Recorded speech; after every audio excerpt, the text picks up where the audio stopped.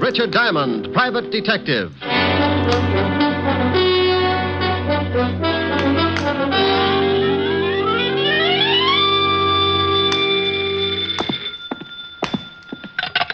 Diamond Detective Agency, a corpse to fit every pocketbook. Rick? Oh, hello, Helen, baby. Let me sit down. Oh. Rick, what's the matter? You sounded like your arches just broke. You got the right idea, baby. Oh, but your geography is cockeyed. Are you really hurt, Rick? Now, believe it or not, I was trampled by a herd of horses. Oh, Rick, you idiot. Now tell me what did happen. Okay, one horse. He ruined me for life. You went horseback riding? Oh, I don't believe it. Yeah, want to see my bow legs? You actually did. Uh-oh. Took a girl to get you to ride a horse.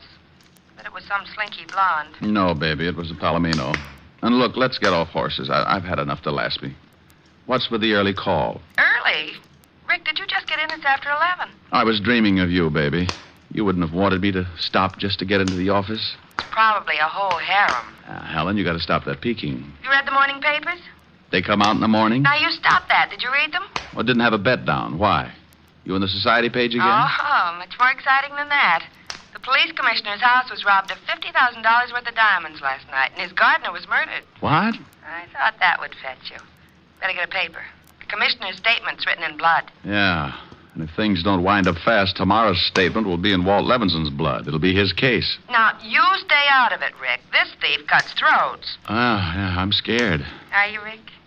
Well, come over tonight, and I'll frighten you at close range. Say 8. I'll practice my knee knocking so I'll be in good form. And stay in. No nightclubs. At the sound of the castanets, Francis can open the door. It'll be me and my knees. See you tonight, baby. Bye. Is this the Diamond Detective Agency? Just like it says on the door. Come in and close it gently. My Japanese beetle's still asleep. Asleep? He's got a better union. Sit down, Mr. Burton, Phineas Burton. What can I do for you, Mr. Burton? Well, I want to hire you if it's agreeable. Well, for $100 a day in expenses, I'm pretty agreeable. Well, that's fine. I have a package I want you to deliver to a party in Philadelphia. You can get a messenger for $5, or if you're hard up, a carrier pigeon for a handful of popcorn. Why a detective? Well, I'm perfectly capable of judging for myself what I need, Mr. Diamond. Now, here's $300. There will be $200 more for you after you make safe delivery of the package. Why? Well, why? 3-letter word meaning why you want to pay me for 5 days when the trip to Philly and back can be done in a few hours. Oh, Mr. Diamond, I simply want you to drop everything else and take this job immediately. And that is my reason for the added payment. Oh, all right. I'll take your money. Just as soon as you tell me what's in the package, who it goes to, and why it's so important that I take it personally. I can't tell you that. Okay, it's your problem. Now, where did I leave my soap chips? Do you have to know? Of course. How can I do any washing without soap? I mean about this package. Oh, no. I can recommend another agency who will do it for $25 and no questions. Oh, very well. Mr. Elliott will meet you at the Philadelphia Station Information Desk at 2 o'clock today. I will wire him your description, and he will make the contact. As for the package, it contains some very valuable papers, which Mr. Elliott is afraid his wife will try to intercept. I see. He commissioned me to find the best man I could to bring the package to him. Oh, you must have read my ad. You'll have to leave immediately. Mr. Elliott is very anxious to get the package. You call me at the Astor when you return, and I'll send over the rest of the money. Good day. It may be at that. What? Forget it. Burton left the package on my desk with the money. He was a thin guy, had a funny pot that made him look as if he'd swallowed a basketball. He pushed it out the door and waddled after it. When a guy insists on throwing money in my lap, I get suspicious. And when I remembered the robbery of the night before, I got that lousy feeling again. Now, paragraph 4, section B, rule A of the Detective's Code of Ethics says, quote, upon receiving money to deliver package, detective must never open same. It is unethical. Yeah, who's ethical? Well, surprise. No wonder basketball had been nervous. At the bottom of the box were 5 pretty little diamonds. About 10 grand worth at a guess. Of course, it may have been that Burton thought diamonds should belong to Diamond, but my bet was on a frame-up. A frame that cost the real heisters 10 grand out of 50. It was aimed to get them a nice picture to fit the frame. Me. Yeah? Is this Mr. Diamond? Oh, hello, Burton. Something on your mind? Oh, I happened to be in a store across the street, and I noticed you hadn't left yet. You will leave right away, won't you? Just as soon as I arrange things, Phineas. Remember, it takes an hour and a half to get to Philadelphia. I don't want you to be late. I'll bet you don't. It was just to make sure. You understand. Oh, yes. I understand. You can dribble your basketball home now. I beg your pardon. Skip it. Bye. Burton's call ended nearly all doubts. I was being framed all right, and the trap required my leaving for Penn Station right away. I dropped the diamonds into what was left of a quart of milk I had for lunch the day before, put the bottle on the floor by the wastebasket. Then I took the package, rewrapped it, and went out to hail a cab. I made one stop at a toy shop, then headed for Penn Station. As I entered, I saw a pair of familiar figures. Rick. Okay, what's the gag? I got the tip, but even you wouldn't joke about this case. Now, Walt, I might joke about mass murder, but never about the commissioner being robbed. Is he making speeches yet? Yeah, that's okay, Shamus. This is one time when you're one diamond too many. Why, Otis, you're becoming a wit. Why not? You're halfway there. Oh, Lieutenant, he's picking on me again. You deserve it, Otis. Now shut up. Rick, I know the tip was phony, but the commissioner was there when it came in. I had to act on it. Tip? Well, don't be smug. I've got one, too. A fifth at Hialeah. Now, don't start that. It was a tip that you were taking the commissioner's diamonds out of town. Oh, now, Walt. And don't now Walt me. I said I knew the tip was phony, but with the commissioner taking scouts all down the line, I didn't want to... No. Don't apologize, Walt. I know. Come on, Sergeant. Show me a good frisk, and I'll recommend you to all my criminal friends. Oh. Yeah, he's clean, Lieutenant. Now, Rick, let's see that package, and then you can go. This? Oh, no, I can't. It's secret. Don't play games, Rick, please. Oh, all right, but it's going to spoil my surprise. Well, okay.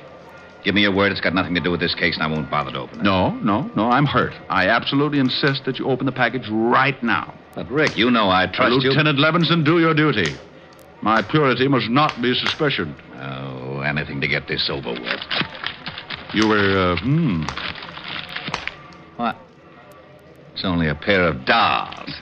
You were expecting maybe my gallstones? Oh, dolls. The Shamus plays with dolls. Better read the tag, Otis, before your ears get any longer and they draft you for a mule team. Tag? Sure. But what?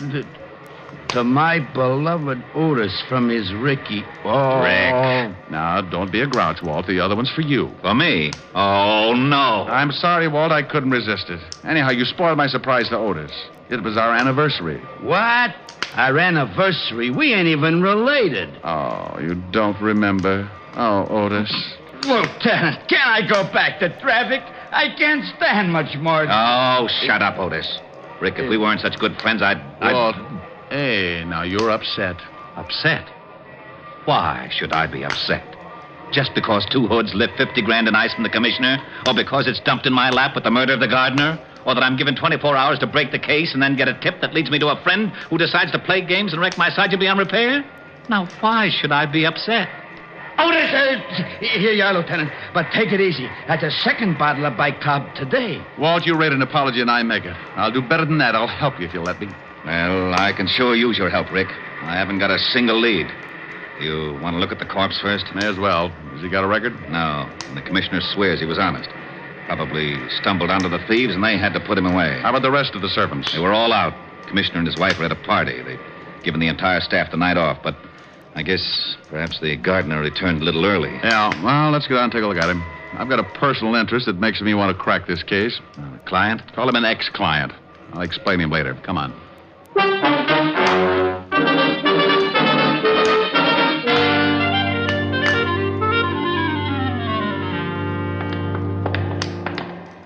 Here he is, Rick.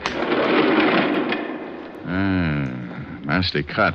How was it made? Well, it could have been a sharp knife, but it's a safer bet that it was a razor.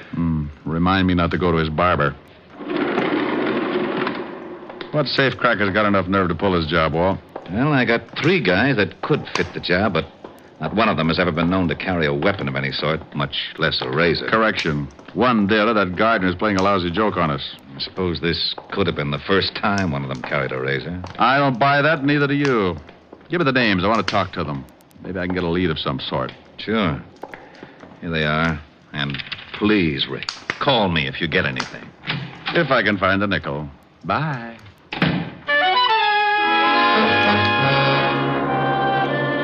As far as I could see, I had three things to match up.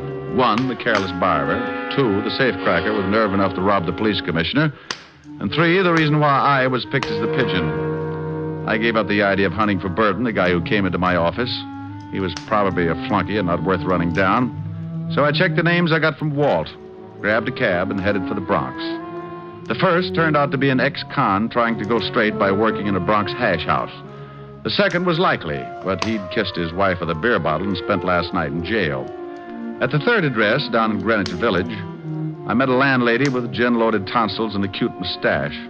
She tipped me that my third prospect, Vincent Mayer, might be playing pinochle at Pietro's, which turned out to be a cafe with a 30-foot bar, 3 tables, and a back room. Hey, barkeep. Yeah. What'd it be, Fred? Milk, no chaser. Milk? Who makes it? Oh, you mean like from cows? Never carried the stuff. Where can I find Vincent Mayer? Why don't you ask me, handsome? Wow. Hello, baby. Now, do I look like a baby? No. My name's Jean. What do they call you? Take your pick. Call me Rick. Hey, you talk funny. But you're awful nice. Too nice to be hunting for Vince Mayer. He's a bad boy, Rick. Yeah. Well, I'm trying to be a hero. Where is he? In the back room. There. The guy with the light hair. But be careful. Thanks, baby. I'll buy you a palace. You're gonna give me for 80 mil, Joe, 20 clubs, 20 spades, and 40 pinochle. What? No diamonds? Hey. Well, look who's here. What do you want, Shamus? Vince the Iceman, isn't it? Well, now, let's see. Sing Sing, class of 38. Where's your school tie, Vince? The name is Mr. Mayer to you, Diamond, and privates are not welcome here. It's a closed game. Yeah. Move on. Give me a reason. You want to play dead? Oh, come on, Vince. You're not going to get upset just because I think you robbed the commissioner? You did, didn't you? I told my story to the cops. I'll bet. But you didn't answer my question. And here's another. Who's your barber? You're asking for it, Diamond. I was brought up right. Now, let's get off this cat and mouse kick. I want some answers, Vince. Do you? That's right, Junior, I do. All right. Call him, Joe. Hey, what? All right, Joe. Stop it. That's enough, Joe. All right, now drag him out in the alley. Vince, can I, Yeah, okay. Maybe it'll teach him not to get so nosy. But keep that razor in your pocket. I will, honest. This is gonna be real fun. Come on, Shamus. Here's where I do some road work on your liver.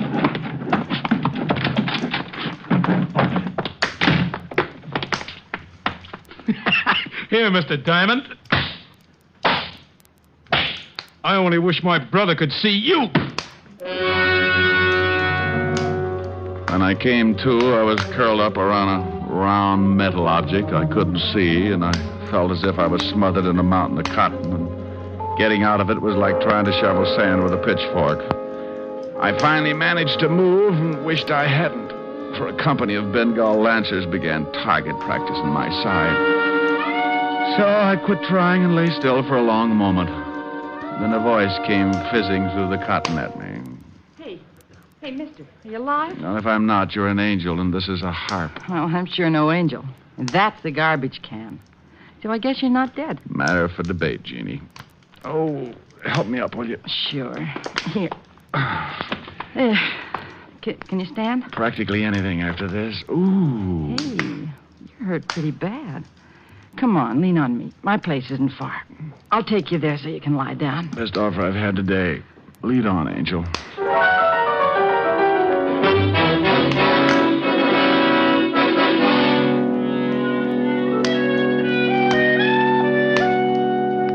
There. Now, how do you feel? I never use language like that in front of a lady. Oh, I'm no lady. I'm a waitress at Pietro's. I heard the noise in the back room. When you didn't come out, I took a look. Ooh. Gee, does your head hurt, baby? Like all my relatives are inside digging for gold. With luck, I can open my eyes and they won't fall out. You know, we might have had a lot of fun together if you weren't all banged up like this. I'll take that remark up with you later, honey. I'm not usually the kind of guy who runs out on pretty girls, but I only wanted to get my hands on the gun if who tried to kick my brains out. So I took Jean's number, filed it under, for later investigation, and stumbled out into the street. My head was clearing, but it was as slow about it as a dummy doing a striptease. Maybe that's why I didn't notice when I came out of the house that I had 2 guys for company. Hello, Diamond. Huh? When Pietro told me Jane had run out, I thought I might find you here. She always goes for guys like you. Well, she has taste. I'm glad you came around. I have a few things I want to discuss with you and Joe here. Hold it, Chalmers, or I'll show you how easy it is to get rid of your troubles. Now, that's a pretty little gun.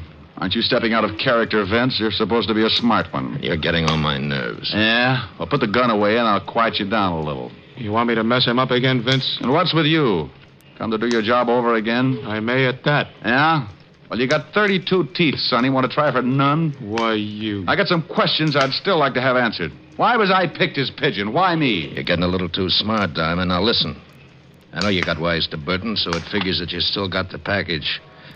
Now, I got no reasons to give you $10,000 worth of diamonds. I want them back. Oh, dandy. I've got big news for you, Buster. You're not going to get them. Don't make any mistakes, Diamond. I'll use this gun if I have to. Go eat a tombstone. Joe. Yeah, how's your stomach ache? Wait a minute, Joe. Now, Diamond, look, you can have a choice.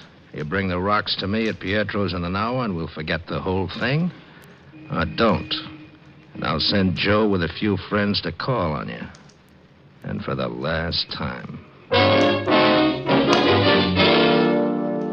For a few sick minutes, I leaned against the wall, wondering if I wanted to live. One thing I was certain of was that Vince Mayer was never going to get those diamonds back. Or was he? An idea began to percolate in my head to the tune of an old rhyme about a goose and a gander.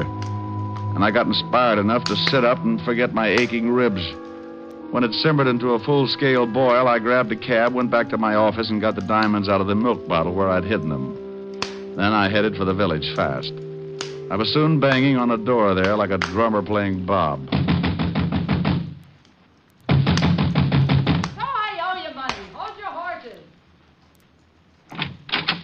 Well, if it ain't my cripple. I got the bruises to prove it. Come on in. Are you really recovered? What? Oh, no, not that much, Angel. Then? I need some answers. What do you know about Vince and Joe? Not too much. Enough to dislike 'em plenty. That Vince got me canned for leaving Pietro's to take care of you. That's why I'm back home. I know he's a smoothie, and I think he's a big-time jewel thief. Now, that much I know. How about Joe, the dog-faced boy? Him, he's just a punk. I think his real name is Fanchi or Franchetti or some such thing. Franchetti? Yeah. I don't know why, but they call him Joe the Barber. Oh, Joe the Barber. Yeah. Isn't that silly? If he cuts hair, it isn't. But I'll lay 8 to 1. This guy works on throats. Thanks, Angel. You've tied up my 3 points. What are you talking about? Your friend Vince Mayer lifted 50 grand in ice from the police commissioner last night, and his accomplice, Joe, gave the gardener a shave. You mean murder? On the button. The gardener's throat was sliced from life to death. And now, baby, look. How would you like to earn $100? Sure. Is it legal? Well, no. I'll take it.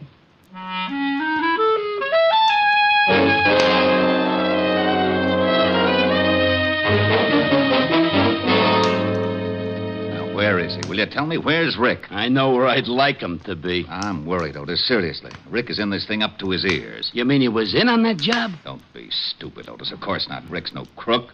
But he's mixed up in this case some way, and I'm worried. He should have called me by now. Gee, hope he hasn't tangled with that razor guy. I thought you hated Rick. Oh, you know I was just talking. I know. What a mess. Rick in danger, and I can't find him. The commissioner's spouting lava all over the city hall. Why the devil did it have to be the commissioner's house? You know, it's kind of funny at that. The commissioner himself. You knucklehead. For 2 cents, I'd... Maybe that's him. Lieutenant Levinson, homicide. Walt, Rick. Rick, where the devil you been? Taking care of some arrangements. Arrangements? Never mind, just listen. I was picked as a pigeon, and some of those diamonds were planted on me this morning. What? I've traced your hoods. They're Vince Mayer and Joe the Barber Franchetti. Now, you come to Pietro's in half an hour, and you'll catch him with part of the diamonds on him. Rick, what is this? Well, Vince had it figured as a double-barrel gag, Walt. First on the cops by raiding the commissioner's house. Second, by dumping a few of the rocks in my lap and tipping the police so I'd take the rap. But why you, Rick? Well, Joe's name, Franchetti. You remember, I sent his brother Tony to Sing Sing a few years back. Oh. I knew he had a brother, but until now, Joe stayed out of Manhattan. I get it. Okay, what's the play? Well, I'm going to take the package back to Vince. Give it to him in Pietro's. The girlfriend will be raising so much fuss no one will notice me. Then as Vince and Joe leave, you nail him with the diamonds. And no alibi for having him. Right. You said half an hour? In front of Pietro's.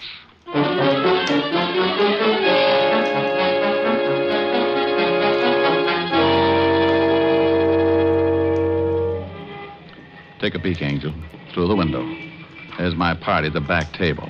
Now, you know what to do. Yeah. I keep yelling till you get back to me. Right? As rain. I'll make it a good one. I got good lungs. Let's go in.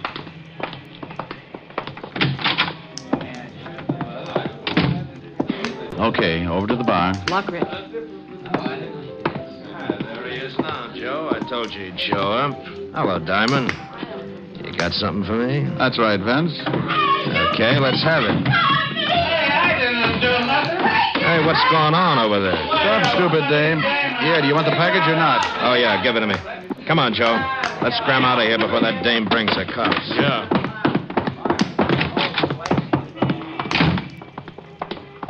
That's an easy way of getting back the 10 grand, ain't it, Vince? Shut up, come on. Take it easy now. Okay. We're okay now. Let's split up. Hold it, Vince. What? Let's have a look at the package. The cops! Levinson, what are you doing The here? package, Vince. Hey, what are we gonna do? Shut up. You, got a warrant, of course. Of course. Otis, take the package. Yeah, Lieutenant. You can't arrest me. I don't even know what's in that package. It was given to me by a friend. Now, don't use the term so loosely, Vince. Why, Walt, what are you doing here? Hello, Rick. I've captured a criminal. No. Yes, and he was carrying a package of his loot. Why, I bet it's part of that diamond robbery. Hey, what is all this? Diamond, you just planted that package on me. Me? Why, stranger, you're telling a fib. You just know that's downright immoral or something. This is ridiculous. Lieutenant, he gave me those diamonds and Pietro's not 5 minutes ago. I didn't lift them from the commissioner. Didn't you, Vince? Why, then I must have made a mistake. You can prove your story, of course. Sure I can. Bartender saw Diamond slip me the package. Oh, now, Vince, you think that bartender was going to be watching you when a lovely girl is practically tearing up the joint? Boss, the dame yelling.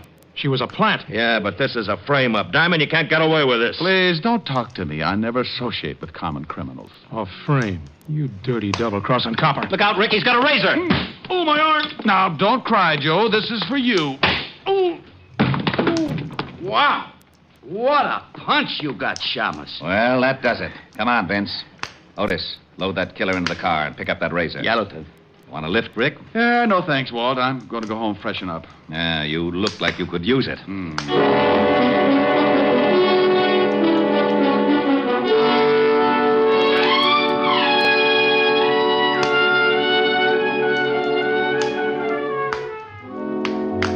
I left Walt and headed for my apartment, where I grabbed a stomach full of vitamins and planted myself under the hot shower. It felt so good I fell asleep. And if Walt hadn't phoned, I'd have probably become the only man in history to drown in the shower. Walt shocked me wide awake with the news that he was holding a $1,000 reward for me. I gave him my nicest thank you and made a mental note to drop by and give half of it to Jean to make up for her losing her job. Around about 8 o'clock, after I'd taken care of dividing the reward, I steered for 975 Park Avenue, made it with no trouble, and rang the bell to Helen's apartment. Oh, good evening, Mr. Diamond. Miss Asher's expecting you, sir. She's in the library. Thank you, Francis. How's your health? My health, sir, is very good, thank you. Well, now, this may come as a shock. But, Francis, about the money I owe you. Oh, don't fret about it, sir. We'll tell. I'm going to pay you what I owe you. You're going to? Oh, dear. Perhaps I better sit down. Oh, my word. Oh, there, Francis. Rick, darling, is that you? It ain't Tom Swift, baby. Come on in the library. Well, okay. But it'll do you no good, my dove. I'm a cripple, a battle-torn veteran. Well, I don't want your muscles, Rick. I'm blue, and I want you to sing to me. Oh, Helen, baby, I don't want to sing. I want to... Rick, I'm blue. I need cheering up. Now be nice and sing. Well, okay, honey. How's this, huh? I can see, no matter how near you'll be, you'll never belong to me. But I can dream can't I pretend that I'm locked in the bed of your embrace? For dreams are just like wine, and I am drunk with mine. I'm aware my heart is a sad affair. There's much disillusion there, but I can dream, can't I? Can't I adore you? Although we are oceans apart,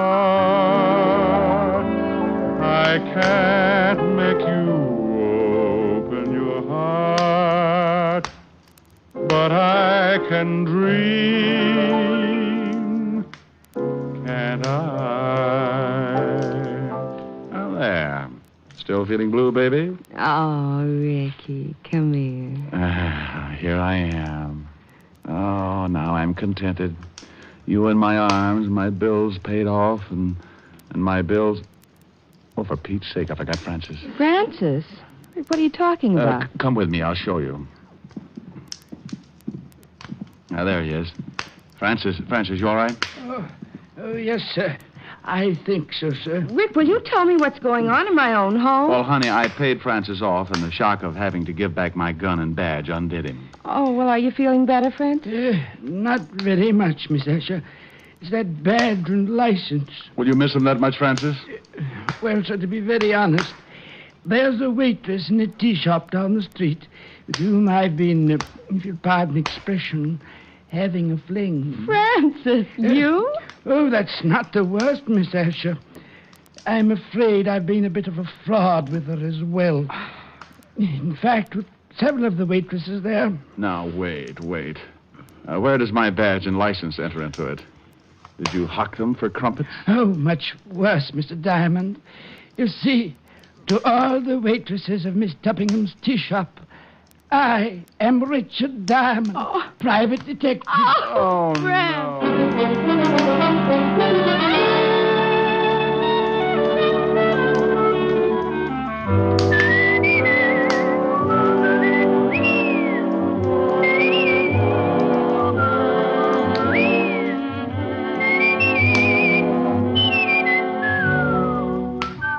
You have just heard Richard Diamond, Private Detective, starring Dick Powell. Helen was played by Virginia Gregg, Gene Tatum, William Conrad, Tal Avery, and Bob Carroll.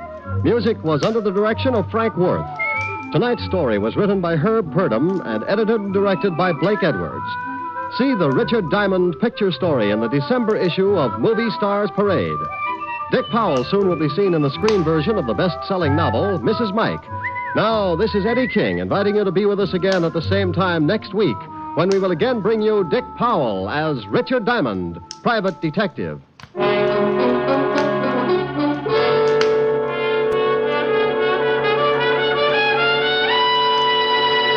Listen tonight to NBC for a star lineup of entertainment. Every Saturday on NBC, you can hear such stellar programs as Hollywood Star Theater, Ralph Edwards' Truth or Consequences, Your Hit Parade, A Day in the Life of Dennis Day, The Judy Canova Show, Grand Ole Opry, and songs by Morton Downey. There's always a program of interest on NBC, so keep tuned here. Shortcut to Death with Fred McMurray is next on NBC.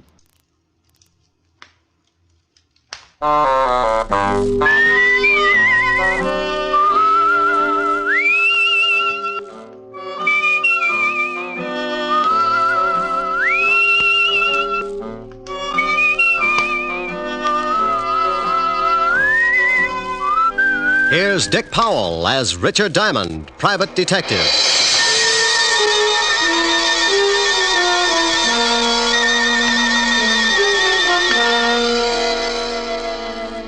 It's 5 o'clock in New York City, and the big neon signs light up the dark office that overlooks Broadway on the corner of 53rd Street. Behind a second-hand mahogany desk, relaxing in a swivel chair, is the leading figure of the Diamond Detective Agency, combination stockholder, office boy, and clue chaser. He is Richard Diamond. and his mind is on a lovely redhead named Helen Asher as she sits on a couch talking about things he likes to hear. At this moment, however, another scene is taking place in the wealthy district of Long Island. A long black convertible is just pulling up to an old English mansion, and a curvaceous blonde steps from the car. She is met at the door by her brother. Well, good evening, my dear sister. You're looking simply ravishing. How would you know the difference? Oh, drop dead. You disgusting excuse for a man. Why don't you sober up for 5 minutes and take a look at yourself? I did once. Oh, by the way, our dear stepfather would like to see you in the study. Tell him to go. I already did. Now it's your turn. I don't want to. Now get out of my way, Chris. Suit yourself. But Murray Lang's in there with him. Murray? Did I start your heart going pitty-pat? Oh, shut up. You better go in and protect your money, darling. Bye, jailbird. Son. I don't care what your plans are. They concern my daughter, and that's enough for me to put a stop to them. You're not going to put a stop to anything. You can't intimidate me, Lang. You're just a cheap, no-good gangster, and your methods are too well known to frighten me. Come in. Oh, hello, Liz. Hello, Murray. I'm glad you're here, Elizabeth. Mr. Lang and I were just discussing your future. I'm surprised you put up with it this long, Murray. Come on, let's leave my dear stepfather until he simmers down. Elizabeth, I want to talk to you. Well, I don't want to talk to you. Let's go, Murray. Listen to what he has to say. Maybe you'll get a laugh out of it. Well, what is it? I've just been talking with Lang about your intention to marry him. I have advised him that if such a thing were to take place, it would result in the most serious of consequences. Is that all? No, that is not all.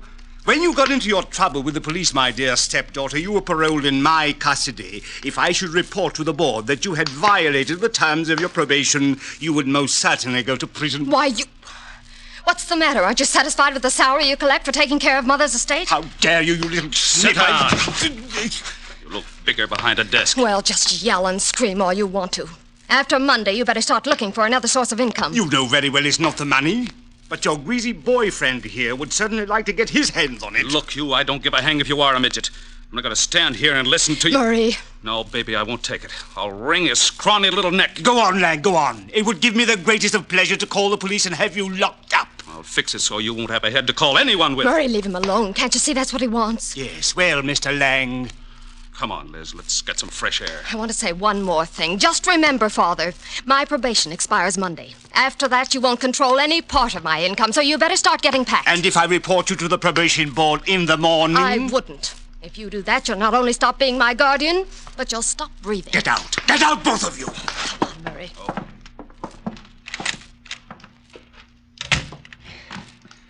Try to intimidate me. I'll make them both sorry. Detectives. Private detectives, yes. Foreign. Here's one. Full-page ad must be doing very well. Richard Diamond, private detective. If you've got a case, share it with me. Richard Diamond. 707.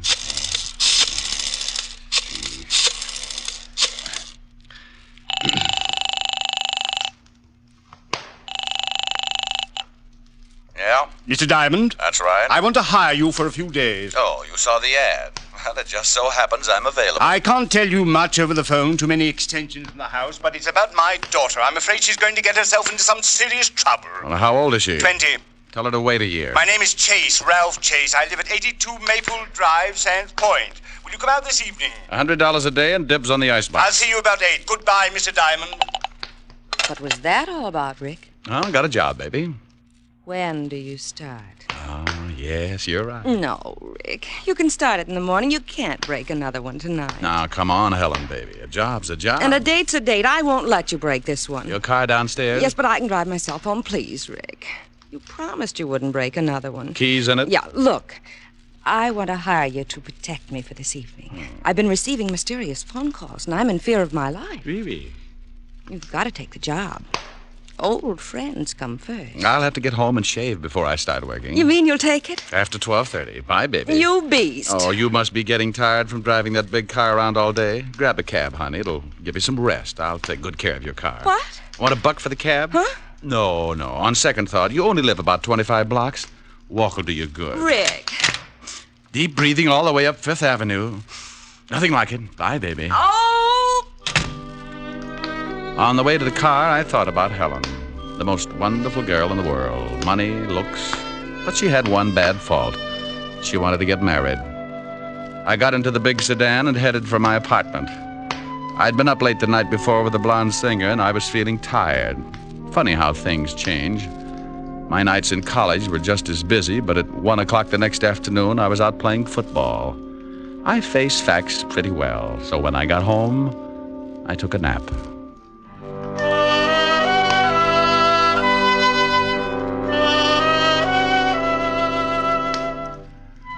I slept until 7 and got up and dressed. I drove Helen's car out to Long Island, and at 8 o'clock sharp, I was ringing the doorbell of the Chase mansion. It was a big house, all right. If they built another one like it, Long Island would sink. Well, to someone at me chamber door. My name's Chris. Boo. Blow your booze some other direction. Your breath would wither a lung. My alcoholic exhalations are composed of the finest ingredients. You must have a weak stomach. Look, if you'll just stagger out of the way, I'd like to see Mr. Chase. Dead or alive? What? Nothing. I was just thinking out loud. Well, go right ahead. And after your talk with my stepfather, you can find me in the bar. You'll probably wind up like I am. That's a sweet thought. Where can I find your stepfather? Probably in the library, lying in my money. I left him leaning against the front door, gagging on the fresh air. I wandered down a long hallway and a big sitting room, furnished with enough antiques to make the Metropolitan Museum give up in shame. There was something about the place, a heavy quietness, like a bar of gold in a dark room. The shot had come from up ahead, and I tried a couple of doors before I found the room. Mr. Chase! Mr. Chase! In here! Mr. Chase? Yes. Come in and shut the door. I looked over at Ralph Chase crouching behind a desk. He got up slowly, all 5 feet of him. And I tagged him for a guy who would give $1,000 for every inch you could put on his legs. He looked like he could afford to be a mile high. The tall French windows were open at the back of the room, and you could still smell burning cordite. Someone tried to shoot me from the garden. Yeah, I heard the shot. You must be Diamond. That's right. Don't you think you better shut the French doors and pull the drapes before someone takes another shot? Yes, very good idea. You pull the shade diamond. Hey, you can start earning your money right now. You're a little excited, but I'll start to work. Right. Be careful, he might still be out there. Well, I doubt it. I can't see anyone out here. Oh, he just missed me.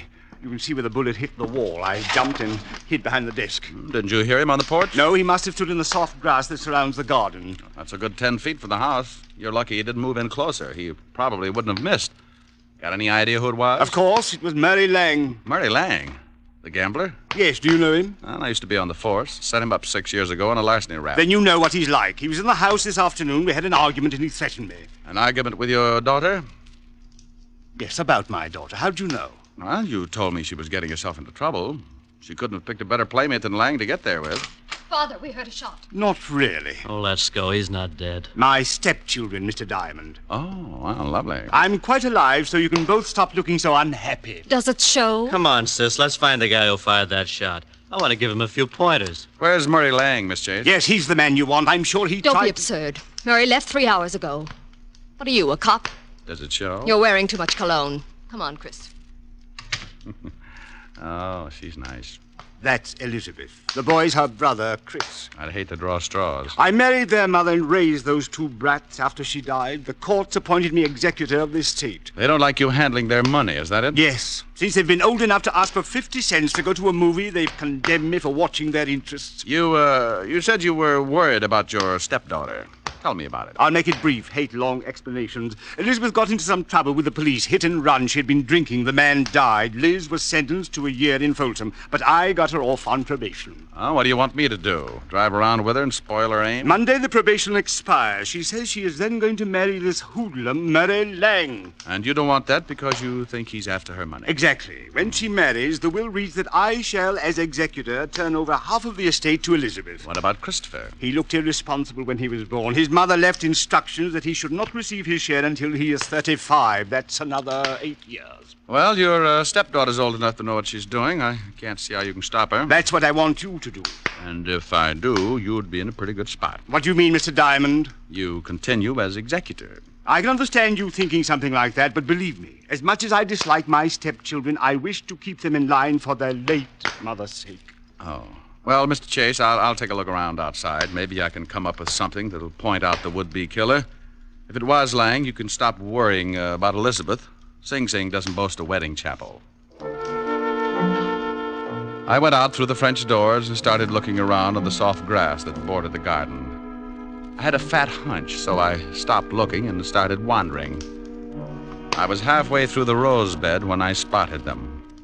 It was Elizabeth and a man. In the darkness, I couldn't make him out, but Murray Lang was my best guess. They went up a narrow path to one of those Chinese pagodas at the far end of the garden, and I stepped up close enough to give my ears a workout. It was Lang, all right. I don't care what you think. I didn't take a shot at the old man. Then who did? He's got a policeman in there now, and he's going to start trouble. Let him. I'm clean. Maybe it was that lushed-up brother of yours. Chris hates him, but he'd never try to kill him. Well, then stop hounding me. Maybe you took a shot at the old boy. Murray. Well, you got a good reason. Tired trying to buck the whole Chase household. If you love me, let's take off tonight and get married. Tell the old man to go to the devil. You can certainly wait till Monday. Yeah, but he won't. He's going to cause some kind of trouble and get you tossed into Folsom. He's not going to give up all that money just because you're through with your probation. He probably cooked up that shooting just to get the cops here. Murray, what's going to happen to us? Oh, ask your stepfather. He's been doing your thinking for you. I don't have to. We'll get married Monday. Okay. I'm staying clear of this place till then. But what if there's more trouble? I haven't got anyone to turn to. You worry about it, baby. I got a police record that makes yours look like a merit badge. I was too good a target in the moonlight, so I started back up the walk to the house. As I passed a hedge, I noticed a funny-looking plant that was shoving its way out of the foliage. I'm sorry I did that. It was the Johnny Jump-Up variety, blackberry type. The guy on the other end of the sap gave it to me right over the eyes, and I went down like a crapshooter making a pass. I rolled over and watched the moon melt and run down in my eyes. Something warm and sticky spread over my face and turned the night red. Yeah, I was bleeding again. I guess I showed signs of recovering, so he started all over. This time he used his foot in my side. Oh, a couple more kicks in the ribs and in the right place, and he could have whipped up a fast course of Nola. I felt tired, so I rolled up in an old rose bush and went to sleep.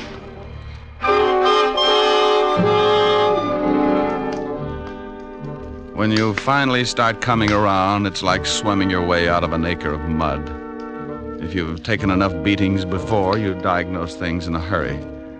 The pain in your head is where you got sapped. The ache in your ribs is where he booted you. And the thought in your mind is, it's something about an eye for an eye, if you've got one left. I sat up slowly and looked around. No one in sight, and my watch said 10 o'clock. I'd been out for an hour, and I was feeling lonely until I started to get up. I made it to one knee and looked down at the best reason I could think of for staying home nights. It was Murray Lang, and you couldn't blame him for staring. He wasn't impolite, just dead. Something on the walk beside him gleamed in the moonlight. I took out my handkerchief and scooped it up. It was a little nickel-plated .32. You could still smell the fresh powder in the barrel. I put it in my pocket and stumbled back to the house. Chris opened the door. Well, you shouldn't drink so much. I never get so loaded I look like that. Well, try it sometime. It might be an improvement. Boo. I told you once before not to do that. Now tell me, where were you 10 minutes ago? I was in the bar. Who was with you? Red and green midgets. Now let go of my collar. Okay. Where's the phone? In the hall. Hey, what's going on? Who beat you up? Nobody. I always bleed like this on warm nights. Huh? Big pores.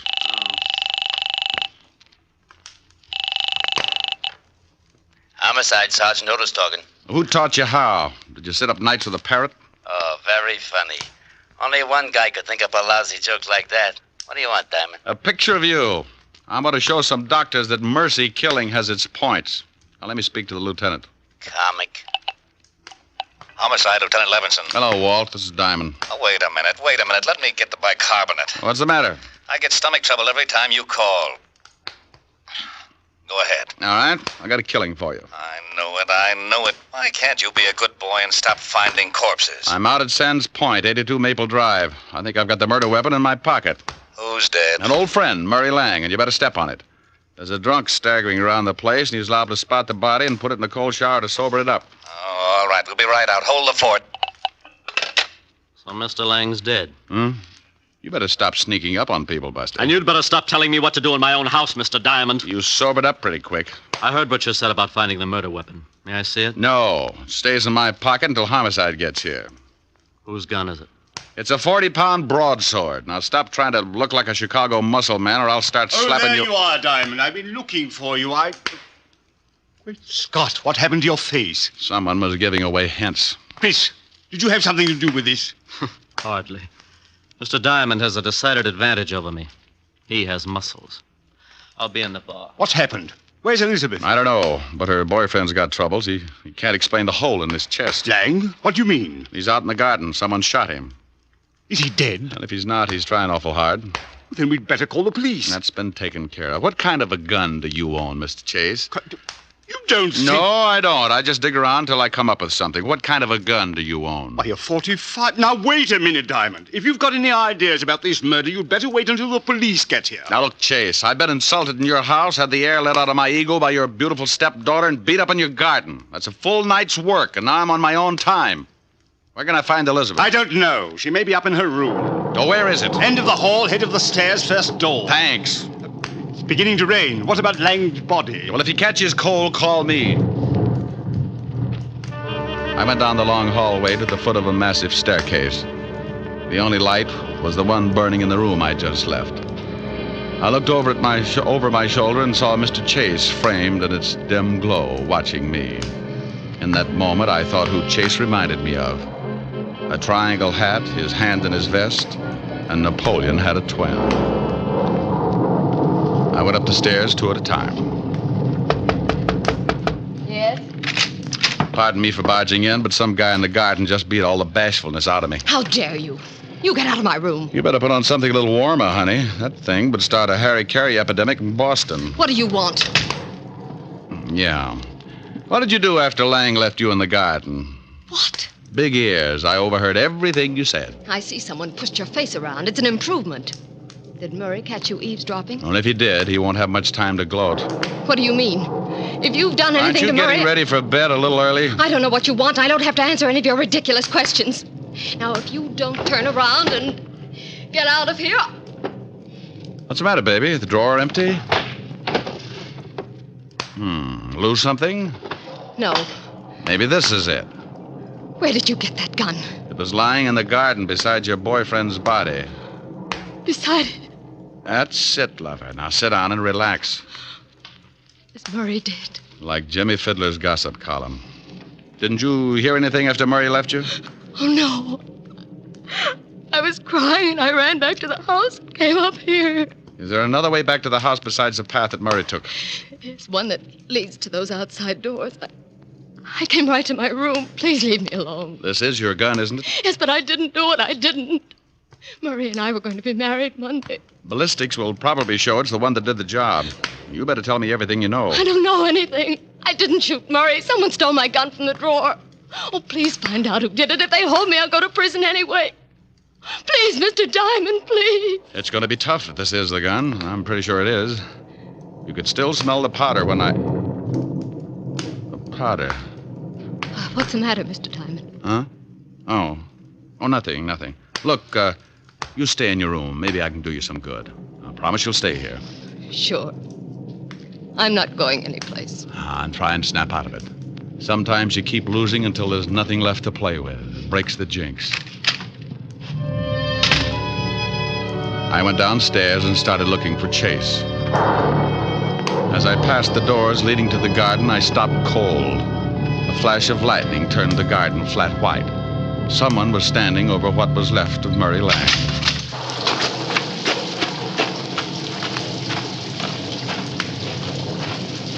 Well, like the view? Oh, Diamond. I was just looking at the body. I talked with your daughter. She says the gun that killed Lang was hers. What? Claims they had an argument, but won't admit she shot him. Oh, no, I can't believe it. Certainly she had no reason. Unless... Unless what? Well, unless she found out Lang was just after her money. Well, that's possible. Anyway, if she did do it, I still can't figure who worked me over. Maybe it was Lang. You told me yourself he didn't like you. Maybe it was Elizabeth. Oh, no. It would have to be somebody very strong. She might have kicked you, but never could she have hit you hard enough to crack your head open like that. Tell me, when does Elizabeth come into her money? Why, at the end of the probation. The court set it aside until she was cleared of all charges. Who gets it if she goes to prison? Well, I'm the sole executor of the estate, but she's not going to jail. She didn't do this thing. I'll get the best counsel in the country. I'm sure you will. Tell me something, Chase. It's pretty obvious that my face got pushed around, but how did you know my ribs got the same treatment? What? It doesn't show. It just hurts. Why, well, you told me. What are you getting at, Diamond? You'd have to reach pretty high to sap me, but if you were mad enough, you could make it. This is absurd. I'm going inside. And when I get grouchy, it's better to listen. I'm liable to use you to make the flowers grow. Go ahead, Mr. Diamond. I'm listening. Well, everybody in this house has some sort of motive for killing. With Elizabeth, it could be the old story of a woman scorned. With your lushed-up stepson, he could want to put the blame on his sister so he'd get more than his share of the estate. And we certainly know you stand to profit if Elizabeth goes to prison, because you retain custody of the family fortune. I'm getting wet, Mr. Diamond. Everybody's story's weak, but only one of them doesn't stand up. You said earlier this evening someone tried to shoot you from outside your library. Of course they did. You have the shot and saw the bullet hole. That's right, I did. But you told me he was standing outside the room by a good 10 feet. Nothing to say, Chase? You're trying to catch me up in something. Oh, you are so right. Now, when I walked into that room, I could still smell burning cordite. To smell fresh gunpowder like that, the gun would have to have been fired outside the room. You staged it, so I'd think someone was trying to kill you. Is that all, Mr. Diamond? Outside of the slip you made about kicking me in the ribs. Now, let's go inside. I don't think so, Diamond. Oh, that the 45 you were telling me about? Yes. Go ahead, make a try for it. I'm going to show you how it works. You kill Lang with your stepdaughter's gun, and you're going to collect the money if she goes to prison. Oh, you're a slob. My stepdaughter could easily kill 2 men tonight. You're in a spot. You can't shoot me with that 45 and make it look like the same person killed Lang, too. So you've got to get the 32 in my pocket. Give me Elizabeth's gun, Diamond. You try and get it, Chase. Why, you... Rick, are you out there? Better give it up, Chase. That's the law. He eats little men like you. Out there, Lieutenant. Drum said he saw him go out. Rick! Stay right there, Diamond. Another killing won't matter if you try and stop me. For Pete's sake, if you're out there, Rick, answer me. I'm getting soaked. Just keep your mouth closed, Diamond. I'm getting out of here. You'll never make it, Chase. They'll pick you up inside of an hour. Not if you're too dead to tell them. Yes, that's it. If I kill you, I'll at least have... You should watch your step, Chase. Keep your head down, Lieutenant. Somebody's mad. Shut up, Otis, and get out from under that bench. Rick! Over here, Walt. What's going on, Rick? Who's doing all the shooting? Oh, we took turns. He was just going to kill me when he tripped over the body of his first victim. I used this 32 in my pocket, shot him twice. He's dead, Lieutenant. Give me my baking soda, Otis. He yelled him. Don't look so unhappy, Rick. He was going to kill you. Oh, I'm not unhappy. I'm just sore that I didn't have time to take the gun out of my pocket. I ruined a darn good coat.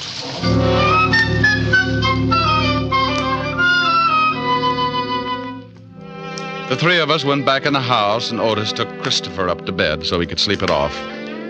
Walt listened to the story as I told it to Elizabeth. She cried a little and thanked me with her eyes. Walt went downstairs to clean things up, and I sat by her bed until she went to sleep. She didn't even wake up when I kissed her goodbye. Oh, I guess it was better that way. I said goodbye to Walt and Otis and headed for 975 Park Avenue. I was late, and my face could use a mile of bandage. I hoped Helen wouldn't mind. Yes? Oh, my goodness. Hello, Francis. Tell Miss Asher I brought a car back. Oh, how bad a wreck was it, sir? Give me a glass with a backbone, will you, Francis? Yes, sir, right away, sir. Miss Asher's in the study. Thank you. Thank you. Hi. Well, it's about... Oh, Rick, not again. Mm-hmm. Your poor little face. Yeah, my poor little face. Well, you just stretch out on the couch, and I'll get you a nice tall drink. Francis is already on his way. Feel better? Yeah, oh, yes. Got a pillow? I'll hold your head up. How's this? Mm-hmm. Like some music to go with it? Sure. Turn on the radio. You comfortable? Mm-hmm. How about you? Uh-huh. That music sounds like San Francisco. Remember the top of the mark? Yeah, fun too. Mind if I turn off the light? The glow from the fire is enough. You're cute. Better? Much.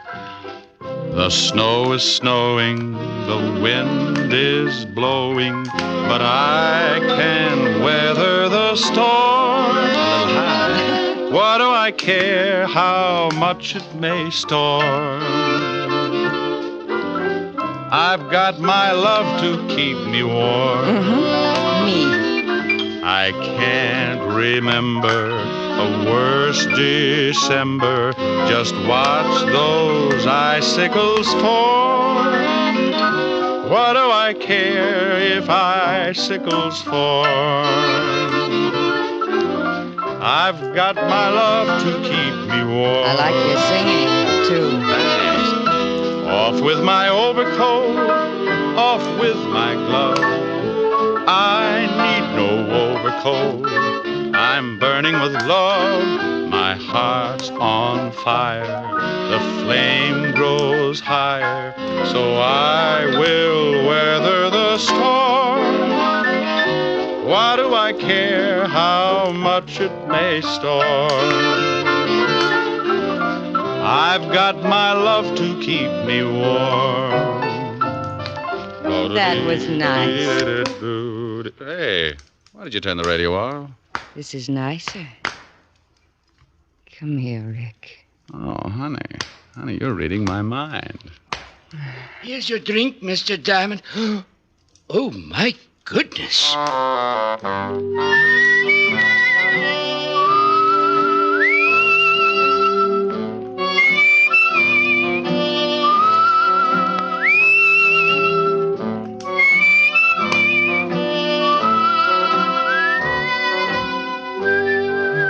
You have just heard the fourth of a new series, Richard Diamond, Private Detective, starring Dick Powell. Helen was played by Virginia Gregg, Lieutenant Levinson by Ed Begley. Also in our cast were Wilms Herbert, Betty Moran, Jay Novello, Jack Edwards, and Tal Avery. Music was under the direction of David Baskerville. Richard Diamond is written by Blake Edwards and directed by William P. Rousseau. Even here in America, we're liable to have a few misconceptions about freedom. Many of us regard it as an outright gift with no strings attached. Well, that isn't quite so. All of us have received a heritage of liberty, a legacy of freedom forged in other days. Remember that the liberty you enjoy is a precious legacy, a legacy that can be lost through disuse. Don't ignore freedom, work at it, for freedom is everybody's job. Now, this is Eddie King, inviting you to be with us again at the same time next week when we will again bring you Dick Powell as Richard Diamond, Private Detective. This program has come to you from Hollywood. This is NBC, the national broadcasting company.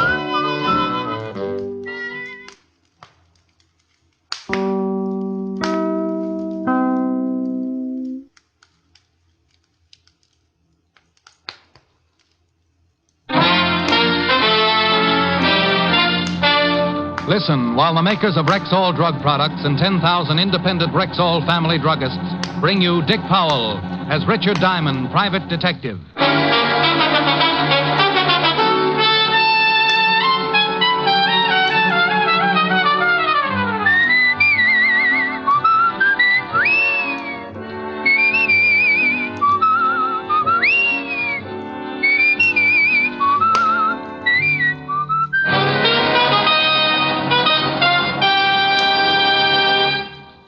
Good evening. This is your Rexall family druggist with a welcome from the 10,000 independent druggists who have made the word Rexall part of our own store names.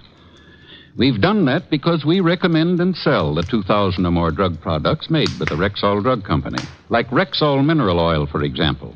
This is the mineral oil specially refined for extra heavy body. What's more, Rexall Mineral Oil is tasteless, odorless, colorless, non-irritating, and non-habit forming. Quality like that is what we family druggists are talking about when we tell you can depend on any drug product that bears the name Rexall. Good health to all from Rexall. Now, your Rexall family druggist brings you a transcribed half hour with Richard Diamond, Private Detective, starring Dick Powell.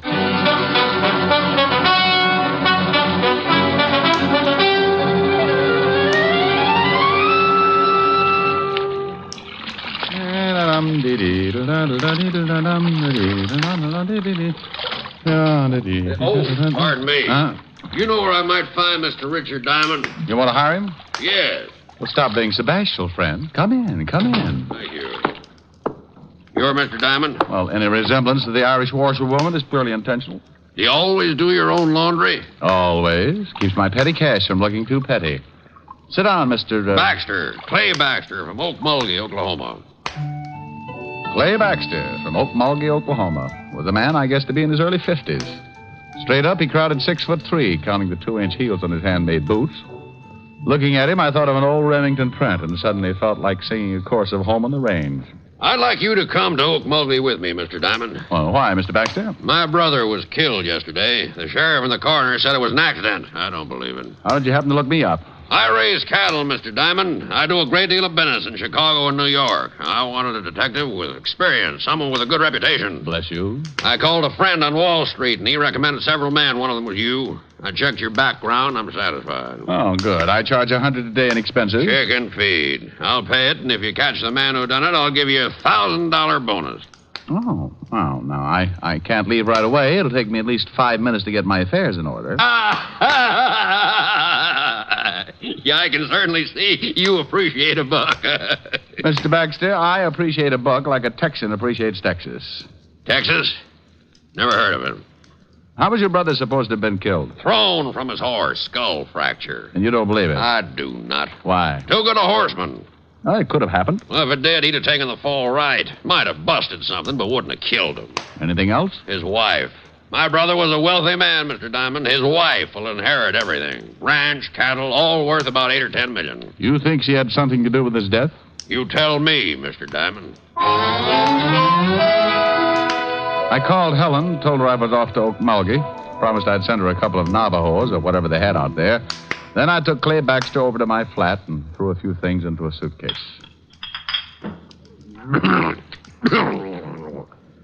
Oklahoma's dry. So's Richard Diamond. Might get arrested. I don't want to leave it here. Wouldn't make any difference if it was empty, would it? No. Got a couple of glasses? A fifth usually adds up to a full evening, but that's only when Clay Baxter isn't around. When he poured one for the road, the water line receded 6 inches. I had a quick one, and he finished it. How'd that soldier? How do you feel? Oh, lively. Why don't we forget the plane? You just start running for the window, and I'll climb on.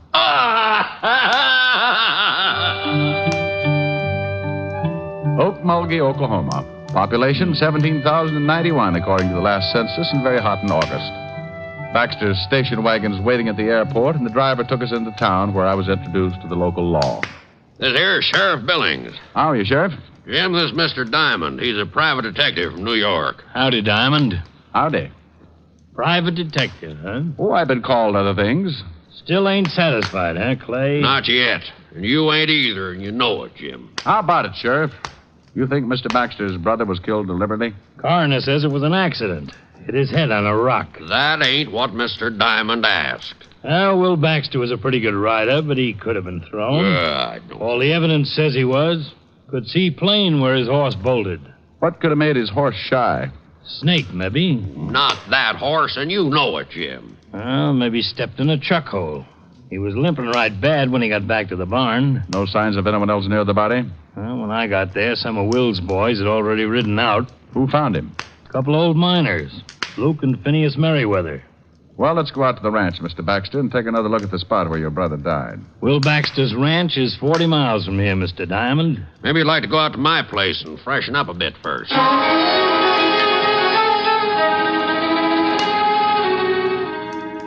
You go ahead and shave and shower. I'm going to go build me a drink. Hey, this is quite a place, Mr. Baxter. Glad you like it. Take a swim in the pool if you'd want, but watch out for the catfish. Catfish? I'm a bachelor. Don't use the pool much, and I don't usually have guests. Love catfish for dinner, so I keep them in the pool. I caught a guy once floating bodies in his bathtub. Don't say. Funny, Harvey. I showered and shaved and met Baxter out by the pool where he was feeding his catfish. I watched a pound of liver disappear like lychee nuts in the Tong War, and we all headed back to town where we picked up Sheriff Billings. 40 miles later, we pulled up in front of the late Will Baxter's ranch. A little different architecture, but just as impressive as my client's.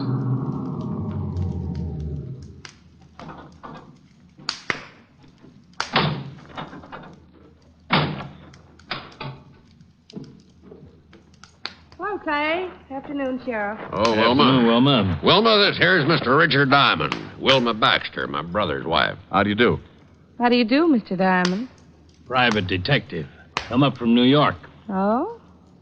Well, why don't we all go in the house? It's too hot out here. Mr. Diamond wants to go out and look at the spot where Will got himself killed. Certainly.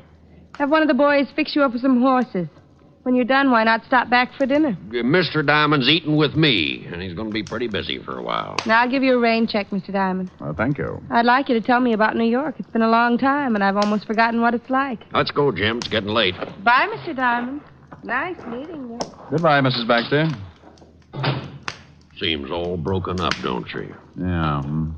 Where was she when her husband got killed? Perfect alibi. In town all day. A lot of people saw her. Mighty fine-looking woman. Mighty.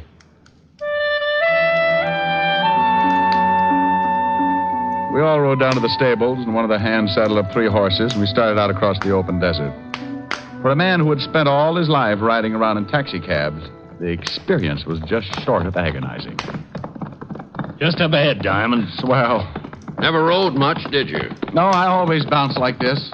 Like to make my money belt jingle. Well, there it is. Whoa. Yeah, whoa.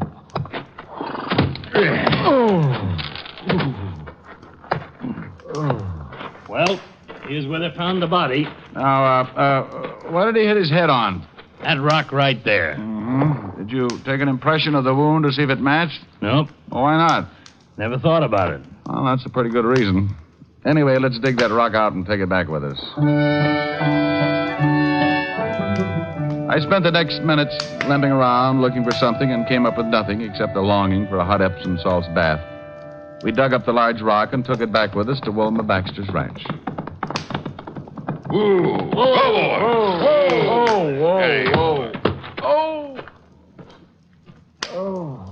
Howdy, Sheriff. Howdy, Frank. This here's Mr. Diamond, Frank. Diamond, this is Frank Kelly, the ranch foreman. Howdy. Detective fella, huh? Miss Baxter told me about you. Said you was doing some investigating. Yes, sirree. Scientific investigation. The way the city boys do it. What you going to do with that raw? A hopscotch. Oh, on second thought, I think we'll take turns untying the knots in my back. Good warm shower, and you'll feel fit as a fiddle. Well, I got a good start. I'm shaped like one. You'll find it a little bit rough out here, Diamond. Oh, I'll get used to it, Mr. Kelly. I hope you're right. Ain't much like the big city. Oh? Just what is the big city like, Mr. Kelly? Ain't never been there. Just what I've noticed. Looks like a man can get pretty soft living in the city. Well, I'd like to show you where I was brought up sometime, Mr. Kelly. We never got around to playing cowboy, though. We were too busy kicking each other's teeth out. See you later, Mr. Baxter. So long, Sheriff. I don't think Frank likes you, Diamond. Well, what about Will Baxter's horse? I can take a look at him. Right over there in that stall. Really pulled up lame. Oh, good horse. Never figured to shy at anything. Man, look at that. His hip's swollen. Yeah, really twisted something. Steady, boy. Steady. Hey, that looks like an infection. Yeah, it's a funny thing. It kind of does. What are you getting at, Mr. Diamond? Oh, I'm not getting into thing, Mr. Baxter. I just said it looked like an infection. Yeah, we better tell Mrs. Baxter up, Frank. Have someone take care of it. Tell me, boys, if you jabbed a horse with something, would that make him bolt? Come on, I want to get back to town and talk with the coroner.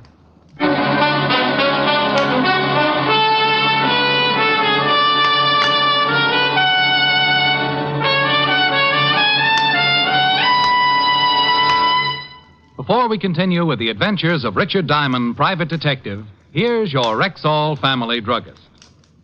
Last week, a customer said to me, I wish I knew some way to be sure I'm getting enough vitamins. Some way that's easy, yes, and inexpensive, too. Why, ma'am, millions of people have found the way to do that. They take Rexall Plenamins. Plenamins? Rexall's popular multivitamin capsules. Just 2 Plenamins a day give you more than your minimum daily requirement of every vitamin for which such requirements have been established. Well, you can't expect much more than that. Yet Plenamins do give you more than that, for they also contain valuable liver concentrate and iron, plus other factors of the vitamin B complex. Say, they must be expensive.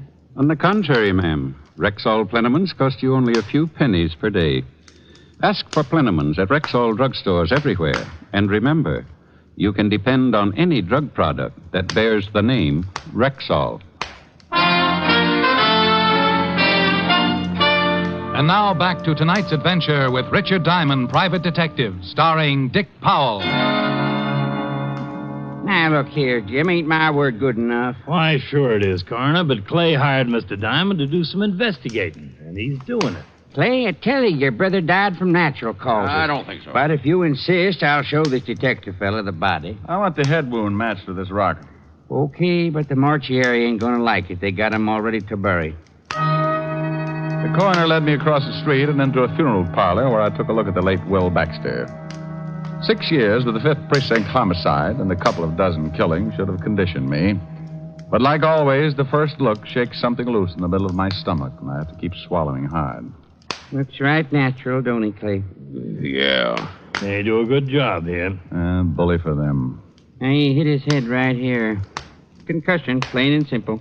No other marks or bruises? No. While the coroner rolled the late Will Baxter into one of the back rooms and made a comparison with the head wound and the rock we'd brought in from the ranch, we went out on the front porch for some air. I lit a cigarette and thought about an old case I'd worked on 5 or 6 years before. Hey, you got a cigarette? Sure, Doc. Picayune all right? Funny thing. Head wound doesn't match the rock. Sure doesn't. Wound is too deep. Rock's round and flat. Nothing sticking up to go that deep. Then I want an autopsy. Why? Fracture still killed him? No, I doubt it. When someone plans a murder, they don't count on one blow to do the trick. Bet there's nothing else that could have done it. Well, nothing you can see. I've met someone here in Okmulgee that I'm pretty sure is wanted for another killing very similar to this. Now, Doc, go make that autopsy and fast. You think maybe you found something, Diamond?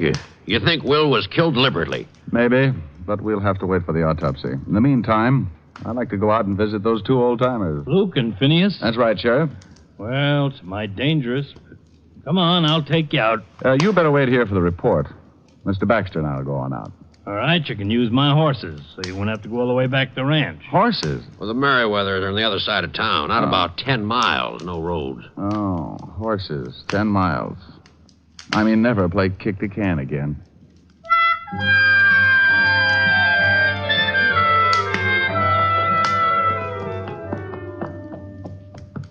Oh. You really don't take to horses, do you, Diamond? Maybe if you could find me a nice, long, thin one. Holy Ike. Whoa, Steppy. That's one of the Merriweathers. Well, let's get out of here. Come on, horse. Now, come on, I'm yellow, and I admit it. Now, it's okay, Diamond. That's just the boys' way of letting you know not to come any farther, unless they say so. Oh, swell greetings. What happens now? Hey, up there! Luke! Phineas! What you want? It's Clay Baxter. I got a friend here who wants to talk to you. Ain't it? Yeah, Luke? Hey, Baxter. Got some friend who wants to palaver. I don't feel like palavering. Better shoot him. Giddy up. Just take it easy. Take it easy. They always act like this. Penny don't want to palaver. I gotta shoot you if you don't promote. It's important. About my brother. Finney? Yeah, Luke. About his brother, the dead one we found t'other day. Oh, all right, I guess. Let one of them come up. Baxter, Yeah, Luke. send your friend on up. And up I went, leaving my better judgment running off across the desert. I climbed a small hill and found myself standing at the entrance of an old mine shaft. Luke and Phineas and Merriweather stood on either side, shotguns ready, pointed right at my chest. Start talking. Well, gentlemen, my name is Diamond. Don't pay no import to names. What do you want? Just wanted to ask some questions about the man you found the other day. You a policeman? Well, kind of. Shoot him. Oh, now, wait a minute. I'm not a real policeman. Then what are you? I'm a private detective. Luke? Yeah. What's the matter? It's an honest profession. Fellow's got to make a living. You a real live private detective? Well, I'm a private detective. The real live part I'm depending on. Well, my goodness gracious. Come on in, have some victuals. Huh? Why, mister, me and Finney read all them stories about you fellas. Uh-huh. We filled up one whole tunnel with old detective magazines. You fellas really are something. Wait a minute. What's wrong? Let's see your badge. Oh, yeah. Sure. There you are. Oh. Yes, sir. Well, I'll be dogged. Come on in, friend. Come on in. I'd like to ask you some questions about this here Dick Tracy fella. Well, 1 minute I'd faced 2 shotguns, and the next I was turned into an honored guest. I had coffee and biscuits with Luke and Phineas, and answered enough questions about the private detective business to fill a dime novel of my own. I squeezed in enough questions to find out that the boys hadn't seen or found anything unusual when they discovered Will Baxter's body. 4 cups of coffee and a dozen biscuits later, I bid the Merriweathers a fond farewell and returned to Clay Baxter. They loved you? Oh, worshipped me. They're starting a Richard Diamond fan club. Well, did you find out anything? No. Well, give me your hand. I'll help you up on your horse. Oh, couldn't I just walk back? Come on, horse. Hold still. Steady, boy. Clay Baxter, sitting in his saddle, had leaned down and grabbed my hand to help me up on my horse, and that was when he got it. His horse took out with the wounded man still up and hanging on. I booted my horse in the ribs. Oh! I took off after Baxter like citation on a good day. I closed my eyes, prayed a little, and tried to remember every jockey I'd ever seen before. Suddenly, I looked up and spotted Baxter's horse dead ahead, standing still and right in my path. Whoa! Oh! Well, I guess it's just my time. If I don't die from this bullet I got in me, I'm going to do it from laughing.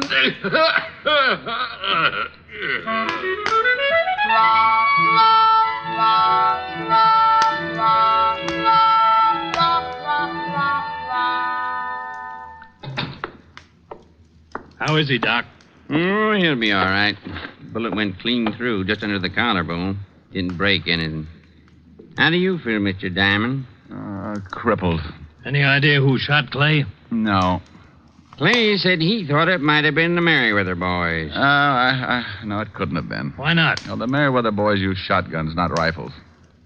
What about that autopsy, Doc? Well, come on. What about it? You was right. Will Baxter didn't die from a skull fracture. What was it? You don't know what was used for sure. A long, thin instrument. Whoever did it pulled the lower eyelid down, killed Will Baxter by jabbing something through the eye into his brain. Probably hit him over the head to knock him off the horse, and then got down and made sure. And then jabbed his horse in the flank to make him bolt. Nasty way to kill a man. Well, it's been done before. Not a man's way of killing. Wilma Baxter was in town all day. When Clay comes around, tell him I borrowed his station wagon. Going out to see Wilma? Going out to her ranch. I want to take another look at Will Baxter's lame horse. And, Doc, I want to borrow a pair of surgical probes.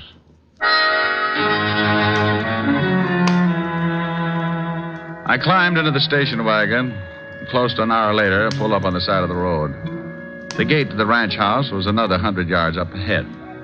So I piled out, climbed the tall white fence, and slipped into the barn. Steady, fella. Steady. Steady.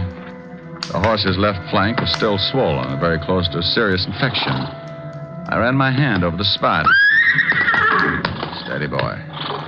There was something still stuck in the flesh, so I used the surgical probes and prayed the horse wouldn't kick my brains out. Whoa. Steady, boy. Steady. There. Sorry, fellow.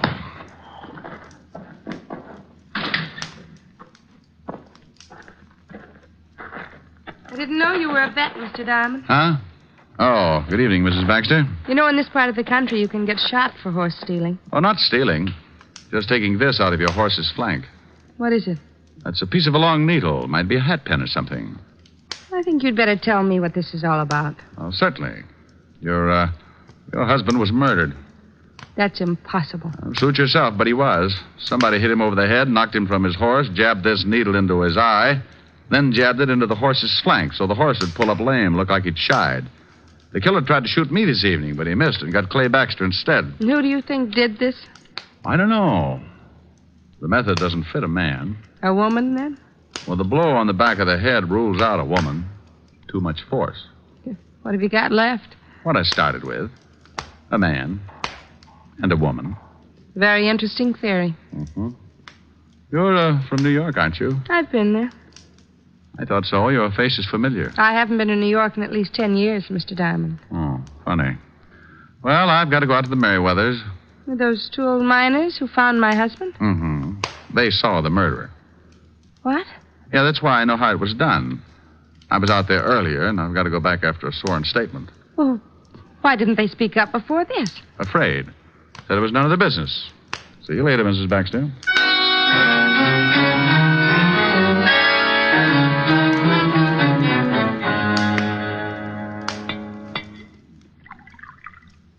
Have another biscuit, Inspector.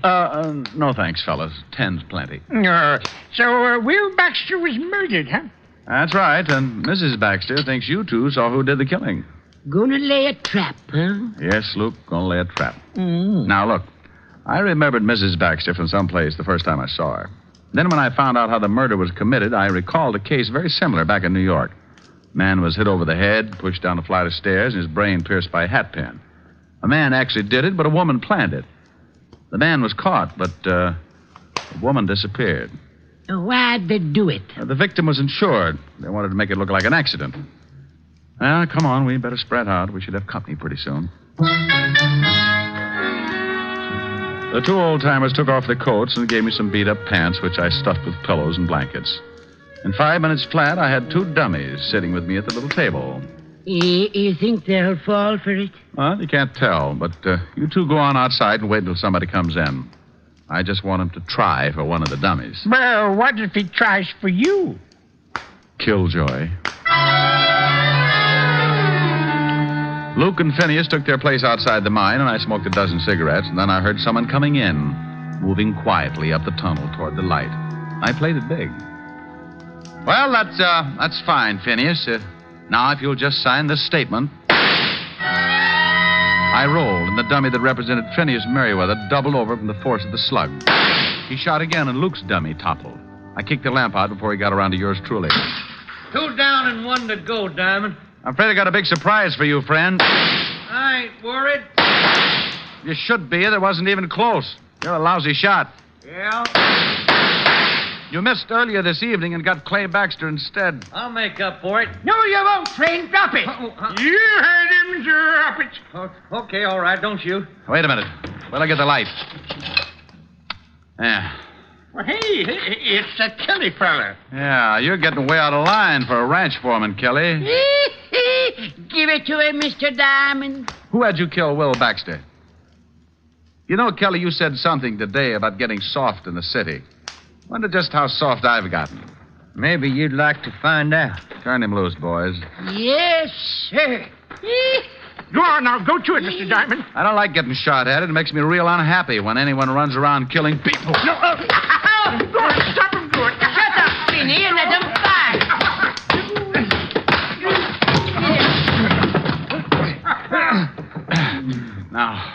Now, Kelly, Why'd you kill Will Baxter? Wilma Baxter talked me into it, promised me a share of the ranch. And for that, you killed a man, huh? It's a big ranch. Oh, get up.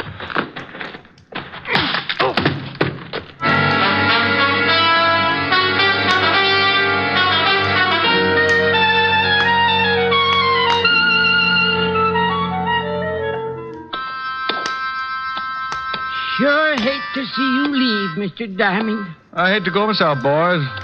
Love them biscuits. Well, maybe we'll get up and see you in New York sometime.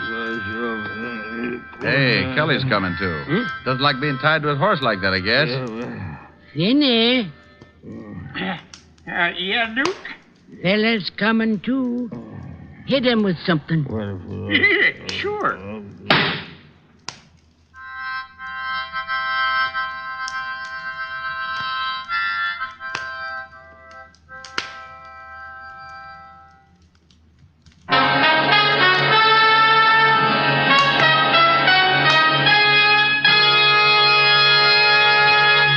Again, here's your Rexall family druggist. I often think there's no common ailment quite so distressing as acid stomach. And there's certainly no relief for it quite as fast and effective as Bismarex. This famous Rexall antacid often neutralizes excess acidity within 1 minute. And the scientifically balanced ingredients of Bismarex work in sequence, easing gastric distress and leaving a soothing protective covering on irritated stomach membranes. Yes, Bismarex gives relief that's not only quick, but continuous and prolonged. Ask your Rexall druggist for Bismarex. He'll tell you you can depend on any drug product that bears the name Rexall. Good health to all from Rexall.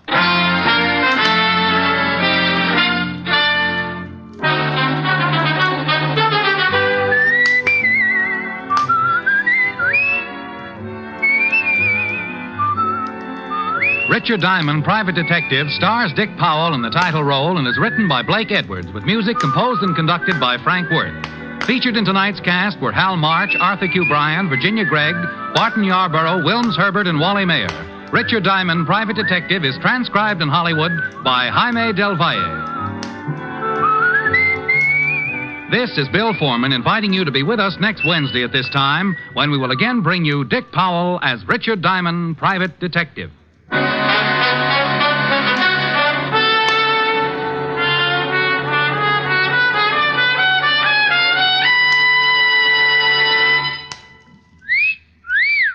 Hiya, beautiful. Get lost, Bristlepuss.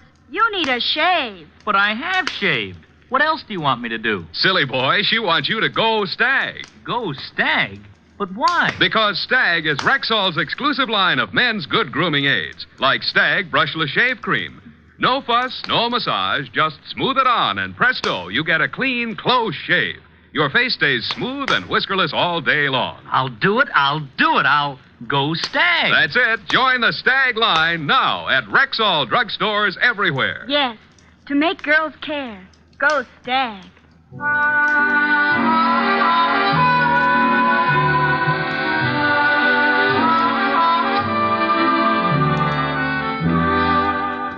Next week, both Groucho Marx and Bob Hope will be back on NBC.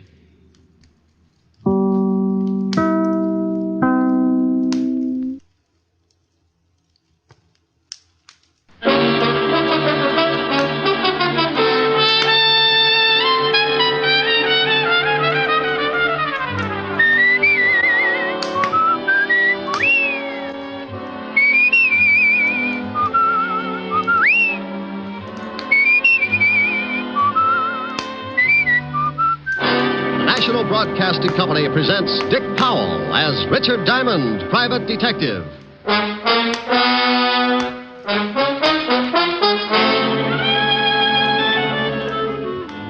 Diamond, this is Walt. Where the devil are you? Where I started out to be, down on River Street, looking for the guy. You stay right there and wait for me, but you might as well stop looking. Why stop looking? Take my word for it, he's not there. Well, if you're so smart, where is he? The city morgue.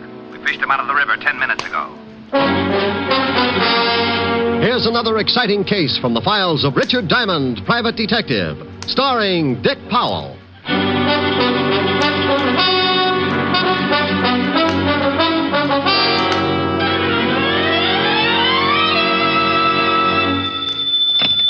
Diamond Detective Agency, first over the bars. That's nice. Oh, hello, Helen, baby. Busy? No, why?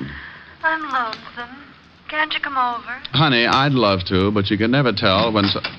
Mr. Diamond. Oh, see what I mean? Or customer? Well, let's see. What can I do for you? I want to hire you. Helen, the man wants to hire me. Oh, good. I'll call you back. Bye. Bye.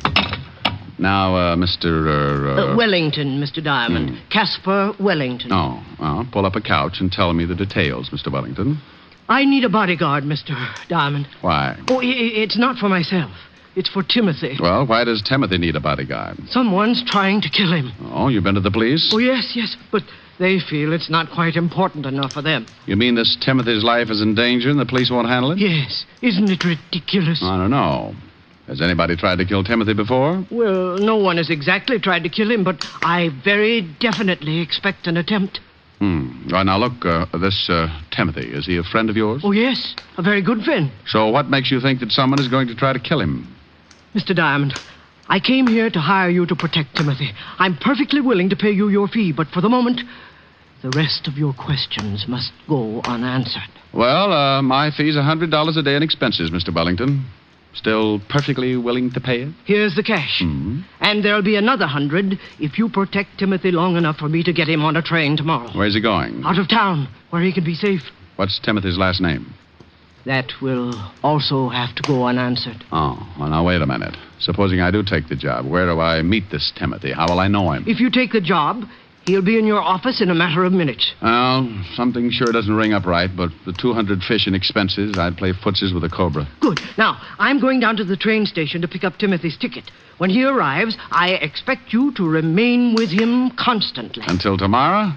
Oh, I got a small apartment. I hate to bundle. Don't let him out of your sight for a moment. I want him alive and well when he gets on that train in the morning. Does he play Parcheesi? Well, I doubt it, but you never can tell. He might like it. Dandy. Have him at Grand Central at 8 o'clock. I'll meet you. Do you know of any way I could possibly learn to hate money? If I did, I would never have come to you. Good day, Mr. Diamond.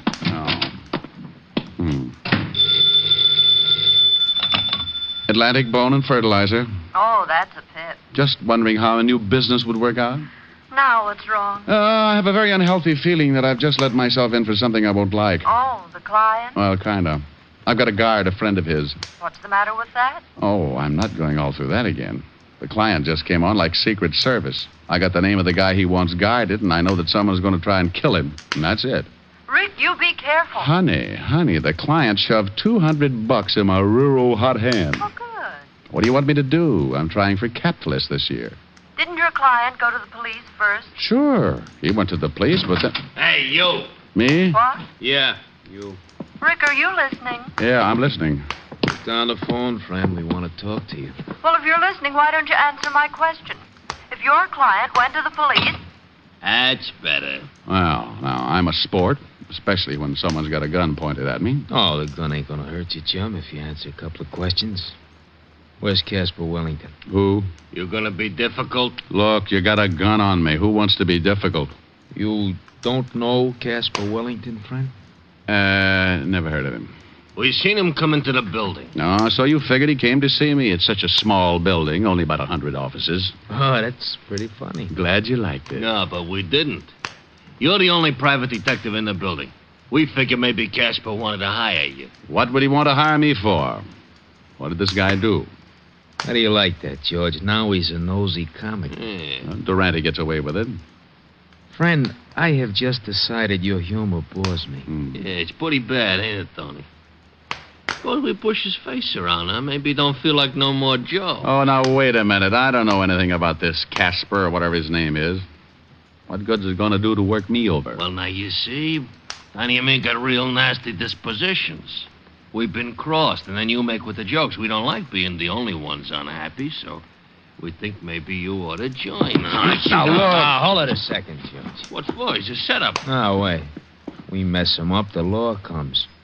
We gotta find Casper. We ain't got no time to play patty cake with the cops. Just one across the mouth. Forget it. Look, friend, you sure Casper Wellington didn't come in here? I couldn't be more positive. Okay. Put down the rod, George. That don't look so unhappy. Maybe the shamus is lying. If we catch him telling a fib, just think of the fun you can have later on, huh? Come on. We'll leave him? Yeah. So long, friend. And for your sake, I hope you can level him. Yeah. See you around. Yeah, bye. This is Fool's Fancy Shop Soy Power. Now, you listen to me, Richard Diamond. The next time you hang up on me, I'll never speak to you again. And you'd better have a pretty good excuse for doing it this time. You know I take a lot of things from you, Rick, but never once have you hung up on me. Helen, please. And I think it was rude and inconsiderate. Helen. And I want to know right now, this minute, just what kind of a poor, lame brain excuse you're going to come up with. Helen! Well? Now, look, baby, I don't know what's going on. This is like doing business in a roundhouse. The only reason I hung up on you was because two guys stole in here and shoved guns in my face. Rick! And they were looking for the guy who came in earlier and hired me to look after someone named Timothy that I haven't even seen yet. It sounds awfully confusing. It is. Oh, hold the phone. Here's somebody else. Come in with your hands up. You Richard Diamond? Yep. You got a crate here addressed to you. Well, that figures. Bring it in.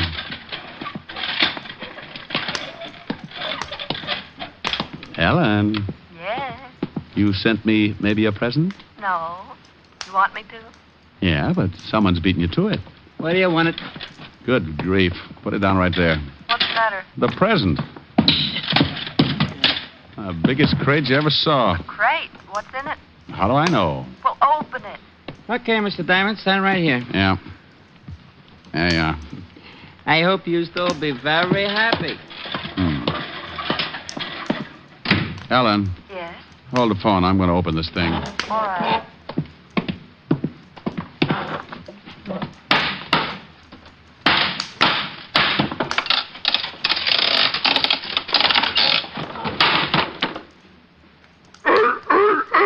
Oh, no. Oh, get away. Get away. Now get on. Get on. Don't come up here. Don't. Oh, Helen. Rick, what in the world's the matter? Helen, if this is your idea of a joke. Please calm down and tell me what's wrong. What, can't you hear it? Well, I heard something, but I thought you must have eaten your lunch too fast. Well, I'm standing on my desk trying to fight off a monster. What? Call up Charles Adams right away. A monster? Yes. I'd swear it was a seal, but I know my friend's better than that. This thing has got to be poisonous. A seal? Yes, a seal. Hey, he's not so bad. He's applauding. You must have liked that remark about Adams. Now you stop it. Do you expect me to believe all this? She doubts you, fella. Say a few words. Rick, who in the world would send you a seal? I don't even need to look. This has got to be Timothy. Oh, it is Timothy. When he heard his name, he made like a curtain call. Sounds like one Richard Diamond. Hey, that's pretty... nothing. I'll call you back. Where are you going? I'm going to take Timothy right back to Mr. Casper Wellington and tell him that... Yes? Oh, for the love of... I don't know where to find Mr. Casper Wellington. Well, there it was. It was pretty silly. The smart, shrewd, level-headed Richard Diamond, for the sake of a couple of $100 fast bucks, winds up playing nursemaid and companion to a honking seal. Just to make sure it was Timothy, I took a look at the crate, and there on top was a small printed card. It read, "This is Timothy. If you want him to do something, throw him a fish. Herring. Signed, Casper Wellington." Well, that tore it. My temper was already pushing my hair up to attention, so I went out to the nearest delicatessen and came back with a bag of fish. With this, I lured Timothy out of the building and down on the street. I had to find Casper Wellington, so 60 pedestrians and one unhappy cabbie later, Timothy and I strolled casually into the 5th Precinct Police Station. Ah, well, hello, Sergeant Otis. Oh, how are you, Shamus? Huh? Oh, what? What'd you just say? I said, hello, Sergeant Otis. No, after that. Yeah, that was it. Something wrong, Sergeant? Otis, say hello to Timothy. Timothy, this is Sergeant Otis. Lieutenant! Go on over and kiss the Sergeant, Timothy. Go on. Oh, no. Get him away from me. Get him away. Oh, Otis, he's not so bad. Lieutenant! Help! Now, Otis, come down off that desk. You look sillier than I did. Help! He's trying to eat me. Help! Oh, be quiet. You too, Timothy. You'll wake up the lieutenant. Here's a fish. Throw it to Timothy. Not to you, Diamond. You'll probably take my arm along with it. Get away. Help! What the devil is going on out here? Otis, what are you doing up there? Hello, Walt. What are you doing to my sergeant? And you shut up, Otis. That wasn't me. What do you mean it wasn't you? Of course it was you. Walt, meet Timothy. How do you... I'd hate to think what would happen if someone wandered in here with a walrus. Come on, Timothy. Let's go see the brave old head of homicide. Yeah. Get him out of here. Oh, relax, Otis. Timothy's as scared as you are. Oh, yeah? What makes you say that? He's probably thinking there's more like you. That would be a horrible shock to anyone, even a SEAL. Oh. Come on, Timothy. Hey, you get that thing out of here right now, Diamond. Everybody's standing on something. You'd think it was a steam bath. Up till now, I've had 2 reported homicides and a couple of fat robberies. And if you think you're going to wander in here with that thing and confuse the whole department, you're mistaken. Now get it out of here. Oh, Walt, it's only a seal. Have a fish. I'm not hungry. No, Walt. It's for Timothy. Feed it to him. He'll love you. Yeah? Do you think so? Sure, Walt. Go ahead. Try it. Okay. Here, Timothy. Hey, he's applauding. Sure, he's a nice little fella. Now, climb down and help me. Give me another fish. Oh, won't come down without it, huh? Okay, Walt, speak. Oh, don't be ridiculous. I want to feed it to Timothy. He likes me. See? Oh, lovely. Why don't you two get engaged? Oh.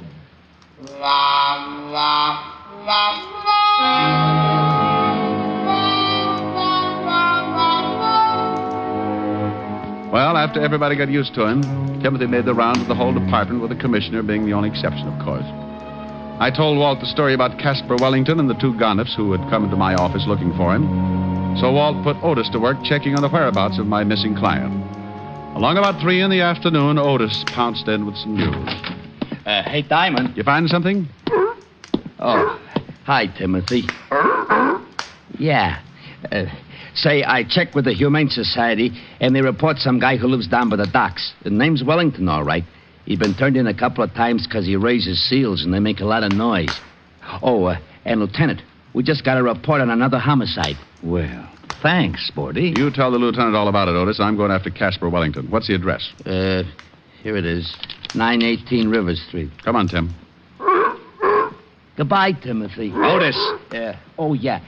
What was I saying? Homicide, remember? Just a little old homicide. I left Walt and Otis climbing over the furniture and headed for the address of Casper Wellington. Timothy and I grabbed the first cabbie who didn't believe what he was seeing, and 20 minutes later we pulled up in front of a building on River Street. Thanks, cabbie. Yeah, sure. Thank the man, Timothy. Mister. Yeah? I didn't ask you nothing when you got in the cab because I just didn't believe it. Is that a seal you got with you? You're expecting maybe a raccoon? Do you always take him around with you like that? Sure, we're brothers. Stop by the house sometime for dinner when Mom isn't taking a swim. She's not a very good driver, is he, Timothy? You know it. Come on, you're going home. Hold it right here, friend. You hide him. This is a gun in your back. Oh. Yeah. Oh. You lied to me, friend. I'll go stand in the corner. Nah, don't move. Okay. George, grab the seal. Oh, now, wait a minute. You can't do that. Wanna bet? Come here, you. Take your hands off that seal. Shut your mouth, friend. Next time you don't get it across the neck, I'll give you the rat on the skull. Okay, friend. I got him. All right, get him in a car. And you, stay put. One bad move, you're going to get shot up very bad. Yeah. Come on, George. You got that thing in the car? Yeah, he's saying let's get out of here. All right, friend. Yeah. You see this I got pointed at you? I see. Good. Forget about today. You won't see it again. Open that big yap of yours and it goes boom. Now turn around, because when we leave, I don't want you looking back for no license number.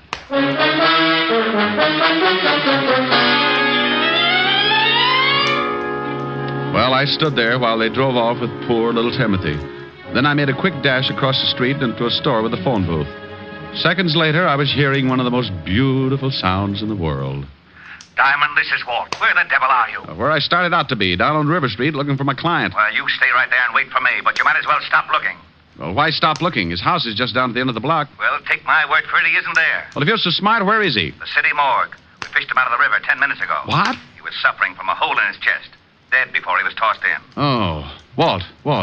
Remember those 2 guys who came into my office earlier? Yeah? Well, they just put the snatch on Timothy and belted me across the neck for my trouble. They swiped the seals? Yeah, so get on here. I'll meet you at Casper Wellington's house.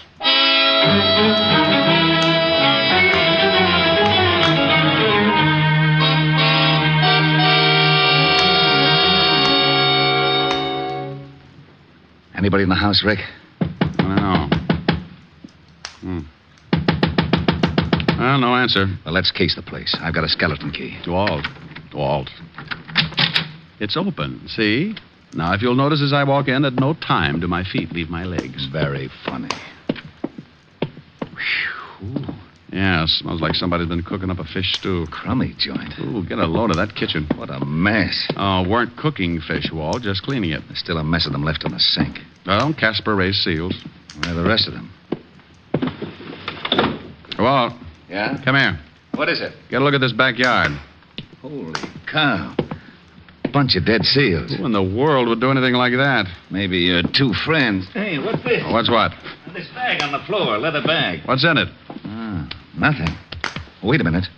Some kind of dust at the bottom. Well, save it. We'll have it analyzed when we get down to the station. We've got to check up on those two guys who kidnapped Timothy. This is the craziest case. I got a hunch. Sure, it's crazy, but if I'm right, it's also pretty smart. Let's go to the station.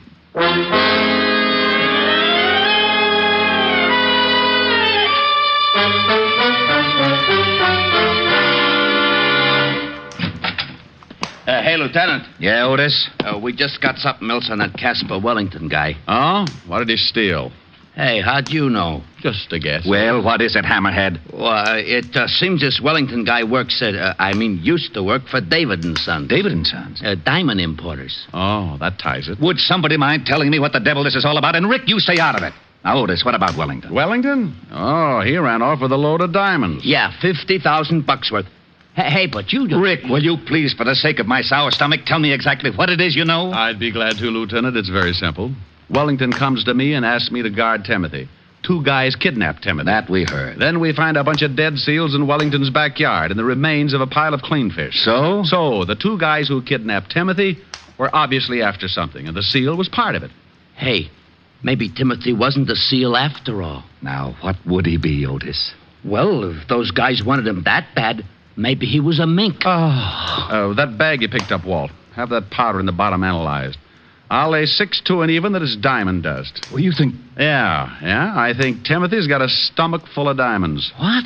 I think Casper was mixed up with the two guys who grabbed the seal, but in some way crossed them. Why? He had to hide the loot, so he stuck it in some fish and fed it to Timothy. Then he left Timothy with me for protection until he could get him shipped out on the train. And in the meantime, the two guys who found Casper killed him and went back to his house to find the loot. Mm-hmm. They figured out the fish like you did and killed the seals in the backyard trying to find the stuff. You, my friend, went a herring. Otis, have the powder in the bottom of this bag analyzed. Put out a 108 on Timothy. Yes, sir. Diamond here will give you the description of the guys who grabbed him. We'll never find him that way.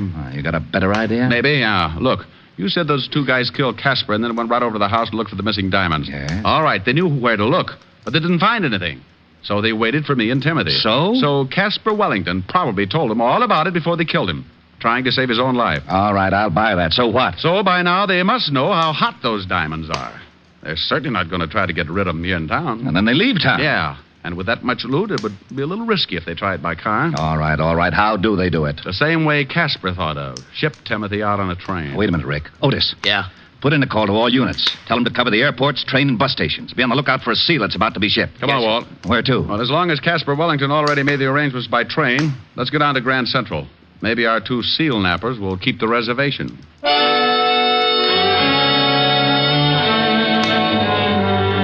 Well, Walt and I piled in the squad car again, and 20 minutes later, we were standing in the middle of Grand Central Station with a bag of fish and a weather eye out for the missing seal and his two abductors. Now, where do we start? Well, Walt, why don't you just go ask information? Just say, I'm looking for 2 men and a seal. The seal is hiding $50,000 worth of diamonds. Now, you stop that. This was plenty silly before a jewel robbery and a homicide get into the picture, but now it's gotten ridiculous. Well, if I was a seal, where would I go? They have to crate him. The shipping department. And so, with their trusty bag of fish, the two brave detectives walked nonchalant. Shut up and let's go. Oh, no. Come on, let's go get something to eat. Well, smile, Walt. This kind of case doesn't happen but once every 10,000 years. Think of your report to the commissioner. If you don't stop kidding with me, so help me out. Walt. Oh, now what? Look, those two guys. Where? Going down the ramp. Oh, they got a big box. That's it. Let's take them. You said they got guns. They were pointing things that shot bullets. Could be guns. Take it easy. They're going up to that counter. Yeah. Hold it. Hold it here. No sense in starting a shooting match. Too many people. Well, what do we do? Maybe the seal's not in the box. And if I pick them up without the loot, we may never find it. I got an idea. Go ahead, genius. Timothy likes fish, doesn't he? Yeah. Well, take this bag. They know me, so you walk down there and move in close to the box. Timothy's bound to get a whiff, and if I know Timothy, he'll raise a few flippers. You want me to... You want to get those diamonds, don't you? Oh, give me the bag. Don't snap. People will just think you ran out of cologne. Now get going. Yeah. Pardon me, but I'd like to find out about sending something. Oh, yeah? Well, what's the idea, Buster? We was here first. Shut up, stupid. You boys must be really sending something big. You're too nosy. I told you to shut up. Yeah, some furs. Oh, live ones? Hey, Tiny, what's with the seal? Will you shut up? What? I hate to mention it, but your furs are throwing a fit. He's busting all. Okay, boys, that's all I wanted to know. Grab that stinking seal. He's gone after the sack this guy laid down. It's a sack full of fish. Hey, what's the idea? The law, stay right there. Hey, Rick. Cop, were you... All right, Bud, drop it. Huh? I said drop it. Okay. You ain't taking me. Look out, Rick. This guy's got a gun. Let go. Let go of my hand. Will you get the seal off? He's chewing my hand off. And drop the gun. All right. Get him off. Come on, get him off. Well, how do you like that? Timothy grabbed this gun up by the gun hand and made him drop it. I'll be darned. Crazy seal nearly killed me. You and your bright idea. Ship the seal, you say. Okay, boys. Here's a bracelet for you. Let's go outside. Walt, wait a minute. We got to get the jewels. Oh, yeah. Well, I'll take care of these two guys, and I'll take Timothy to a good veterinary. Okay. Walt. Yeah? If it means surgery, keep in touch. Sure. Bye, Timothy.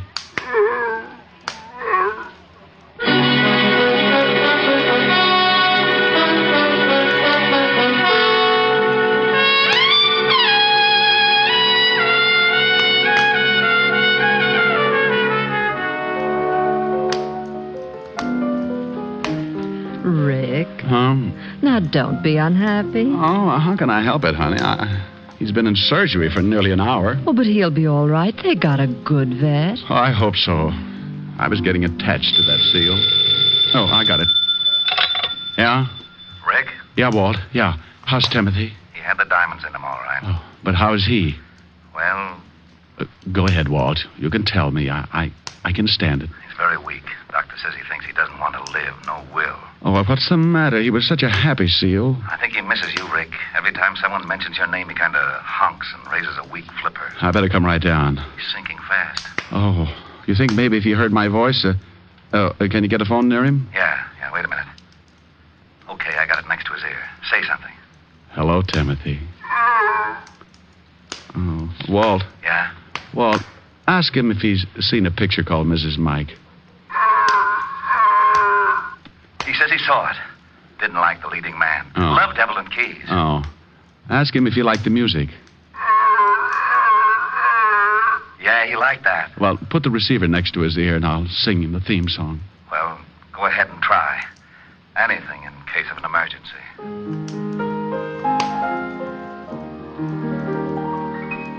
If her name is Kathy, she's mine alone. When I walk with Kathy, proud am I. She's the girl I'll marry, and cross the threshold I'll carry. And I'll love but Kathy till I die. She's the only angel I've ever known. She's a maid no man is worthy of. Although girls are many, compared to her, there isn't any. Only Kathy do I love.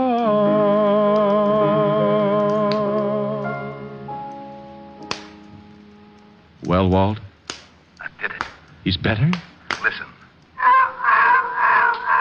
Good old Timothy, that a boy. I guess the singing did it. What do you mean you guess? When I sang with the Peter Pan 5, we played 2 weeks at the Coral Gables Hotel in Florida. So what? So what? I'll have you know 5 minutes after I opened my mouth, every seal in the Biscayne Keys came in and sat ringside. That sounds like a pretty good act. Well, what'd you give it up for? Well, I got a sore throat one night, and the place was up to its ears in alligators. Rick. Yes, Walt? Bye.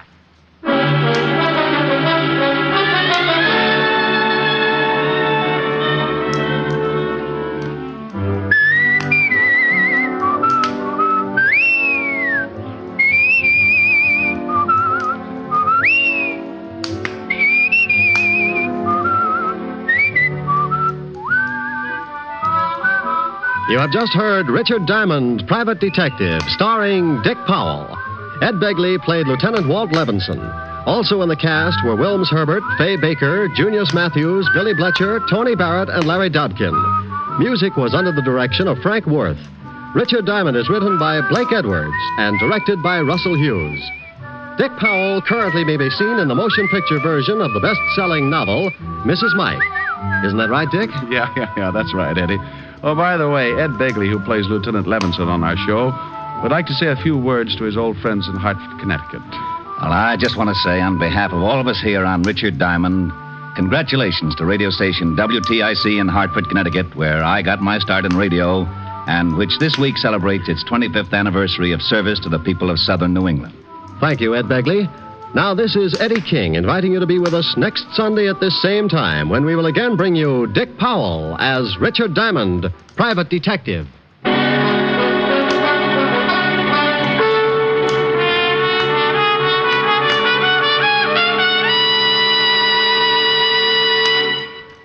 Governing a country is a pretty hard-headed business, and we don't usually think of our government as a dealer in dreams. But in one respect it is, because it's a dealer in savings bonds. Your particular dream for the future can come true through the judicious purchase of United States savings bonds today. As for buying United States savings bonds, the process is simplicity itself. If you're employed by others, use the payroll savings plan where you work. Your employer will set aside a specific sum from each paycheck for the purchase of bonds. If you're self-employed, use the bond-a-month plan where you bank. Either way, you'll be saving with regularity, with certainty, and with profit through the purchase of United States savings bonds. What's on NBC today? You'll hear Charles Boyer and Dorothy McGuire today on Theater Guild on the Air in Autumn Crocus. And there's the Phil Harris Alice Faye Show to add to your Sunday listening pleasure. Be sure to hear Charles Boyer and Dorothy McGuire on Theater Guild on the Air and the Phil Harris Alice Faye Show today on NBC.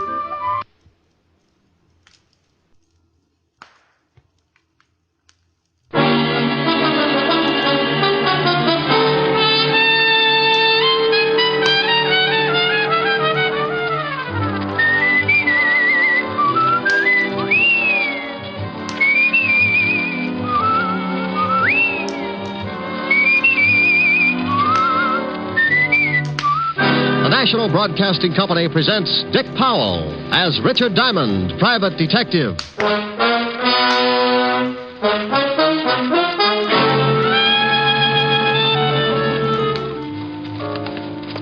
Walk this way, Diamond. If I do, well, I tell my friends.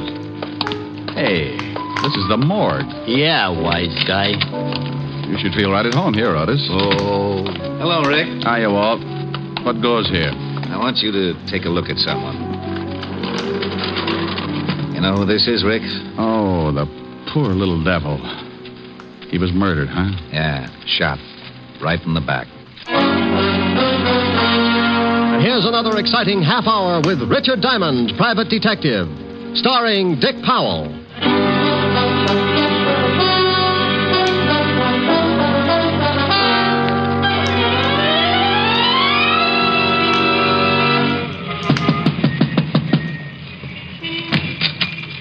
Yeah, you want something? How do you do?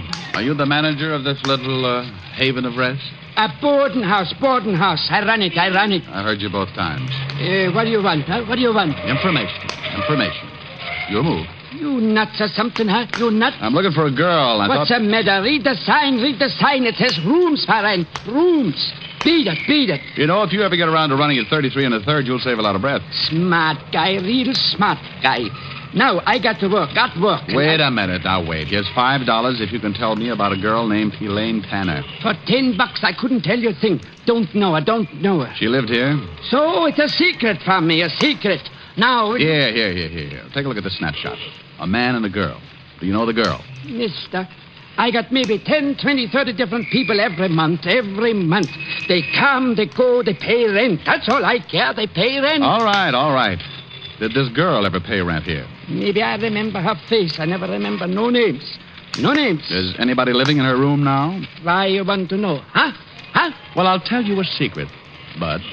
The girl is my sister. When we were little kids, my mother and father ran away from home to become acrobats in a circus. This broke up my sister, and she left too. Now, Mama and Papa are back, and I want the whole stinking family together again so we can take the light out of the window. Sure. For $10, maybe I show you her room. All right, you're in business. Now, here's your 10. Thanks. The fingers are mine. This way, down this way. How long does she live here? Oh, not so long, maybe 2 weeks. Then what? Then comes an old guy one day. Yeah, an old guy, and... And what? She goes away with him. And you know what else? Yes, I know what else. The old guy was the same guy in the snapshot I showed you a minute ago. He was with a girl. Sure. Okay, look around. She ain't any of them drawers, she ain't. Or that cupboard, she ain't. She ain't no place. Now tell me, did she leave anything here at all? Just junk. Newspapers, magazines, newspapers. So she was a bookworm. Well, okay, I guess that's it. Let's go. Let's get out of here fast. Who are they shooting at? Who's in that house next door where the shots came from? People. Thanks. They're shooting at you? Know anybody who wants to get rid of you? Nobody. Oh, mister, please go now. Look. Here's $20 more if you do me a favor. I do you one favor and get shot at. Who knows what'll happen for 20, huh? Who knows? Twice as much fun. Now, look, go through the stuff she left here. I told you there wasn't nothing. Well, go through it anyway. If you find anything that might give me a lead, call me up. Here's my card. Richard Diamond, private detective. Hey, it says you're a dick. Strictly private. Now, is it a deal? $20 now? There'll be more if you find something for me. Okay. No, please beat it and don't come back here no more. Window glass costs dough.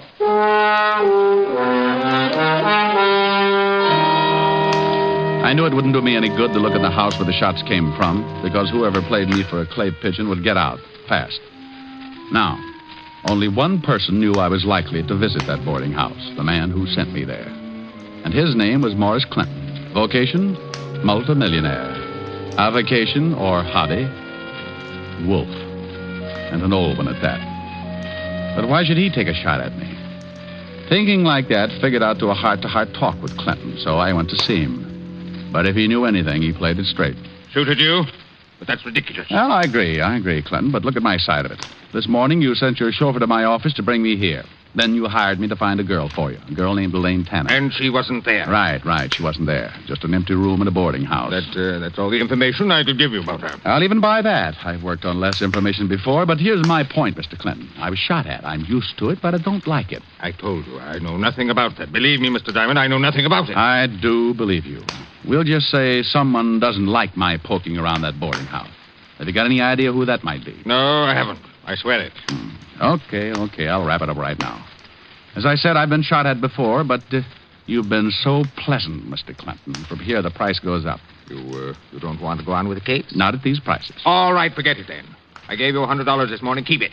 And forget you ever saw me. Oh, you're so sweet. It'll be a pleasure. Diamond, just a moment. Yeah? What has happened is between you and me. Oh, yes.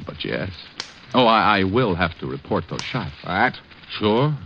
The police don't like to have people taking pot shots at each other. It makes for confusion in a big city. Wait, Diamond, wait. Something else, Mr. Clinton? I have my own reasons for not wanting anyone else involved in this. I'm sure you and I can come to an agreement. Oh, well, it's just possible, Maury, that you and I may not see wallet to wallet. What would you say if I offered you $1,000 bonus to keep on the case? Offer or suggestion? I'll make it a deal. Put it on paper. A check. Can I trust you? Okay, Clinton, if you feel that way about it, post-date the check. A week from today. If I don't show up with Elaine Tanner by then, the check is yours again, uncashed. Very well. Here you are. Thanks. So long, Mr. Clinton. I'll keep in touch. Where are you going now? Back to my office to wait for a phone call from the little guy at 118 Parker Avenue. Oh. Well, hello there. Did you hear everything you wanted to? I beg your pardon, sir. I was just coming in to ask Mr. Clinton if I should drive him anywhere this afternoon. Oh? Christopher, come in here. Right away, Mr. Clinton. Excuse me, Mr. Diamond. Yeah, sure. So long, Christopher. The minute I left Clinton and Chris, I began to get that lousy feeling again. The only thing that made me feel anywhere near normal was the thought of the $1,000 that would be mine in 7 days. For $1,000, I'd stand up for target practice for the big mole.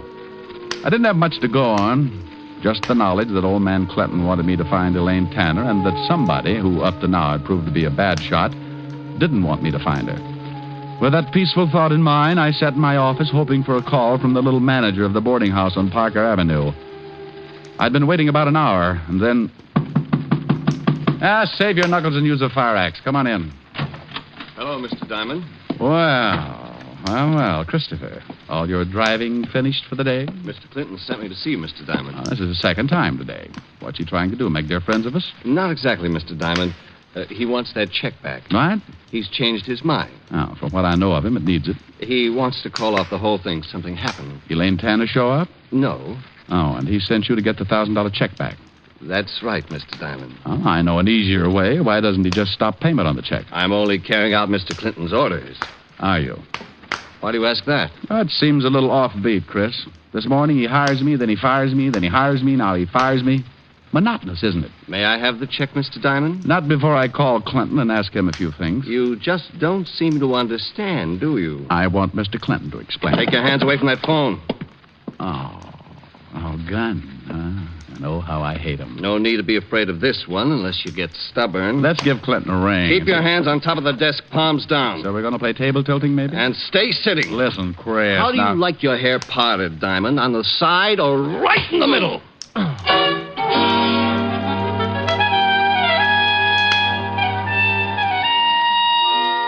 When I opened my big blue eyes, my office was dark, and the neon light on the hotel across the street flashed the news that it was dark outside, too. I'd been out cold for a long time. When the room stopped spinning, I reached out, grabbed a piece of it, pulled myself up, went to the water cooler, splashed myself alive. I started toward the light switch when... This time I was going to be ready. I got behind the door and waited.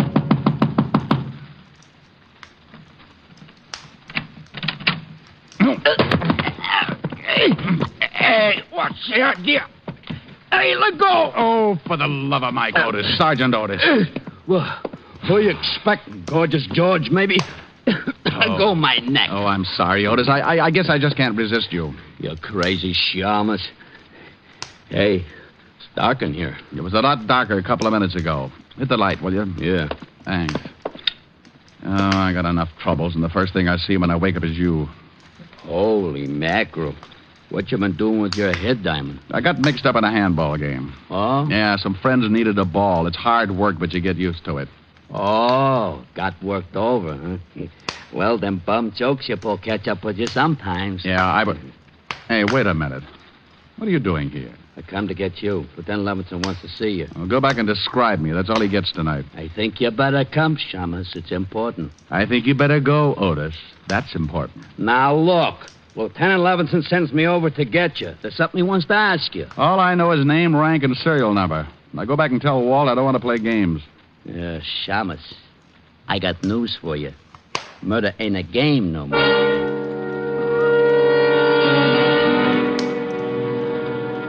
That's all Otis would tell me, but I didn't like the way he kept looking at me all the way to see Levinson. Then we got to headquarters, not to Walt's office, but down the long marble corridor that led back to other places.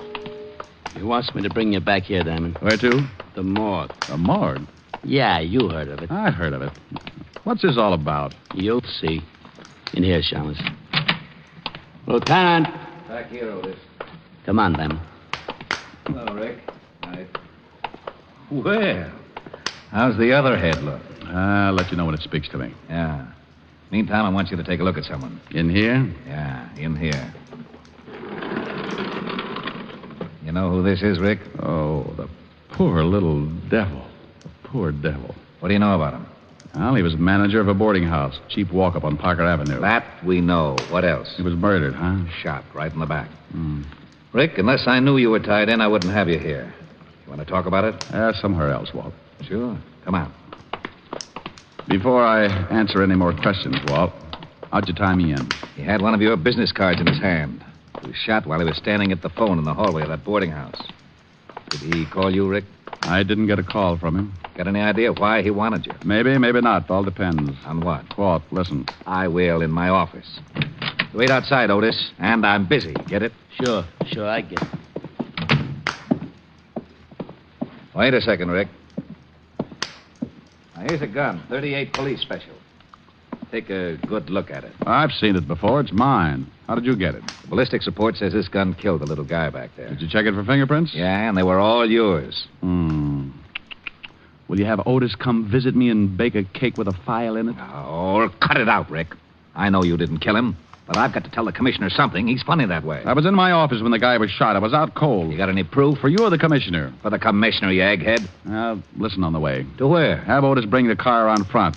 We're going to make a call on a guy named Morris Clinton and his errand boy, Christopher.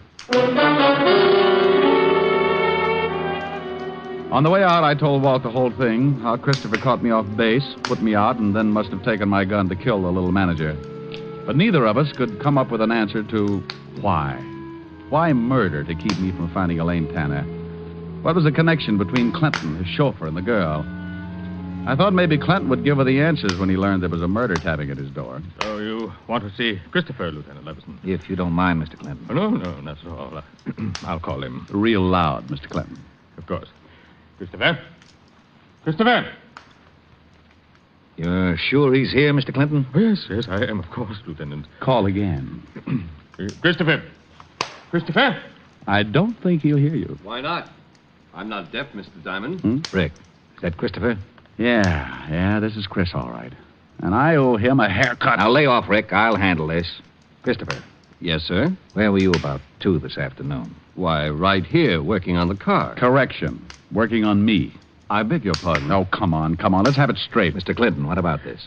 Christopher is right, Lieutenant. Yes, he's right. Oh, you're scared stiff, Clinton, and you're lying. I'm not. I wanted to go into town to keep an appointment. And the fuel pump on the car was stopped up. I had to take it apart. Oh, sure. And while you fixed it, Clinton stood right over you. As a matter of fact, he did watch. And it took all afternoon to fix it. No, but when it was finished, it was too late for Mr. Clinton's appointment. He decided not to go. How about that, Mr. Clinton? Oh, yes, Lieutenant. Christopher hasn't been out of my sight all afternoon. That's good enough for me. All right, Diamond, let's go. What? Are you crazy? No, that's why I'm putting the cuffs on you. I thought there was something fishy about your story. Gun taken away from you, people coming to see you, hiring you, firing. Walt, your stomach has gone to your head. Never mind my stomach. Otis. Yeah, Lieutenant. Put the cuffs on this shamus. Cuffs? On him? Close your mouth, Otis. Put the cuffs on. Walt, what in the world? Diamond, I've been waiting for a chance like this to comb you out of my hair for good. Otis, the cuffs. Yes, sir, Lieutenant.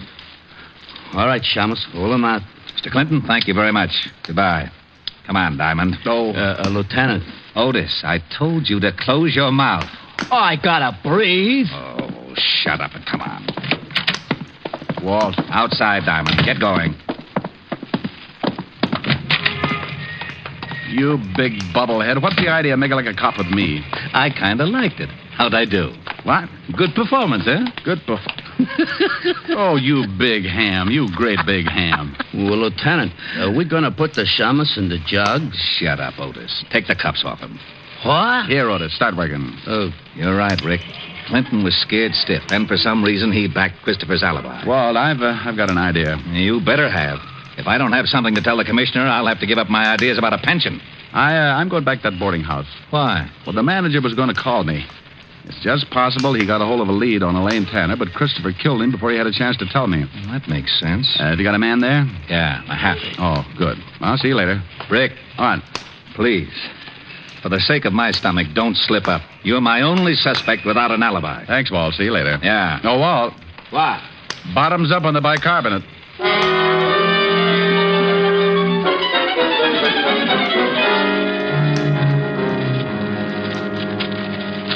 That's all the stuff there was in the basement, Diamond. Oh, thanks, Mahaffey. Everything neatly bundled but this one pile. The little guy must have gone through it. Got any idea what you're looking for? No, give me a hand, will you? Sure. Newspapers, magazines. Oh, Mahaffey. Uh-huh. No one's been in here since the murder? Nobody. I've been on the door. And the manager had nothing on him. Only your card. That's funny, very funny. He wouldn't have tried to call me if he hadn't found something. Maybe he came across something in this pile of stuff. Didn't take it out and then... Find something? Yeah. This sheaf of withholding tax statements. Mm-hmm.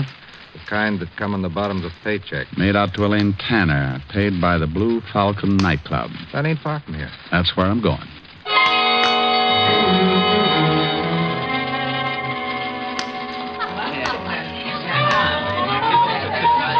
Yeah, sure. Now I remember a kid that named Tanner. Yeah, used to work here in the line. Thanks, bartender. Where's she now? Well, Mr. Me, I know from nothing about her, but she was good friends with one of the dolls in the line, gal named Gladys. Where can I find this Gladys? Dressing room, straight back, turn left. And knock on the door, huh? What for? They dress that way for the show anyway. I'll keep both eyes closed. Sure, straight back like I said, then first turn left.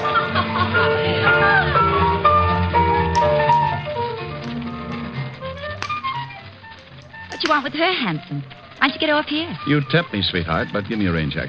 Who waits for rain? But, why you want to see Elaine? Well, maybe I ought to tell her about some oil wells that came in. Yeah? You don't look like the type talks about oil wells. Honey, don't let the tassels on my shoes fool you. Oh, you're cute. Yeah, I know where Elaine is. Want to give?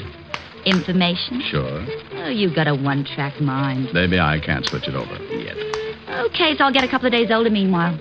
Anyhow, I never did like her. So, I don't mind letting you know. Know what, Gladys? Well, maybe a month ago she quit this job. This dump. All right, she quits. Go ahead. Yeah. But before she quit, she's acting funny. Like the night we're going home together, walking along, and she's talking. This is the last time I take this walk. So, gonna fly to him from work? I'm quitting. Well, if you like to eat grass, go ahead. I won't eat grass. Ever had a real mink coat, Gladys? I coulda, but his lawyers settled out of court. I'll have one. I'll do all right. You thinking about that guy Clinton who comes in the club? Uh-huh. Honey, there's wolves and there's wolves. Want to pick one with teeth. He likes me. Sure. Every time he sees you, he's got to push his eyes back in his head. Chris is working for him. His chauffeur. So this is news, so what? Money. Lots of it. Shakedown? Oh, now look, honey, they can give you trouble for that. Not a shakedown. This is safe and sure. Chris figured it. He figured it, and I... And what? Nothing. Just forget it. Come on, let's get some coffee.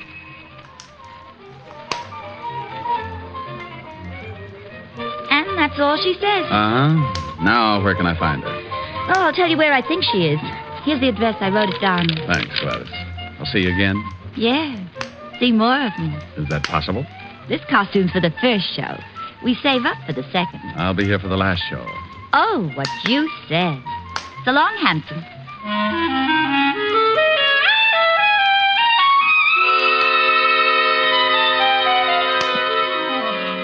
A little while after Gladys gave me the address, I was buzzing at an apartment door. I kept my fingers crossed and then uncrossed them when the door opened. Yes? Hello there, Elaine. Who are you? Oh, the name's Hangtooth. Elmer Hangtooth. Who? Oh, I better come in. Hey, what's the idea? Can't hear a thing you say, honey. My hearing aid just shorted out. Now listen, wise guy. Oh, Elaine. Chris sent me. Chris? Yeah. He said to tell you everything's okay. The heat's off. How about that private eye? Diamond? Richard Diamond? Yeah, that's the one. Honey, you'll never be any closer to him than you are right now. I was afraid he'd quit. Hey, when's Chris coming? Soon, I hope. Oh. I've never seen you before. Have I? Well, you're young and life's full of surprises. Uh-huh. I like surprises. Nice. Chris work you in on the deal? Yeah. I did him a favor. Took care of Diamond. Like doing it, too. Oh, by the way, what goes with you and Clinton? Honey, we had a common interest. Oh. Books, dearie. Books. He had one I wanted. When I finished with him, I could have walked out with the furniture. Yeah, I guess you could, baby. I guess you could. Think so? Why not? What did you say your name was? Well, the name's Applenknocker, Harold Applenknocker. What? That's not what you said before. Oh, so you have been listening. The real name is Diamond, Richard Diamond. I see a kidder, huh? Well, if that makes you laugh, this ought to bring back Mahjong. Here, take a look at my license. My membership card, the Hopalong Cassidy Club, my Flash Gordon beanie. You dirty shamus, you stinking cop. Easy, baby. Let Easy, go of me. baby, easy. Let go, you dirty. Let go of me. Let her go, Diamond. Chris.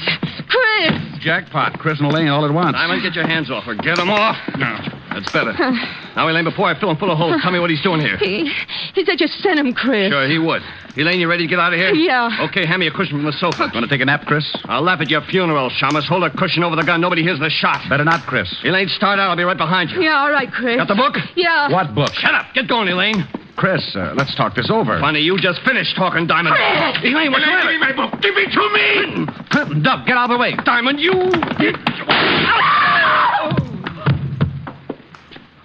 Chris. Well, I owed in that partner's hair. Chris. It's all right, Elaine. Just creased. I wouldn't think of depriving the hot seat of such a good customer. My book.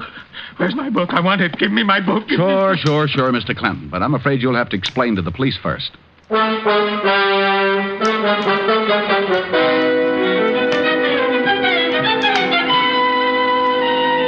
telephone call to the 5th Precinct brought Walt and Otis to my rescue. Otis used the siren. Loved it.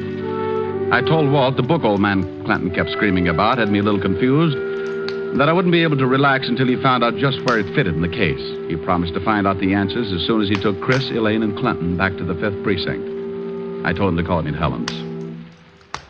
Rick, what about that check for $1,000?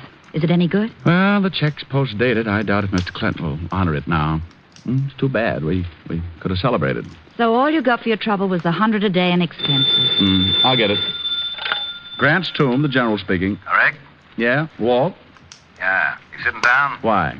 You can tear up that check Clinton gave you. He won't honor it. He's mad about having to go to jail. Oh, I was way ahead of you about the check. Why did Clinton go to jail? What did he do? You know that book he was yelling about? What about it? Well, it's an original Sir Francis Bacon manuscript. How would you know? I hate to admit it, but Otis told me what it was. You know, Otis is excuse me, Lieutenant. It's bibliophile. Shut up, hammerhead. Okay, so I work for nothing. Rick. Yeah? The book was worth $30,000. It was stolen 18 years ago from the Fine Arts Library in Washington. Old man Clinton bought it from a fence. That's why he couldn't go to the police. Oh, so Chris and Elaine hijacked it, huh? Probably had a sale for it. Yeah, Rick. There's a $1,500 reward for that book. So what? It's yours. Hey, wait a minute, Walt. Helen, put your ear next to the receiver. Oh, all right. Walt, say that again. Say what again? What you just said. Did I say anything? Well, sure you did. Are you sure? Oh, now cut it out, Walt. Say it again about the reward. Oh, that. There's a $1,500 reward for the book. Thanks, Walt. Bye. Bye. Well, baby. Well, we're going to celebrate after all. $1,500. Oh, Rick, that calls for a real celebration. Sure. Well, don't go away, darling. I'll be right back. I won't be long. Oh, Rick, there's a new song on the piano. Why don't you try it? Okay, I set my pajamas and put on my prayers. Well, that's pretty silly, but... My baby kissed me goodnight, and I am glad to relate that by the time I got home, I was feeling great. I climbed up the door and opened the stairs. I said my pajamas and put on my prayers. I turned off the bed, crawled into the light, and all because you kissed me goodnight. Next morning I awoke and scrambled my shoes. I shined up an egg, then I toasted the news. I buttered my tie and took another bite, and all because you kissed me goodnight. By evening I felt normal, so we went out again. You said goodnight and kissed me. I hurried home, and then I climbed up the door and opened the stairs. I said my pajamas and put on my prayers. I turned off the bed, crawled into the light, and all because you kissed me good night. By evening I felt normal, so we went out again. You said good night and kissed me. I hurried home, and then I lifted the preacher, called up the phone, spoke to the dog, and threw your ma a bone. It was midnight, and yet the sun was shining bright, and I think how you kissed me. Good night. Oh, that was lovely, Rick. Well, how do I look? Oh, my, wonderful. What are you so dressed up for? For the celebration. Oh, that's right, yeah. Come on, let's go. Oh, where are we going, Rick? Oh, the Blue Falcon nightclub. We'll be just in time for the last show. The Blue Falcon? Oh, but why pick that place? Oh, but they've got a wonderful floor show. Yes, but the costumes are... Oh, they're nothing. Oh, what you said.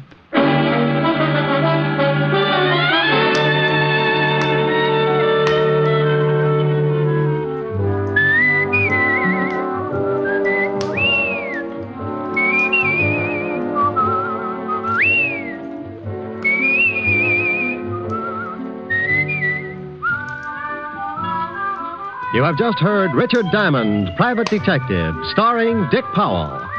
Ed Begley played Lieutenant Walt Levinson. Also in the cast were Wilms Herbert, Francis Robinson, Ted Osborne, Gene Bates, and Paul Dubov. Music was under the direction of Frank Worth. Today's show was written and directed by Russell Hughes. Dick Powell currently may be seen in the motion picture version of the best-selling novel, Mrs. Mike.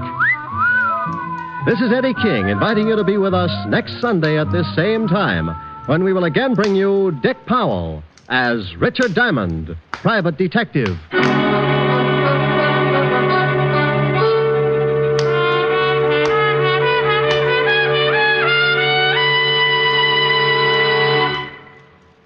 What's on NBC today? Ezio Pinza, dynamic singing star, plays his first starring dramatic role today on Theater Guild on the Air, with Madeline Carroll and Linda Darnell co-starred. And you'll also want to listen to the Phil Harris Alice Faye Show and the Adventures of Sam Spade right before Theater Guild. Don't forget, Ezio Pinza on Theater Guild on the Air today. It's all great entertainment today on NBC. Your tune for the stars on NBC.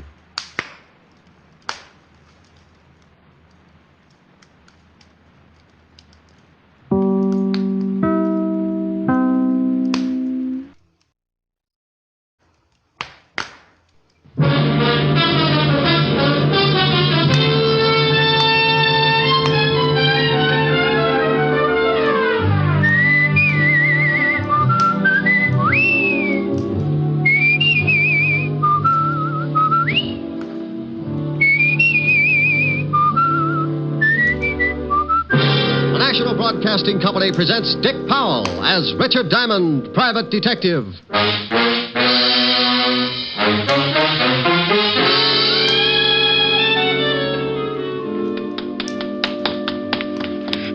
There it is. I've got it. Let me see it. Here you are. Oh, yes, indeed. My friend, you have just made us independently wealthy. Many men have died in the past because of this.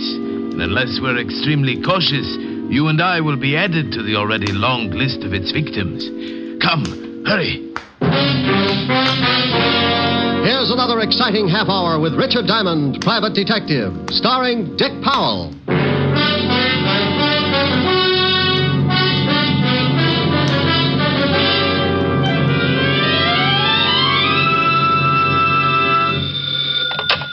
Diamond Detective Agency, where the blue of my eyes meets the gold in your wallet. Oh, that's pretty terrible. You may be right. You admit it. Yes, I've seen your wallet. Oh, Rick. Hello, Helen, baby. Hi. What are you doing? Oh, just finished cleaning out my desk. Oh, find anything interesting? Mm-hmm. Sam Spade.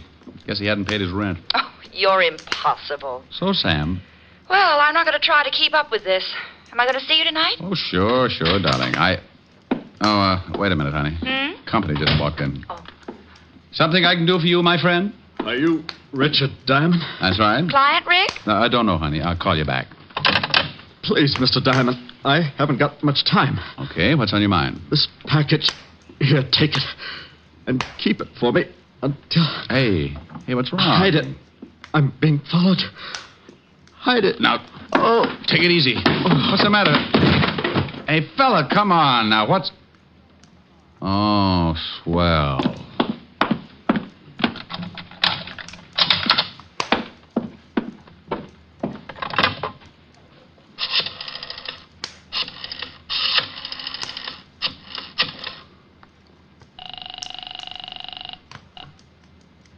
Precinct Police Station, Sergeant Otis. Otis, let me talk to the lieutenant. This Diamond? No, it's Ponder, and I think I've been doped. Now put the lieutenant on the line. Dog. Homicide, Lieutenant Levinson. Walt, Rick. Oh, no, it's only 4 o'clock in the afternoon. Nobody gets killed at 4 o'clock in the afternoon. You better check up on your statistics. There's a guy in my office who makes a liar out of them. What? Yeah, lying right here in front of my desk. He's dead? Well, if he isn't, he's got a lazy heart. Maybe he just fainted. Maybe he's suffering from some kind of a shock. Maybe he's got some terrible disease, and he'll give it to you. Walt, if this guy isn't dead, he's sure going to have a hard time explaining the bullet hole in his back. Don't touch anything. Can't even scratch my head? Oh, you know what I mean. All I did was lock the door. Now get over here. Knock 3 times and say, Ricky loves Walter, and I'll open up. What did you lock the door for? Well, because this guy came in and gave me a... Gave you a what? Wait a minute, Walt. Come on, what are you mumbling about? Will you shut up? Someone's trying to get in the door. I'll see you when you get here, Walt. I have one of those locks that any skeleton key would fit, and that was exactly what my visitor was using. He opened the door. I moved back against the wall as the door swung in. My visitor was a young, well-dressed man, about 5 feet 8 or 9, red hair, nose full of freckles, and on top of the nose, a pair of black-rimmed glasses. There was a big bulge under his coat that he started reaching for just as I rolled his arm around behind him. You're backing me off! No, not yet. I still got a little way to go. No! Just making you more comfortable. Now, I'll take this big gun. It must weigh you down. You can't do this stuff. Oh, sure I can. See, I just twist a little. No! Just locking the door again. Now sit down in that chair. My arm. I'll be happy you still got it. Now, what are you doing paddy-footing it around here, using a pass key to get into my office? I got the wrong office. Look, Sonny, you see that over there? What is it? It's a guy, and it's very dead. I'll send some flowers. Make it enough for a duet. Someone else gonna die? Someone else is going to get pretty close to it if I don't get the answers I want. Well, I'll see what I can find out. That's to see how fast you can talk. I don't have to talk to you. I don't have to talk to nobody. Want to bet? You're gonna be sorry for that. You're mixed up. Let me straighten you out. Now, wait a minute. Now, then let's have it. What were you doing busting in here? What do you know about the dead guy? I don't know nothing about him. What gave you the idea you could break into my office? I found out the door was locked. I didn't want to wait around in the hall. You got a permit to carry this gun? Well, of course I have. Let's see it. I haven't got it with me. Oh, well, then we'd better start at the beginning. Come on. Ricky loves Walter. Now open this door. I'll have Otis kick it in. Who's that? That's the law, Buster. Now, you stay put while I let the big fat policeman in. Come on, Diamond. Should I, Lieutenant? Oh, not with your head. Well, greetings. Come on in, Walt. I got somebody. Hey, what the... Oh, I had somebody. Some guy jumped through Diamond's window. It's 8 floors up. Yeah, but there's a roof only 1 floor below. Look out for the glass. There he is down there. Hey, you, come back here. He ducked behind that sign. Otis, get off of my back. Oh, well, he's gone. That's that. What did he do? Busted into the office. Hey, is that dead guy over there? What does that look like, a bear rug? Oh. You think the guy who jumped out of your window has something to do with the dead man? I don't know. He had this gun on him. Well, why didn't you take a shot at him? Because if you'll notice, I've been holding it by the barrel. I wanted you to have the nice little old fingerprints. Oh. Yeah, Why didn't you take a shot at him? Why didn't I? Yeah, Lieutenant, why didn't you? You shut up. Well, Walt? I don't know what he was, who he was, or what he'd done. Why should I take a shot at him? Lieutenant. Otis, I told you to shut up. Now, let's take a look at the dead man. Looks like he's been shot in the back. Yeah. You said he came in to give you something, Ray. That's right. This package right here. And what's in it? I haven't looked yet. Wrapped in today's newspaper. Well, what in the... Hey, some kind of doll or something. Looks like it's carved out of ivory. Funny looking thing. Look at all those arms. Must be Oriental. You know what it is? No more than you do. The guy just came in and... It sounds like the wagon, Lieutenant. Yeah, when the coroner gets here, Rick, we'll go down to the office and see if we can get any identification on the guy who jumped out of your window. Okay. Here's a wallet off the dead guy. Let me see. Yeah, Lieutenant. Social Security card. Name's William Logan. Hey, here's something. Guy's a merchant sailor. Here's his card. We'll check these things. Look, Walt, you got to wait around for the coroner's report. I've got a date with Helen later, so I'll go over to my place and get cleaned up.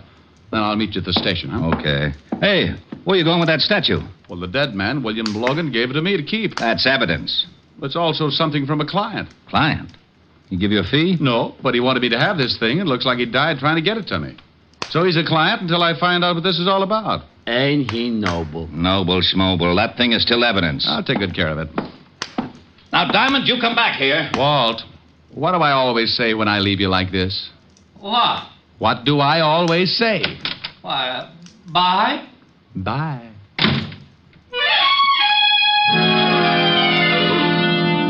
I left Walt and headed for my flat on East 51st. I wasn't about to try and figure the whole thing out because it was still an early case, and sometimes cases like that can stretch out into 2 or 3 murders before things begin to fit together.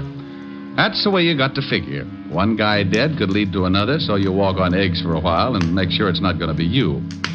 I got to my flat and went in. Smoked a few cigarettes. Looked at the carved ivory figure that William Logan had given me.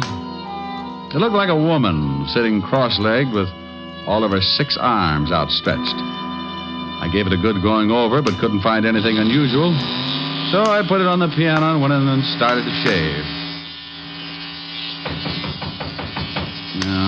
Yeah?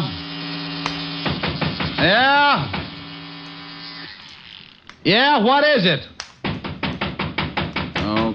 Okay. When people don't answer, it makes me wonder. I crossed the living room, remembered the ivory figure on the piano. So just to be safe, I lifted the top of the piano and put the statue down inside. Then I moved over to the door. Mr. Diamond? That's right. I'd like to talk with you. I have a business proposition. Is there any money involved? Quite a good deal. Well, you've just made an appointment. Come in, Mr. Titus. Leopold Titus, Esquire. He came in all right, and he had the duck to do it. He must have been a good 7 feet tall, and even with his heavy overcoat, he couldn't have weighed over 140. He reminded me of a king-size case of malnutrition. He took in the whole apartment with one fast look and slid into a chair, rested his elbows, locked his hands, and put them under his pointed chin. It appears you've been shaving. I've interrupted. Oh, no. Split personality. Never touched this side. Mr. Diamond, I haven't much time. Good. Now, you said something about money. I can see that this is a subject which meets with your approval. Well, it sets off an emotional reaction, shall we say. I can't stand goosebumps for more than a couple of minutes, so let's get to it, huh? Yes, indeed. Mr. Diamond, I am prepared to pay $10,000 for Kali. Oh, well, that's dandy, but I'm not a booking agent. What kind of an act does Kali do? 10,000, Mr. Diamond. Look, to me, Kali is the name of a dog. Kali. Oh, okay, so he got mixed up with the French poodle. 10,000, and that's my top price. You know, of course, you're running me right into a nervous breakdown. I get the shakes when someone changes $5. Mr. Diamond, I want Kali. I will have Kali, whether I pay you the 10,000 or not. Look, Mr. Titus, really, I don't know what you're talking about. Well, I certainly hoped you'd be more sensible than this. I know that William Logan came to see you this afternoon.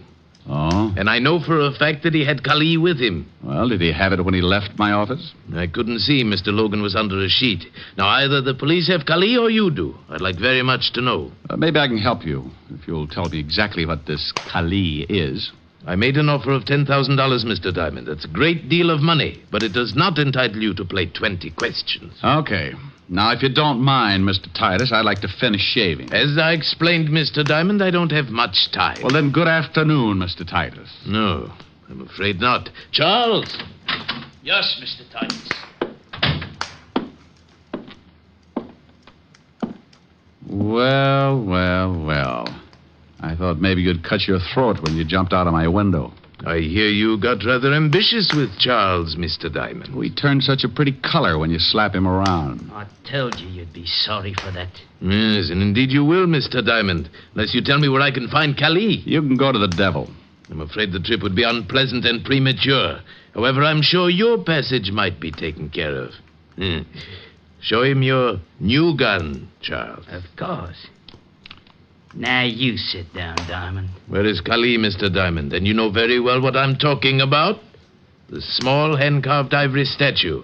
Sorry, Titus. Yes, and so am I. I deplore the sight of blood. Oh, that's all right, Mr. Titus. Just turn your back. Yes, Charles. Excellent suggestion. Do you have a wireless, Diamond? No, but I got a lovely bunch of coconuts. Oh, very funny. All right, where's your wireless? Never mind, Charles. Mr. Diamond has a piano. I can manage to raise or lower the volume as the groans dictate. I can make a lot of noise. My old piano teacher assured me I could do the same. Now, go ahead, Charles. Hey, now wait a minute. Oh! Where is Kali, Diamond? Oh, nuts. Again, Mr. Titus? Again, Charles. Are you using your fist, Charles? Oh, yes. Well, use the barrel of your gun. We haven't much time. All right. Oh, now wait a minute. Oh, it's not a very good piano, Mr. Diamond. That's an old kazoo over in the drawer. Kali, Diamond, I want the statue. Well, for $10,000, don't you think I'd give it to you? No. Oh, really, Mr. Diamond, this piano is in a deplorable condition. So's Diamond, Mr. Titus. He looks terrible. Shame, but unavoidable. Keep working on him, Charles, until he decides to confide in us. Where's the statue, Diamond? No? Okay.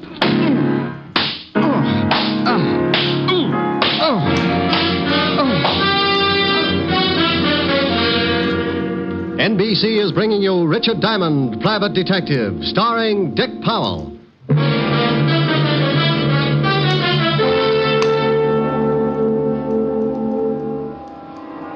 Young man. Young man. Who says so? That is good. You can hear me? Oh, I can hear who? Try and sit up. You look quite uncomfortable. Yeah, you can make book on it. There, that's better. Now take your time. I want your answers to be correct. Well, he got me into a sitting position, and when things finally stopped jumping around, I got a good look at him. Titus wasn't around. Neither was Charles, his little butcher. The room was dark except for a single light in the corner. The man standing before me was short, dressed in a tailored blue suit, his dark face standing out against a white turban on his head. He didn't smile or blink his eyes. I am Ahmed Benif. Oh, thanks. I'd introduce myself, but I've been pushed around so much I could be anybody. Mr. Titus and his man Charles can be very persuasive. Well, a gallon of blood and a few broken arms, anyone can do it. Where did they go? I got tired, took a nap. Did you give them Kali? Oh, no. Now, look, It is a very simple question. I know that a man came to your office with the statue. So does half of New York. I have been following Titus because I know the statue was stolen from him and that he would do anything to get it back. He led me to your office, then he led me here. If he has the statue, he has undoubtedly returned to his flat where he is preparing to leave for a place of safety. Well, I don't know whether he's got the statue or not. That is unfortunate. I have no more time to question you. I shall have to assume that Mr. Titus has the statue and kill you. He was like a cat. Before I could push myself to a standing position, he was around and back, and I felt something drop over my head and draw tight around my windpipe. Oh, I'm sorry, but I must know. If you will not tell me, I shall have to strangle you. Diamond! Come on, Ricky loves Walter. Now open this door. We shall meet again, Mr. Diamond. Come on, Rick. I know you're in there. You were supposed to be down at the station an hour ago. Oh, shut up. I don't want to break it down, but I will. Yeah, but I will. Okay, keep your badge on. Come on, step on it.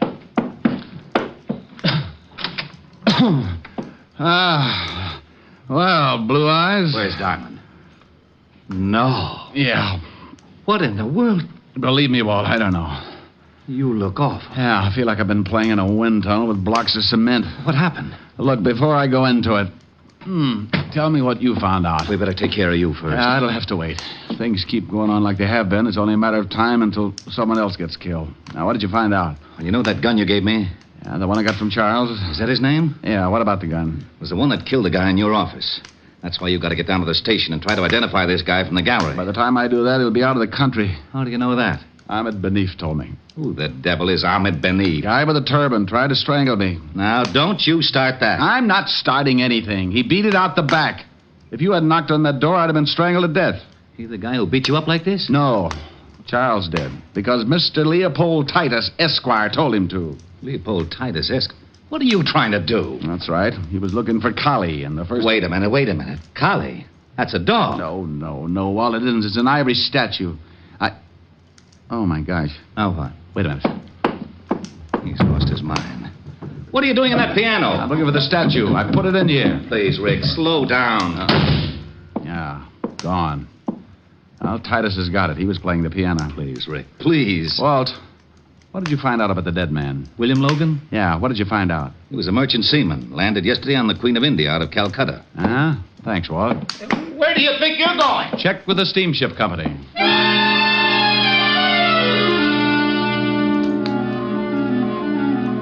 I stumbled out of my place looking like an ad for ground sirloin and grabbed a cab. On the way to the India steamship lines, I tried putting two and two together. The little statue, Kali, was a reason for the whole thing. One man was dead because of it. Everybody who was connected with the case was perfectly willing to kill anyone else at any time. Mr. Leopold Titus wanted it, so did one Ahmed Benif. Titus and his boy Charles evidently tailed William Logan, merchant seaman, to my office, and somewhere along the line, Charles shot him. Ahmed Benif was tailing the whole bunch. 2 and 2? Well, maybe, but I still needed some answers. A cab pulled up in front of the East India steamship offices, and I went in. A nice little girl with a nice little personality showed me the passenger list of the India Queen, and sure enough, Mr. Leopold Titus and a Mr. Charles Freely, first class.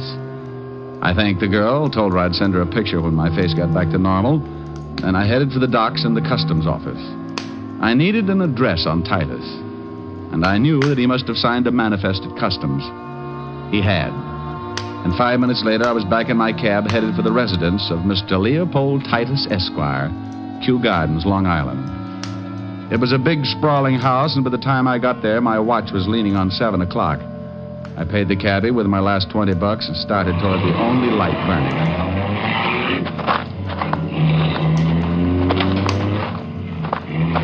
The light was coming from a downstairs room with tall French doors, so I went over the balcony and moved up for a better look. I got the look and went in fast. Titus! Mr. Diamond, I'm afraid you're a bit late. The place was a wreck. Titus was half sitting, half lying against the couch. There was blood all over him. Charles Freely was stretched out on the floor near the towering bookcases. He was looking up, staring, but not seeing a thing. Around his throat was a long, white length of cloth. Greed, Mr. Diamond. The price for greed comes extremely high, as you can well see. Ahmed Benif? Oh, you've met. Yes, Ahmed Benif. Quite as proficient with a gun as well as a strangling cord. I'll call an ambulance. No, Mr. Diamond. I'm having a twinge of conscience, so hear me out. You must find Benif and stop him. Does he have Kali? Yes, he has Mother Kali. Mother Kali? As she is known by her followers. Tugs, Mr. Diamond. Have you ever heard of Tugs? No, I haven't. What are they? A cult long since believed extinct in India. An army of assassins banded together under the guidance of Mother Kali. Assassins? Yes, Mr. Diamond. Trained in the art of strangling. Oh, yeah. Oh, yes. I read something about that in a history book. It was a long time ago. Correct. They were suppressed by the British in 1830. You're trying to tell me they've started all over again? Absolutely. What about that little statue? Belongs to the man who has reorganized the thugs. A symbol of his leadership, passed down through generations from one leader to the next. And to a collector worth a fortune. And you're a collector? A businessman. But I know a great many collectors who would pay a sizable fortune to get a hold of that statue. And Ahmed Benif is one of those thugs? Indeed he is. Where did you get the statue? Charles stole it for me from Ahmed Benif. What about William Logan, the merchant seaman? Board ship from Calcutta. Logan discovered its value and stole it from us. Indeed, Ahmed Benif is a thug. The statue is his, passed down by his father and his father before him. I'll call the law. Mr. Diamond, please see that Charles is buried next to me. A mixed-up boy, but a good friend. Sure. Operator, Put give me... down the phone, Mr. Diamond. Put it down. Well, Benif, this isn't very smart, is it? On the contrary, Mr. Diamond, it is very smart. I have the statue. And now you are the only man who could tell the authorities that once again the thugs are rising all over India. How did you know I'd be here? I did not know. As I was leaving, I saw your cab pull up. I listened to everything Mr. Titus had to say. I was surprised. I thought surely he would be dead by now. And now you kill me. Most assuredly. Ahmed couldn't see it because as he came closer to me, his back was to Titus. And Titus was pulling himself painfully across the room, trying to get to the dead body of Charles Freely. I didn't know what he was up to, but I had to give him time to make it. I deplore the use of a gun, but in some cases I'd rather strangle your victim. That is my religion, Mr. Diamond. Unfortunately, in some cases, I must take other steps. Well, you've sure taken some pretty big ones. I assure you it has been most necessary. All because of a little statue? All because of what that little statue represents. I rule the thugs, Mr. Diamond, and Kali is a symbol of my leadership. As you have seen, I would do anything to retain its possession and keep faith with my people. So now, again, my time is short.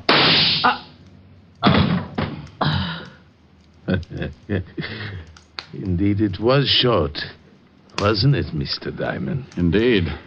I'm certainly happy that Charles had his new gun. Thanks, Titus. A pleasure.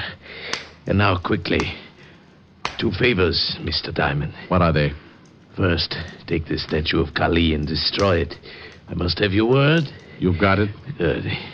The second, I wish your honest opinion.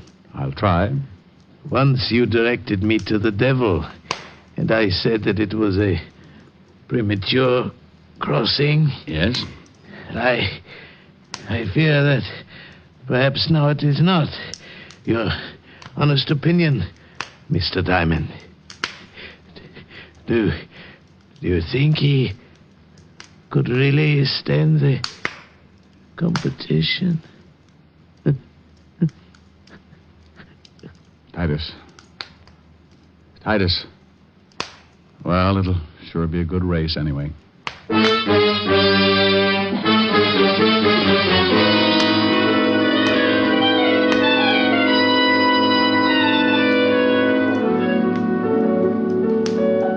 How do you feel, Rick? Oh, I don't know. Pretty good, I guess. Want to tell me about it? No, I don't think so, honey. You just get confused with an old argument about right and wrong. Well, I wish you weren't so unhappy. Unhappy?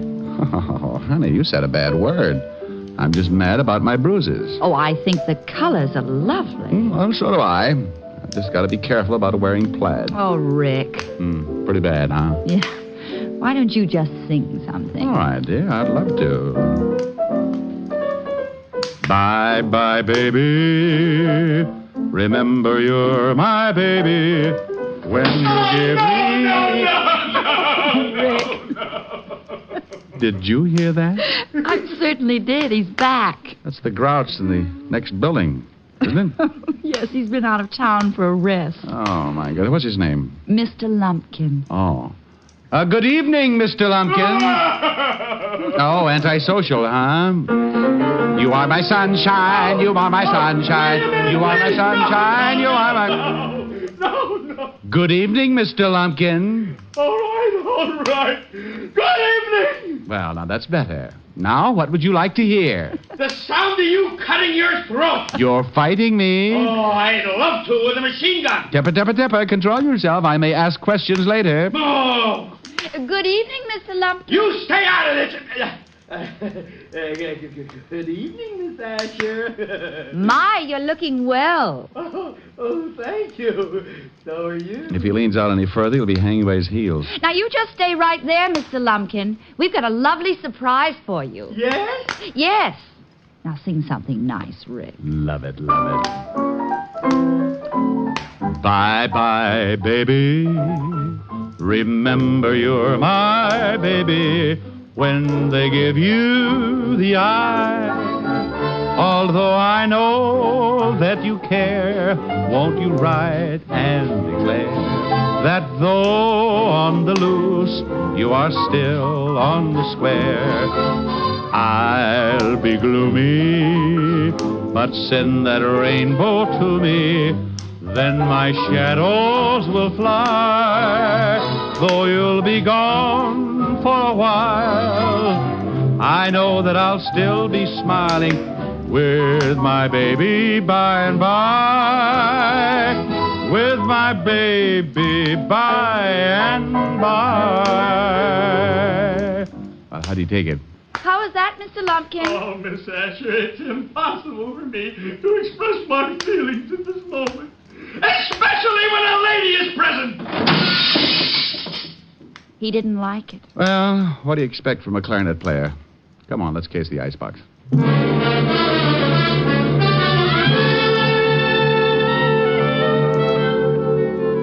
You have just heard Richard Diamond, Private Detective, starring Dick Powell.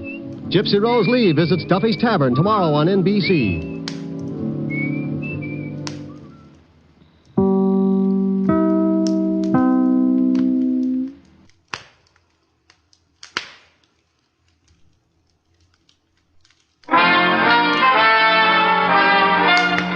Listen while the makers of Rexall drug products and 10,000 independent Rexall family druggists bring you Dick Powell as Richard Diamond, Private Detective.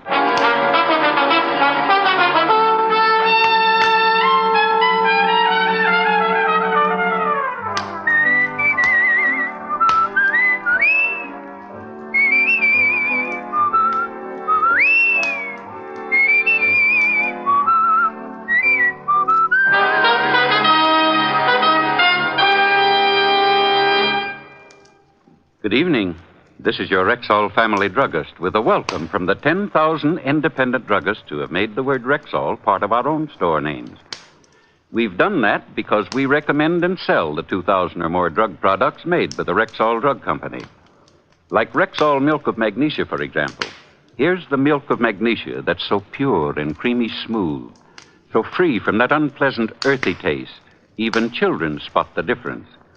Ask for the Rexall Milk of Magnesia at Rexall drugstores everywhere. And remember, you can depend on any drug product that bears the name Rexall. Good health to all from Rexall. Now your Rexall family druggist brings you a transcribed half hour with Richard Diamond, Private Detective, starring Dick Powell.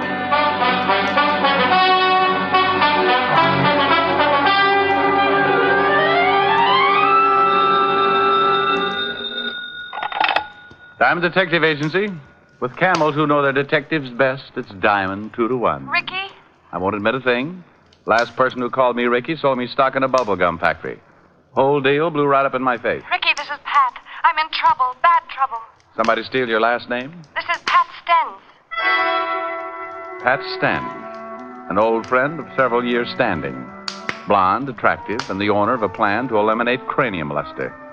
To the aging juveniles of the world's biggest city, she might easily be called the mother protector of hairlines.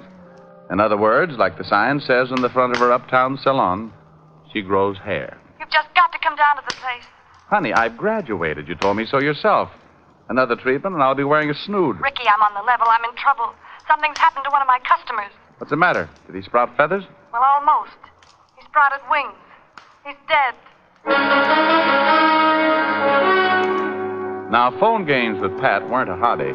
She might kid a customer about the condition of his scalp, but when she called me to say she had a corpse on her hands, I knew she hadn't been sampling her hair tonic. I told her I'd be right down, call Helen, broke my date, locked the office, set a few traps for impatient clients, and 15 minutes later I was in Pat's office talking to a pretty frightened little blonde. Oh, Rick, I just don't know what to do. Oh, now, honey, first calm down. Now, who's dead and where? A man named Wiley. John Wiley's on the vibrating table. Why didn't you call a doctor or the police? Because I think he's been murdered. Murdered?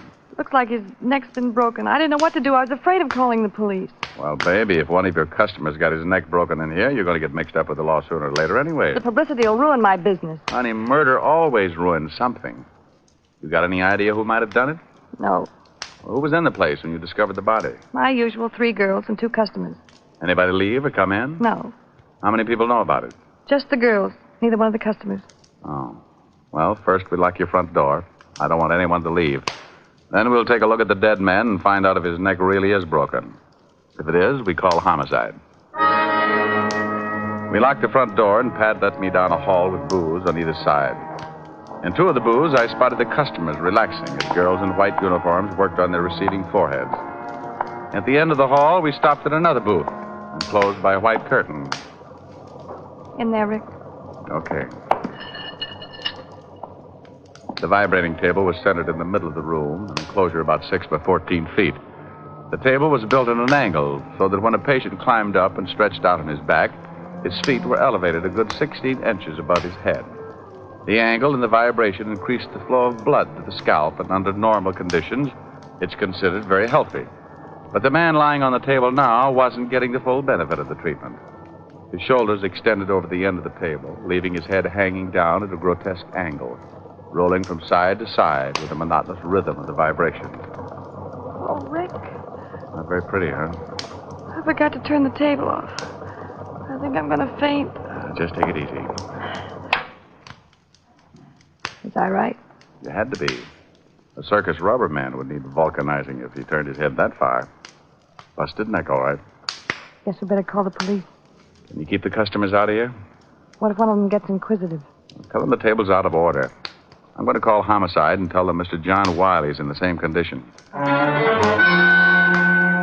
frightened as she was, Pat played it pretty well.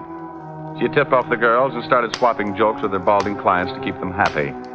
I went in the office, put in a fast call to the 5th Precinct Homicide, and 10 minutes later, Lieutenant Walt Levinson and Otis, his trained anthropoid, were looking at the late John Wiley. Sure looks like murder. I guess it would be better if he had a knife in his chest with a sign on it. Who was in the place when it happened? Pat, 3 girls, 2 customers, and a dozen assorted gay gypsies. Oh, for Pete's sake. Pete has an alibi. What was the dead man doing on the table, anyway? Trying to grow hair. Oh, that's silly. Who ever heard of anybody growing hair on a table? Sergeant Loveloon. Well, I thought it was pretty funny. Go out and round up everybody in the place and take them into the office. Then call the precinct and get the coroner down here. Then, if you're a good little boy, you can go out and play in the traffic. Well, a murder's a mess any way you look at it. A man lying on a table with his neck broken. 4 women and 2 men, the only ones around when it happened. Bad publicity for a nice little working gal named Pat Stens. But you can't hide it when it happens. Someone gets killed, someone gets hunted. And everybody concerned gets mixed up in it. Walt herded everyone into the office and the questioning started. The men were very unhappy. That bad publicity, it couldn't be helped. Mr. Robert Wells, songwriter. Look, I don't know anything about it. I never saw the man before. Surely you can't possibly suspect me. Why in the world would I want to kill him? It's ridiculous. And the other, Mr. Jacob Green, jeweler. Oh, my goodness, my head is still wet. John Wiley? I never saw him before in my life. Not in my whole life. Hey, Pat, give me another towel, will you? Kill him? For why? I got a mother-in-law. First things come first. Yes. You see? You see? My debt I'll catch from Jersey. Two prosperous men, two prosperous denials. The girls came next. 3 girls who worked for Pat. First, Mary Carroll, the girl who had worked on John Wiley. The one who had helped him up on the table and massaged his neck and forehead for 5 minutes. Sure, I put him on the table, but I left him like always. We let them lie in there and relax for about 10 minutes, don't we, Pat? That's right, Lieutenant. That's the way it works. Mary left him and went over to start on Mr. Wells. That's right, Lieutenant. She did. Mary's a pretty strong girl, isn't she, Mr. Wells? Yeah, she could break your neck? Oh, now, wait a minute, Lieutenant. You think she could, Mr. Wells? She's pretty strong, I guess, but she wouldn't do that. Any one of us could have gone in that back booth at one time or another, Lieutenant. You found him, didn't you, Miss Stens? Yes. Do you usually go back to see how your customers are? Sometimes. Sometimes they go to sleep and the girl who left them's too busy with someone else, so I wake them up. Next girl, Lillian Wooster. Yes, I went back by that booth several times. Why?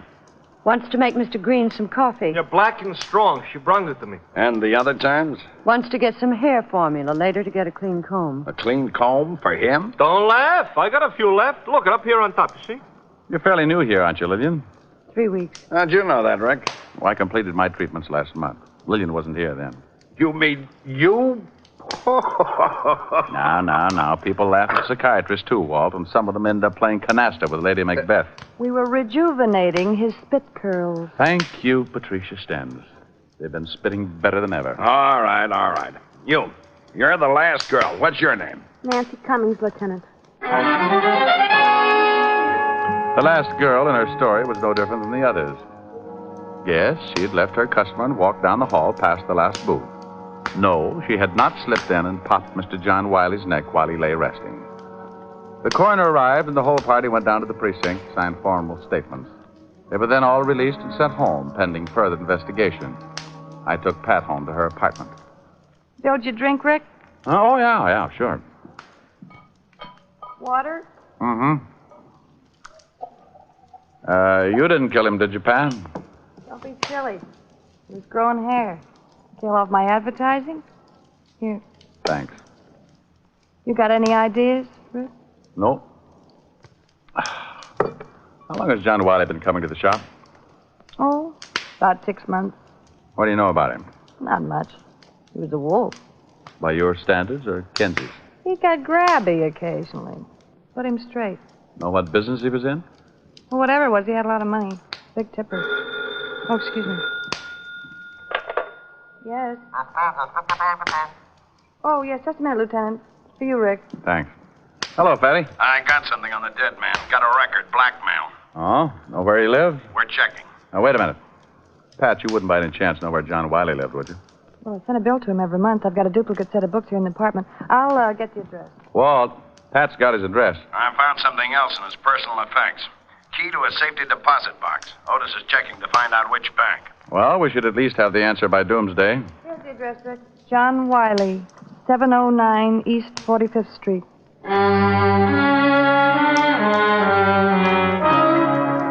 I told Walt I'd meet him at Wiley's place, downed my drink, gave Pat a pat, and a half hour later we were tearing Mr. John Wiley's apartment to pieces. Nothing. No? Well, I at least turned up a kazoo, grab a comb and some tissue paper. We'll do a fast course of Swanee. Hey. No tissue paper? No, here's a date calendar. Good. Maybe we've been working on a holiday. Here's a name, Nancy. That comes after April, doesn't it? Same name on some of the other pages here. The 28th, Nancy, 6 o'clock. Again on the 22nd. Nancy, 8 o'clock. Again on the 18th and the 12th. Hey, one of the girls who works at Pat's is named Nancy. Yeah, I know it. Well, do you think we should go over and see her, or sit down around a card table, hold hands, and make her pop out of the wall? You know, someday I'm going to get very mad at you, Rick. Only when you find somebody prettier.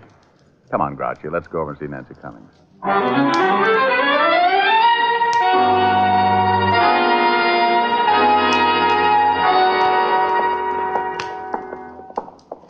Here's her apartment. She lives with that new girl. Lillian Wooster? Yeah, and stop flexing your claws. Who is it? Police. Yep. Open up or we'll huff and we'll puff and we'll... My, what big noises you make, Grandma. The better to scare the men out of your closet, my dear. We'd like to talk to you, Miss Cummings. Certainly, Lieutenant. Come in. I was just making some lemonade. Would you like some? Oh, thanks. It's pretty hot out. Maybe you'd like something stronger? Lemonade's fine. I'm on duty. He's on duty. You better give him some torpedo juice. Miss Cummings, you didn't tell us that you had dated John Wiley. Would you like your lemonade, sweet lieutenant? Medium. Here you are. Thanks. You never asked me if I dated John Wiley. The lieutenant found your name written on Wiley's date book. I've been out with him 6, 7 times, I think.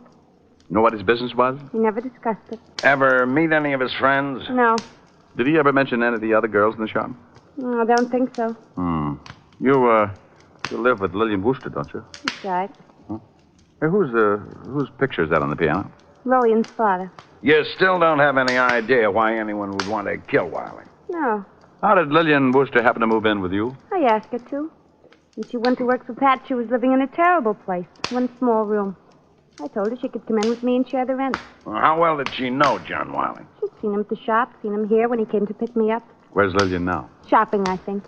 Well, thanks, Miss Cummings. We'll be talking with you again. More lemonade? Or later, maybe. When things start getting a little hotter.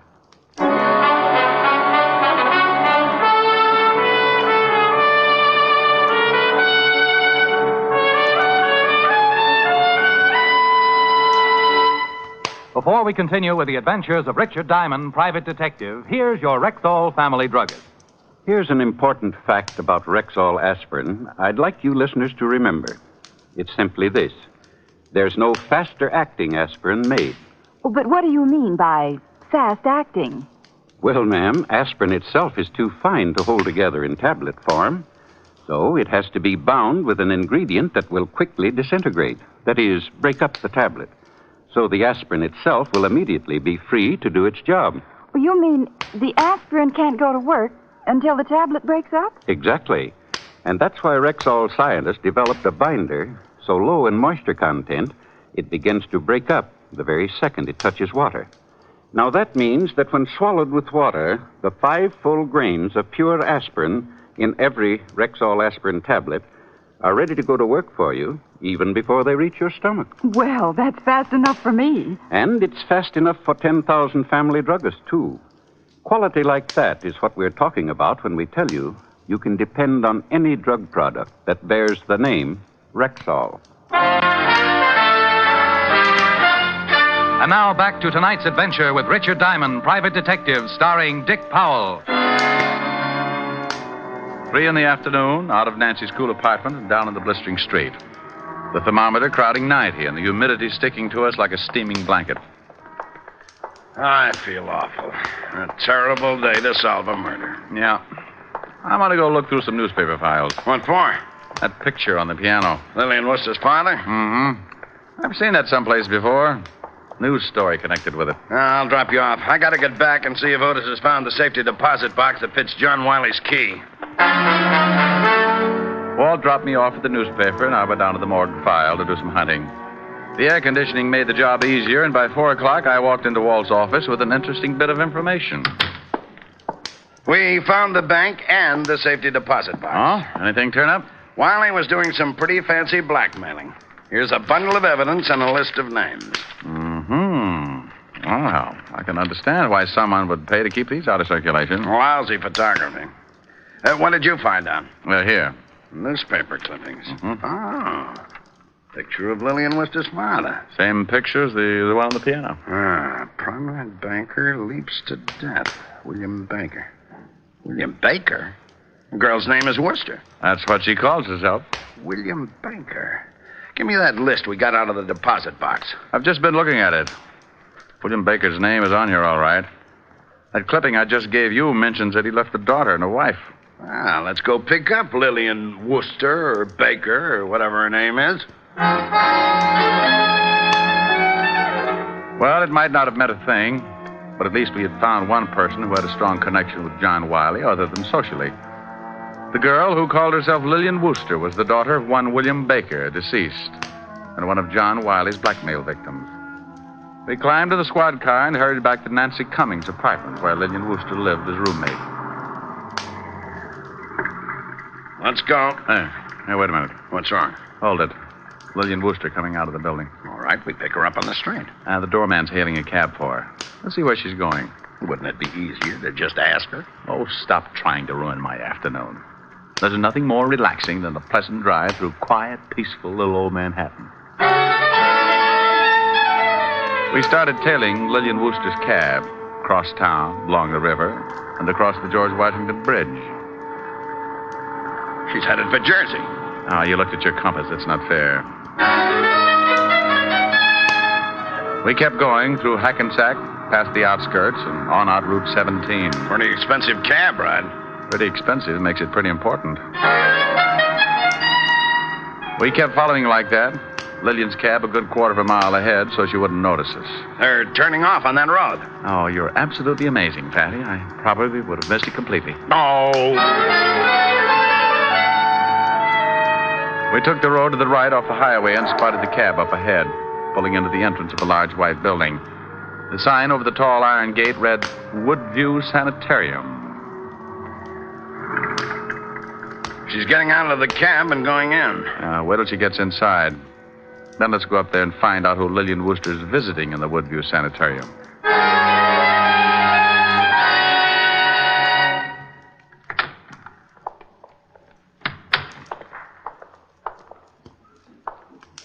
Yeah? Something I can do for you? I'm looking for a girl. You know, honey, something that doesn't look like a man. Now, you stay out of this, Diamond. Don't you start getting me confused again. He gets confused? At the drop of a hat. Watch, I'll drop my hat. Now, you stop that. He doesn't like it, does he? Oh, it nearly drives him with... Now, you understand. Yes, of course. Where are you going? I think you better talk with Dr. Gerson. All right, run him out. Temper. Rick, I swear if you don't stop these confounded routines. Routines? Well, you know what I'm talking about. Who's on first base? Oh, don't you know who's on first? Huh? I'm Dr. Gerson. My friend here is given to mass demonstrations in the aisle. Oh, shut up, Rick. I'm Lieutenant Levinson. I'll bet you're with the cavalry. You get wise with me, Mac, and I'll bust you one. Extreme persecution complex ever since Uncle Julius took away his mandolin. Well, we have some lovely mandolins here, Lieutenant. I am Lieutenant Levinson, New York Police. Now, it's more fun in the cavalry. Maybe you'd think it was more fun in a cell. Well, it's wonderful. We have some very nice ones. Let me show you. Now, listen, I am Lieutenant Levinson, New York Police, 5th Precinct Homicide. And if you don't lay off this foolishness to help me, I'll tear you limb from limb. I'll get some help. You won't get anybody. Get away from that phone. Look, I think you better let him tell you why he's here. Will it calm him down? I'm here trying to catch a girl. Oh, Rick. That's right. He's here trying to catch a girl. Certainly. Why don't we all try and catch one? Look, would you do me a favor, friend? Why, of course, Lieutenant. Take a look at those credentials. Certainly. Oh, my goodness. I'm afraid he's a real policeman. I need no help from you, Mr. Diamond. Grouchy. Oh, my goodness. Satisfied? Well, yes. Aren't you a little out of your territory, Lieutenant? I am not making an arrest. Just trying to catch a girl. I am following a girl. She may be a murderess. She came in here a few minutes ago. You mean Miss Baker? Then Baker is her right name? Who's she seeing? Her mother. What's wrong with her mother? Mrs. Baker is seriously ill. Have anything to do with her husband's suicide? Everything to do with it? I doubt Mrs. Baker will ever recover. We went back out to the car and tried to put it all together. Lillian's father had jumped off a roof. He was being blackmailed and couldn't take it. The shock had driven Mrs. Baker into a permanent breakdown, and John Wiley had been responsible for the whole thing. Motive enough for Lillian to get a job with Pat Stenz so she could get her hands on John Wiley's neck. We waited until Lillian's cab turned out of the driveway and headed back for New York. We stayed close, watched her get off at her apartment. Then we went over to see Pat Stenz. You gonna get a hair treatment tomorrow, Rick? That's right, honey. I want you to be sure that Lillian takes care of me. Did she do it, Rick? I think so. But why? She seemed like such a nice girl. Well, she had a pretty good reason. But we need a confession, and Rick's got an idea how to get it. I want Lillian working on me through the whole treatment, especially when I get on the vibrating table.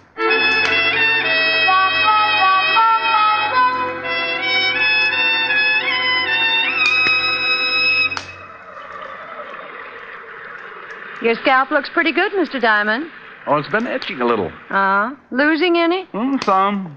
Hi. Oh, hello, Pat. His hair looks pretty good, Miss Stenz. Let's see. Use both solutions. Okay. I'll see you later, Red. Nice girl, Pat. Very nice. Have you found out anything about Mr. Wiley's death? Oh, the police have gone a few errands. The lieutenant wants to see your roommate. Nancy told me.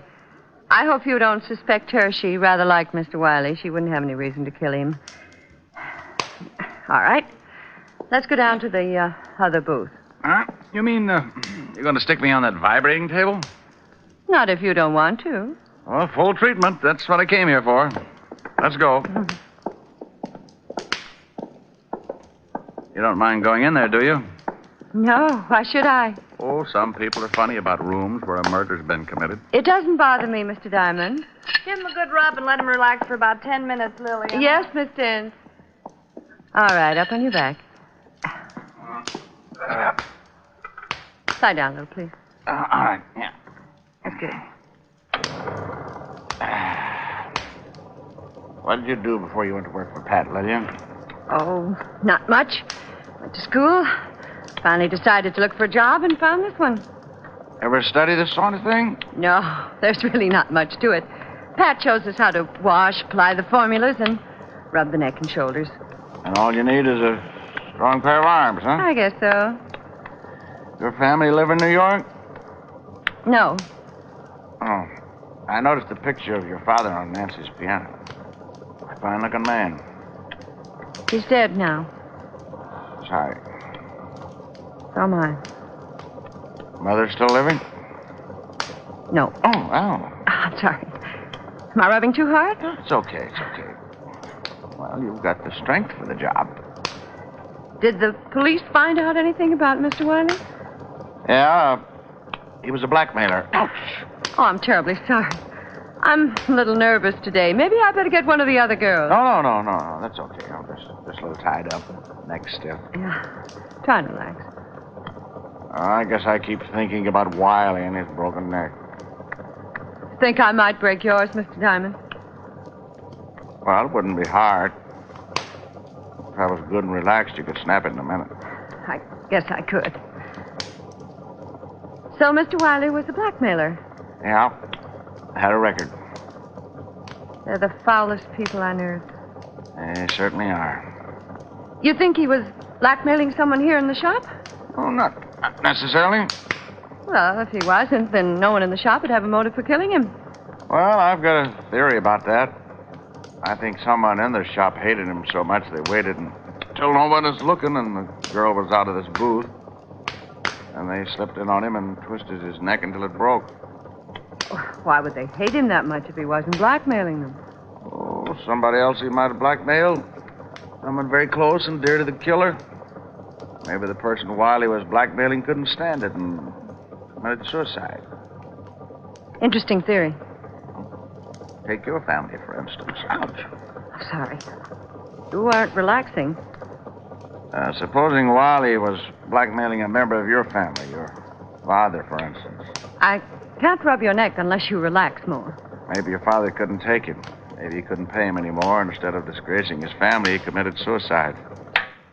Just turn your head a little to the side, Mr. Diamond. Yeah, better. Much. Well, if that happened to my family, Mr. Diamond, I guess I'd kill Mr. Wiley and not mind it a bit. Think of the shock. I even put the wife in a sanitarium. It probably would. How did your father die, Lillian? He jumped off the roof. Now, if you'll turn your head a little more, I'll try to pop your vertebra. We followed you out to Jersey yesterday, Lillian. I'm going to adjust your neck, Mr. Diamond. It's better if you relax so it won't hurt. Well, if you wanted to, you could pop it anyway. I couldn't stop you in time. I don't guess you could. There. Now the other side. No. Did you kill John Wiley? Yes. Relax. All right, Mr. Diamond. Let's go down to the police station.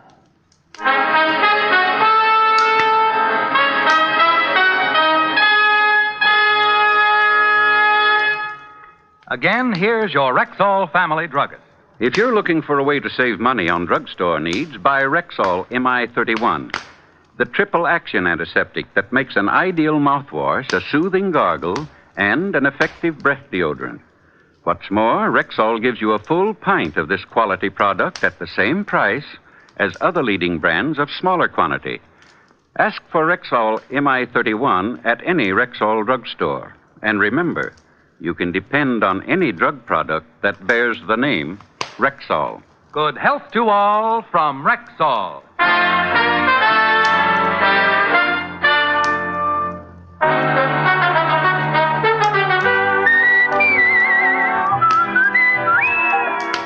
Richard Diamond, Private Detective, stars Dick Powell in the title role and is written by Blake Edwards with music composed and conducted by Frank Worth. Featured in tonight's cast were Mary Jane Croft, Ted DeCorsia, Wilms Herbert, Virginia Gregg, B. Benaderet, and Larry Dobkin. Richard Diamond, Private Detective, is transcribed in Hollywood by Jaime Del Valle. This is Bill Foreman inviting you to be with us next Wednesday at this time when we will again bring you Dick Powell as Richard Diamond, Private Detective.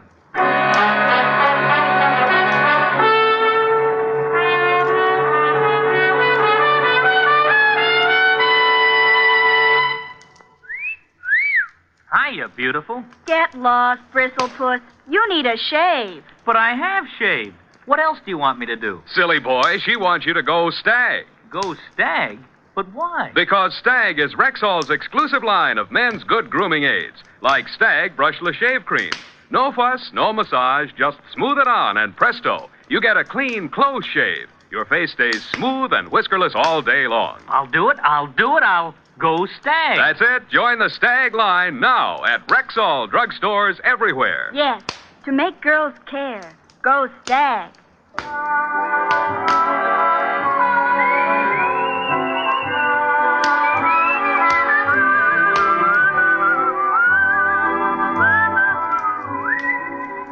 This is NBC, the National Broadcasting Company.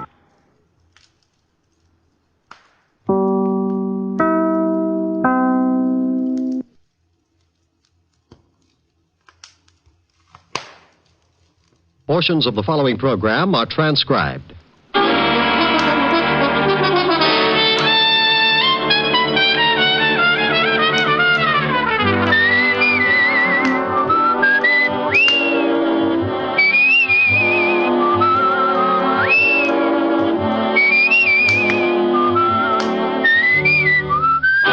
Here's Dick Powell as Richard Diamond, Private Detective.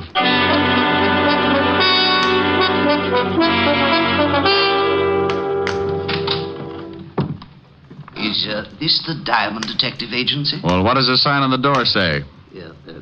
Diamond Detective Agency. And take a guess. Are you Mr. Richard Diamond? It depends. How much does he owe you? Nothing. You just want to speak to him? I do. You come as a client? Yes, I do. You have $100 a day in expenses? Yeah, I do. Then I now pronounce us man and client.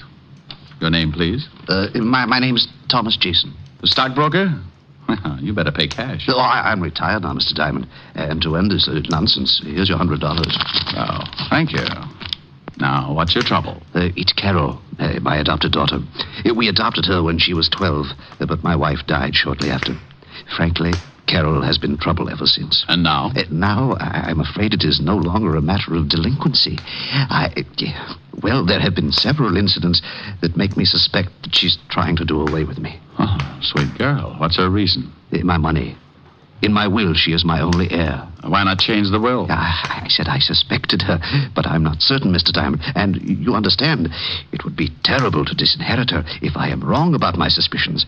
I simply must be sure before I change my will. She have any idea of your suspicion? Yes. This morning I did speak to her. They mentioned the possibility of cutting her from my will. She flew into a rage, made several terrible threats. Oh, what do you want me to do? Well, sir, I want you to... Oh, excuse me. Diamond Detective Agency, we have the only corpse with the lie-down design. Oh, Rick. Why don't you answer the phone right? Okay, Helen, baby. Diamond Detective Agency, Mr. Richard Diamond speaking. What? See, it throws you. Mr. Diamond. Honey, I'll see you tonight. I got a client. She? He. Good. Aye. You were saying, Mr. Jason, before I was so nicely interrupted. Yes, I want you to either prove my fears to be true or groundless. If I am right, I will change my will, of course. Where do I start? Come to my house at 3 this afternoon. Here's the address. I'll introduce you to my stepdaughter, Carol, as a business acquaintance. After you've met and talked with her, I'll give you what details I have about her threats and actions. Okay, Mr. Jason, I'll be at your place at 3 this afternoon. Good day, Mr. Diamond.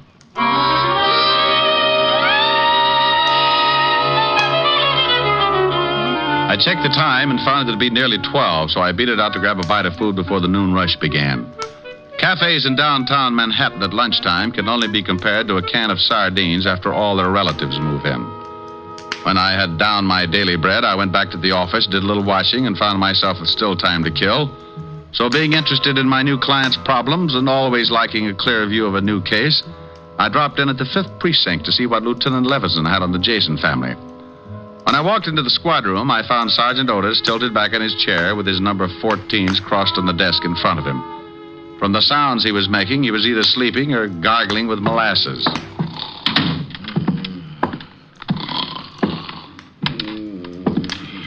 Sergeant Otis. Oh, boy. Sergeant Otis. Calm down. Otis, wake up. It's you, Chalmers. Patrol Leader Diamond with his stout-hearted brownies who were shocked by your dreams. Shame on you. Hey, how'd you know I was dreaming about a dame? I peeked. You know, I think I'll tell the lieutenant that you were sleeping on the job. Well, no, please don't do that, Chalmers. You start me pounding the beat again. Please don't tell him. Well, maybe I'll let you off the hook, but only if you tell Walt we're pals. That might stop him from giving me the devil about ribbing you. Pals? You mean friends? Buddies. Oh, no, I couldn't stand it. Hello, Walt.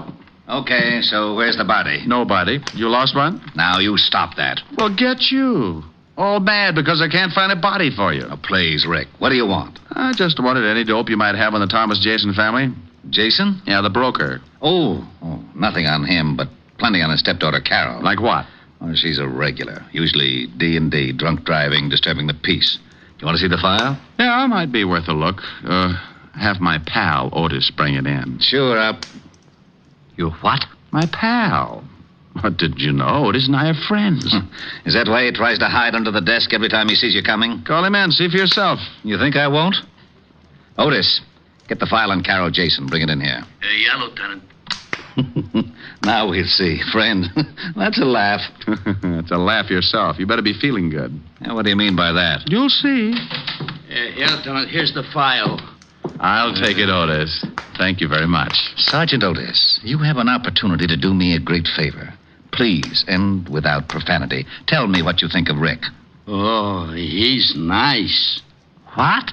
You're turning blue, Walt. I'll turn blue if I want to. What did you do to Otis? Dope him? You heard him. He thinks I'm nice. We're pals, buddies. I heard him all right, but I wouldn't believe it on a stack of police manuals. Otis, I'll give you one chance. What's this all about? The shamus told you, Lieutenant. I think he's a swell egg. A great guy. Thank you, Otis, my friend. Always kidding, but a good pal. Otis, do your feet ache? My feet? Why, no, Lieutenant. Well, they will. I'm sending you to a beat. A beat? Yes, in Yonkers. Oh, no!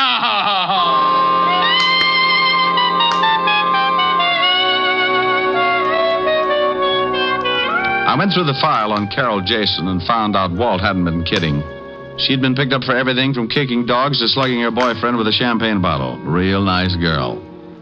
I left Walt trying to third degree the truth out of Otis and headed for what I hoped would be a nice, easy case. In a few minutes, I was in front of my client, Jason's house on East 66th Street. It turned out to be a modest little shack of some 30 rooms with a brownstone cover. I was ushered in to wait in the library for Thomas Jason, but I got a surprise. Mr. Diamond? Well, now, I'll bet you're Carol. Your stepfather's told me so much about you. You're a friend of my stepfather's? Well, you might say we have things in common. Where is he? I'm afraid you can't see him, Mr. Diamond. You see, he's become quite ill. Oh, ill so quickly? I talked to him a few hours ago. He's about as sickly as Paul Bunyan. Mr. Diamond, will you please leave? Not until you tell me what happened to Jason, where he is, and why I can't see him. Get out. Do you hear me? Get out. Oh, put a cork in it, honey. Your father suspected trouble. Apparently it came quicker than he thought. Me, I want to know all your little secrets. Just who are you? Policeman? Private policeman, dear. Your father hired me this morning. Well, I'm firing you this afternoon. Father's ill, and I will not allow him to be disturbed. He paid me for a day's work. Tomorrow you can fire me. Is he here? No. Now, will you get out, or do I call the real police? No, maybe you'd better, dear. There's a smell around here that isn't a room full of roses. All right. If it's going to save trouble, I will tell you this much. Father had a serious mental condition. This afternoon, a couple of hours ago, he had an attack. And I was forced to have him taken to a place where he could be treated properly. With what? Embalming fluid? Why, you insulting. Where was he taken? Who's the doctor? I think I've answered all the questions I need to, Mr. Diamond. My actions are entirely legal. If you persist in your insinuations, I shall see that your license is revoked and that you are charged with defamation of character. Oh, get you. You've been reading up on the law, and I'll bet I know why. All right, dear. I'll leave now. Go on, and don't come back. Temper, temper, temper. I'm going, but we'll see each other again.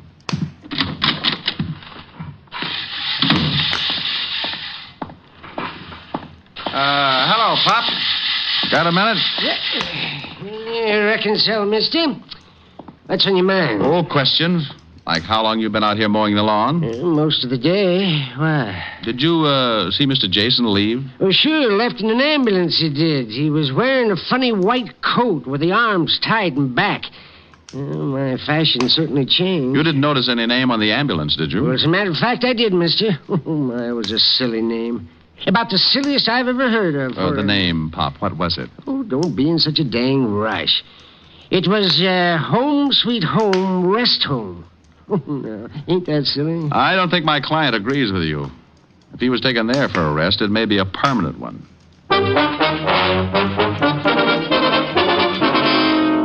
Next stop, a drugstore with a phone book. Said book gave me the address, and I was soon in Baychester, looking at something pretty swank in the way of nut houses.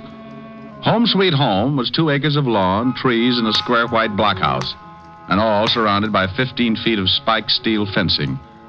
By this time, the setup was really beginning to smell, and I decided that maybe a shamus might not be welcome. So for a moment, I stood by the big gate debating how I could get in. The answer was fairly simple. I rang the bell. It caused a huge character wearing a white jacket with arms like hairy telephone poles to appear. Yeah? What can I do for you, mister? Let me in. Why? This is a rest home, isn't it? Yeah. Well, I want to rest. Oh, funny. Beat it.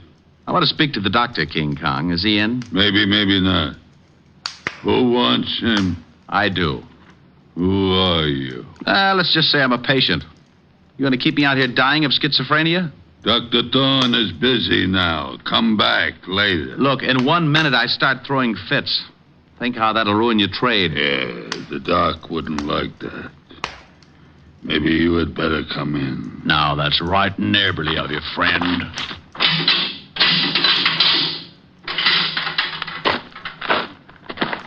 Wow. Nice place. For nuts? Please. I'm a patient, remember? So, if you're a nut, I should care. If you ain't, why should you? Now, that's a homely bit of philosophy. Tell me, what do you do here? Break skulls? I don't think I like you. And I'm a nurse. What a shock this will be to Dr. Kildare. I don't know him. Now, you wouldn't. His nurses are pretty. If he had to have you as a nurse, he'd quit medicine and take up playing the glockenspiel. Sally, you're nuts. Wait here. I get the doctor. Yes, nurse. Dr. Thorne, you got a patient, I think.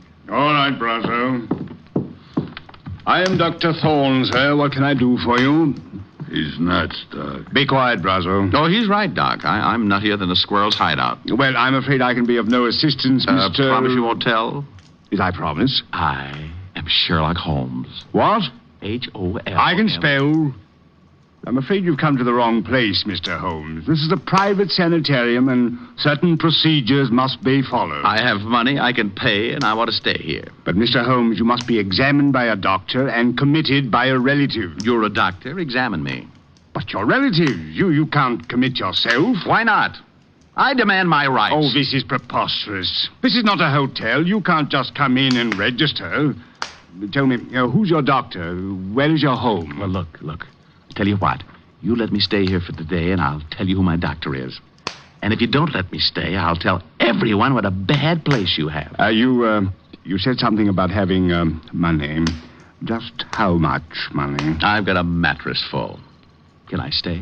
Perhaps it can be arranged. Though, of course, I must examine you. Of course. And there will be a certain fee, you understand? I'm beginning to. Tell me, Mr. H-O-L... Stop! You certainly are most annoying. Tell me, why do you want to stay here anyway? Well, I've got to stop the plot. The plot? You know about that? Sure. You plan to rub out Fearless Fosdick, but I'm not going to let you. Oh, I see. Tell me, do you have any dreams? Well, of course. I have dreams about eating ice cream cones, and oh, what a mess they are.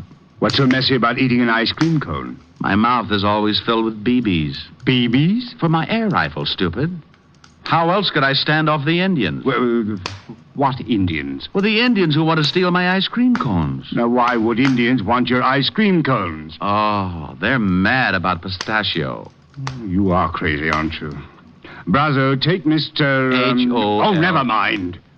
Take him to observation room B, Brazo. I don't have time for the examination now. Wait, can't I be with the other patients? I get lonely. Later.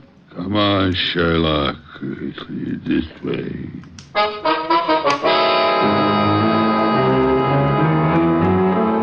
Well, I was in, thanks to the good doctor not being able to pass up a possible easy buck. The Big 8 Brazo led me to a small room with bars on the window and a spring lock on the door. When he left, I made like a smart gumshoe and went after the lock with my penknife. Due to my early training in picking locks at the automat, I was out like Alabama. I found myself in a long hall with 7 rooms, 3 on each side and 1 at the end. I knocked on every door. Nothing. Not even Bogart. The last one had to be Jason. Are you in there, Mr. Jason? Diamond. Oh, I am glad to hear your voice. Please, get me out of here. Just take it easy. I don't have a key, and this door has a padlock on it. But you must get me out. Sure, but give me time. First, tell me what's the score. Why did they lock you up? Carol had it planned. She has paid Dr. Thorne to keep me here until I go crazy.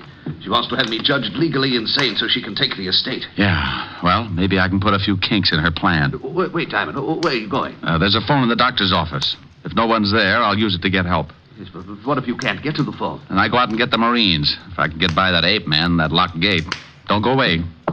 Oh, there you are, Sherlock. Oh, don't pick on me. I was only 3.5 years old. I'm upset with you, Sherlock. You oughtn't to be running around the halls like this. A guy's got to have his constitutional, Brazo. Yeah, well, you're through with yours. The doc wants to examine you now. I've changed my mind. I don't think I like it I said here. the doc wants you. What the doc wants, he gets. Well, bully for him, but this is one time you won't. I'm bleeding. I don't want to break your arm, Sherlock. No? So you don't leave until the doc says so. Well, I'm sorry to disappoint him, but certain things are necessary, like this. Oh. Now, you shouldn't act like that. I might get mad. Oh, my knuckles. What is your jaw made of? Concrete? Come on, Sherlock. Or do you want to try again? No, thanks. One busted hand is enough. And don't try to run. The gate's locked. And if I have to catch you, I'll fix your legs so you can't run again. Oh, friendly little butcher, aren't you? Right in here, Sherlock. The doc is waiting. Here he is, Doc. Good. You can go back to the office, Brazo. I won't need you. Well, you seem to be well trained as a detective, Mr. Holmes. Do you always pick locks so easily? I do better with my erector set. But you needn't examine me further. I've changed my mind. You've changed your... This is odd. First you demand in, now you want out. I just remembered I forgot to pick up my station wagon. But the Indians, you want me to help you keep them from stealing your ice cream cones, don't you? They already got them, and all my money, too. They're both gone. Your money? And you don't have any money? Not a bolivar.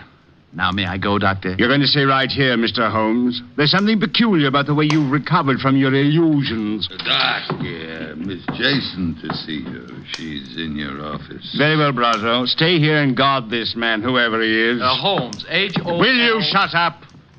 And make sure he stays put this time, Brazo. I have some questions I want to ask him. He won't go no place, Doc. You go ahead to the office. Well, Carol... This is a pleasant surprise. Come to visit Jason. Thorne, our plans will have to be changed. Changed? Something has come up that may cause an investigation of stepfather's illness. We can't afford to take a chance of that. But we can't let Jason go now. I had no such intentions.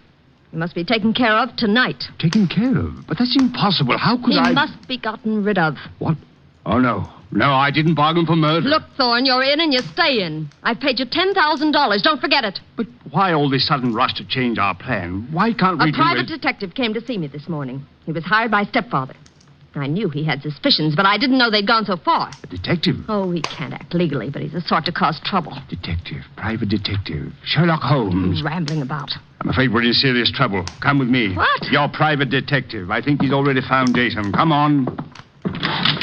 You wouldn't like to earn $100, would you, Brazo? No.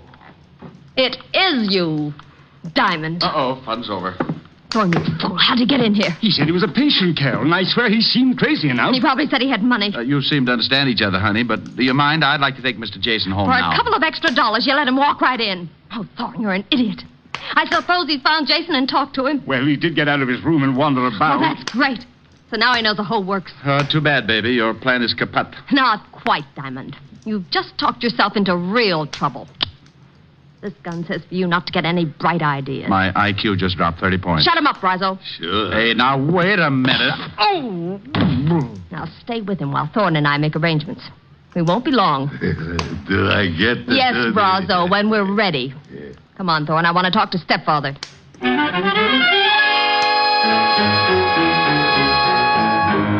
Brazo's fist was made of the same stuff as his jaw.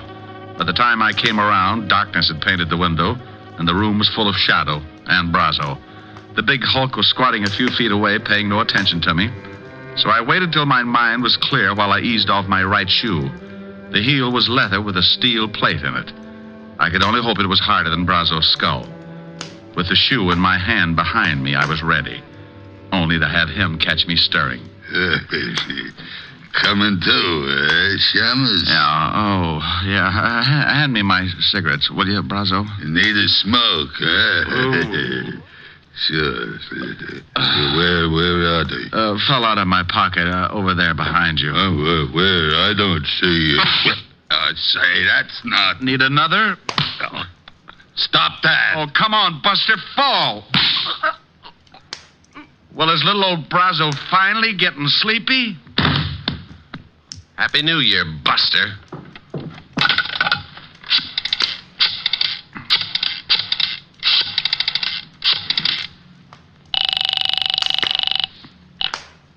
Levinson, homicide. Walt, Rick, if you don't want me to be a customer of yours, get out to the Home Sweet Home Rest Home fast. What? Hey, what kind of a gag is this now? It's no gag, believe me. My client and I are the blue plate specials, and dinner is about to be served. The Home Sweet... Oh, it still sounds like a gag. Who'd call anything that? Now, don't argue, Walt. It's no joke. Okay, Rick, what's the address? 1820 Allerton Avenue, Baychester. And bring a blowtorch to cut an iron gate. You may have to. All right, I'll be there in 30 minutes. Quicker if you can. Stand right there, Diamond. Or I'll use this gun. Good afternoon. I represent the Sleep Looks like Tight I came just in time. Only now that you've fixed Brazo, you have to dig your own grave. Dig my own grave? Oh, honey, is this trip really necessary? Keep moving or I'll kill you right here. I move.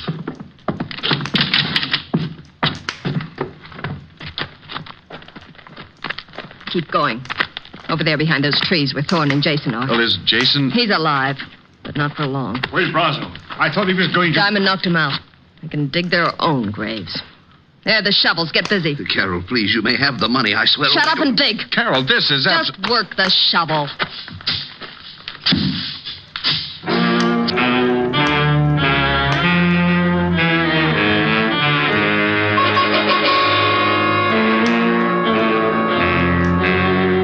Can you imagine Richard Diamond, private detective, letting a sawed-off female make him dig his own grave? You can't? Well, she did. And for a good half hour. I stalled as long as I could to give Walt Levinson a chance to get there.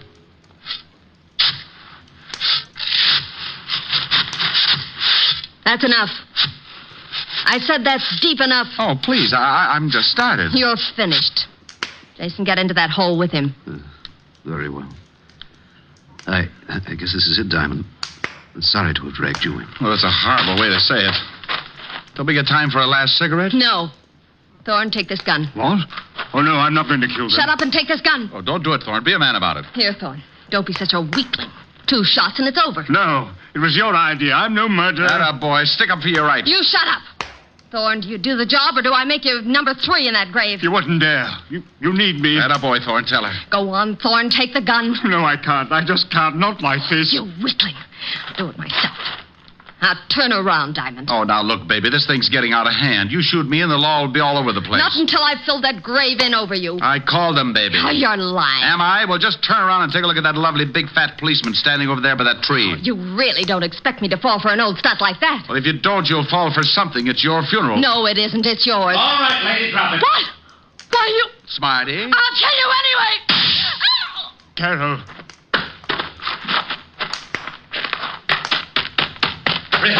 Rick, what the devil's going on here? What are you doing down there? I'm looking at the girl. I think you shot her pretty bad. Who are these 2 guys? The guy with the castanet knees is Doc Thorne. Better put the cuffs on him as an accessory. But you can't do this. I was the one that refused to shoot you. Oh, stop licking my hand. You can tell it to the precinct judge. Otis, snap the cuffs on them and take them out the car. Sure. Come on, you. Now, what about this other guy? The girl's stepfather. How do you feel, Mr. Jason? Sick, Mr. Diamond. How about the girl, Rick? Shall I call the ambulance? I don't know. Carol. Well, Rick? Take your time, Walt. She's not with us.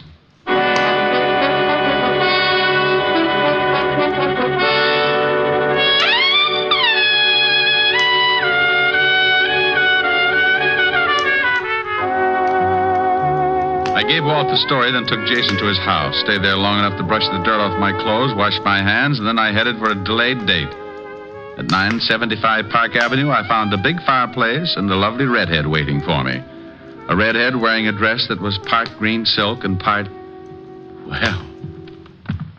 I'm the library, darling. Come on in. Hello, Helen, baby. You sound like you found oil in the basement. What's with the cheer? Me? Isn't it always? I like you. I like the way you say that. Looking up at me with those big green eyes. They're not green. They're hazel. Oh, are they? Let me look closer. Not until you sing for me. Sing? Oh, honey, I'm tired. I want to rest. No, you don't. No, over to the piano. No, Rick, not here. But, Helen, all I wanted to do was... I know, Rick. Oh, you've been using that Ouija board again. I don't want to sing. Now look in my eyes. Close range? Contact. I'll sing. That's better. Like, you must have been a beautiful baby. Oh, love it. You must have been a beautiful baby. You must have been a wonderful child. When you were only starting to go to kindergarten, I bet you drove the little boys wild. And when it came to winning blue ribbons, you must have shown the other kids how. I can see the judge's eyes as they handed you the prize. I bet you made the cutest bow. Oh, you must have been a beautiful baby. 'Cause, baby, look at you now. Like that? That was wonderful, Rick. Come here. About time. Oh, Rick. Do you think you can do that and sing, too? Honey, when you look at me like that, I could kiss you, sing, and knit a whole sweater at the same time. Rick, could you? Want to try? The sweater will take years. I'll buy that. Come here, we'll start with the neck. Rick. You know something? What? I may even knit you a whole suit.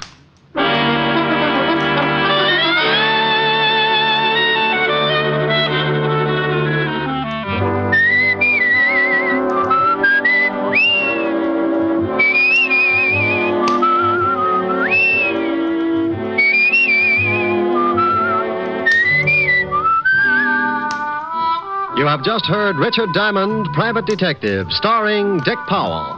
Helen was played by Virginia Gregg, Lieutenant Levinson by Ed Begley. Also in our cast were Wilms Herbert, Hy Averback, Betty Moran, Howard McNear, Edwin Max, and Jay Novello. Music was under the direction of Frank Worth. Tonight's story was written by Herb Purdom and edited and directed by Blake Edwards. Portions were transcribed. Dick Powell soon will be seen in the screen version of the best-selling novel, Mrs. Mike. Now, this is Eddie King inviting you to be with us again at the same time next week when we will again bring you Dick Powell as Richard Diamond, private detective.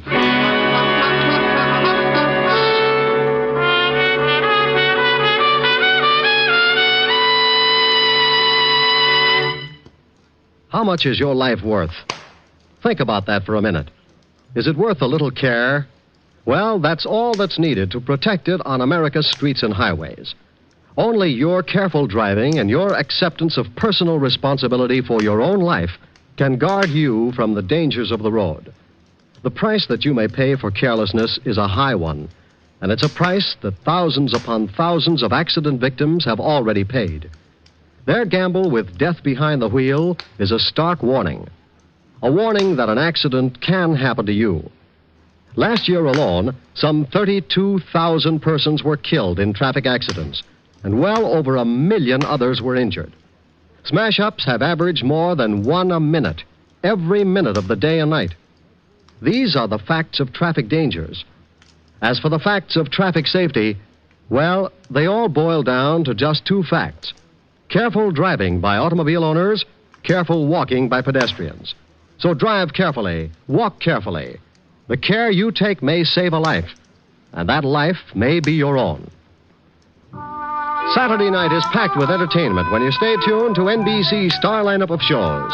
Each Saturday, make it a point to listen to NBC. You'll hear Hollywood Star Theater, Ralph Edwards' Truth or Consequences, Your Hit Parade, A Day in the Life of Dennis Day, The Judy Canova Show, Grand Ole Opry, and songs by Morton Downey. Now, stay tuned for Lionel Barrymore and Hollywood Star Theater on NBC.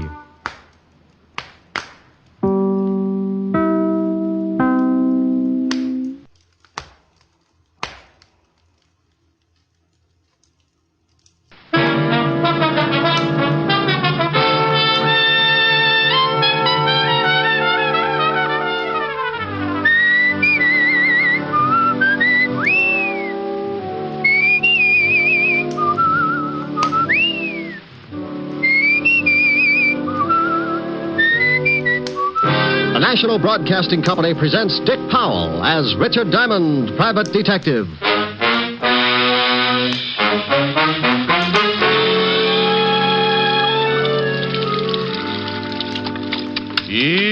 E-A-O-E. E-A-O-E-A.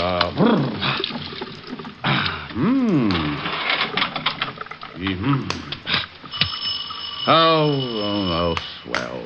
Oh, everything will be right there. Okay, just let me get a robe on. Coming. Yes.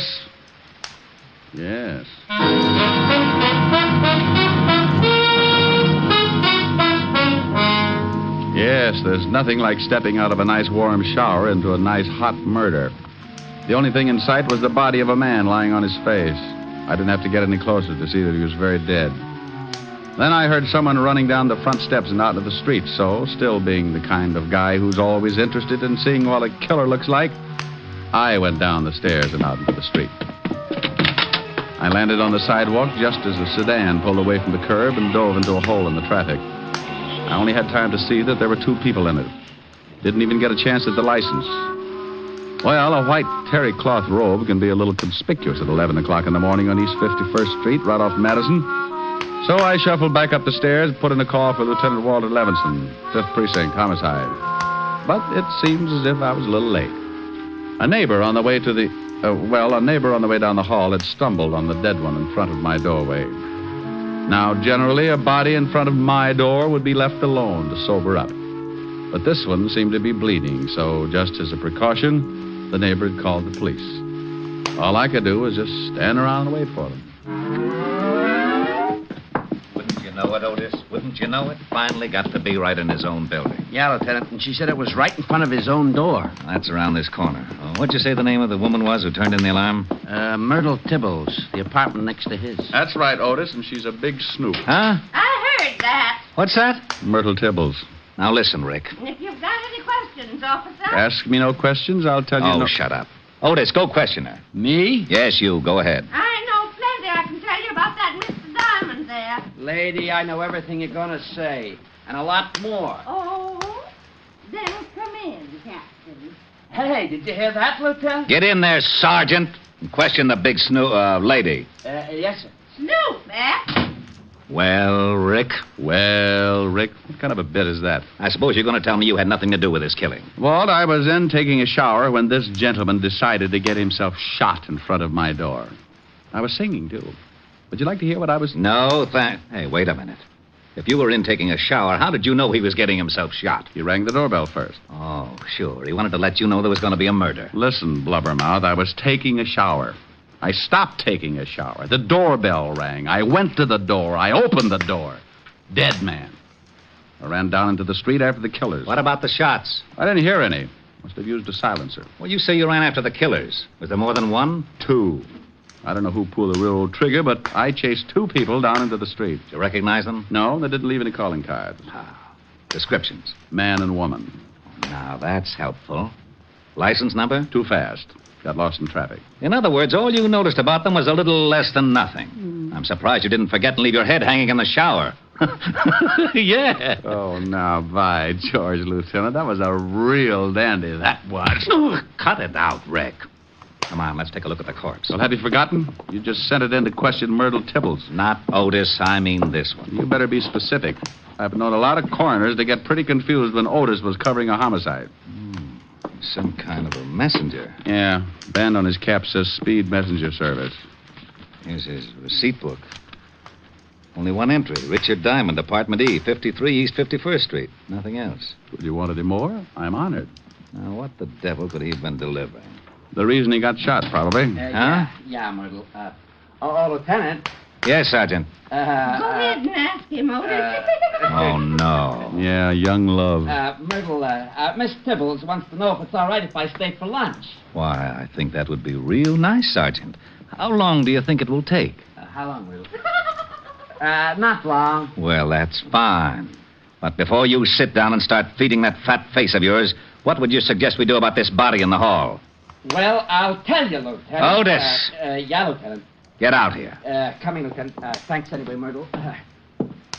Well, where to, Lieutenant? Oh. How about the Speed Messenger Service? Right. Just as soon as the coroner and the boys get here and take over. You want to come along, Rick? Well, sure. The dead man was trying to deliver something to me. I'd like to know what was important enough to get him shot. Sure, let's get going.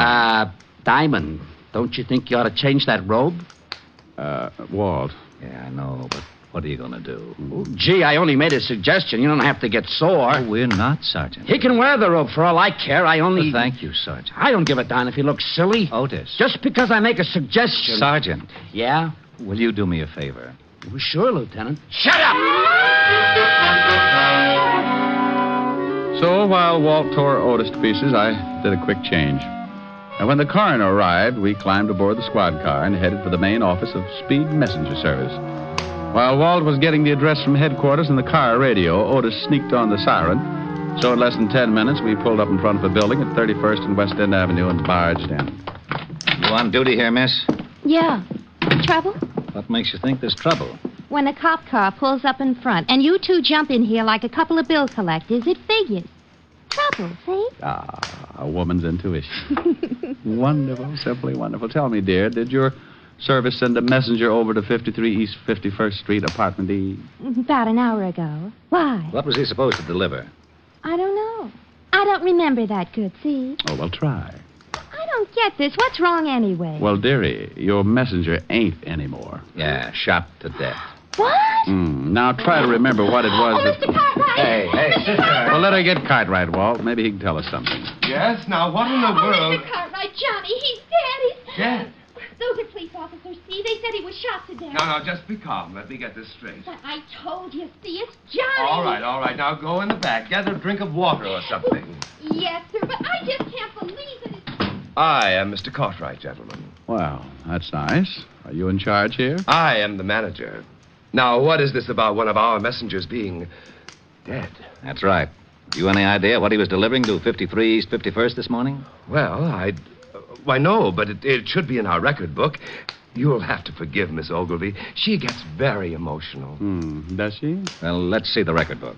Oh, it's right here. Here you are. Now, let's see.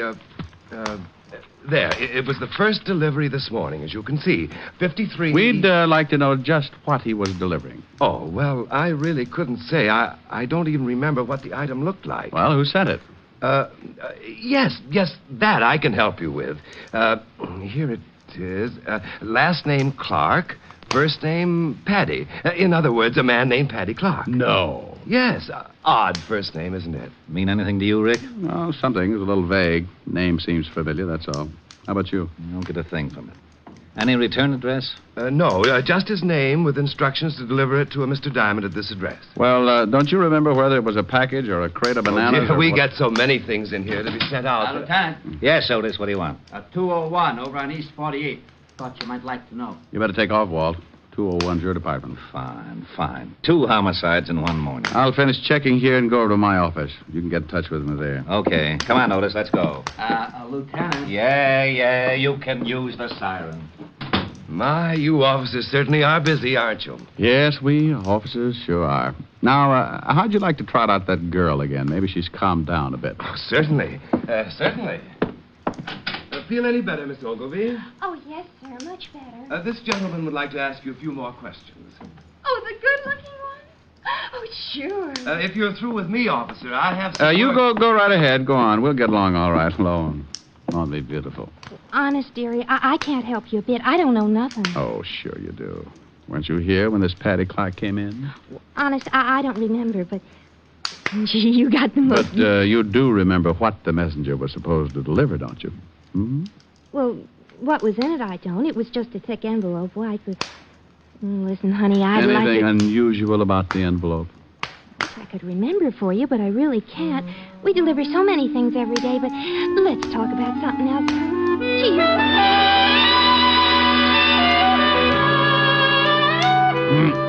Well, after all, there was no reason in the world why she should remember one particular envelope, so, making like a good cop for Walt's sake, I scribbled down her name and address. Then headed for my office at the corner of 51st and Broadway. I stopped in the lobby for my morning supply of cigarettes and was about to step in the elevator when a big fat hunch, that's right, hunch, grabbed me by the arm and turned me back into the direction of the tobacco shop. That's the place I've been stopping at every morning for the last 6 years. And it was run by a little guy with a twitch in his right eye. A little twitch and a last name Clark. And a first name Paddy. Back for something else, Mr. Diamond? Yeah, Max. Where's Paddy? Oh, he called up the other day and said he was going out of town for a couple of days or so. Oh, is that it? I missed him the last couple of mornings. Well, you know, he got 3 stands to look after. Yeah, that's right. Say, tell me, where's Paddy live? You want to see him? Mm-hmm. Got a little business deal I want to talk over with him. Oh, sure. You know Paddy. Anything to make a buck. Here. Here's his address. Read it? Oh, fine, yeah. He got a phone? Yeah. It's Skylar 49970. There. Thanks, Max. One of these days I may even buy a cigar from you. Funny how things like that can happen sometimes. The name of Paddy Clark had seemed familiar, but I couldn't place it. Only because I'd been doing business with him every day for 6 years and didn't think to look that close. I grabbed the elevator, went upstairs to my office, and put in a call to Mr. Clark. Yeah? Paddy? Who wants him? Oh, no. Rick. Hello, Walter. What's new? You know perfectly well what's new. What do you think I'm doing over here? Well, now, let me guess. Riddle homicide? You know that's why I come over here in the... Now, wait a minute. Yes, Lieutenant. How did you get this phone number? Paddy Clark dead? The deadest. Now, how'd you get the number? I, looked in the book. It's not in the book. It's a hall phone listed under the apartment name. I asked my Ouija board. Pow. Okay, Groucho. Paddy Clark owns a cigar store in my building. Well, why under the sun didn't you tell me that in the first place? You said you didn't know him. I said the name was vaguely familiar. All right. How was Paddy killed? Shot. Coroner's on his way. Look, I'm not far from your office. I'll be over as soon as he gets here. I'll have a candle in the window. Bye. To the happy people.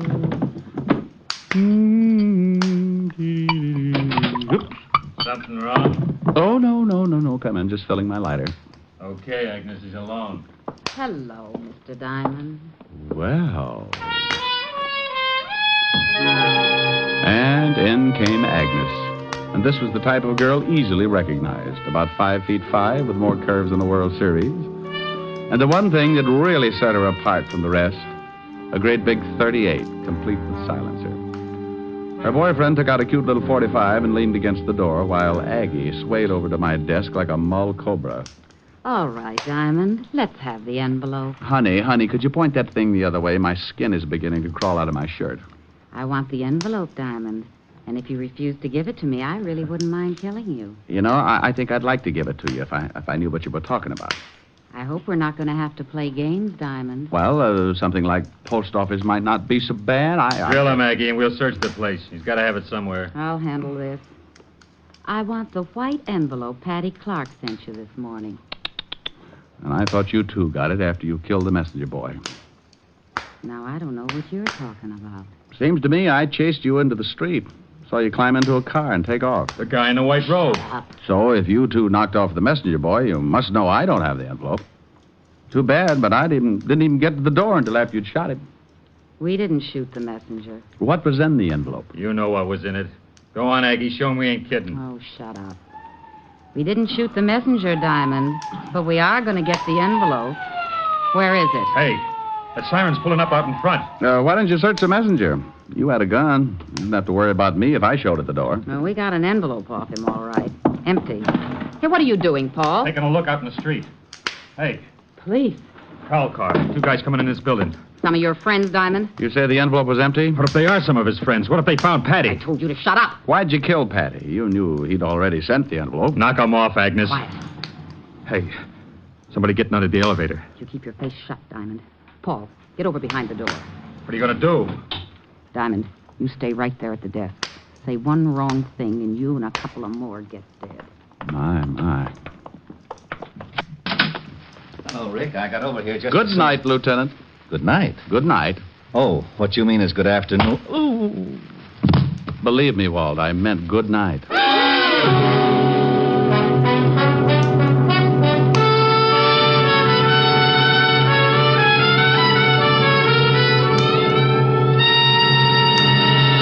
NBC is bringing you Richard Diamond, Private Detective, starring Dick Powell.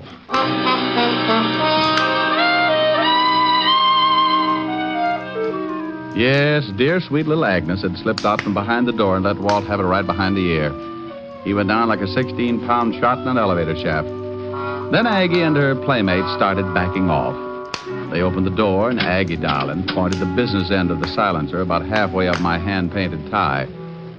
Whether or not she would have shot is anybody's guess.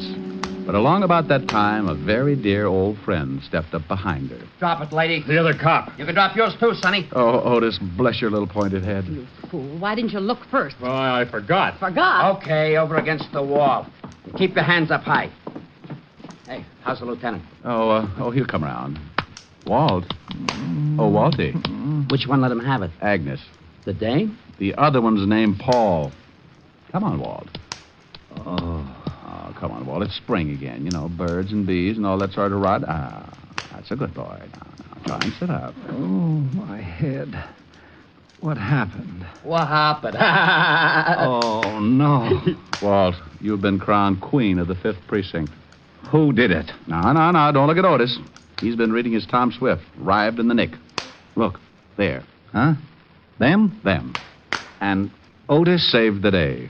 What did he do? Wander in without his collar and scare them to death? Agnes, she's the one with the sweater. Agnes crowned you. Look, where did these two figure, huh? Oh, they're the pair who ran out of the building after the messenger was killed. Put the cuffs on them, Otis. Yes, sir. Okay, you put out your right and you put out your left. And I'll be in Sing Sing before you. And I'll be in too. Get him. Now bring him over here. Go on, lady. Okay. Keep your hands to yourself. Here's the artillery, Lieutenant. 38 special with a silencer. This 45 auto. Silencer, that's enough to book him in itself. All right. You kill the messenger? No. How about Paddy Clark? We don't know who you mean. They know. That's your story. Well, we'll take him down and book him. Happy now, Rick? No. I want to know who has the envelope and what's in it. Envelope? Yeah. The girl at the messenger service finally remembered. Come on, let's take these two down to headquarters.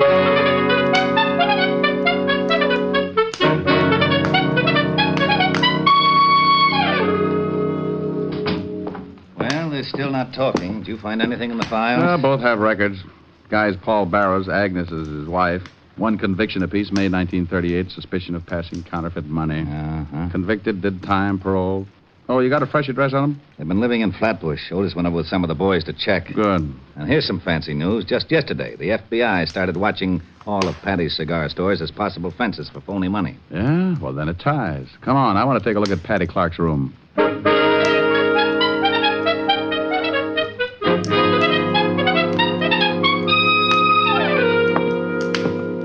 Paddy was lying right there beside a couple of bags he'd packed for the trip. Oh? 4 slugs in the chest, no struggle. Anybody in the building hear the shots? No, and the .38 your little girlfriend had wore a silencer, remember? When did the coroner say Paddy was shot? About 6 this morning. What's that? Oh, a little address book. Paddy must have used the speed messenger service more than once.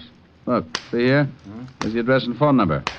Now, Walt, let's go over and take a look at Agnes and Paul Barrow's place in Flatbush. See what Otis has found out.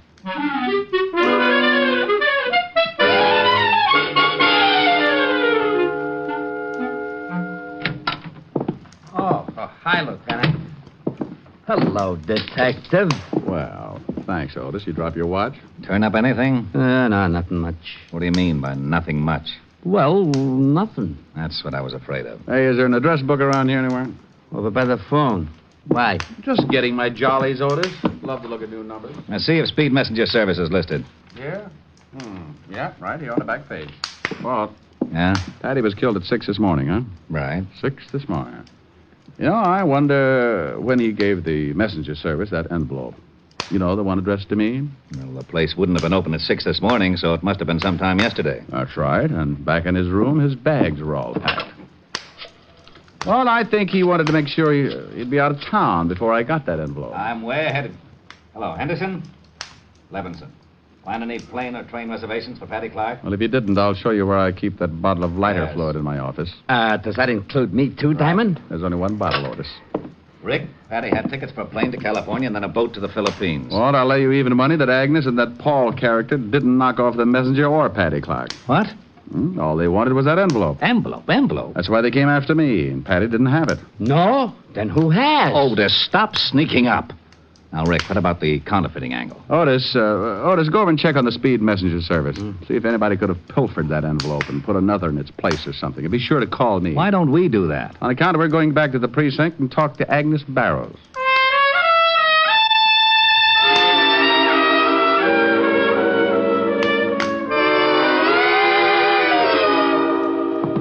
I got them waiting outside. Good. And here's something you like. Ballistics says the .38 your Aggie was carrying is not the gun that killed Paddy Clark or the messenger. Swell. Okay, show them in. Hello, Aggie, darling. I'm sorry I didn't shoot a hole in your head. Isn't she a doll? What do you want out of us? We ain't got nothing to say. We'll see. Now, we know that Paddy Clark was fencing counterfeit money for you two. Now, ain't that peachy? Walt, get the phone. Yeah. Hello? Lieutenant, I'm down to Speed Messenger Service. Well, congratulations, Otis. We thought you'd get lost. Walt, let me talk to him. Sure. Otis? Yeah? Mr. Cartwright there where I can talk to him? He's right here. He isn't? Yeah. No. He's right here. Well, if Cartwright isn't there, put the girl on. Cartwright is here. He's standing right next to me. She isn't? She? No, he. Cartwright's a he. Can't you get anything straight? They've skipped? Huh? Whole place cleaned out? No, there's plenty of people. Oh, now, wait a Hold the phone a second. They've skipped, Walt. I'll pull out a general. Skipped? Why, those dirty... Oh, shut up. Didn't you hear what he said? They skipped. How do you know? You're going to take his word? Henderson, put out a general on Cartwright and his girlfriend. That dirty, no-good, double-crossing Cartwright. Look, kiddies, that guy's framed you two from the very first. Why don't you talk? The state will make it easier for you. Agnes? I don't know. Sure, tell him. We've been getting the runaround ever since he got us in this deal. Hello? Okay. Okay. Hold it, Otis. But, I said hold it. Go on, Agnes. Well, I don't know whether Cartwright killed him or not, but Paul and me sure didn't. What about that envelope that Paddy Clark sent to me? What was in it? Counterfeit dough. Some of the stuff we made with Cartwright. Why send it to me? Oh, because Paddy got sore at Cartwright and wanted to blow the racket wide open. He was crazy to send it through the speed messenger service. Sure he was. Yeah, I think I get it now. When Cartwright found it out, he killed the messenger and had you two there just to make it look like you'd done it. Sure, the lousy. Otis, Hey, listen, how long can a guy hold Otis, the phone? Otis. You want to be a hero? Huh? How close is Cartwright standing to you at this minute?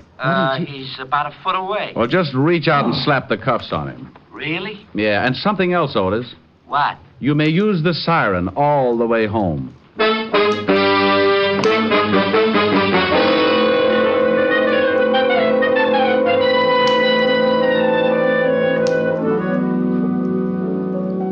Oh, Rick, it's nice to have you here with your face in one piece. Yeah, lucky, ain't I? That's pretty. Why don't you sing it? Well, Oh, no. let me get it. It's got to be Walt. Yeah?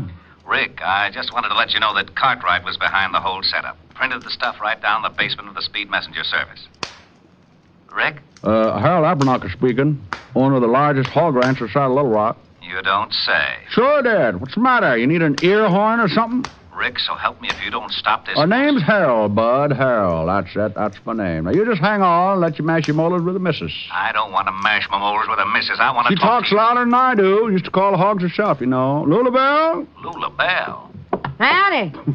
Having trouble with your hearing, huh? Now, Helen, listen. Calling me Harold? No, friend. My name's Lulu Bell. Maybe you got the same trouble like my Uncle Zeke. Used to stick a plug of tobacco in his ear overnight and always forgot it. Oh, my God. Yeah, we thought he's plumb deaf till I started calling the hogs and it shook the tobacco loose. Now, you just relax and I'll unplug you. Oh, this is ridiculous. Work for Uncle Zeke. Hold on to your teeth. Find any loose tobacco? He hung up. Give me the phone. Good old Walt. I'll drive him out of his mind. 5th Precinct, Lieutenant Levinson. Walt? Oh, no, now you listen to Well, me. don't get loud with me, Grouchy. I just called up to find out what happened on the case. Huh? Now, look, I just Well, told if you don't want to tell me, okay, be a sorehead. I'm not going through that apple knocker routine again. What are you talking about? Lula Bell called Otis all the way in from a stakeout in Flatbush. Look, I don't know what you're talking about. If you don't want to keep me in on the nose, just forget it. Gosh, What's the matter now? maybe I did have the wrong number. What a bunch of idiots. Okay, so you had the wrong number. What about the case? Oh, yeah. Well, it seems that Cartwright Here, was Helen, really hold the this. one behind the whole setup. Killed Paddy Clark, set barrels his wife. We've got to stay with the happy people.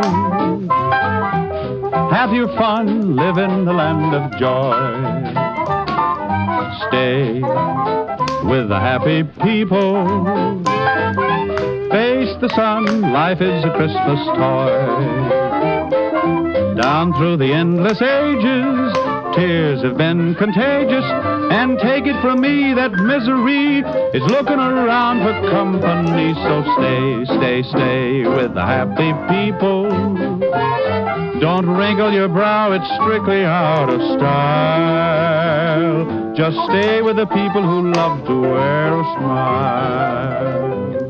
Helen, is Walt still talking? Wait a minute, Oscar. Really had blood in his hands. He's been cleaning up Yeah, on that he's counterfeit still racket talking. for years. Well, I might as well sing another chorus. We've got to stay with the happy people. Have your fun, live in the land of joy. Stay with the happy people. Face the sun, life is a Christmas toy. Down through the endless ages, tears have been contagious. And take it from me that misery is looking around for company. So stay with the happy people. Don't wrinkle your brow, it's strictly out of style. Just stay with people who love to wear a smile. Arrived at, Otis says there must have been more than 100,000 in phony bills. We got the plates and everything. You don't say. Yeah, that just about ties it up. Well, Walt, I'm sure glad to have heard all that. Oh, wait a minute. Someone wants to say hello to you. Oh, yeah?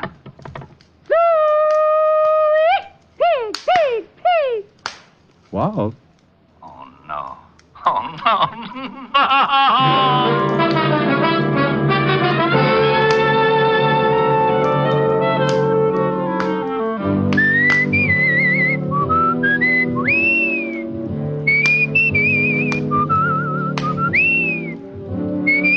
just heard Richard Diamond, Private Detective, starring Dick Powell.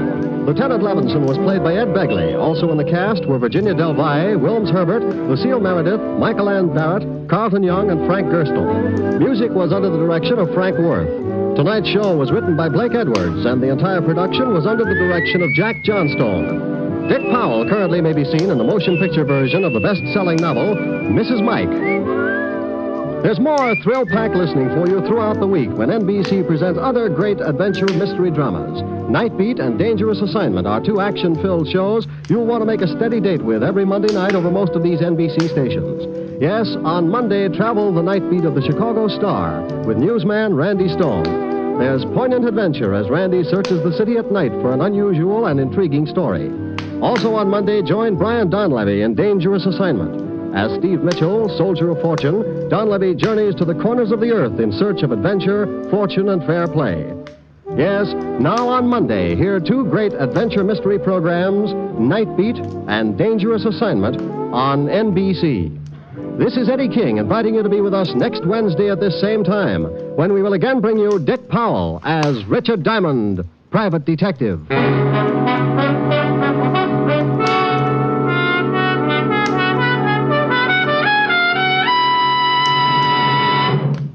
Green Guild Theater stars Ginger Rogers tomorrow night on NBC.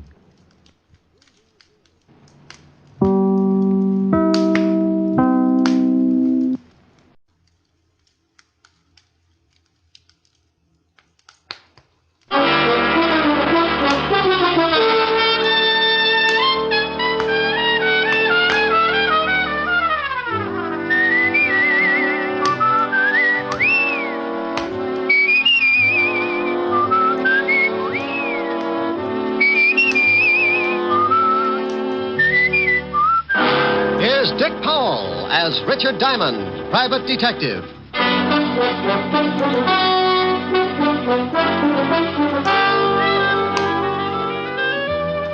Hello there, this is Diamond. I've got a little office near 53rd Street on Broadway, 8th floor. My business? Trouble. What kind of trouble? Well, take your pick. If you come up with something unusual, a new kind of trouble, drop around and see me. Because I'm known along the big street as a shamus, a gumshoe, or to the guy on Park Avenue as a private detective. If you happen to be stuck with your problem, for $100 a day in expenses, I'll chase it around until I can catch up and break its back. I average about 20 fast rounds a week with old man Trouble, and so far the decision's been on my side. But don't misunderstand me. It's my business to beat him, but I respect him. Trouble goes to work with every trick in the book. So I play it the same way, and believe me, when I put him away for the count, I don't clap my little hands in glee. I know he's just taking a rest, and he'll be back again with some new stunts. Want to know how he works? Well, the other day, I was on the way to my office. I stopped at the corner newsstand, 53rd and Broadway, to buy a paper and to say hello to an old friend. Hi, Mr. Diamond. Well, hello, Jeff. How's the newspaper business? Oh, swell. How's the detective racket? Oh, swell. Hey, you don't sound too happy. Jeff, I couldn't be happier if my hair was on fire. Take my advice, son. When you grow up, be sure and get a job that pays off every week in that little white envelope. Don't ever become a private detective. It's like a penny getting lost in a gum machine. Well, I'm going to stick to the newspaper business. Good for you. Say, I was just about to go across the street to Mary Lou's and get some ice cream. How about it? Can I buy you a cone? Now, that is a beautiful idea. Let's go. Aren't you coming to work a little late, Mr. Diamond? Well, you see, Jeff, I was up kind of late.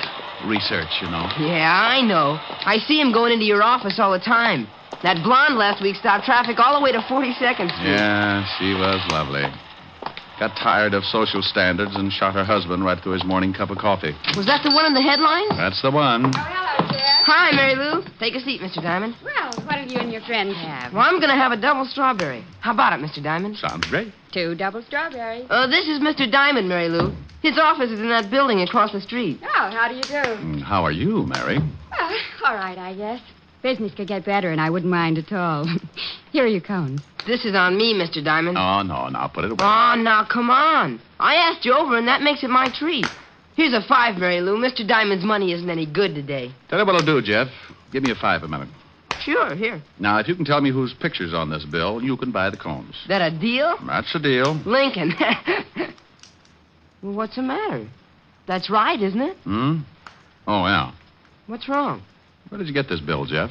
Well, I just made change for it a few minutes. Hey, what's the matter with that dough? You two act like you've never seen a $5 bill before. Well, this Finn's counterfeit. What? That's right. Good job, too. You sure? Yep. One of the best engraving jobs I've ever run across.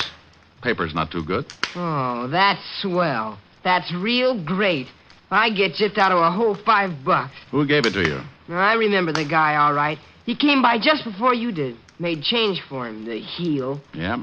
$5 is a lot of papers. I'll say it is. Well, maybe you're wrong. You could be. Not Mr. Diamond. He's a private detective. Used to be a cop. Look, Jeff, mind if I take this bill along with me? Nah.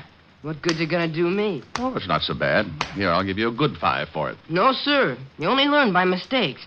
I made a big one, so I'm out $5. I'll get along. Look, it's worth the $5. I'm just buying it from you. Sure, Jeff. Go ahead and take it. Thanks a lot, Mr. Diamond, but I just can't. Okay, Jeff. Maybe I can find the guy who slipped this to you. Maybe we can get your $5 back. What are you gonna do? Take a run down to the 5th Precinct. See how much of this stuff is floating around New York. Now, I want you to do something for me, Jeff. Sure, anything. I want you to keep an eye out for the guy who gave you this phone. I'm way ahead of you. Well, now, that's what I'm afraid of. I want you to promise me, if you do spot him, not to do anything until you get in touch with me. Promise?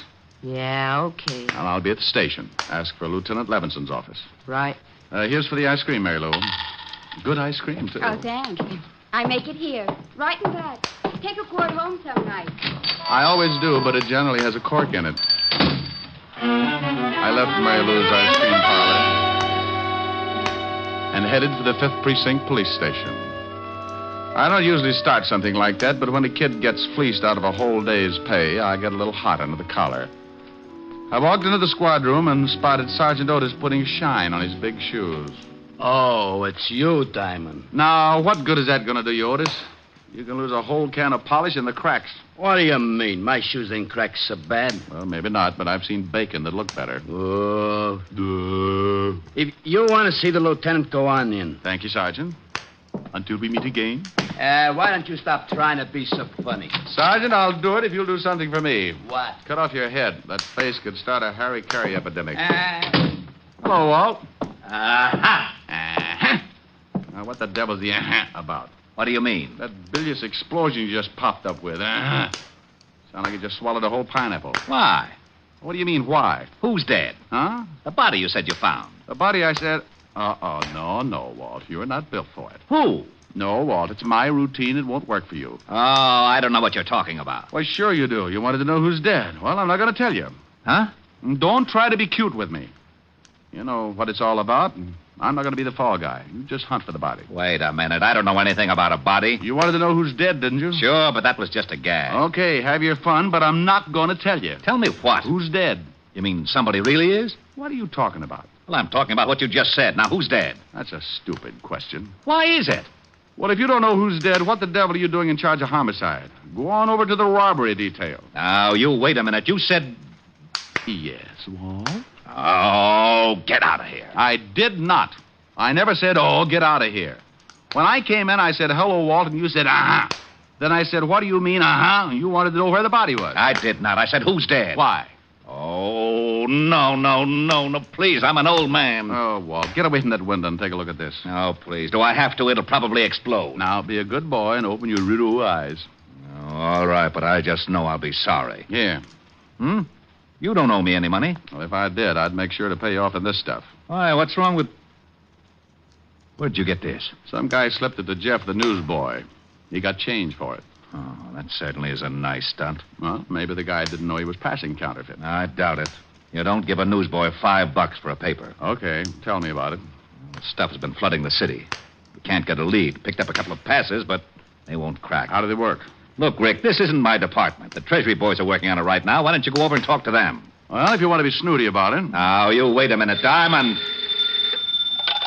Yeah? Lieutenant Levinson, homicide. Is Mr. Diamond there? Now, wait a minute. Rick, it's for you. Yeah, wait just a minute. Here, Diamond, and if you're mixed up in something... Walt, be quiet. Hello? Mr. Diamond? Yeah, Jeff? Yeah. I just spotted the guy who slipped me the phony bill. He went into the bar next to the ice cream parlor. You stay where you are. I'll be right over. I'll be at the stand. Rick. Yeah? Please. Walt. Yeah? Bye.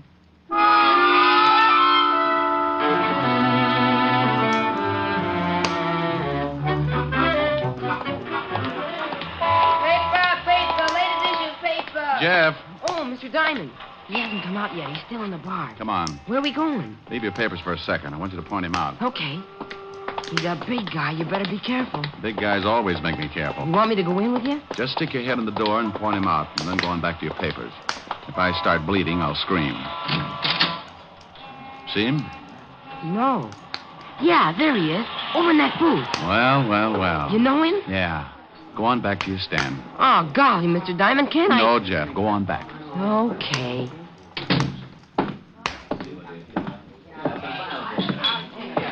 Hello, Walker. Huh? Oh.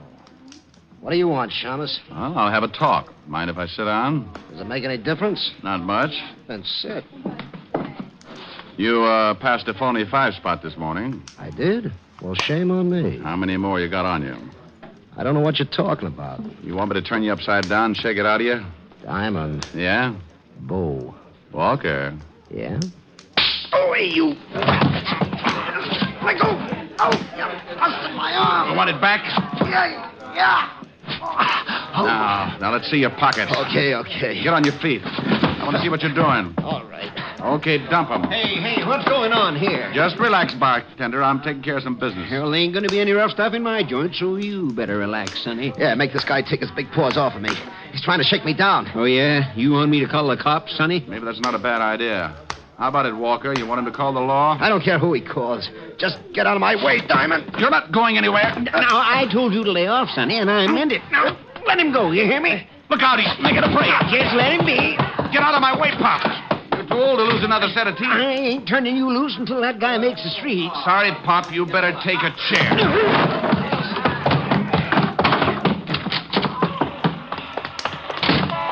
Mr. Diamond, what happened? You see which way you went? Yeah, there he goes around that corner. Stay at the ice cream parlor, Jeff, so I can get you if I need you. I took off like a seagull in a hurricane.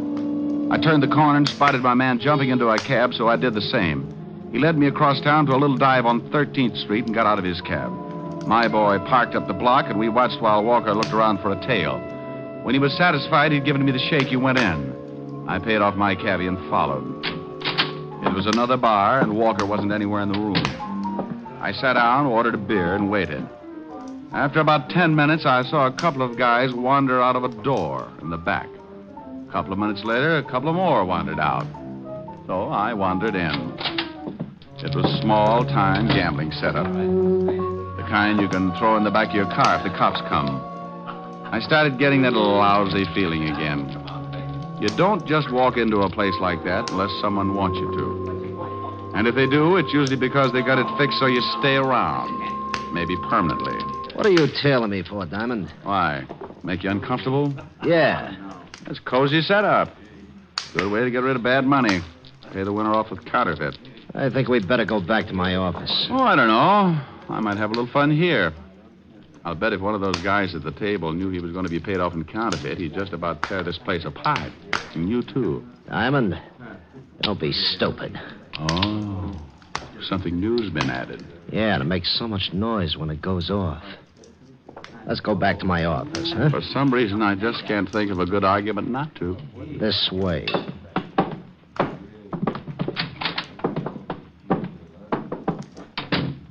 Have a seat. My ankles get lumpy when I sit down. Bad circulation. Then stand on your head. It doesn't work. I keep talking to toes all day. How'd you get onto this setup? Oh, luck. You passed a bad bill to a newspaper boy. He spotted you for me. You know what happens to you? No. As a matter of fact, I was thinking what's going to happen to you. What do you mean? Treasury boys, homicide, 5th precinct. And tomorrow we're taking a full-page ad in the Times. You should do a big business. You're lying. Okay. I think I'll sit down while you wrestle with it. You mean the team I know about this place and me? The only way they'll get to know you any better is when they give you a room number at Sing Sing. Oh, you mind if I put my feet up? Oh, go ahead. He kept asking questions, not waiting for answers. He was good and worried. And as long as I could keep him that way, the longer I was going to keep on breathing. I don't believe one rotten thing you said, Diamond. Okay. He kept trying to convince himself that I was lying. He wanted to shoot me in the worst way. He moved around behind his desk and sat down. Bless his little heart. I had both feet on the front of his desk, so I shoved out as hard as I could. I pinned him against the wall with the desk and jumped up to get better leverage. I shoved so hard the front of the desk nearly cut him in two. He was stuck and he couldn't use his arms. I can't breathe. You want to tell me about it? I don't know a thing. Okay. You'll look pretty silly from the waist down. Come on, Walker. If I mash you anymore, they'll be able to use you for wallpaper. Yeah. Okay. Now leave the gun in your pocket. When I pull the desk back, put your hands on top of it. You try a stunt and you end up in halves. Okay. What do you want to know? Who's the big wheel behind the counterfeit ring? You give me a chance if I tell you? No deals. Can't blame me for trying. All right, you tried. Now, you want back in the vice? No. I'll tell you.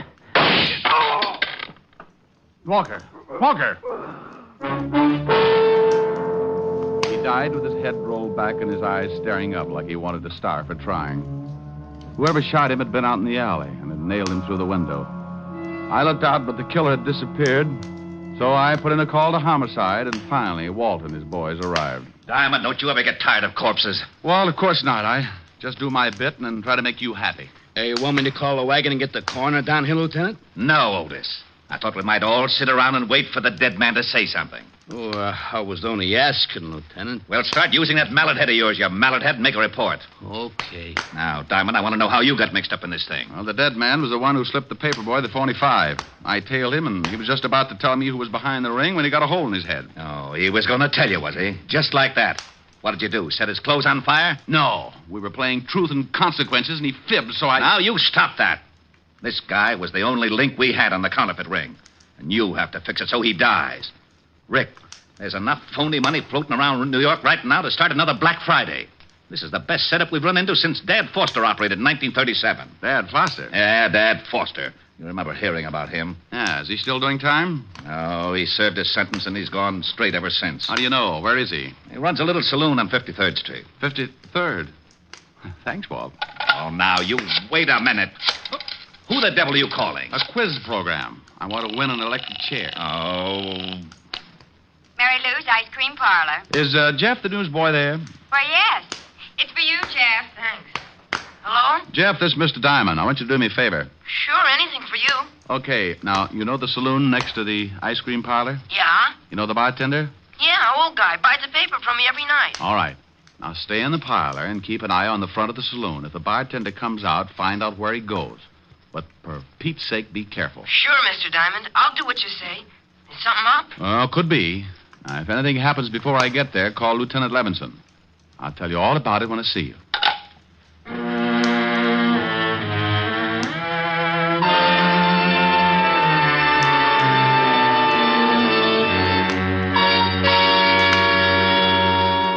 You're getting to be a pretty important fellow, Jeff. Phone calls now. Oh, that was Mr. Diamond. He wants me to stay here and keep an eye on the front of the saloon. Okay? Oh, sure, of course. So why does he want you to do that? Oh, it's something big, I think. Something to do with the bartender that works there. The bartender? Yeah. I'll just sit up in front here and keep an eye out. Look, Jeff, watch the store for me, will you? I've got to go in back and pack some ice cream to be sent out. Sure.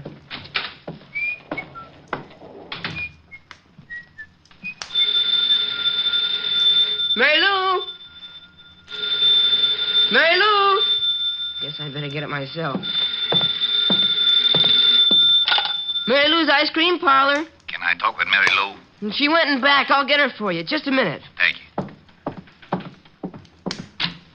I tell you, it's getting too risky. That Diamond's a private detective. Yeah, he came in the bar and started to rough up Walker. Well, that stupid Walker should have been more careful about passing out that money.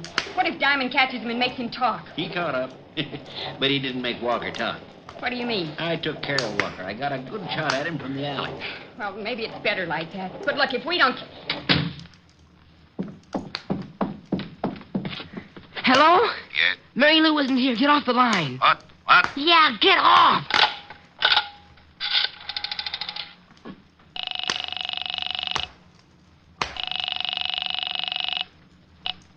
Operator. Get me the 5th Precinct Police Station. It's a matter of life and death. I'll connect you. Oh, golly, please hurry. I'm ringing. 5th Precinct. Is Mr. Richard Diamond around there? He said to call Lieutenant Levinson. Oh, Diamond isn't here. There's a lieutenant. You know where I can reach them? Yeah, but that's about it all. Who's this? I'm a friend of Mr. Diamond's. I'm in an ice cream parlor. Ice cream parlor. Look, son. No. I just heard someone say that they'd killed a man named Walker, and I think I know who's behind the counterfeit ring. What's the address? It's... Hello? Hello, kid. What's wrong? Hello? Lucky we came out this way. I wonder how he hurt us. We walked back and opened the door. What are we going to do with him? Well, tie him up and gag him. There's a closet in the back, and we can put him in there until it's safe to take him out. Oh, but he's making too much trouble the way he is. Okay. I can get him back there. You better go on over to the bar in case someone shows up. All right. Later tonight, I'll take the kid down to the river and teach him how hard it is to swim when he's dead.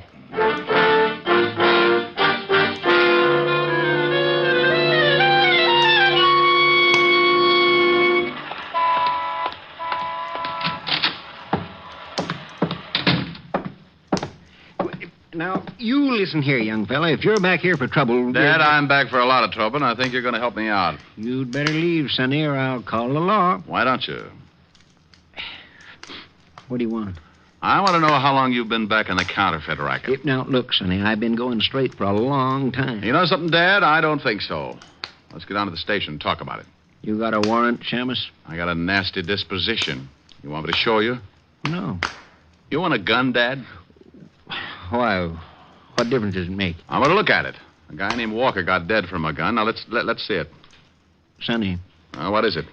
I can't show it to you. Yeah, why not? Because I got it under the bar, pointed right at your belly. If I drag it out, it might scare the customers. Oh, it's like that, huh? It sure is. You see that door there in the back? I know. That's a good boy. You just keep walking along your side of the bar and don't try anything. I just had my floor scrubbed. It'd be a shame to spill you all over. Okay. Open the door. Go on out. Up the alley. You shoot Walker? I might have. Oh, where you got your printing presses? You're just full of questions, aren't you, Sonny? Okay. Stop here. Behind the ice cream parlor, huh? Well. Mary! Make mine hot fudge with the nuts. Mary! For just a minute. Say, what's the idea? I thought you... Oh. Good afternoon. I'm selling a new brand of Indian nuts, great for banana spliffs. What's the shamus doing here? He's too smart. I gotta cut off his education. Are you crazy? This guy's got friends. That kid was calling the 5th Precinct, remember? Kid? Yeah, your little news hound. What did you do with him? He's all right until tonight. We got him locked up. Dad, I think I'll make you eat that 38. I don't think so. No difference if I kill you right here. Oh, hold it, Dad. We can't have a gun going off back here. Even if we could hide the shamus, they'd find the presses. Oh, so that's it. Those ice cream machines with the cover-up. Ain't he smart? What do? Ship the stuff out in ice cream cartons? What's with you? You want a tour of inspection? Come on, now, take it easy. He won't be smart for long. Well, how are you going to do it? We're going to take a walk, aren't we, Shamus? Oh, I have the most horrible instep. I'll never make it without skates or something. You'll make it. Come on, the car's around front. Hey, what's happening in the street? Dad. Yeah, it's only some drunk come out of the bar the wrong way. Funny, I didn't see him in Oh, this is very confusing. If this is 53rd Street, somebody's stolen some buildings. Oh, hi. Hello. Now, take it easy, Shamus. I'm putting the gun in my pocket, but it's still right in line with your belt. I'm going back inside. No. Play it straight. Just like we were talking. Well, you're pretty unsociable, to say the least. What's the matter? Can't you even say hello? I'm lost. Sure. You're in an alley. The entrance is right out there. Oh, yeah? Oh, would you mind showing me? I seem to be a little confused. Now, look, it's right up there. Just keep going. Hey, where'd you go? Oh, no. Oh, there you are, Lieutenant. Lieutenant? The cop. Look out, Walt. Get the girl, Walt. Come on, Dad. Give me that gun. Let go of me. Let me go, you lousy copper. You got him, Rick? He won't play. There. Now he will. Just take it easy, lady. Hey, what's going on? Otis. Yeah? Go out and start walking around the block. Huh? You hear me? Go on. Okay, but I don't get it. What do you want me to walk around the block for? I want you to get used to it, because that's what you're going to be doing for the rest of your time on the force. In Flatbush. Flatbush? Yes. No.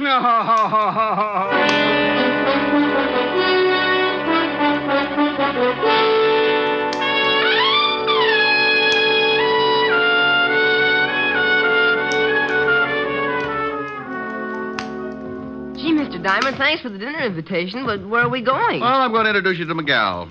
She's a redhead, Jeff, so no cracks about my office research. Oh, sure. But don't you think you should have called her first? How do you know she's got enough dinner? Jeff, this girl's got more steaks in her deep freezer than a bullfight arena sees in a year. Here we are. Yes? Oh, good evening, Mr. Diamond. Good evening, Francis. This is Jeff, Francis. He's going to have dinner with us. Hi. Oh, hi. Come right in. Miss Asher's in the study, Mr. Diamond. Thank you, Francis. Mr. Diamond. Yes? You know the various items that you've left with me for safekeeping? Look, Francis, I promise I'll get them out of hock as soon as I get a paying client. Oh, no, it's not that, sir. I didn't really want to hold them as security in the first place. But as long as you insisted in such a fine collection, I'd like to show them to my girls, sir. Why, sure, Francis. I didn't know you had a girl. Oh, yes, sir. She's the upstairs maid in the apartment below us. Oh. I'm afraid I told her a wee fib to get acquainted, as it were. She thinks I'm an undercover agent, and I'm afraid I'm going to have to prove it. Well, my gun and the badge should do the trick. And if it doesn't work, just get under a cover. Oh, by George, that was the real... Yes, sir. Good evening, sir. Come on, Jeff. We're not appreciated. Rick. Oh, hello. Hello. Helen, this is Jeff, the boy who's helping me send Dad Foster and company back to prison. Jeff, this is Helen Asher. Yes, sir. Well, thank you, Jeff. They had him locked up in the closet for a couple of hours, and he looked kind of hungry when he got him out. How about it, honey? You think you can grind up another cow? Oh, well, there's plenty for Jeff and me, but you've got to make up for 3 things. 3 things? Yes. First of all, you haven't called me in 2 days. Second, you're half hour late for dinner. And third, well, I'll tell you later. I'll leave the room if you want me to. No, Jeff. You stay right here. You're going to literally see a man sing for his supper. Helen. All right. Come on, Jeff. We'll go dig into those nice, fat, juicy steaks. Oh, boy. Steaks? Hey, wait a minute. My taste buds just started whipping each other. My vibrato may sound like a machine gun, but I'll do it. Oh, I thought you were kidding. Is he really going to sing, Miss Asher? No, I'm not going to sing Miss Asher. I'm going to do a little song I used to sing with hip boots on a gondola. You're breaking my heart 'cause you're leaving. You've fallen for somebody new. It isn't too easy believing you'd leave after all we've been through. It's breaking my heart to remember the dreams we depended upon. You're leaving a slow dying ember. I'll miss you, my love, when you're gone. I wish you joy, though teardrops burn. But if someday you should want to return, please hurry back, and we'll make a new start. Till then, you're breaking my heart. Mr. Diamond, did you really sing in a gondola with hip boots on? Yeah, that's right, Jeff. Well, I know you don't need the hip boots anymore. Will you loan them to me? What for? I want to wait out of here. Well, get him. For that, you get 2 desserts.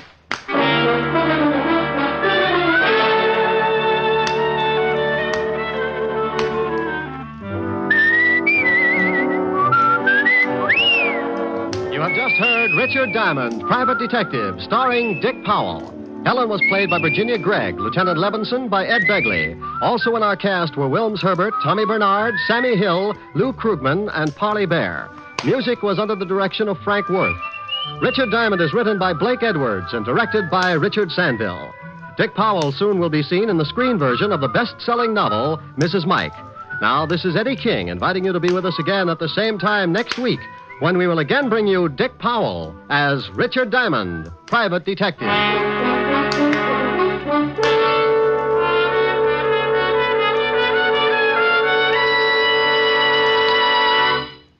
Saturday night brings you some of the week's best radio entertainment when you tune for the stars on NBC. Stay tuned to NBC every Saturday evening for a great lineup of programs, including Hollywood Star Theater, Ralph Edwards' Truth or Consequences, Your Hit Parade, A Day in the Life of Dennis Day, The Judy Canova Show, and Grand Ole Opry. All the best on NBC. Stay tuned now for Victor Mature and Hollywood Star Theater on NBC.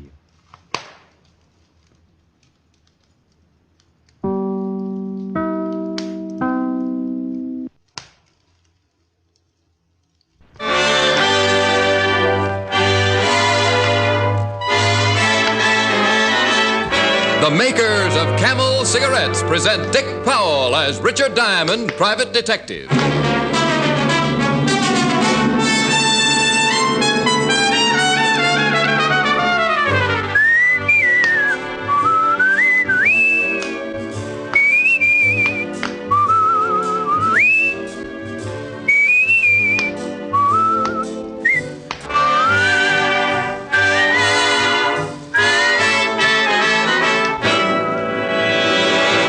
More people smoke Camels than any other cigarette. The reasons behind Camel's great popularity are flavor and mildness. Smoke only Camels for 30 days and see how rich and flavorful Camels are pack after pack.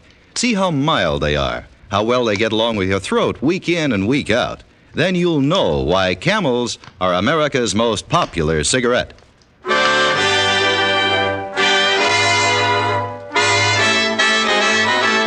Here, transcribed, is Richard Diamond, Private Detective, starring Dick Powell.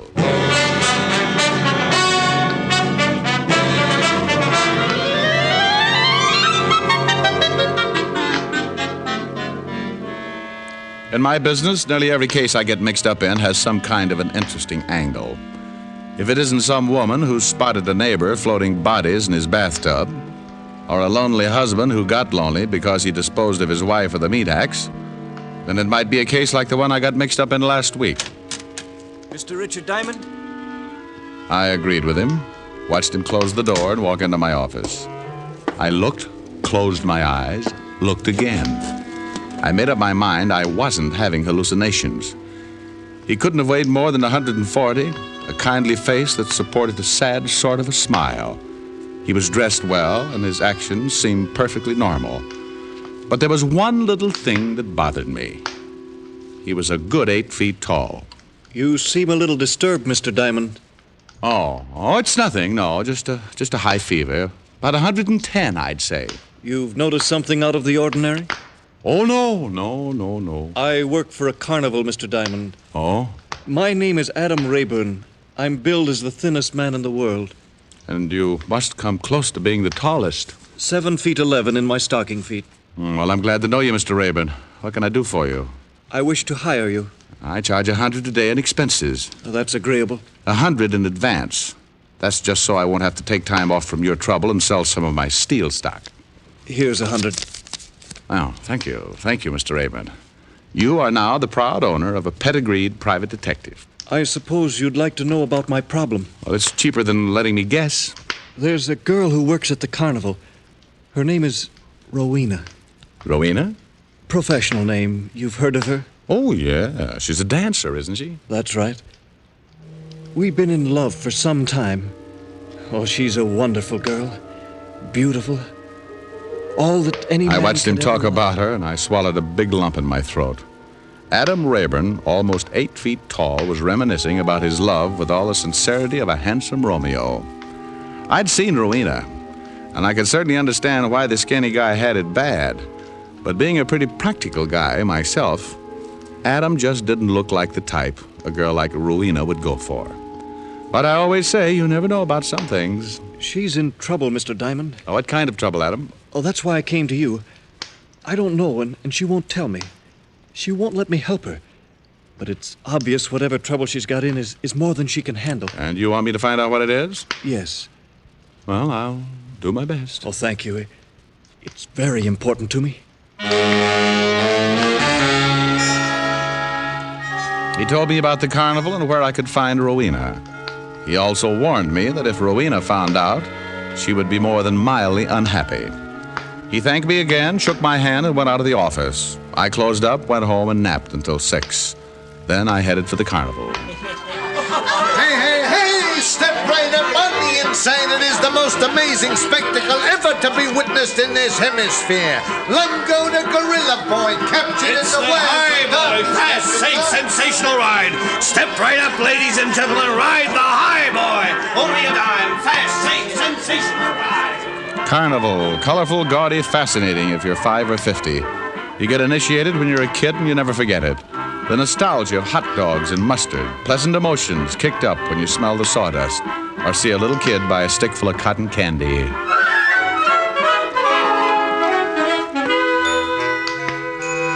And then you look up and see Rowena dancing on the small stage in front of the tent, doing just enough of her bit to entice the customers and not offend the sheriff.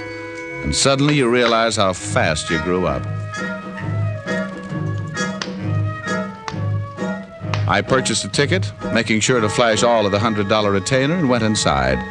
The tent filled in a hurry, the lights went down, and on came Rowena.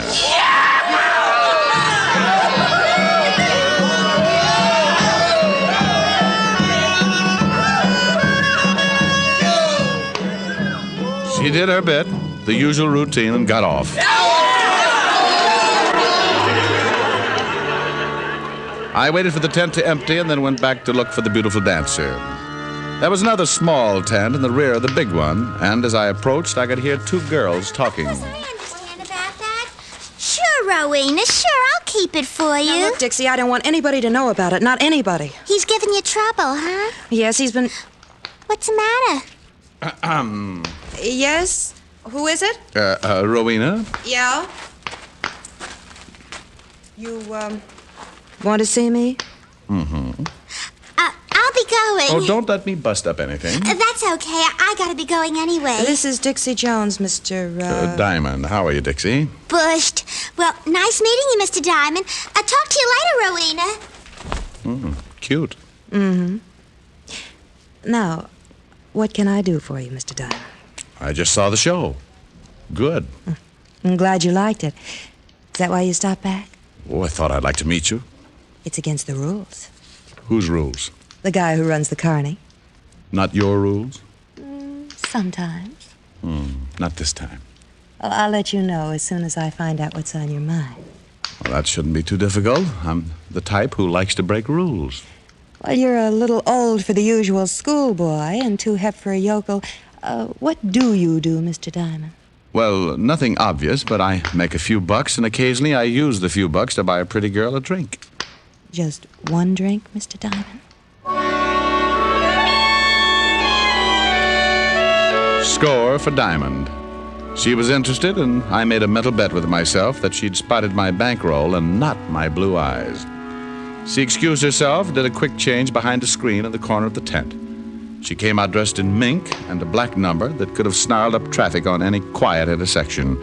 She took my arm, and we headed for the nearest pub, in this case, the Fallen Duck. A cozy little bistro that certainly seemed appropriately named. If a duck had wandered in, it would have taken a nosedive in a hurry. Man, boy, duck, or diamond, nothing could have stood for long. It's a little crowded. Oh, it's probably necessary. If all the people left at once, the walls would fall in. Here's to what, Mr. Diamond? Well, to you calling me Rick. I'll drink to that. Rick. Aren't you a little warm? Mm-hmm. But you'll suffer a little and keep the mink on. It's a nice coat, isn't it? Charming. You do all right. Diamond bracelet, the mink. I could use another drink. Oh, sure. Without the water. We sat and I watched her kill a few more, and in between times she moved. The pitch was subtle and as practiced as a lion trainer with a kitten. She worked hard and I played along. It wasn't difficult. Rowena was quite a girl, and as far back as I can remember, I've liked girls, particularly the type you classify as quite a girl. About the time I was offering my fullest cooperation, we were interrupted. Hey, there's Rowena. Yeah, swell. Friends of yours? It's Dave Sylvester and his wife. He owns the Carney. How are you, Rowena? Fine. Hello, Paula. Hello, Rowena. This is Mr. Diamond and Mr. and Mrs. Sylvester. Hi. How do you do? Can I buy you two a drink? Well, that would be... No, thanks, Dave. We were just leaving. Come on, Rick. Well, nice meeting you. Nice meeting you, Mr. Diamond. Yeah. Sorry you gotta be going. Good night, Dave. Paula. Well, that answers that. Not friends. I've known Dave for a long time, way before I joined the Carney.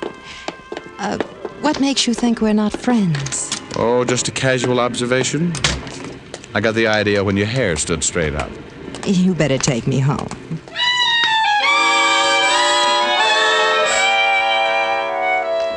And I took her home. Rowena didn't have much to say on the way. She was worried, and she'd dropped the pitch. We got back to the Carnival about 1 a.m. and walked down the deserted boardwalk toward her trailer. Up to that point, I'd made up my mind about several things concerning the lovely Rowena. First, she didn't figure to be in love with Adam Rayburn. Second, if she did have troubles, she hadn't given any indication until Dave Sylvester and his wife had shown up at the Fallen Duck. At her trailer, she stopped at the door and turned to face me. Oh, I could see it coming. The pitch was on again. But now she was being cautious, too. Who are you, Rick? Me? Oh, I'm just a guy. I told you, just a guy who wanted to buy you a drink. Nothing else. What else? Worried? A little. Why pick on me? Well, honey, you go on inside and take a look in the mirror. If you're a little objective about it, you'll get the idea. Rick. Yeah? Good night. Well, good night. Rick, Yeah? will I see you again? Yeah. Why did you do it? Why did you do it? Wait a minute, Adam. Wait a minute. Let me go. Oh, take it easy. What's the matter with you? What do you want to slug me for? Why did you kiss her? Why did you kiss her? Oh, for Pete's sake. I saw you kiss her. Well, you didn't see very well then. It was the other way around. I didn't hire you to take her out and make love to her. Oh, come on, Adam. Get hold of I don't want to yourself. hear. Oh. What's the matter? That tent. It's on fire.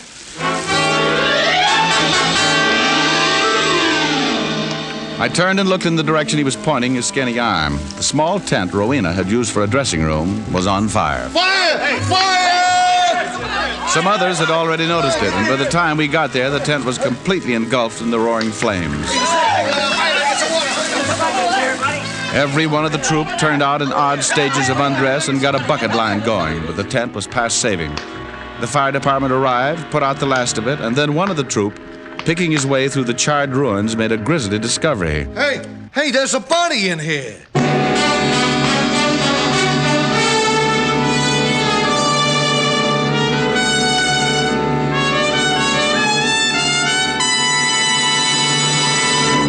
Before we continue with Richard Diamond, here are a few words about smoking enjoyment. You know, smoking is a day-in, day-out pleasure. And it takes day-in, day-out smoking to tell you how rich-tasting and how mild a cigarette is as a steady smoke. One puff won't tell you. One sniff won't tell you. Smoke only Camels for 30 days, and you'll see why more people smoke Camels than any other cigarette. You'll enjoy the first puff and every puff, for Camel's costly tobaccos are properly aged and expertly blended. No other cigarette has Camel's rich, full flavor, a flavor you'll never tire of. And no other cigarette gives you this proof of mildness, proof based on steady smoking. In a coast-to-coast test of hundreds of people who smoked only Camels for 30 days, noted throat specialists reported not one single case of throat irritation due to smoking Camels. Make your own Camel 30-day test and see for yourself why more people smoke Camels than any other cigarette. How mild, how mild, how mild, how mild can a cigarette be? Make the Camel 30-day test and you'll see. Smoke Camels and see. And now back to Richard Diamond, Private Detective, starring Dick Powell.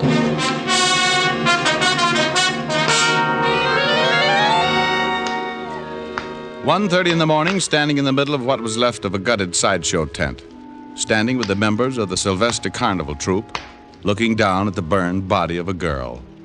A case with a simple beginning, and then a fire and a girl dying in the fire. The crowd spread out as the fire department moved in to look for a cause, and Dave Sylvester, the owner, identified the body. Dixie Jones. She slept in the tent. Poor little Dixie. Oh, hello, Mr. Diamond. Hello, Mr. Sylvester. It's a terrible thing. Yeah. Mr. Diamond? Beat it, Adam. I'll talk to you later. No sense in letting people know we're acquainted. All right. So all of a sudden I smelled smoke. See, I thought that I was dreaming or something. Rick, Oh, hello, Roy. isn't it awful? Yeah, it's pretty bad. Poor Dixie. Rick, No? will you walk me back to my trailer? Sure. Cold? Yes. You act like you got a chill. You better take my coat. No, it's all right. I'll be all right. Well, good night, honey. Rick, Yeah? I don't feel much like sleeping. Why don't you come in for a while? What's the matter, dear? You act as if you're scared. Of you? Well, I don't know what it is, but you're scared of it. That's ridiculous. Good night, Rick. Psst. Mr. Diamond. Well, now, don't start swinging again, Adam. I didn't even hold her hand. I just left the fire. The fire department found out it wasn't an accident. What? I heard the chief say the fire was started deliberately. They called the police. Well, now the simple case with a fire and what looked like an accidental death had turned into murder. I asked Adam why anyone would want to kill Dixie, the chorus girl, but he couldn't even come up with a guess. I warned him again about keeping our relationship a secret and went out to the corner to wait for the police. In about 20 minutes, I spotted a prowl car with a familiar figure in the front seat. Rick, what are you doing here? Well, I stayed for the late show. It's a nice fire. Just got a 211 report. Some girl in the fire. Yeah. Name was Dixie Jones. Hey, Walt, look, nobody around here knows I'm a private cop. You want it kept that way? Yeah, for a while. Okay, climb on the running board. We'll drive down.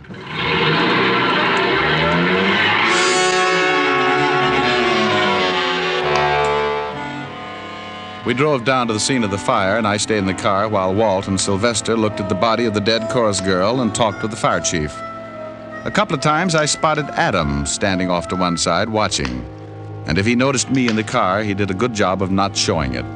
Sometime later, Walt came back and we took a drive.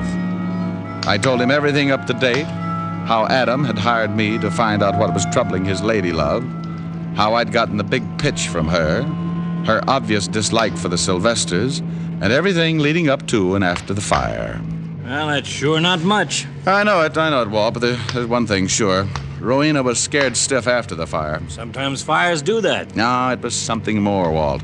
This dame lives high. Mink coats, jewelry that runs into a lot of carats. She has a real taste for anything that smells like that green stuff. I flashed a roll when I went in to see her show. She acted like a steady date when I went back to her dressing room. Rowena doesn't make enough money at this carny to buy all those things, Walt. Well, I'm having the whole troop brought in for questioning. Maybe we'll uncover something. This client of yours. Adam Rayburn? Yeah. What does he know? Oh, apparently not much. He's so in love with that dame he can't see anything else. What does he do? Well, he's advertised as the skinniest man in the world. He's nearly 8 feet tall and weighs a good 140. He thinks Rowena's in love with him. Are you kidding? Rowena? A dame like that? Yeah. Poor guy.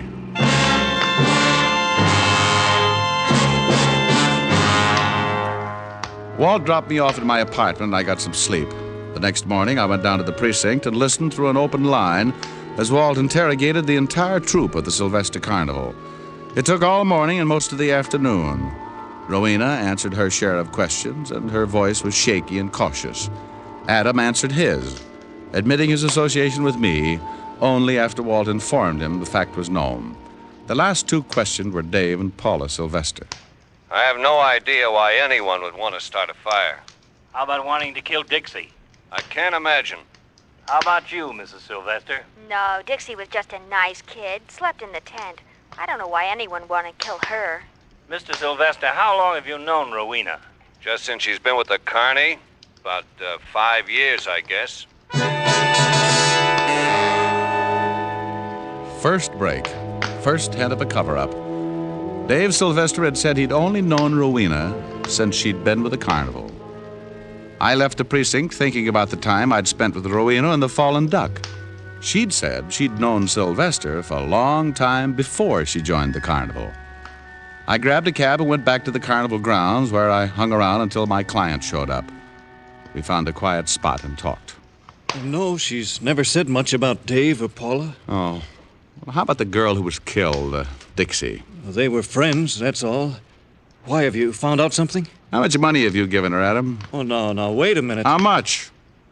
Well, not much. How much does she make? About $200 a week. Then who's buying those minks? Well, she is. And the jewelry? What do you mean? She told me she bought those things with money she'd saved. Out of $200 a week? Well, yes. And then why ask you for more? Because she needed it. I didn't ask her why. She likes nice things. We're in love, Mr. Diamond. A man doesn't ask... Okay, Adam, okay. I lost myself for the rest of the afternoon in the newspaper files, looking up past history on David Sylvester, his wife, and Rowena. There was a story about David and Paula the day they got married, and enough about Rowena to give me a pretty fair background. She'd been in show business for a long time, from parents in the business. Never done much until she joined the Carnival, and then her fame spread far and wide. There were some publicity pictures that certainly showed why she had become a headliner. She'd been married once to a man named Black, who had disappeared 10 years ago, a small-time agent who had left her stranded in a hotel somewhere in Ohio. And according to the article, he was wanted by the police for a forgery rap and left her holding the sack. I looked some more, but I couldn't find anything about a divorce or that Black had ever been caught. At 7 o'clock, I let myself in Rowena's trailer. I sat down and waited for her.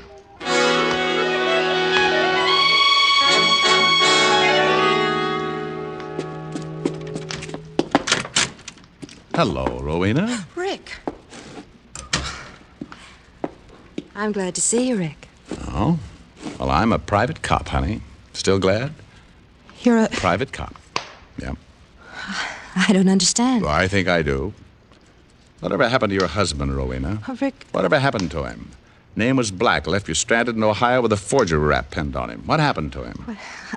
I don't know. He disappeared. How do you manage to buy minks and diamond bracelets? Rick, what is all this? How come Sylvester hired you and shoved you right to the top when you didn't even have a reputation? I don't like this, Rick. I don't think it's I don't like it either. Now tell me about Dixie. Why was she killed? I don't know.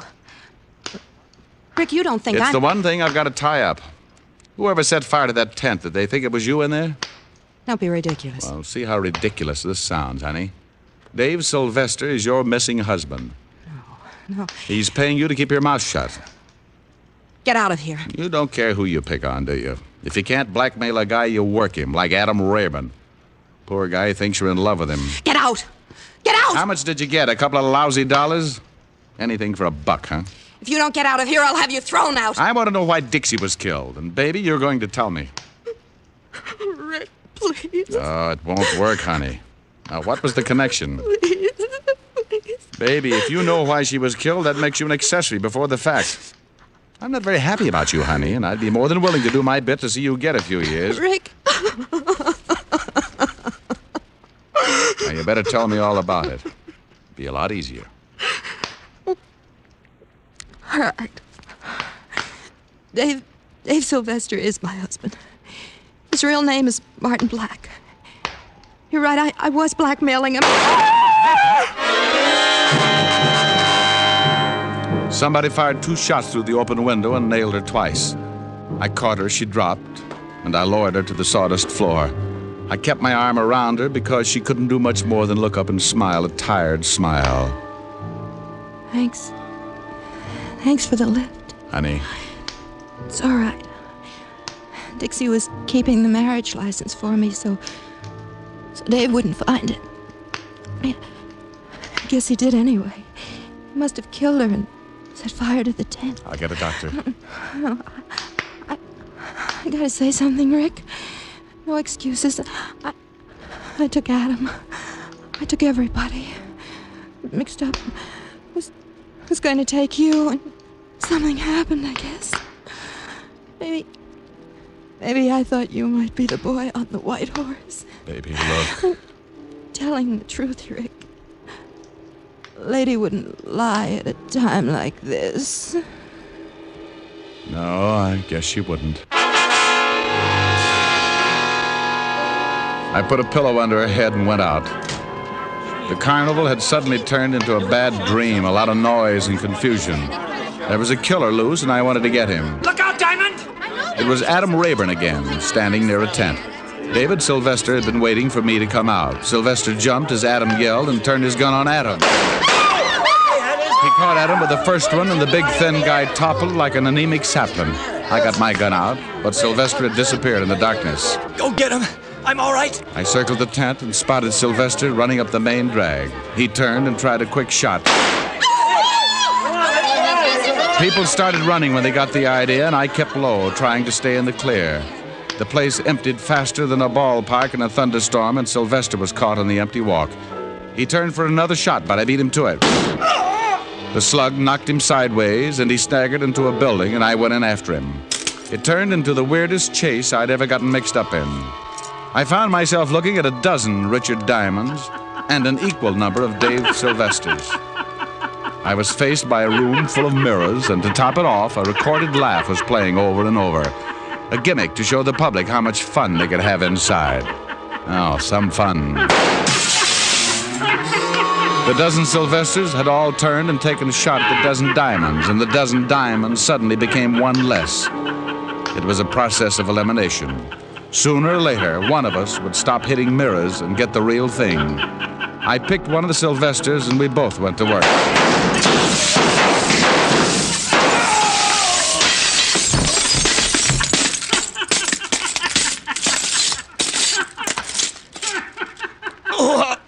Lousy mirrors. Yeah, you shot every diamond but the right one.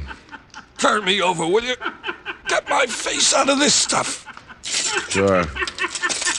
I don't mind dying, but I hate to watch myself doing it.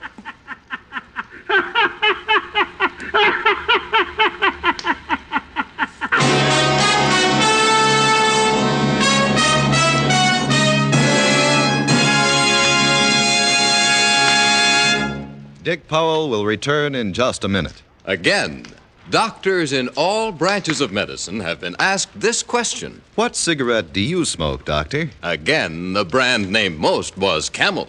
Yes, according to this repeated nationwide survey, more doctors smoke Camels than any other cigarette.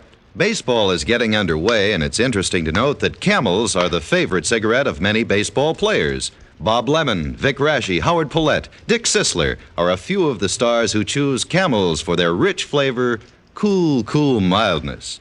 Try Camels yourself. How mild, how mild, how mild, how mild can a cigarette be? Take the Camel 30-day test and you'll see. Smoke Camels and see. Here's Dick Powell with a special message. Thank you. Ladies and gentlemen, the makers of Camels are sending gift cigarettes to our wounded and disabled servicemen. These cigarettes are forwarded to and distributed by the Military Air Transport Service, United States Air Force, which evacuates virtually all overseas wounded personnel. Gift Camels are also on the way to Veterans Hospitals, Fort Meade, South Dakota, and Oklahoma City, Oklahoma. U.S. Army Station Hospital, Camp Campbell, Kentucky. U.S. Naval Hospital, Beaufort, South Carolina. Now, until next week, enjoy Camels. I always do.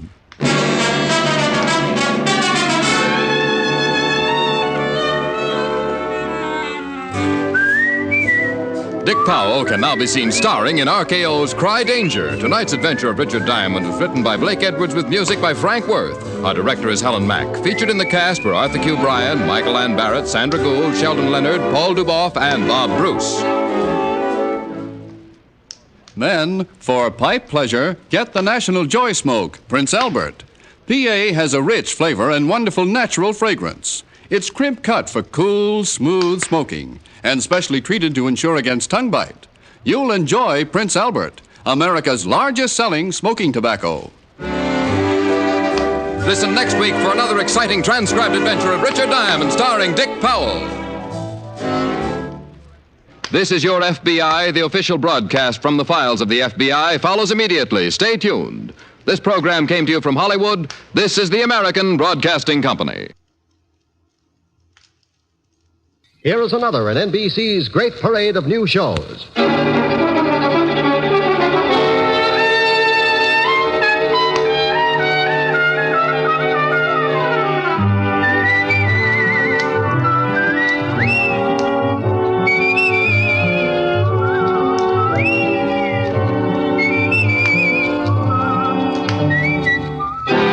Now, Dick Powell as Richard Diamond, private detective.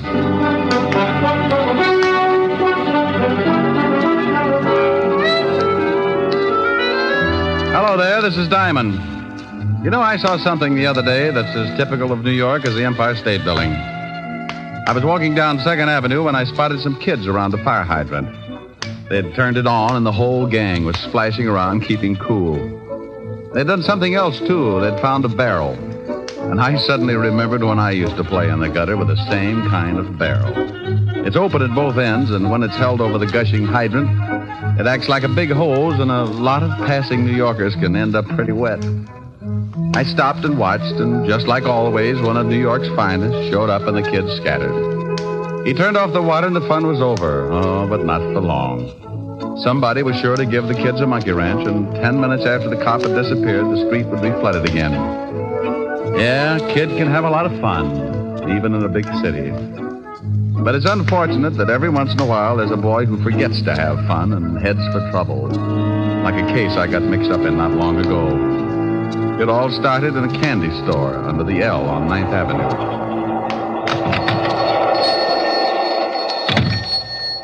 I'm just closing up, boys. We want to talk to you, Pop. I told you I was closing up. We'll come back tomorrow and we can talk then. Eddie said he wanted to talk to you, Pop. You better listen. What is this? You kids get out of my store. You want to buy something, you come back tomorrow. You ain't been making enough on your number sales. We come to see why not. Oh, so that's it. First, they threaten to beat me up unless I sell the numbers. Then they get sore because I ain't selling enough and send young hoodlums to see that I do. Well, you go tell your boss that I'm through selling numbers to poor people who think they can get rich quick. You tell your boss if he don't like it, I'm going to the police. Tell your boss that. Sure, we'll tell him. But he wants us to tell you something. I don't want to hear nothing from you bunch of no-goods. Now you get out of here. Oh, no, that ain't nice. Is it, Jim? No, that ain't nice at all. I told you to get out. If you don't, I'll call a cop. You ain't calling anybody, Pop. What do you do now? You get away. Help, please. No, please, help. Shut up. Okay, Jim, make him shut up. Please, I'm an old man. Yeah, sure you are, Pop. But old guys like you need exercise. Think he's had enough? Yeah, grab some of them cigarettes and cigars off the counter. Yeah, sure. Hey, we better get out of here. Maybe somebody heard him yelling. Okay, grab me a box of candy, too. I got a date with Nancy tonight. I'll grab a couple. I got a date, too. Let's go.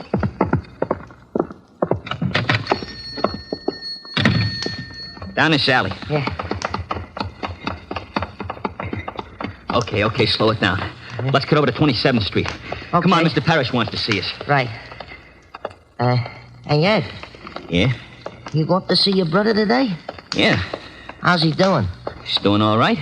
Ain't he scared or nothing? What's the matter, Eddie? Oh, hey, what did I say, huh? I told you once not to say nothing about my brother. I was just asking. I didn't say nothing, hey. You asked if he was scared, didn't you? Okay. Well, he ain't scared. He's a big shot. He wasn't scared of the guy knocked off by the cops or nothing else, see? Not even a hot seat. Hey, that's the cop. Spotted us. Come on.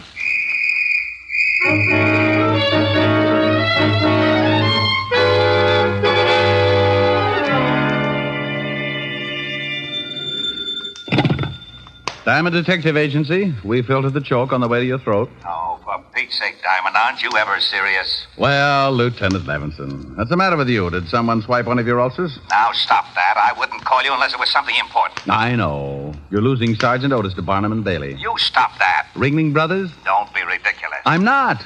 What other sideshow could boast a pointed head with a gray suede face? Diamond, I have an important message for you, so for the sake of my sour stomach, act like a normal human being for 5 minutes. It's sure to be a strain, but go ahead. Bill Garrett wants to see you. Bill Garrett? Yes. Goes to the electric chair tonight at 8 o'clock, and he wants to see you. Well, he can't sit in my lap. Now, look, I don't like the type any more than you do. He's going to die, so why the cracks? The guy he shot had a wife and 2 kids. Maybe you want me to make cracks about them? All right, but will you see him? It's his last request. All right, sure. I'll call the warden and tell him you'll be up. You be sure and put in the call. If Otis does it, the warden will get so confused they'll turn Garrett loose and toast me. Well, in my business, you get a lot of screwy ones. But you never know where they'll lead, so if you've got that nervous, got to get in trouble feeling, you follow it up. I put in a call to my lovely redhead, Helen Asher, and told her I'd be a little late, but to keep the bottle spinning anyway. Then I took off for Sing Sing. Hello, Garrett. Hello, Simon. I'm glad you got here. Wouldn't miss it. Neither would I unless I could help it. Look, Garrett, I'm busy and you're on a tight schedule. Now, what's on your mind? Well, it's like this, Rick. The name's Diamond. Okay. I know you hate guys like me, but I ain't ashamed of what I've done.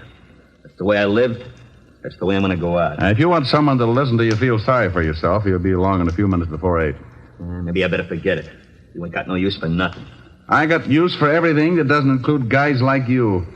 There's no middle with me, Garrett. It's got to be right or wrong. And right keeps you out of trouble, huh? Well, not always.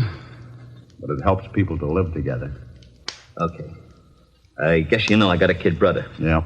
He's going on 17, and it looks like the family's going to have another guy for you to hate. What do you want me to do? He thinks I'm a big shot. I want you to convince him I'm not. Oh? What's he done? I don't know, but he's just like I was when I was that age. Tough, wise guy. He wants to be just like me. Has he been up here to see you? Yeah, but that don't change his mind. Just makes him madder at the world. I ain't getting soft, see, but he's a great little guy and he's smart. A lot smarter than I was. It's just going to take someone to show him which foot to get off on. Okay. What's his first name and where can I find him? His name's Eddie. He's got a club they call the Panthers. You know the kind. Yeah, with me it was the Brownies. It's over on 26th Street, and he's got a girl he told me about. Her name's Nancy Hyde. She lives with her aunt over at 37th Street. Okay, I'll see what happens. He's tough. Oh, lots of guys are tough, Garrett. Sometimes if they get a break, they turn out to be so tough they even get to be All-American. Hey, I'd like that. I'd like to see the kid get to be All-American. That might be a little difficult, but you never know. Maybe they've got television down there.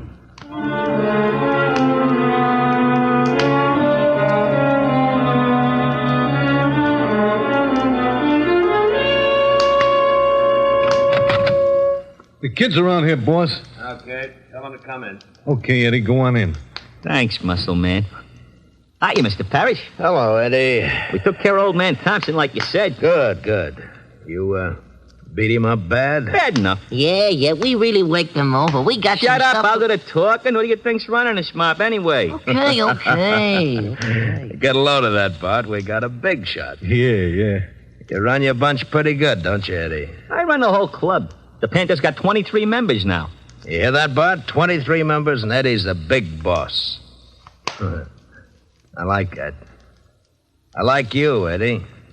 You and me and the 23 Panthers is gonna go a long way. Well, that's something I wanted to talk to you about, Mr. Parrish. We're getting awful tired of just beating up guys. We want to start doing something big, like knocking over gas stations or something. So you want to start doing something big, huh? Like knocking over gas stations, huh? Yeah. Well, you got a lot to learn, Eddie. Well, I've been doing all right, ain't I? Well, you're going to do a lot better. How would you and the Panthers like to start making some really big cash? Hey, we'd like that. Shut up. Well, what does the boss say? The boss says great. What do we do? It's a cinch. Bart, go out in front and see that we ain't disturbed. Yeah, sure thing, boss. Bart carries a gun, don't he, Mr. Parrish? Yeah, Eddie. He carries a big one. I'm going to carry one someday. Sure you are. You're going to be a big shot. But you gotta learn first. You gotta start from the bottom to be a big shot. Now, here's the pitch. You get your gang together and explain that...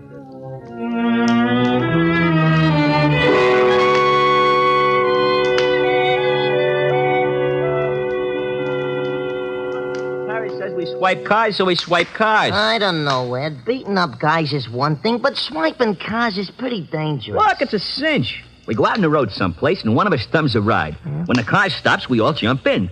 Later on, we knock the guy over the skull and take the car. Oh, stealing cars is a tough rap. If you get caught, but we don't get caught, see? If we catch a stoop out on the road someplace, it'll take him a long time to get to a phone. We drive the car to Mr. Parrish's warehouse and collect $50.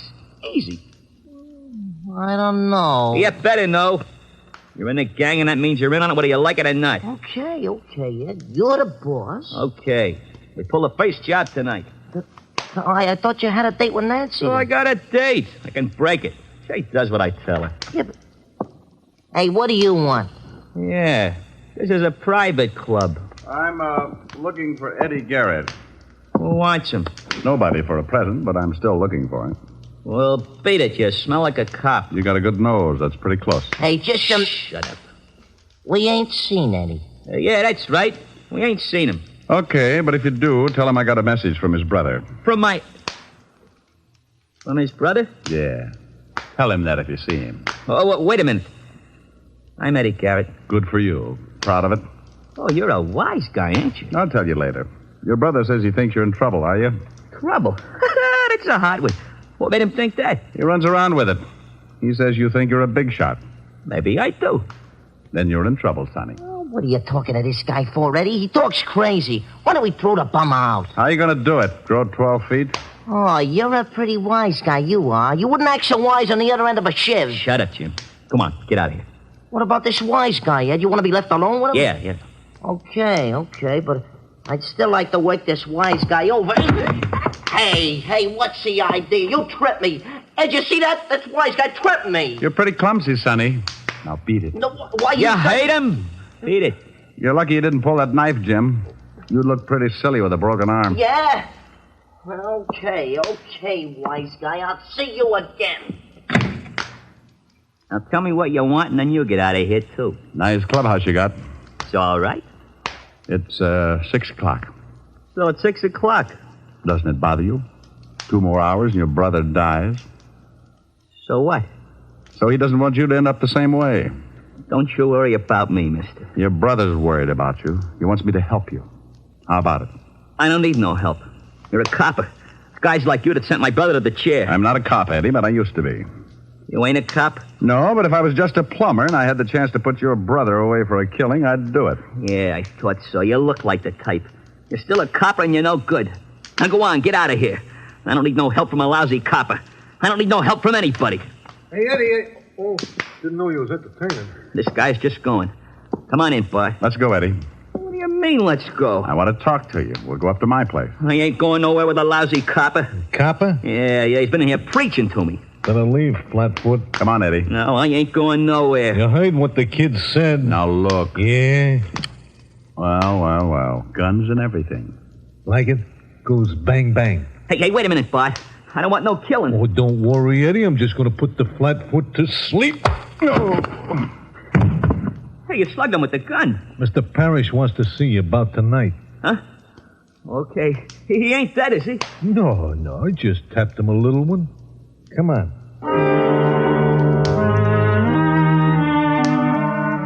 Tap me a little one. That was the biggest understatement of the year. He tapped me so little my head felt like it was in sections. I lay there for a while trying to find the piece that did my thinking, and when I started coming out of it, it was like trying to open a beach umbrella in a 90-mile wind.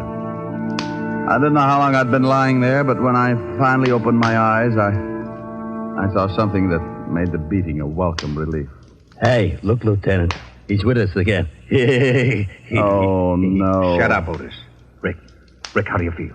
I wish I was dead. Oh, now it can't be that bad. No? Well, you lie down here and look up at Otis. Makes you want to slash your wrist. Hey, he's riding me again. You're all right. Here, try to sit up. Without my head? Oh. Now, who beaned you? A guy named Bart Lippert. He didn't know me, but I recognized him. Small-time muscle man, works for Sam Parrish. A lovely group. Say, how the devil did you find me? Well, we certainly weren't looking for you. We came down to pick up Bill Garrett's kid brother. Pick him up? What for? Your job's homicide. Yeah, he and another kid beat up an old storekeeper last night. The guy's in pretty serious condition. Oh, no. How serious, Walt? Well, the doctors say critical, but he does stand a chance. Hey, now, wait a minute. Where are you going? What time is it? 7 o'clock. Why? I got an hour to keep a promise. I hope that storekeeper doesn't die. If he does, Sing Sing will be building their electric chairs in tandem.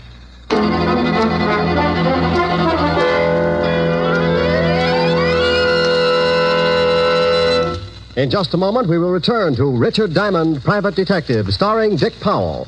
But first, traffic accidents claim a victim on the average of more than one a minute, all day, every day in the year. The difficulty is that people continue to think of the horror of accidents as always happening to someone else. It never occurs to us that we may be killed dashing out to lunch tomorrow. The National Safety Council reports that in almost every motor vehicle accident, there is one or more violations of the law. Speed, drink, and carelessness being the worst offenders. Every motorist and pedestrian is urged to support actively the safety movement in his own community. Be careful. The life you save may be your own. And now back to Dick Powell as Richard Diamond, Private Detective.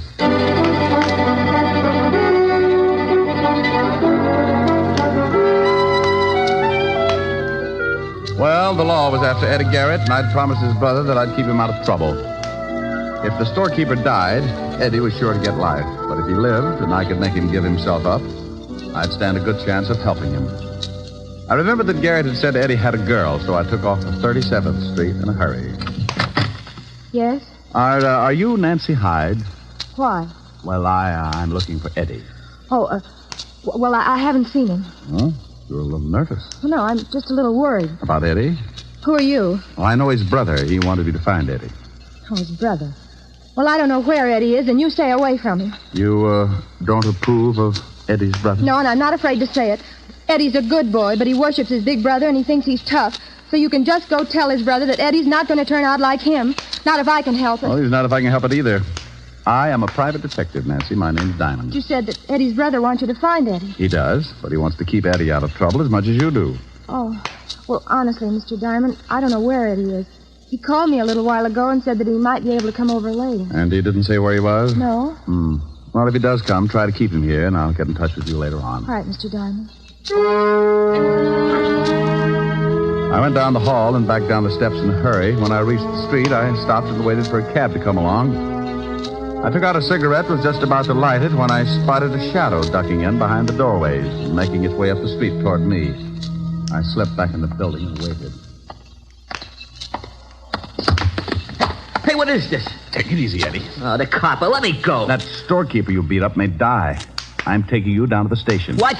That's right. He's in a bad way. Now, come on, let's go. I might have known it. But you said you wanted to help me. That's a laugh. This is the only way I can help you. Oh, sure. Well, if the law picks you up, you won't stand a chance. You may even get shot. Well, I'll take my chances. Not tonight, you won't. Let me go. Let go of my arm. Now, look, I don't want to hurt you, so stop kicking. Yeah, this is swell, this is. Everybody wants to help me.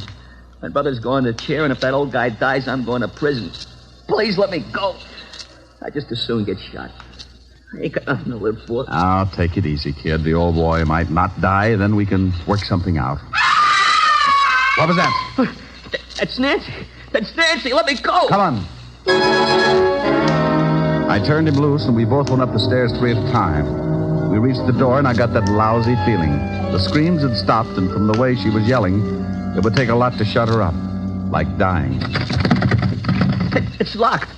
Nancy. Nancy. She don't answer. Look out. She ain't here. Look in the other room. Nancy. Man, honey. She ain't in here either. Hey, what's the gun for? Get out of the window, quick. What's the matter? That car driving off down there. You know it? Oh, why? Because I saw your girl being pushed in it. I couldn't take a shot because it might have hit her. They took her down the fire escape. Yeah. Eddie, who would want to kidnap Nancy? I don't know. You're working for Sam Parrish, aren't you? How did you know that? I recognized his muscle man just before he put me to sleep. I ain't saying nothing. Now, look, you stupid little idiot. Aren't you worried about your girl? Yeah, sure I'm worried about her. What's that got to do with Mr. Parrish? Nothing, maybe. But if he heard that the law was looking for you, he might be afraid you'd talk. What were you and your gang doing for Parrish? I can't tell you. Okay, then you're on your own. If the girl gets killed, they'll let you cry about it for the rest of your life and sing. I'm through trying to help you, Eddie. You're too far gone. You're no good. Wait a minute, Mr. Diamond, please. I'll tell you, I don't want Nancy hurt. Please, I don't know what to do. Well, first, try to take it easy, and then tell me what you were doing for Sam Parrish. Well, we used to beat up guys that wouldn't sell enough numbers. Mr. Parrish controls a lot of the numbers racket. We were supposed to start swiping cars. He was going to pay us $50 a car. Oh, call him. Call him? Yeah. Here's the phone. But for Pete's sake, don't let on that you know anything's up. Okay. I want you to tell him that you've decided to give yourself up. Okay. If he's got Nancy, I'll kill him. You just be sure and tell him that you're going to give yourself up. He'll tip you whether he's got Nancy or not. Yeah. Mr. Parrish? Eddie, is that you? Yeah. Oh, good. Me and Bart have been looking all over town for you. The cops are after you. I know. I'm going to give myself up. You what? Yeah, it's better this way. They might go easier on me if I do. Look, kid, you gotta stop talking like that. You're gonna be a big shot. You can't go turning yourself into the law. No, I'm going to do it. You come down here and talk to me first. Where are you? It's no good, Mr. Parrish. I'm leaving for the station right now. Eddie? Yeah? You ain't going nowhere unless you want to see your girlfriend scooped out of the East River. You have got her. Sure, I got her. So you get on down here. I just left her and she don't look so happy. She's with Bart, and you know Bart. Why, you're dirty, no good greaseball. You get out of my office in 20 minutes or I'll call Bart and the little girl dies. Now get down here. Hello. He's got her, Mr. Diamond. I gotta get down there or he'll kill her. Where's his office? He don't have Nancy there. He told me she was with Bart. I gotta go. You do and he'll kill you. Then he'll do the same with the girl. You can't take the chance. What are we gonna do? I only got 20 minutes. Does Parrish have another office or a hideout? No. Wait a minute. Yes, he does. Sure, the warehouse. He told me about it this afternoon. We were supposed to take our stolen cars there. Okay. I'll call Lieutenant Levinson and tell him to meet us there. You think that's where they got Nancy? I hope so. 20 minutes isn't much time. I put in a call to Walt and briefed him in a hurry. Then Eddie and I took off for the warehouse. It was at the foot of 14th Street, and by the time we got there, we had only 10 minutes left. The building was as dark as a foggy grave and locked tight. We found a window in the basement and finally jimmied our way in. You all right, Eddie? Yeah, but I can't see nothing. Come on. That looks like some stairs. Maybe we guessed wrong. Hey, what was that? I don't know, but there was a jockey on it. Come on.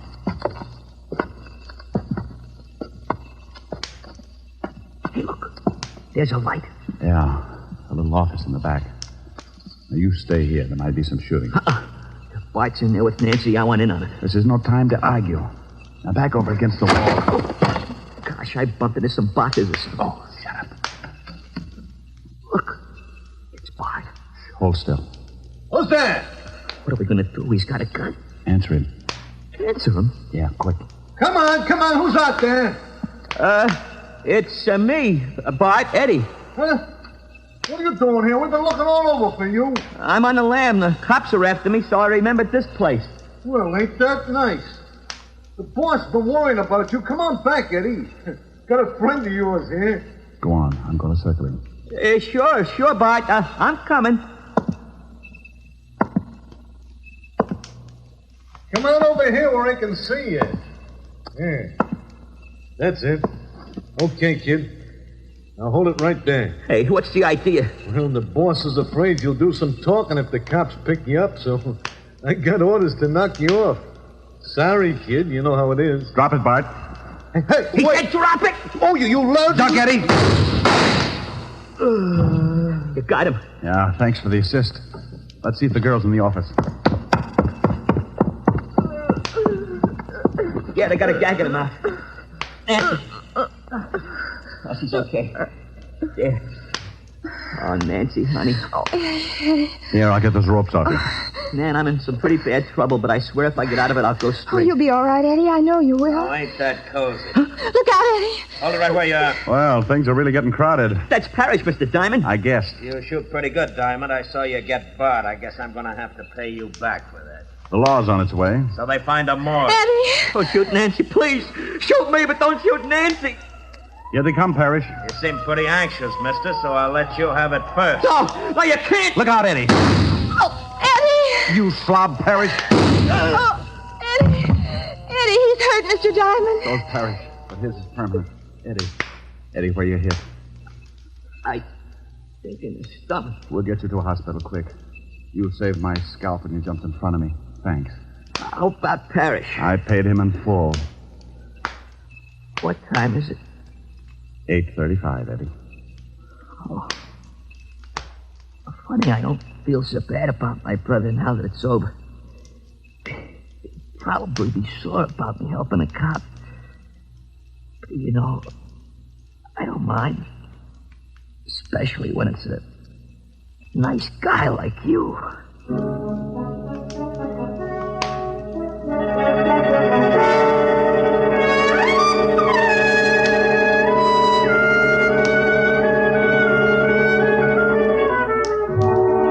Well, Walt busted in. They got Eddie to the hospital.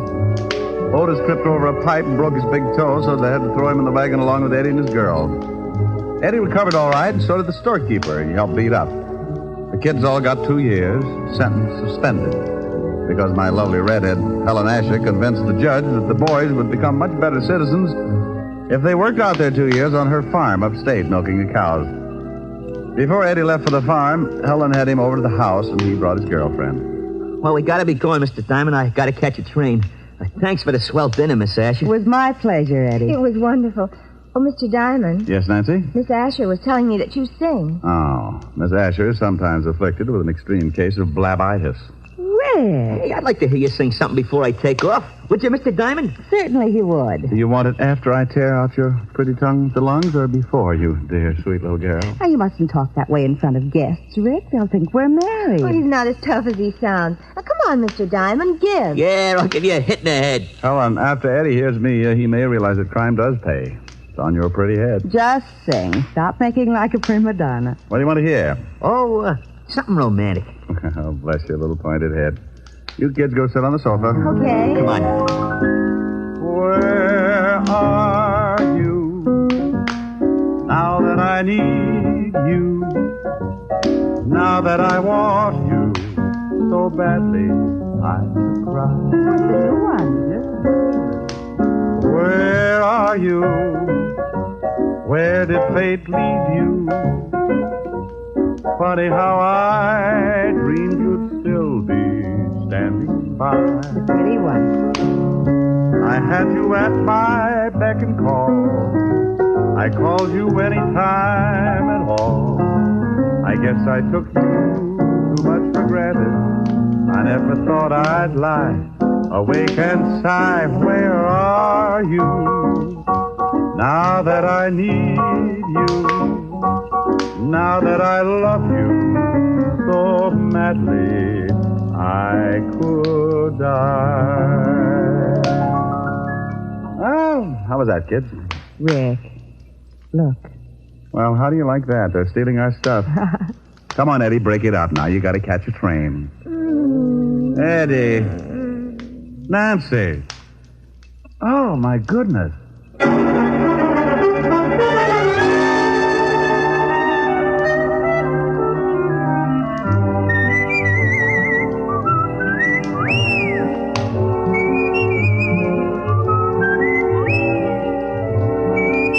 You have just heard Richard Diamond, Private Detective, starring Dick Powell. Helen was played by Virginia Gregg, Lieutenant Levinson by Ed Begley. Also in our cast were Wilms Herbert, Sheldon Leonard, William Tracy, Mary Shipp, Sidney Miller, and Bill Conrad. Music was under the direction of Frank Worth. Richard Diamond is written by Blake Edwards and directed by Richard Sandville. And now, Dick Powell. Friends, I want to remind you of the wonderful group of programs NBC has on tap for tomorrow afternoon and evening. Shows like Hollywood Calling, Guy Lombardo, Four-Star Playhouse, The Ethel Merman Show, and the NBC Symphony. For the best in radio listening tomorrow and always, keep your dial turned to your favorite NBC station. Dick Powell soon will be seen in the screen version of the best-selling novel, Mrs. Mike. Now, this is Eddie King inviting you to be with us again at the same time next week when we will again bring you Dick Powell as Richard Diamond, private detective.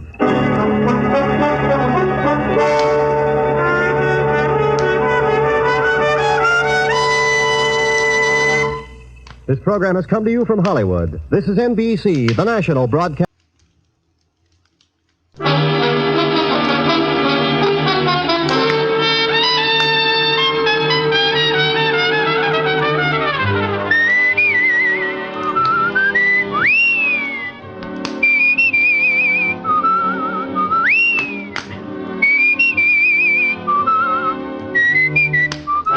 The National Broadcasting Company presents Dick Powell as Richard Diamond, private detective.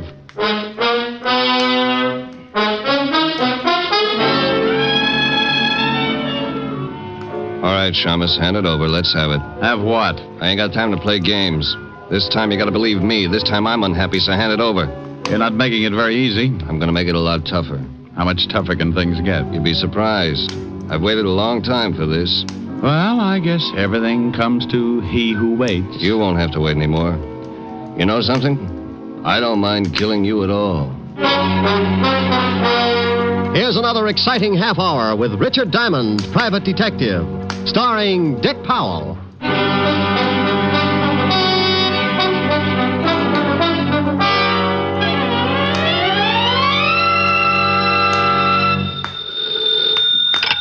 Diamond Detective Agency, homicide made easy. With us, it's the corpse that counts. Oh, I just don't think I'll ever get used to it. Hi, Helen. Hi. What are you doing? Right now, nothing. But I've been considering a few push-ups or something just to keep my heart going. I've been sitting behind this desk so long my blood doesn't circulate anymore. It just lies around in puddles. Oh, Rick. Morning, Mr. Diamond. Oh, hold it a second, honey. Morning, Phil. Who's Phil? The postman. Oh. Special delivery for you. Return receipt on it. Here, stand right here. Sure. Okay, there you are, Phil. Okay. See you later, Mr. Diamond. Yeah. Rick? Yeah, yes, dear? Well, what is it? Hmm? Well, what does the postman want? Well, wanted to give me a letter. Oh? Special delivery. From the City Hall. Oh, must be important. What does it say? Let's see. It says, Mr. Richard Diamond, address, so on and so forth. Oh, here. Dear sir, you are hereby notified that under the laws of this state, you can be called... Oh, for Pete's sake. Well, what's the matter? Of all the rotten... Oh, stop making noises and tell me what's wrong. You know what this stupid letter is about? I've been trying to find out. I, honey, have got to report to the police commission and get examined. Oh, Rick, have you caught something? Dear, in this state, the commission can call in any private detective and give him a test to find out whether or not he can still qualify to keep on operating. You mean they give you a test like in school? You're darn right. Oh, and it says here I've got to appear today. Well, what if you don't? Well, I lose the bond I had to post when I took out my license. No, Rick, you better get right down there. Oh, and here's something else that's real cute. Guess where I have to take the test? Walt's precinct. Has to be. Yeah, aren't they the little devils? Report to Lieutenant Walter Levinson, 5th Precinct, homicide. What time, Rick? Time? 10 minutes ago. Oh, bye, Rick. It was 10 after 11 when I hung up on Helen. It was 12 after when I hit the street. The 5th Precinct was a good 10 blocks away, and I was bounding into the squad room by 11:18. Needless to say, it put a horrible strain on several unused ligaments. 4 or 5 boys in my charming profession were there ahead of me. Well, boys, it looks like the commission's serious this time. When they start dragging in their pets, namely one Richard Diamond, you can bet the heads are going to start rolling. What if the heads do start rolling, Romero? You got a spare? That's very... Hey, Shamus, you're late. Well, Sergeant Otis, do you need a shave, or you've been sleeping with your head on a porcupine? I ain't got no time for your crummy jokes, Diamond. Take a seat and wait your turn. Thank you, Otis. By the by, you're the last on the list. That figured. Yeah, take a seat, Diamond. Last on the list, huh? Looks like you don't swing as much weight as you thought you did. At least now I can understand the reason for this examination. Oh, you can, huh? Sure. Guys like you, Romero, would make it necessary to clean up any organization. Oh, I take it you don't think I'm a credit to the profession, huh, Diamond? Take it any way you like, but stick with the first guess. Oh, what's the matter, Rick? Maybe I'm taking some of your business away, huh? Look, Romero, the kind of business you handle would keep me buying too much disinfectant.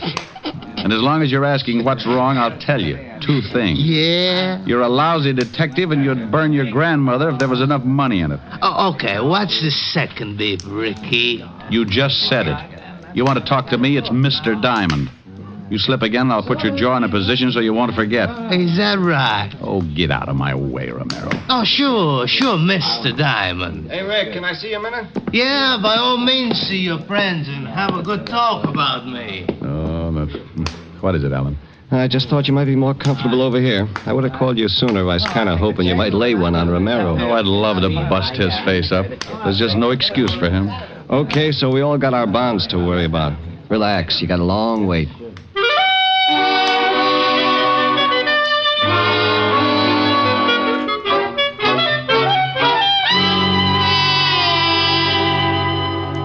Okay, Diamond, it's your turn now. Not really. Go on in. Sorry you had to wait so long. Thank you, Sergeant Otis. You're very kind. If I'd waited any longer, I'd have been numb. And don't ask me where. Now, come in, Rick. Bring your slate pencil. Yeah. Sit down, Mr. Diamond. In a nice, soft chair? Oh, I'm afraid I couldn't do that, Lieutenant. I've gotten so used to that bench outside, sort of grown to fit it, you might say. Oh, now, Rick, I'm sorry, but there was nothing I could do about it. Mr. Diamond, Lieutenant. Huh? Oh, yeah. I hear you've been giving that to a lot of people lately. Otis tells me you and Pat Romero had some kind of discussion along those lines. Why doesn't the government stick Otis out on the beach somewhere and use him for radar? Let him look for flying saucers. Rick, there's no sense in acting like a child. The name is Diamond. Since when? Since 2 hours of solid sitting, Lieutenant. Okay, Mr. Diamond. Unfortunately, the commission set this thing up, Mr. Diamond. I had nothing to do with it, Mr. Diamond. As for your waiting, there's enough hard feelings about your relations with this department. If I put you at the head of the list, Mr. Diamond... shut up. Lieutenant. Lieutenant, Mr. Diamond. Mr. Diamond. That's better. It certainly is. Here's the first half of the examination paper. You'll get the second half later. Write the answers to these questions. How long have I got? Take your time. Still mad? Yeah. Oh. So for the next 30 minutes, I wrote. I wrote and Walt stewed. It was something I could always count on with Walt, and being my best friend, he never had been able to get used to it. I looked up and caught him a couple of times, looking out of the corner of his eye to make sure I was getting them right. Don't misunderstand, Walt would never give me the answers. He'd just cough or blow his nose or something to show me I wasn't on the right track.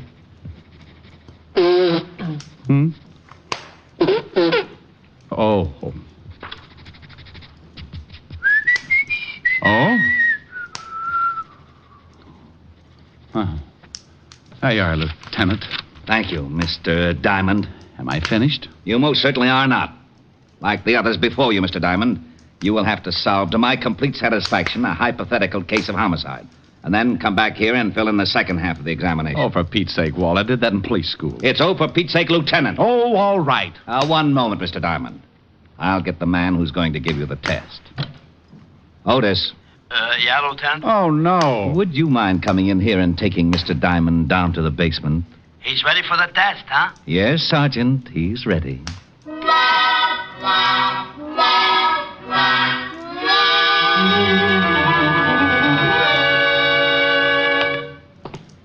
Now, there's a dummy in that room there, Diamond. You sure leave yourself wide open, Otis. Thanks. Now the dummy, or in this case, the victim, has been murdered. You will go in and try to solve the murder to the best of your ability. If you are intelligent and observing, you will locate the necessary clues which have been placed about the room. Go on in. How long have I got, Sergeant? 30 minutes, starting now. Go ahead in. Otis! Otis! Oh, now come on, Shamus. You ain't gonna tell me you solved it already. No, Otis, I ain't. But there's something I think you should know. Yeah, what? There are 2 victims in this room. And I hate to be the one to tell you, but I'm afraid one of them isn't really a dummy. What do you mean? One of them is a body, and it's very dead. Get the lieutenant.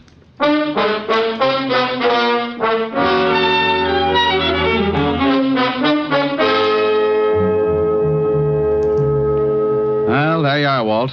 Pat Romero. Shot through the head. Oh, no. Shut the door, Otis. Yeah.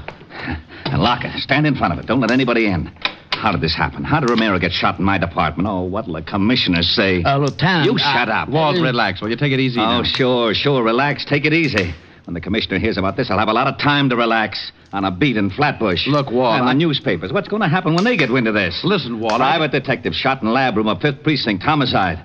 Relax. Take it easy. Sure. Well, at least shut up long enough to hear what I've got to say. Rick, what am I going to do? Well, now listen to me. If we can solve this thing before anyone gets wind of it, maybe it won't be so bad. You're right. Maybe it won't. We'll keep this room closed up as long as possible. Otis, if you let anyone in here, I'll personally see that you never... Where are you going, Diamond? I'm going to Romero's office. I'll call you from there. Make a check on his body and have all the dope ready for me. Oh, don't you worry about the dope, Rick. I've got more dope in this department than any other in the whole world. I've got the biggest. Otis. Yeah, Lieutenant? Walt chased Otis up the wall, and I headed for Pat Romero's office. Everything was happening so fast, I didn't take time to think much past the fact that the private detective profession had taken a step in the right direction when someone retired Romero. But Walt was in a spot, and someone had broken the law, so it looked like it was up to me to try and tie things together. I got to Romero's building, went up to the 8th floor, tripped over a couple of rats having a nervous breakdown because they couldn't find their way out, found his office, opened the door, and started feeling sorry for myself right away. Oh. I never saw him. All I remember is something black and shiny in front of my face just as I hit the floor. When I tried to take a better look, the bright, shiny something kissed me right in the mouth, and I went to sleep the hard way. When I finally came around, it was like trying to tiptoe through an acre of beach balls. I stumbled a couple of times, spit out a little blood. Very little, because the way I felt, there couldn't have been too much left. When I finally got around to a normal way of thinking, I perceived two things. It was still daytime, and the office of one Mr. Pat Romero, deceased, was a wreck.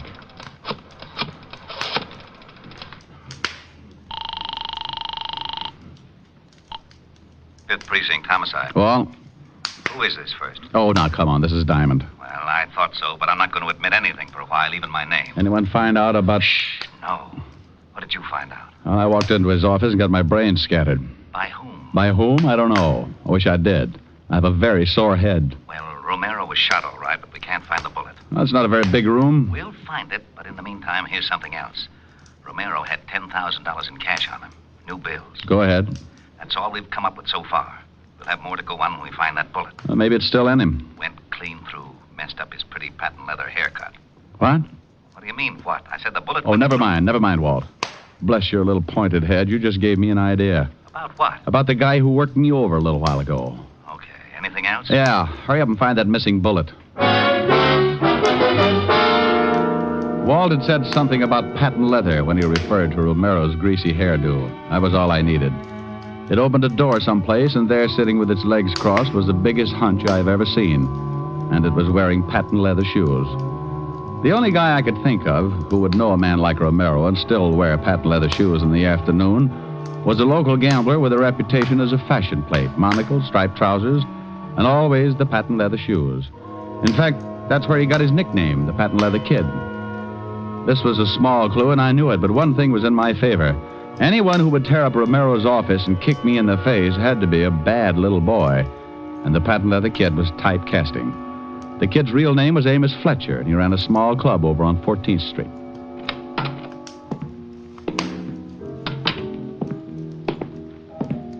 Oh, I'm sorry, my friend, but the... Well... Hello, Fletcher. I was going to say I'm sorry, my friend, but the place isn't open until 6. I got a few questions. Come back at 6. Fletcher, I'm a little unhappy right about now. You answer the questions like a good boy, or I'll kick you all over the place. You mind if I call a few of my boys to watch? If you like. Tell them I got a .38 under my arm that goes off when I get excited.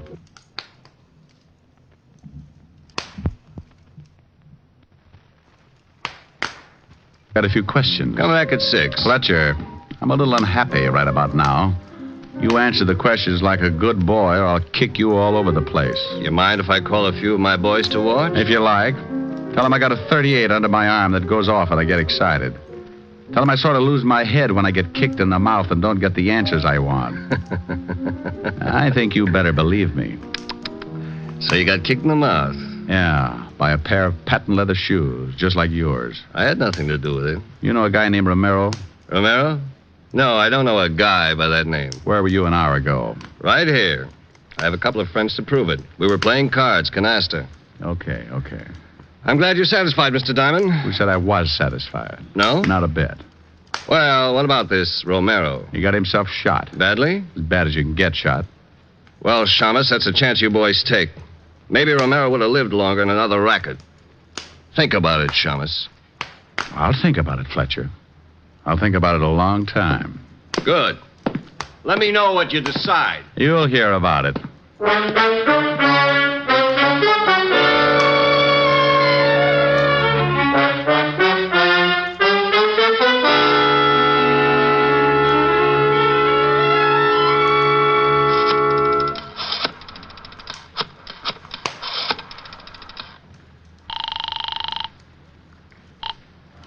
Homicide, 5th Precinct. Walt, check and find out where Amos Fletcher does his banking.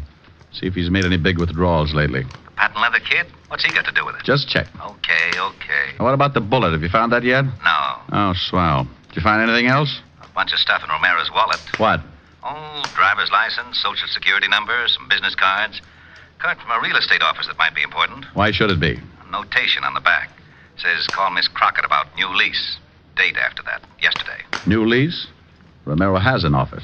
Wonder what this new lease is. Why don't you check? Crockett Real Estate, Lexington Avenue. Bye. Au revoir. What?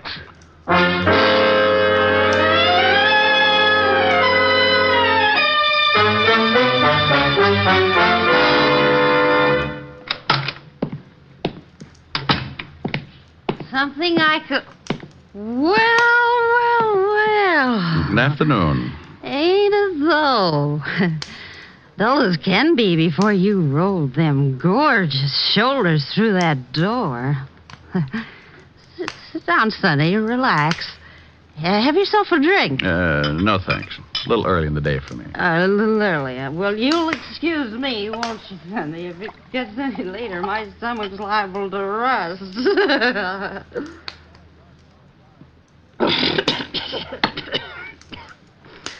Get it? Yeah, all over me. What's your name, Sonny? Gotta know, if I'm going to sell you some real estate. Play football in school, Sonny? Figures. Oh, look at them shoulders. Look, sweetheart. Huh? What did you say? I said, look, sweetheart. Oh. Why? No sense in raising all these goosebumps for nothing. Sweetheart, huh? Well, what can I do for you, Sonny? You want Madison Avenue at 50 cents a front foot? Hey, that's pretty good. Sure you won't have a drink, Sonny? No, thanks. I'd just like to ask you one question. Go right ahead, Sonny. I may not look it, but I'm considered one of the best real estate agents in this state. Do you know a man named Romero? Sure, I know him. Did you just rent him some offices? Yep. Signed the lease yesterday. A whole new set of offices over on 46th Street. 46th Street? Where on 46? Oh, right there. Say, are you a cop? What makes you think that? Oh, I don't know. Romero's offices are right across from the police station. The 5th Precinct. Sonny, you bother me. You're too nervous. Now, why don't you just sit down and get comfortable and we'll What talk... building are the offices in? Carson building on the 4th floor. But why don't you just take it easy, Sonny? Thanks, sweetheart. Oh, you devil, you.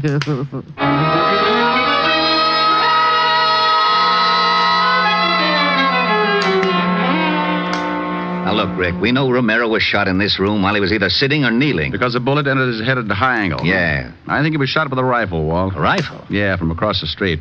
Romero rented some new offices in the Carson building, directly opposite this building. I just saw them. Somebody tore those apart, too. Well, I checked on Amos Fletcher. Does his banking at the National. Made a withdrawal this morning, $10,000 in new bills. Who is it? Otis. Come on in.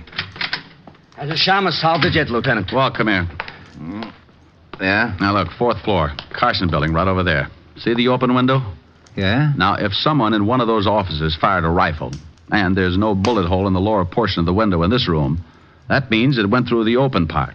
So Romero would have to be standing, let's say about right here. Well, that would make the slug somewhere out in the hall. Right. But it would have to pass through the door. There's no hole in the door.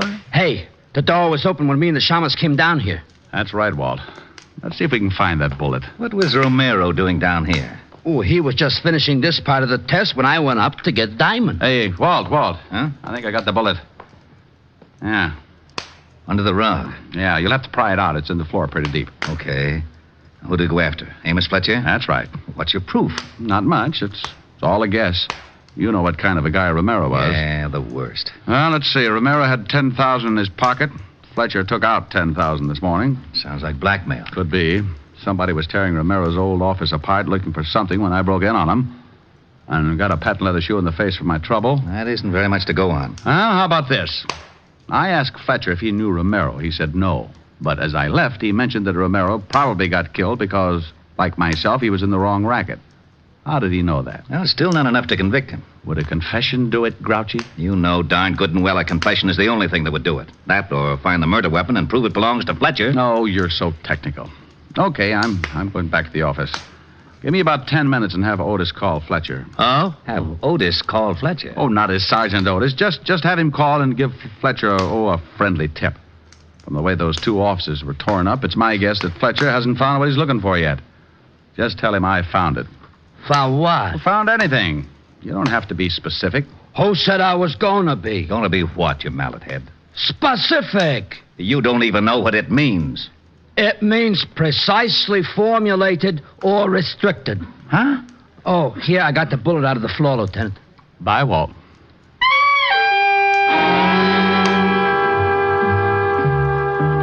I left the precinct and headed back for Broadway in my office on the corner of 53rd. I knew that Amos Fletcher, the patent leather kid, was the boy we wanted. But whether or not he'd fall for the gag was a matter of luck. Luck is a big part of my business. So I went to my office and sat on behind my desk to wait. In case Amos Fletcher showed up, I wanted to be sure to be able to hold up my end of the conversation. So I took out my .38 and put it across my knees. Diamond Detective Agency. If you've slaughtered a dozen, no difference to me. 1 or 50, it's the same old fee. What kind of a remark is that, Shamus? What kind of remark did it sound like, Sergeant? I ain't got time to answer that. I called Fletcher. Good. What did you tell him? Well, I was pretty good, as a matter of fact. I disguised my voice like this, and I says, Amos Fletcher, and he says, yeah. So I says, just a little tip I thought you might want to know about. Richard Diamond has got that which you has been looking for. He found it in Romero's new offices. How was that, Shamus? Brilliant change of voice. You think it'll work? Put down the phone. You hear me, Shamus? You think it'll work? Hang it up. Hey, Diamond! Oh, that's better. All right, Shamus, let's have it. Have what? I haven't got time to play games. This time you've got to believe me. This time I'm unhappy, so hand it over. You're making it pretty tough, Fletcher. I'm going to make it a lot tougher. Oh. Oh, now, isn't that a pretty big gun to be carrying around? It's a little big, sure, but it does everything I want it to. Mm-hmm. A German Schmeischer, isn't it? That's right. Put a stock on it, and you could shoot it like a rifle. I'm going to count 3, and then I'm just going to shoot it. Now, why don't you be smart and give me the stuff? Let it ring. It might be a paying client. It might. Let it ring. You shot Pat Romero from his new offices across the street from the 5th Precinct, didn't you, Fletcher? Is that what you say? Yeah. What was he doing, blackmailing you? You gave him $10,000 sometime today. You know, you're talking yourself right into a long box. Why did you shoot him in a police station? I paid him the $10,000 and he handed me the stuff, and I thought it was a McCoy. I went back to my office and started checking through this stuff. That phone's gonna bother me! There. You checked the stuff back in your office and you found out it was phony. You got worried, went back to Romero's offices. He wasn't there. He was across the street in the 5th Precinct. You spotted him through the window and shot him. That's right, Shamus. I saw him talking to a cop and figured he might be spilling his guts. I waited until the cop left and I nailed him. Now give me the stuff. You'll have to believe me, Fletcher. I haven't got it. Don't give me that. I got a tip. Sure you did. That was Sergeant Otis from Homicide. You're crazy. Am I? He said, just a little tip I thought maybe you might want to know about. Richard Diamond has got that which you has been looking for. What did Romero have on you? Some records. You know something, Diamond? I don't mind killing you at all. Drop it, Fletcher. What? Wait. I got Walt. Fletcher. How is he, Walt? Pretty bad. I didn't know you had a gun, Rick. Neither did Fletcher. Diamond, Yeah? phone for a doctor. Hurry. I'll do it, Rick. Hey, who tore this phone out of the wall? Fletcher got tired of hearing it ring.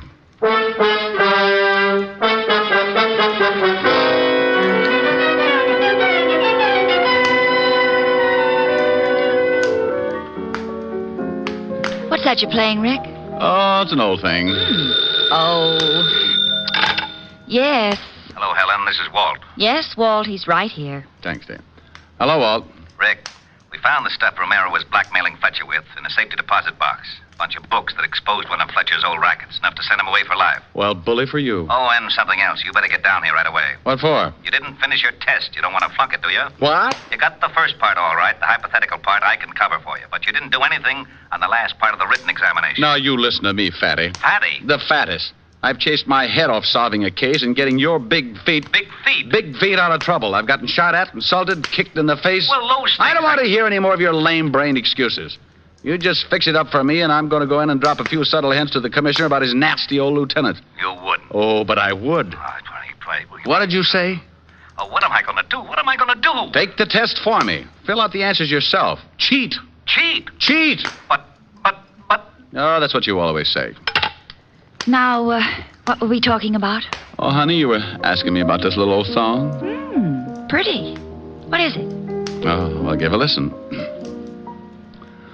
Oh, how I miss you tonight. Miss you when lights are low. Oh, how I need you tonight. More than you'll ever know. Each moment though we're apart, you're never out of my heart. But I'd rather be lonely and wait for you only. Oh, pal, how I miss you tonight. Okay? Oh, it's very pretty. Shall I? Might as well. Yes. May I please speak to Mr. Diamond? Oh, my goodness, Rick. No, Walt? Yes, but look out. Oh, all right. Hello. You passed, Mr. Diamond, 99 out of 100. 99 out of 100, Which one did I miss? The last one. I knew you wouldn't care, so I let Otis fill it in for you. No. Yes, the commissioner wants to see you tomorrow morning. Why? What was the question? To what department does the cleanup squad belong? Well, what did Otis write for an answer? The Department of Sanitation. Tomorrow at 11, Rick. Au revoir.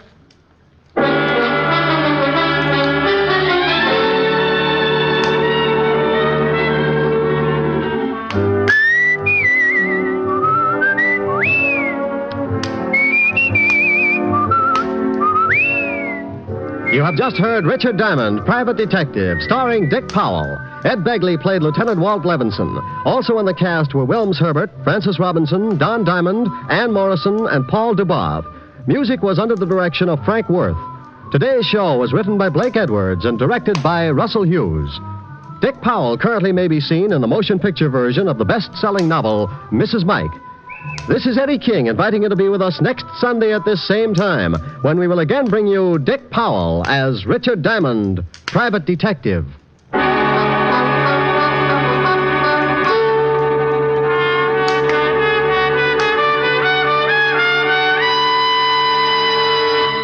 What's on NBC today?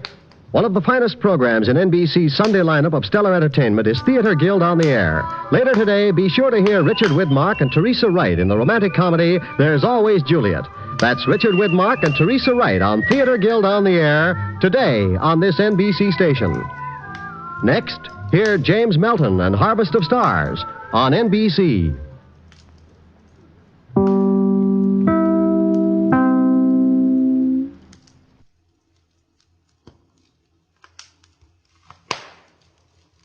Portions of the following program are transcribed.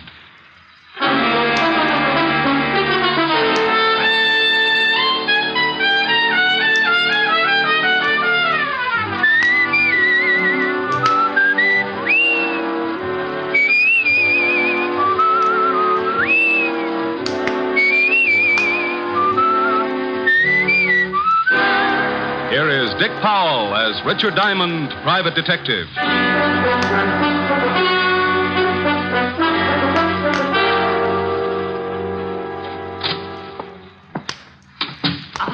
Are you Mr. Diamond? Creditor or client? I'm a client. I'm a Diamond. I'm glad. It's a little informal, but hello, glad. Call me Rick. Oh, no.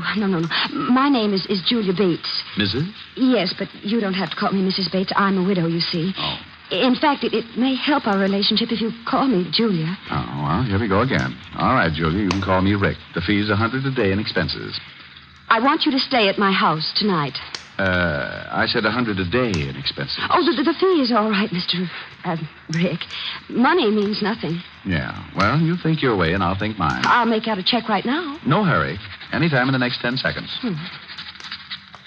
Oh, there. Thanks. Now, about this assignment. Well, it may sound silly, but I'm afraid of the house I live in. Oh, dandy. I said it might sound silly, Mm-hmm. but it's deadly serious, I assure you. No, I'm sure it is. You see, my husband, Warner Bates, died 3 months ago. Hmm? He was a very strange man and believed devoutly in many forms of mysticism. Oh, yeah. Well, he built this house as a monument to his beliefs and filled it with secret passages and rooms and steps that lead nowhere. Why not move out? Well, I'll be perfectly honest. It's because of the money. Oh. In his will, Warner stipulated I was to live in the house for a period of 3 months following his death. 3 months is up tomorrow. And it doesn't help that Warner is buried in the basement vault. What's he doing? Watching Benny's money? Well, he had a crypt built in the cellar, and a key, the only key to it, was placed in his coffin. What's supposed to happen tonight? Well, let me tell you the whole story. A month ago, I began to hear the strangest things in the house at night, and I found food half eaten on the kitchen table. Ever try setting traps? Well, the worst shot came when I went to the cellar a few days ago. I found footprints in the dust, naked footprints, leading to and from the crypt. Maybe he had to take a shower. Oh, please let me finish. On his deathbed, Warner swore he'd visit me at the end of the 3rd month, and if he could, take me with him back to the spirit world. Oh, and tonight is the night. Yes. Oh, at first, I didn't think it would get me, but... Oh, no, I'm scared, really scared. Yeah, well, now, look, baby, let's get off this mystic kick. Who inherits if you don't live up to your requirements? Well, that's just it. No one. That is, no person. The money goes to charities and schools. Mm-hmm. Mr. Anderson, the executor of the estate, says the will is foolproof, legal, and binding. Either I live in the house until noon tomorrow or forfeit the inheritance. So what you wanted me to do is hang around tonight and see that hubby doesn't go death walking. Yes, that's right. You don't have to be there till dark, but, don't be any later than that. Say 6 o'clock? Excuse me. Diamond Detective Agency, freewheeling corpses. Ask the man who kills one. Rick, when are you going to stop those awful slogans? Oh, hello, Helen, baby. Gotta call you back, got a client. Oh, all right. Is she pretty? I don't know. I'm parked behind a curve. What? Oh, forget it. I'll call you back. Bye. Now, Julia, you better go on home. Where's your broom? Broom? Do you think I look like a witch? You don't look like one. More like the good fairy after she'd heard about men. Now, you fly on home, sweetheart, and I'll see you at 6. Don't be late. I'll be there with bones on.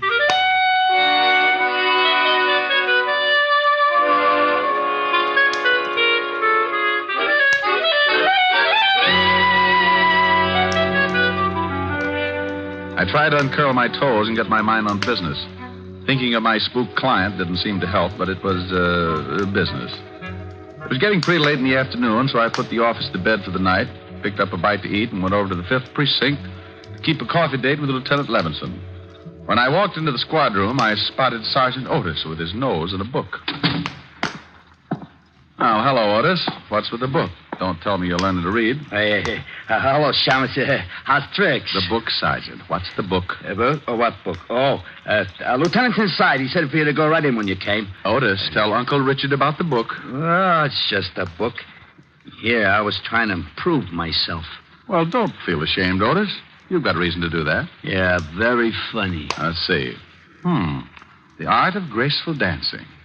Otis. Well, what's wrong with me dancing, Shamus? I don't want to be no social outcast. Dancing? Well, maybe. But graceful? Otis, you couldn't be graceful even if your feet did match. Tell you what, though, I'll give you a hand. Now, just open your arms and pretend you have a dame. Go on, I'll start you on a waltz. Well, okay. Da-da-dee-dee-dum, tweet-tweet-tweet-tweet. Da-da. Oh, no, Otis. You look like an elephant with sprained ankles. Now, try again and close your eyes. Ya-da-dum-dee-dee-dee-dee. Otis, where's your button? Otis, put me down. What? Oh, yeah, I'm sorry, Lieutenant. I thought you was a dame. You what? Oh. I mean, I had my eyes closed. I was dancing. Oh, Lieutenant, the shamus talked me into it. Rick, would you mind telling me what you were doing? Saving Arthur Murray ulcers. Yeah, well, come on in and get some coffee. And Otis. Yeah? Shut up. Shall I pour? Please do.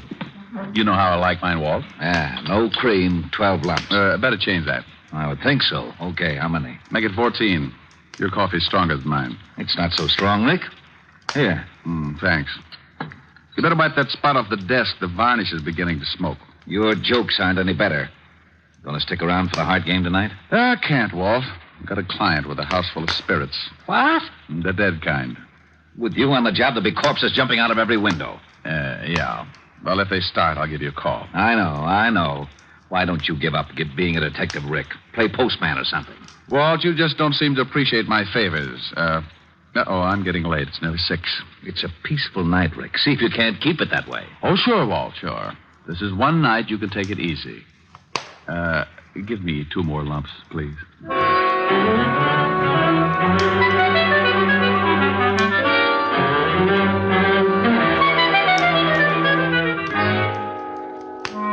Leaving Walt and heading to the Bates house, I was feeling as happy as a bird in a hat full of worms. I had $100 to stall off the landlord, a lovely red-headed girlfriend with curves, and a spook client with trouble. Everything great. Then the storm began to blow up.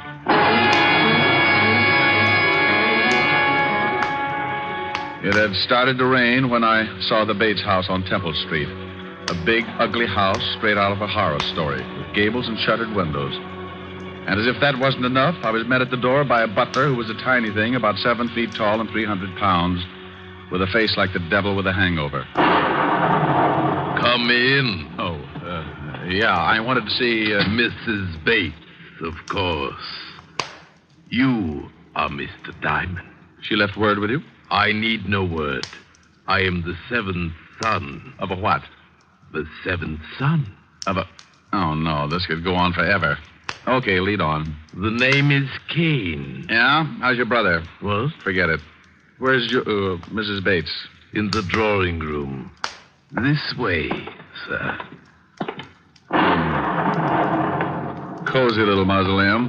What time do the ghosts come out? Usually right after the vampires, sir. Oh, dandy. I hope they have an early show. Oh, it will be soon enough, sir. The dead are restless tonight. Maybe if I rocked them to sleep. Got a rock? Mrs. Bates. Mr. Diamond. Oh, thank you, Kane. Hello, Rick. How do you like my house? Oh, it's lovely. What do you use for doorknobs? Heads? And what's with the big zombie? You didn't mention him. Kane? Oh, he's a fixture around here, but I get frightened more when he's around than when he's gone. Oh, well, now you take it easy, baby. Come on over and sit down and let me chase those fears away. Oh, that is an idea. Name me a better. Can I fix you a drink? Oh, I think I'll take a glass of milk, sir. Here you are. Oh, now, hey, look, Crusher, put a bell around your neck or something. One more surprise like that, and you'll be best man at a funeral. My apologies. Your milk, sir. Yeah, thanks, sir. Come on, Julia, let's get back to where we were. And you, Kane, you... Hey, where'd he go? Rick, there it is. Huh? Yeah. That's the way it starts. Listen. It's the stairs to the cellar. Someone's climbing them. What? Oh, it's probably Kane. You wanted me, sir. Kane? Then who... You wait in here, Julia. I'll go out and get our nosy friend. The cellar door is at the end of the hall.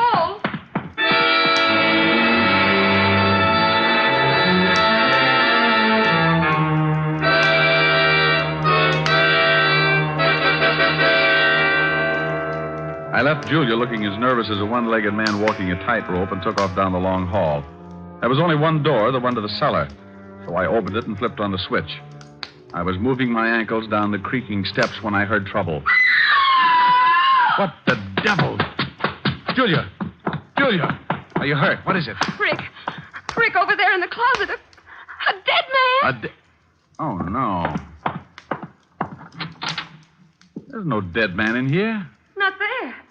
But I saw him, Rick. I swear there was a man in there. He was all bloody, and there was a big knife in his chest. Oh, but you must have been mistaken. About a corpse, Rick. He was there. I don't see it. Oh, wait a minute. Here on the floor, bloodstains. You see, there was a man in there. This is blood, all right. So where'd the body go? He couldn't have been moved that fast. Unless... Where's Kane? Right here, Mr. Diamond. But I did not move the dead one. No? Where were you just now when Julia screamed? Having tea with a vampire? No, I was in the kitchen, sir. Do not be mystified, Mr. Diamond. Accept the fact that you are in a house controlled by the other world. There's been a murder, Kane, and that brings it into this world. Who are you calling? A real-life cop who likes to know about dead bodies kicking around. Lieutenant Levinson, homicide. Walt, Rick. Oh, no. I know that tone. Where's the body? I wish I knew. Come on over to 209 East Temple Street. Wait. What do you mean you wish you knew? Is there a body there? Well, it's here someplace. Now, don't argue. Get over here. Wait. And hurry. Now, Kane, you can go back to the kitchen, but stay there. Don't roam around. As you wish, sir. And now, Julia, baby, we're going to do some investigating. Investigating? That's right. I got a big yen to see what's in that vault downstairs. And this time, I'm taking you with me. But, Rick, it's locked. I hope so, but I'm not making book. You mean you think it may actually have been Warner come back from the dead? And kill that man, I mean? Right now, I don't know what to think. I wouldn't be surprised to run into Dracula sitting on top of the Wolfman. Here's the basement. Hey, who turned out the light? I know I turned it on before. Yeah, that's better. Come on. Oh, Rick, it's cold down here. Oh, hurry, Rick. I'm getting scared. Yeah, I don't like the feel of it myself, but I want to check this vault. See the footprints there in the dust? I see them, but I don't believe them, not yet. Yeah, I'll try the door of the vault. Why, it's unlocked. Yeah, look what's inside. The coffin is empty. It's empty, all right, and it's open. Well, are you going inside? No. I think I'll stay out here. The light! Rick, who put out the light? It wasn't Edison, baby. We got company. I told you I'd come back for you. Warner? Hey, what is this? I am dead. Oh. You know who I am, don't you, Julia? Yes. Huh? Yes, I know it's you, Warner. I'm coming for you tonight, Julia. I will appear at 9 o'clock. I'd better set my watch. Be prepared to meet me, Julia, at 9 o'clock. No, Warner, no. Take it easy, baby. Rick, you down there? Oh, hallelujah. Yeah, Walt, turn on the lights. Sure. There, they're on. Rick, what are you doing? Oh, a blonde. I should have known. Well, do come upstairs and join me. We're coming off. Now, what is this all about, Rick? In a minute, Walt. Otis, help Mrs. Bates into the living room. She's pretty shaken up. Sure, Shamus. Come on, lady. Now, what is all this about, Rick? Now, come on back downstairs with me, Walt, and get your gun out. Somewhere in this cellar is a dead man with a lousy sense of humor.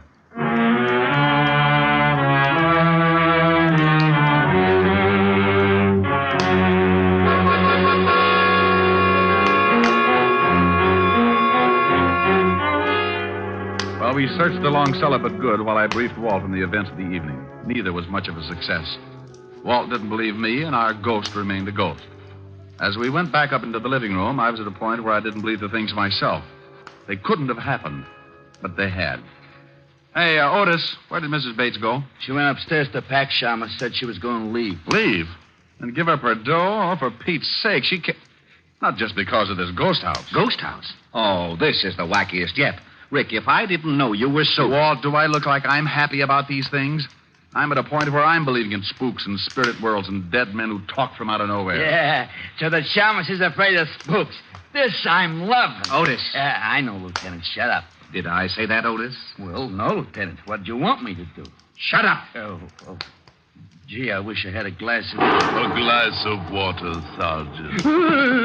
Oh, come out from behind that chair, Otis. It's only Kane. Who's he? Well, didn't he let you in? No, we found the door open. When we rang and no one answered, we came in. Oh, did you? Hey, Kane, where were you? Didn't you hear the doorbell? I knew the door was open, Mr. Diamond, and I was busy. Like maybe playing ghost? No, sir. Baking a cake. Cake? Oh, swell. I'm all packed. Will you take me to a hotel? Now, but Julia, look, you can't leave. Think of the money. Money or no money, I'm getting out of here, Rick. That was Warner's voice, and I just don't have the nerve to stay. Oh, but look, baby, you know there aren't any such things as ghosts. Do I? You were in the cellar with me. You heard him. And did you find anybody down there afterwards? Well, no, but... Just a minute, Mrs. Bates. You saw a murdered man earlier this evening, didn't you? You know I did, in that closet. Yeah, well, until I find out who he is and who killed him, you don't leave this house. But Warner... I'm sorry, Julia. We'll protect you, but you can't leave. Otis, take Mrs. Bates into the library and make her comfortable. Hey, Lieutenant. Come on, Mrs. Bates. Well...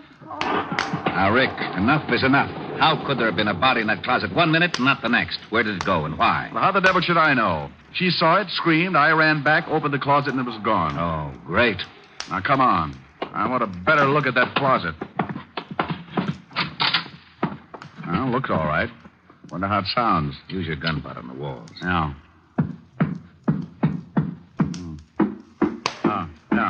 Yeah, this is it. Yeah, but where's the latch? Must be some way to open this section. Try those hooks. Yeah. No, not them. Maybe this rack. Hey, look. Secret room, just like in the movies. Oh, there he is. Yeah. We found the corpse, Walt. And how he disappeared so fast. Oh, some mess. Blood all over him. Walt, hey, this is no corpse. What? Oh, now, don't start that. No? Well, look at it closer, Walt. It's a dummy. Well, it is. A wax dummy with blood smeared on it. No wonder I wasn't meant to see it. Oh, this is it. I'm getting out of this crazy house. Corpses that talk, corpses that aren't corpses. I've had enough. This is just plain ridiculous. Now, wait, Walt. Someone planted this dummy, and someone is trying to scare Mrs. Bates out of this house. That same someone is in this house right now, and if he isn't stopped, it may mean her murder.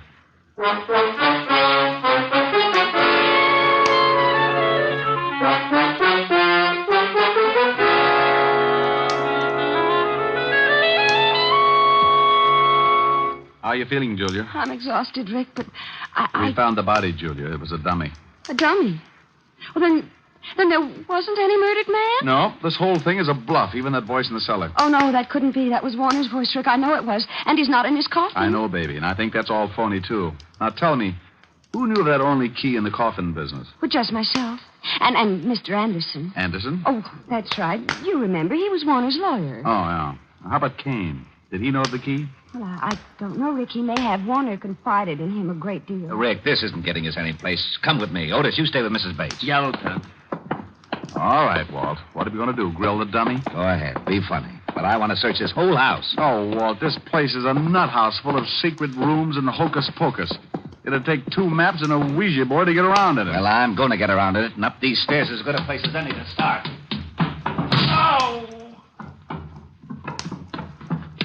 Hello, Walt. Oh, stairs that lead to a blank wall. Rick, that's too much. Now, would you stop playing games? Playing games, he says. Oh, where is my bicarbonate? Here you are, Lieutenant.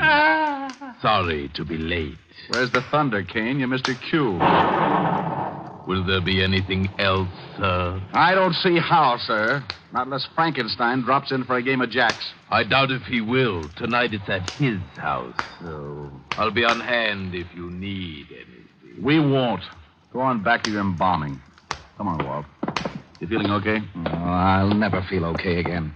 Rick, I've stood for your getting me mixed up in some crazy cases, but this night I'll never forget. Oh, don't quit on me now, Walt. We still have to find that spook and keep Julia from being killed. How? Please, tell me how. Look, he said he was going to appear at 9 o'clock tonight to take her to the spirit world with him. Yeah, well, I'll get a squad down here to see that he doesn't. No, Walt, wait. He'll never show up if we're all hanging around, right? Well, yeah. The only way we can catch the ghost is for him to show up, right? Yeah, go on. So what do we do? So we pretend to leave, make a big fuss about giving the whole thing up. Then we sneak back in and hide. We wait and see if he shows up, and when he said he would, and if he does, we nab him. Case closed.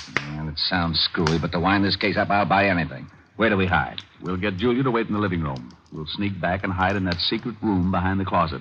If the ghost shows, we can grab him as soon as he gives himself away. And I think he'll show.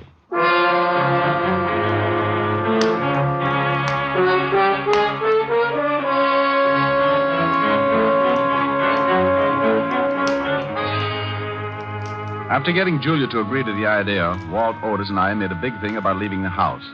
Then we sneaked back in and hid in the secret room back of the living room closet. The closet door was open enough so we could see Julia pretending to read on the couch. And for the next few centuries, we waited. Waited for a dead man to keep a date. What time is it, Rick? It's 2 minutes to 9. If he's going to show, it won't be long. Hey, you think a dead man really can come back to life? If you don't shut up, Otis, I'll give you a personal chance to try. I wish he'd hurry. Yeah. Well, it's just time now. I hope Julia plays her part okay. She looks pretty nervous. No, why would she be nervous? She's only waiting for a dead man. A phony dead man, Walt, I hope. Now, don't you start believing in ghosts. You know there aren't any such things. Rick, the lights went out. Shh, listen. I told you I would come for you, Julia.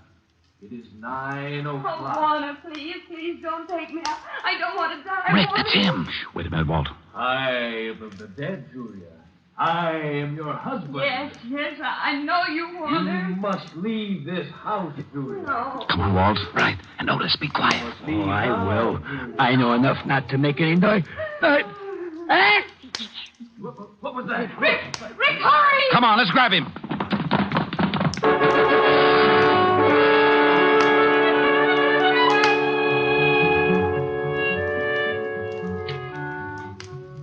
We all took off after the ghost. It led us on the screwiest chase yet, in and out of the secret passages, upstairs, and then back downstairs again. Trying to lay hands on him was like trying to swat a fly with a piece of string. He finally made a break for the outside door. Then, not to be outdone, I made like a big athlete. Hey, that was a pretty nifty tackle, Diamond. Rick, you okay? Yeah. As soon as I get this hood off, I'm going to have a few words with this spook. There. He's out cold. Otis, bring Mrs. Bates in here. Oh, okay. Come on, you. Wake up.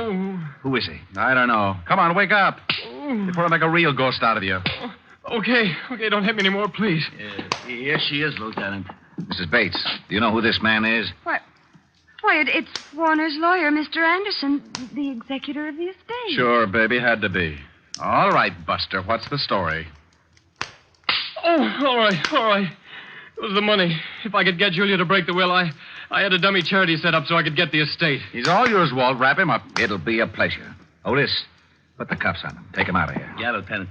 Come on, Spooky. Well, that takes care of that.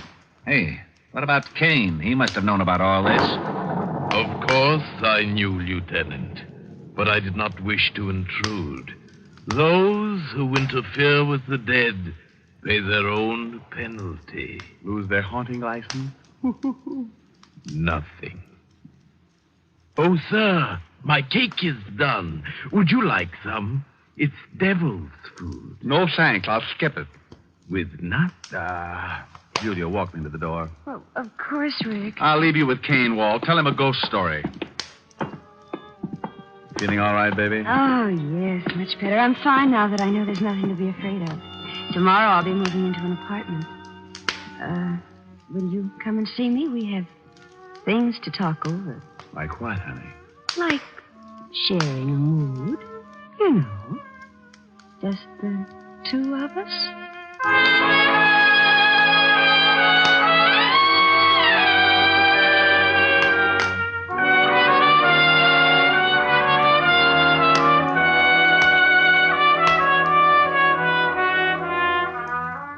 With that, she reached up and showed me what she meant with a big smoochie. I'd have probably stuck around, but I was afraid the house would be too disturbing. I wouldn't have minded having to get up to chase the bats out of the room, but with Kane showing up every time I wanted something, well, that could have led to complications. So I left Walt and Otis to clean things up, bid a not too fond farewell to Kane, and went from the house of horror to the one that was full of redhead and a piano. The redhead was wearing a red dress with a new, you know what I mean. Well, didn't think you were going to make it. I had a tough case tonight, honey. Thought I might not get away at all. Mm-hmm. I'll bet you did. Why, Helen, baby, all of a sudden you sound suspicious. Without any effort, darling. Especially when it comes to blondes. Blonde? You mean girls? Girls. Blonde girls with hair like this on your lapel. Oh.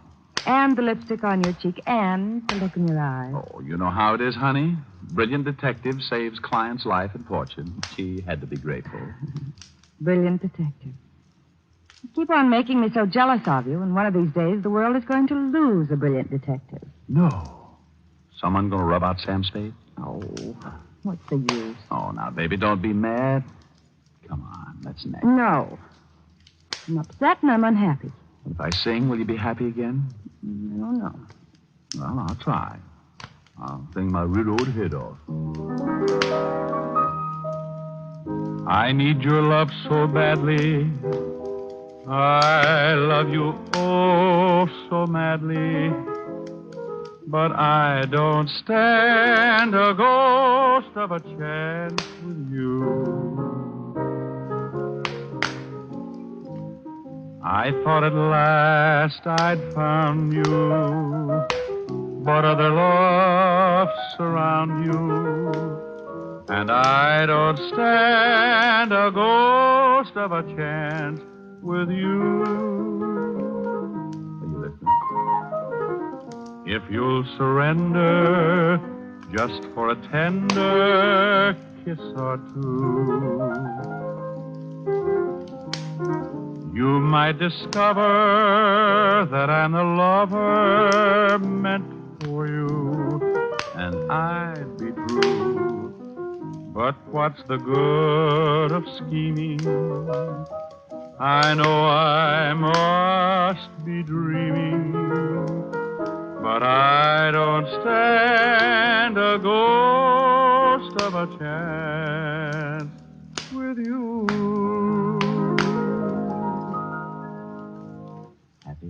You sang now. Did he neck? No. No, it's still early enough to catch a late show. Well, if I take you to the show? Yes. Okay. What's the show you want to see? Oh, it's a wonderful horror picture full of spooks. The ghost talk. Oh, no.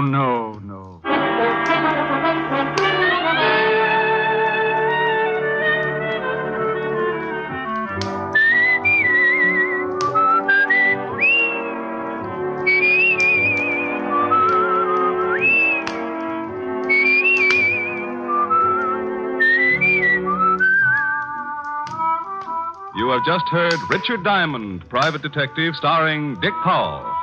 Helen was played by Virginia Gregg, Lieutenant Levinson by Ed Begley. Also in our cast were Wilms Herbert, Joan Banks, Paul Frees, and Robert Clark. Music was under the direction of Frank Worth. Portions were transcribed. Tonight's story was written by Herb Purdom and edited and directed by Blake Edwards. Dick Powell soon will be seen in the screen version of the best-selling novel, Mrs. Mike. Now, this is Tal Avery, inviting you to be with us again at the same time next week when we will again bring you Dick Powell as Richard Diamond, Private Detective.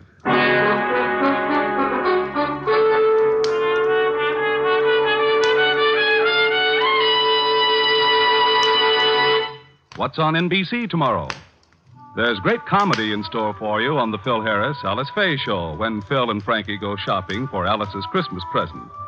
And there's excellent drama on Theater Guild on the Air. Tomorrow, Richard Conte, Diana Lynn, and Shirley Booth will be starred in the Pulitzer Prize-winning play Street Scene on Theater Guild on the Air.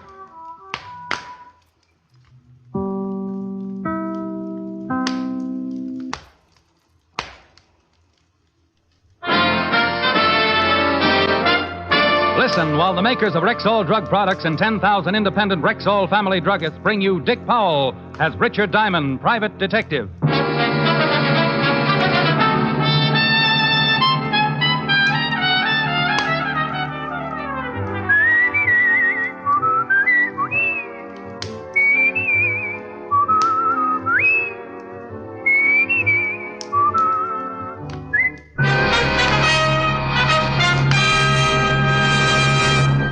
Good evening. This is Bill Foreman, speaking to you for the 10,000 independent druggists who have made the word Rexall part of their own store names. They've done that because they recommend and sell the 2,000 or more drug products made by the Rexall Drug Company. This month, Rexall family druggists are introducing 10 great new products direct from the famous Rexall laboratories. One of them is Rexall Multivitamin Formula V10. Here's a really pleasant-tasting, really easy-to-take liquid that supplies twice the minimum daily requirement of vitamin B1, 5 times the requirement for iron, plus the minimum daily requirement of vitamins A, D, and B2, plus red crystalline vitamin B12. Rexall Formula V10 aids in the formation of hemoglobin, stimulates appetite, and is especially good for convalescents. Remember and ask for it by this name, Rexall Formula V10, at Rexall drugstores everywhere. Good health to all from Rexall. Now, your Rexall family druggist brings you a transcribed half hour with Richard Diamond, Private Detective, starring Dick Powell.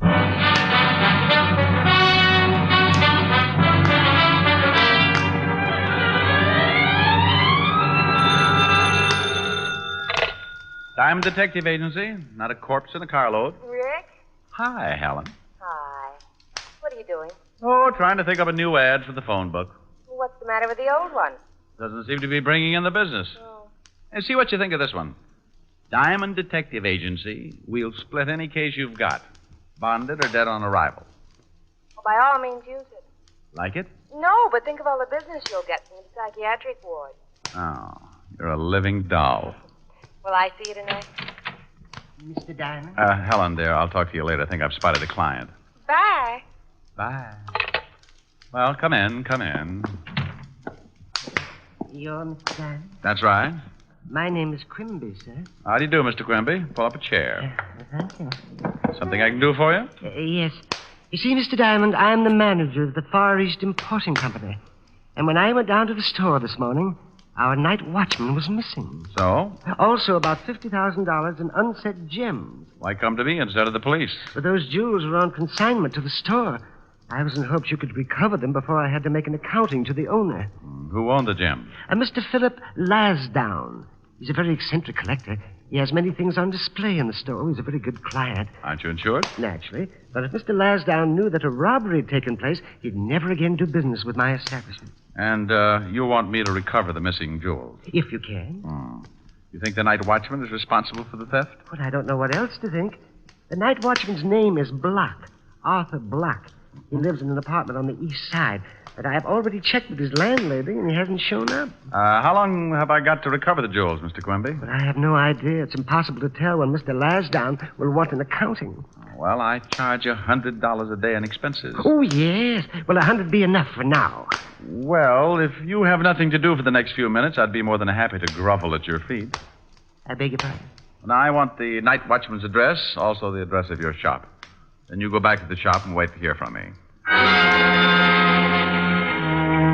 Quimby gave me what I wanted, then minced happily out of my office. I locked up, grabbed a cab for the east side of town, and 20 minutes later, I was talking to the missing night watchman's landlady. Sure, honey. Arthur Block lives here. You're the second one to come asking for him this morning. He killed somebody or something? Is he in? No, we ain't been in since yesterday evening before he left for work. Can I take a look at his room? Well, I don't know, Blue Eyes. It's against the rules. Oh, my goodness, I dropped a $5 bill.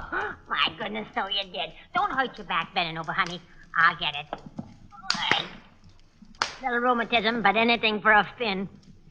Say, you got any more loose ones around? I'll show you every room in a joint. Just the one where Block lives. Right down here. You ain't no cop, honey. Shamus? Yep. Figured.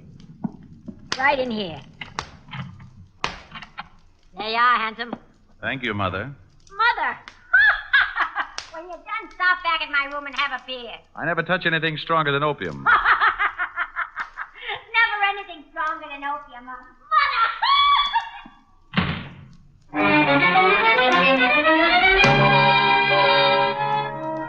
The night watchman's room was a shabby affair, about 15 by 20, and I went over it inch by inch, cockroach by cockroach. Apparently, Block hadn't taken anything with him. The drawers in the broken-down dresser were filled with an assortment of socks and underwear. In the closet, I found the rest of his clothes and an old empty suitcase. Yes, if Arthur Block had skipped, he was figuring on buying a wardrobe someplace else. I left, keeping on my tiptoes as I passed the landlady's door. Then I headed for the address of Mr. Quimby's antique shop. Hey, Mr. Diamond, did you find out anything about the Night Watchman? Well, his landlady's a lush and likes blue eyes. Oh, my goodness. What's the matter? Mr. Lasdown. Good afternoon, Mr. Lasdown. I do hope you... Enough of your vulgarism, sir. It's a perfectly wretched afternoon, as you very well know. Yes, it is. Pardon me. Mr. Diamond, Mr. Lasdown. Philip J. Lasdown. How do you do, sir? How do you do? Quimby, I've come from my Buddha. You've come to... Oh, You've had it quite long enough. Where is it? Mr. Lasdown, I have someone who's interested I've decided not to sell it. Now, come. Where is it? It's over there, in the corner, Mr. Lasdown. In the corner? Yes. I see. It's not enough that I suffer the torments of lending my exquisite stature to a firm that employs a Philistine as manager. No. I'm now subjected to the ignominy of having it secreted in a corner behind a variety of bric-a-brac one would expect to find only in the men's lounge at Coney Island. Mr. Lasdown... Remember, I told you that Buddha was to enjoy this room's most favorable location. You made a grave mistake, sir. A momentous mistake. Please, Mr. Enough, Lasdown. sir. I'm repossessing my Buddha forthwith. For years, I forced myself to deal with you in a patient and forbearing manner. But never again. This is the crowning blow. Far be it for Philip Lasdown to cast pearls before swine. Oh, that man, Mr. Diamond. Oh, that terrifying man. I must have been born under an unlucky star. Well, relax. Things could be worse. You've still got a little hair on your head. Even that's getting thin. So who wants fat hair?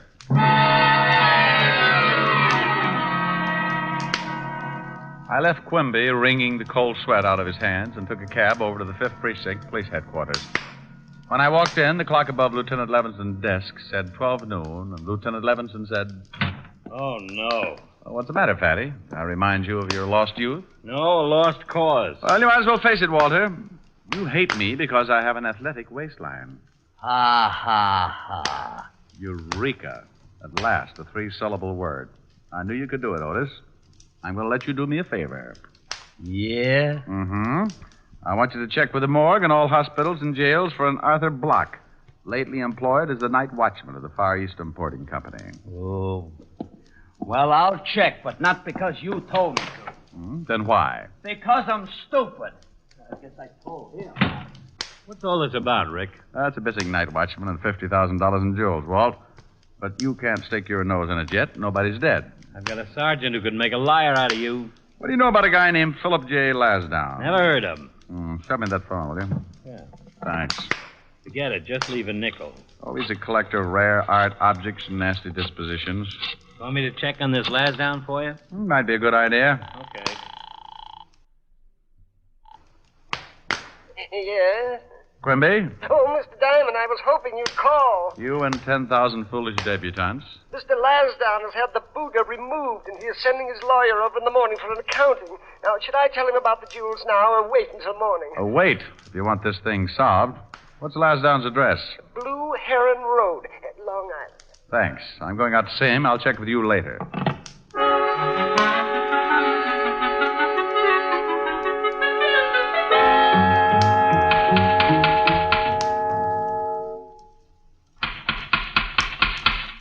A little patience, please. I do not read pick, look, see, quick, or popular mechanics.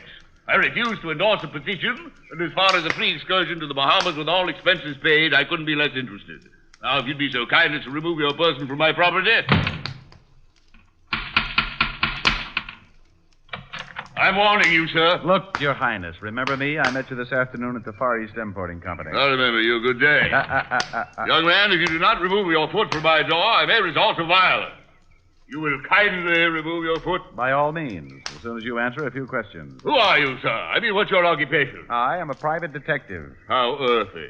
Well, what do you want? How many things do you have on consignment in the Far East Importing Company? Oh, good grief. What kind of a question is that? The first of several. I have many things on consignment there. Anything of extreme value? What are you getting at?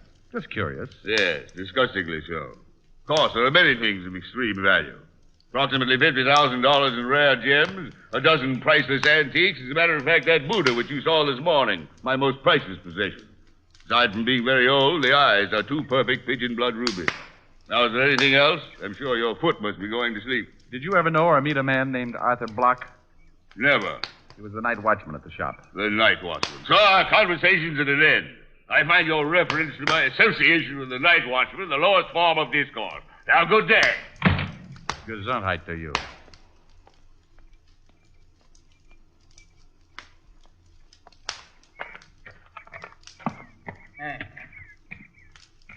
Hey, Bud. Sorry, I do not read pick, click, quick, look, spook. Hey, who's taking the census?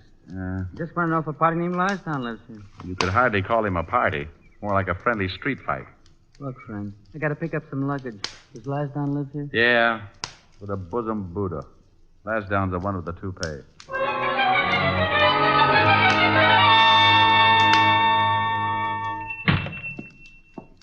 Mr. Diamond, I was just closing up shop. Have you found out anything? Well, not much. Tell me something, Quimby. Where do you keep those jewels? Why, in the safe? Did the night watchman have the combination? Yes, in case of fire. There were also some perishables in with the gems. Did he know much about the rest of the merchandise in the store? Yes, of course. He had a list and made inventory every night. Did he know Lansdowne's Buddha had ruby eyes? But I don't know. Well, how'd you find out? Lansdowne told me. If the night watchman knew about those rubies, I wonder why he didn't pry them out and take them along. I never thought of that. Have you touched that safe? Yes, when I opened it and discovered the lock. Well, don't do it again. You may have some of the night watchman's fingerprints on it somewhere. Tell me, did you know Lansdowne was planning on leaving town? Leaving town? No, I didn't. Well, I'm not sure that he is, but I've got a hunch. Are you going home after you lock up? Yes. Well, give me your phone number. I'm going down to the precinct and may want to reach you later.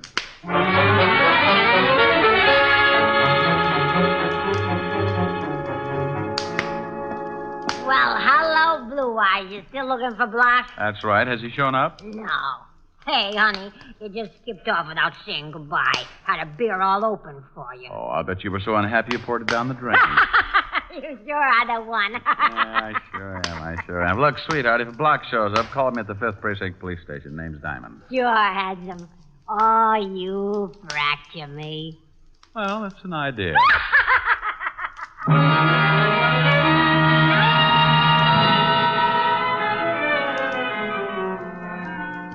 Couldn't find nothing on that missing night watchman, Shamus. Well, thanks anyway, Otis. In appreciation, I may send you a large can of Red Heart, liver flavor. Oh, go chase your tail around the block. Otis.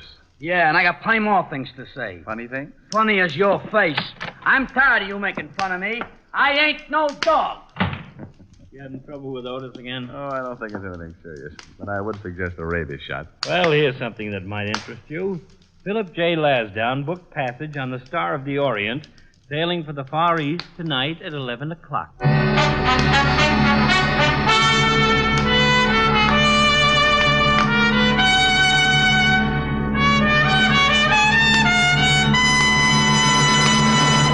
Famous beauty expert Ann Delafield says that women are tired of endless jars and bottles that cost so much time and money. She says that more than one cream is just nonsense. But can just one cream do everything for your skin? It certainly can. That is, if it's Ann Delafield's all-purpose deep cream. Here's a cleansing cream, face cream, night cream, eye and throat cream. All creams in one. A special blend of all the fine, rich, natural oils so necessary and good for care of your skin. Sounds wonderful. Does Ann Delafield have makeup, too? Yes, indeed. She's designed a whole new, no-nonsense cosmetic line just for you modern women. There are vitamins for true beauty from within. Fine powder with built-in foundation. Everything you need for looking your loveliest. All this must be pretty expensive. But you're wrong. You'll find that the Ann Delafield Cosmetics give you most for your cosmetic dollar and save you so much time as well. So look for them today at Rexall drugstores everywhere. And now back to tonight's adventure with Richard Diamond, Private Detective, starring Dick Powell.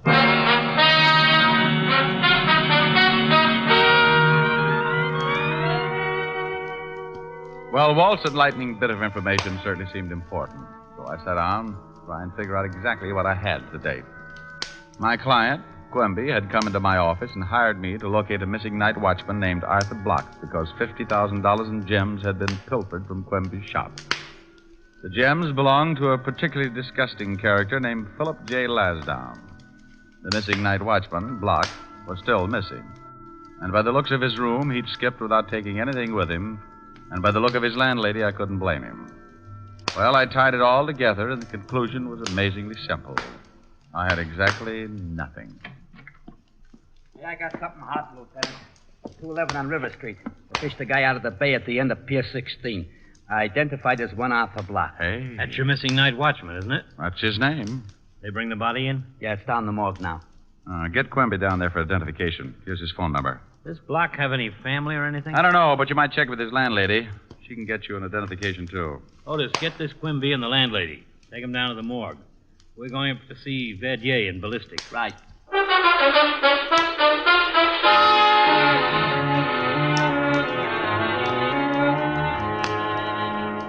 Here's the slug, Lieutenant. Huh? Almost like a ball. This is really most amazing. That slug was fired from a weapon made in 1831 by Samuel Colt. He patented it in Europe in 1835 and in the U.S. in 1836. What did the gun look like? Well, it was the forerunner of the Colt 44. A single barrel with a revolving breech carried 5 slugs. During the Fieschi Revolution in France in 1834, Fieschi had a rifle made like it. Tried to assassinate Louis Philippe. Lieutenant. Well, what is it, you mallet head? Call just came over the hot shot. That guy Philip Lasdown said someone had busted into his house and tried to rob him. He said he chased the guy off, but he was screaming for protection. Come on, Walt. I think we better go over there.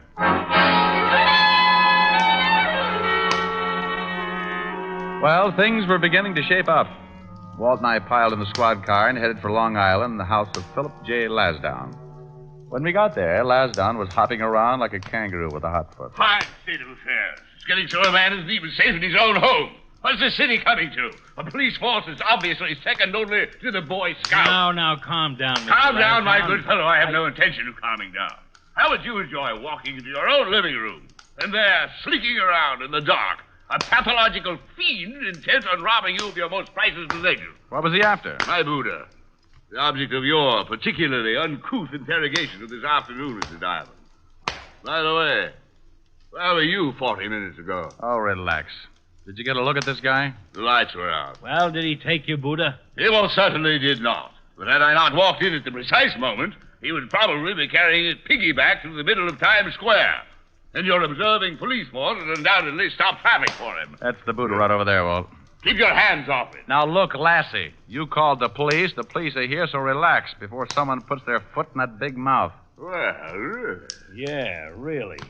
You're getting ready to leave town, aren't you? I don't see that that's any concern of yours, Lieutenant. Well, Buster, in case you don't know it, you're the #1 suspect in a killing. I beg your pardon. Do you own any antique guns? Guns? Sir, I do not collect weapons of any sort. I demand to know what you mean when you say I'm suspected of a killing. The night watchman at Quimby's antique shop was shot to death and dumped in the river. The night watchman again. I told Mr. Diamond once that my association with the night watchman was as ridiculous as General MacArthur sending Sally in a charm bracelet. Nothing's been touched on the Buddha? Nothing. I assume that the thief knew the value of the ruby eyes. Has there been any publicity about the Buddha? Some. Walt, come here. Excuse us a second, Mr. Lasdown? You couldn't make it a year, could you? Charming fellow. Yeah. Look, Walt. In some way, the night watchman, the missing gems, Lasdown, and his Buddha are all mixed up together. Okay, so what? We haven't even got the murder weapon. Well, if the night watchman did swipe the jewels out of the safe, then someone probably killed him for them. Yeah, that figures. If he was planning on stealing them, wouldn't he be all ready to skip town? Sure. Well, he hadn't packed a thing. The apartment hadn't been touched. Oh, well, that's not much. Okay. If someone wanted to get that Buddha, why not break in the store? Because it's easier to break into a house out on Long Island. The Buddha was just moved this afternoon. Who knew Lasdown took it? Yeah. And if the potential thief is mixed up with the original jewel theft, why didn't he grab the rubies in the store? I never thought of that. No. I think he wanted that Buddha for something else. Oh, Lasdown. What do you want? Is there anything else about that Buddha besides the eyes? I told you once it's a very rare piece. Yeah, aside from that. Could anyone hide something in it? Hide something? Why, yes, of course. It's hollow, the whole back swings open. Wealthy families used to place their valuable possessions inside the Buddha for protection. Show us. Certainly. There you are. You see, the space inside is quite... Good grief. Don't touch it. Isn't that a gun? Certainly is, and there may be fingerprints on it. Well, I assure you that does not belong to me. Do you know anything about a gun like this? Well, only that it's apparently very old. An antique. 8 to 5, that's the one that killed the night watchman. Give me a handkerchief. Yeah. I'm afraid you'll have to postpone your trip, Mr. Lasdown. I've already purchased my ticket. Have you any idea why the night watchman was killed last night? Not whatsoever. All of those uncut gems you had consigned to Quimby were stolen. What? That's right. Well, why wasn't I notified? Because Mr. Quimby thought I could recover them before you found out. That Shylock, that deceitful little pipsqueak. After all the business I've given him. Come on, Walt. I shall personally take extreme delight in exposing him as a discredit to his profession. Come on. You won't leave town, will you, Lassie, old boy? You have my word, sir. At least not until I've dealt with that traitor personally. But he's a suspect. We can't leave him. Rick! Rick!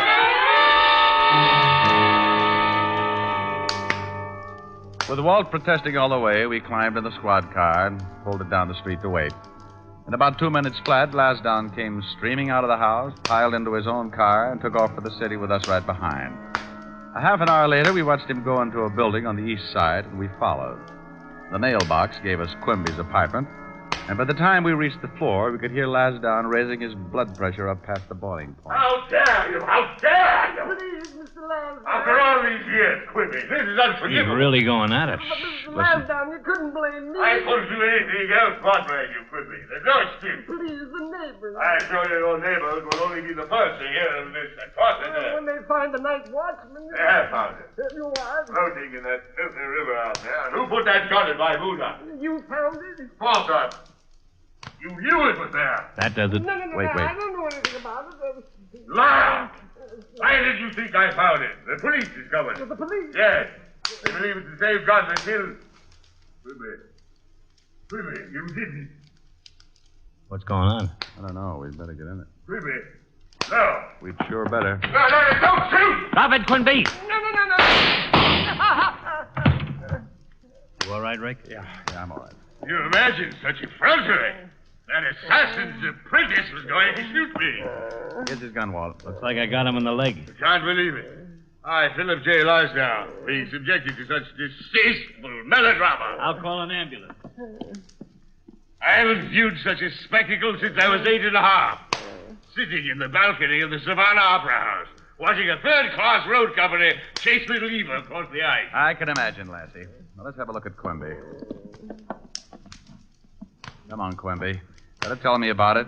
You killed the night watchman with that antique gun. Yes, I kept the gun in my desk at the office. I was taking the jewels from the safe to make it look like robbery when Block came on duty. He was early, and he surprised me. Shot him and hid the gun in the Buddha. That's why you were so shocked when Lasdown came and got it today. Yes, when you told me he was leaving town, I feared he would take the Buddha with him and discover the gun inside. It was you who broke into my house this evening. Yes, Mr. Lasdown. Wagon's on the way.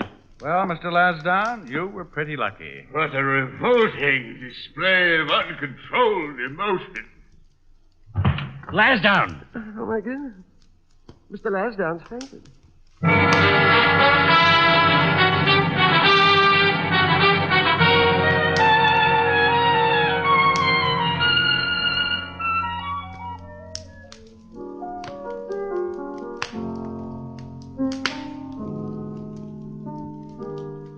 Why were you so late, Rick? Oh, I got mixed up with a screwy one. I was going to leave the station earlier, but Otis got to discussing Freud with a very learned gentleman named Lasdown.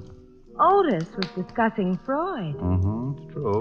Couldn't tear himself away. Seems, according to Otis, that this year Freud plays second base for Brooklyn. Then we got around to Kenzie and discovered he was batting 200. Oh, I don't believe it. Neither did I, but Otis explained he'd been in a slump all season. You and your friends. I hate to mention it, but you qualify in that league. Oh, but you love me. I do not. I just breathe hard from an irritated sinus condition. Well, use the condition and sing me a song. Okay. What are you going to sing? I don't think it's any of your business. Oh, that's a nice song. How does it go? You pick one. All right. Let's see. No. I like New York in June. How about you? That's too. I like a Gershwin tune. How about you? I love it. I love a fireside when a storm is due. I like potato chips, moonlight motor trips. How about you? I'm mad about good books, can't get my fill. And Doug MacArthur's looks give me a thrill. Holding hands in a movie show when all the lights are low may not be new, but I like it. How about you? I like it. You like me? Well, Come here. Oh, well, do you?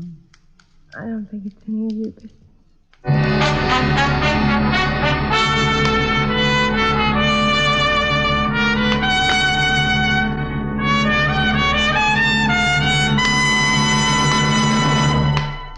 If your summer fun is being spoiled by the misery of athlete's foot, your Rexall family druggist has a great new product for you. It's Aerosol Fungi Rex, a greaseless, stainless spray-on relief that's easy, quick, and clean. Fingertip-controlled spray eliminates messy application, gives positive coverage to the entire infected area, and all the burning, itching, and discomfort of athlete's foot are quickly relieved. Ask for Aerosol Fungi Rex. That's Fungi-Rex.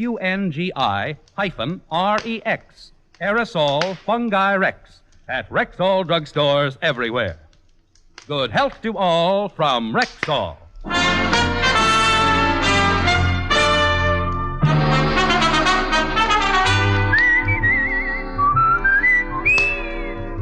Richard Diamond, Private Detective, stars Dick Powell in the title role and was written by Blake Edwards, with music composed and conducted by Frank Worth. Dick Powell directed the RKO production Split Second, which is now in release, and his latest film appearance was in the Metro-Goldwyn-Mayer award-winning The Bad and the Beautiful. Heard in tonight's cast were Virginia Gregg, Howard McNear, Jeanette Nolan, John McIntyre, Arthur Q. Bryan, Wilms Herbert, and Harold Dayenfort. Richard Diamond, Private Detective is transcribed in Hollywood by Jaime Del Valle. This is Bill Foreman inviting you to be with us next Sunday at this time when Rexall Drug Products again bring you Dick Powell as Richard Diamond, Private Detective.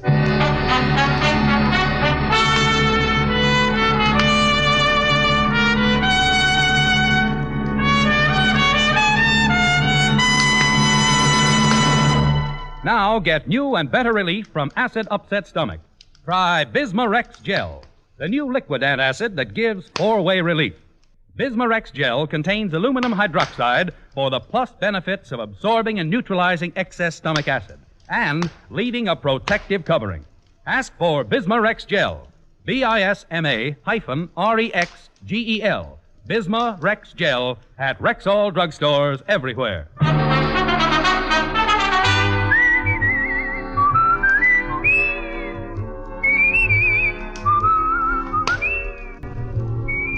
This is the CBS Radio Network.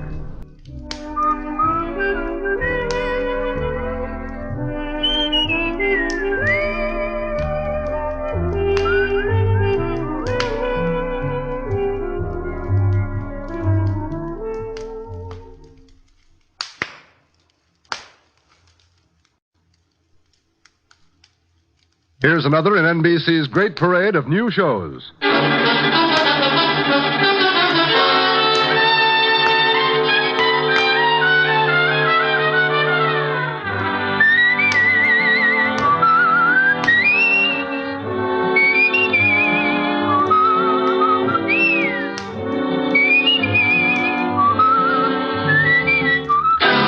Now, Dick Powell as Richard Diamond, Private Detective.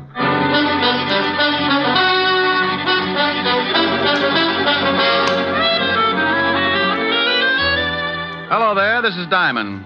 You know, this business I'm in can get pretty silly sometimes. I can go along for a whole month and get by on nothing but meals at the automat and a dozen laughs a day. The funny ones usually pay just as well as the tough ones, but eventually somebody starts something that's about as funny as an open grave. So then I put on a long face and start carrying my .38. I don't worry about those times because I don't think about them.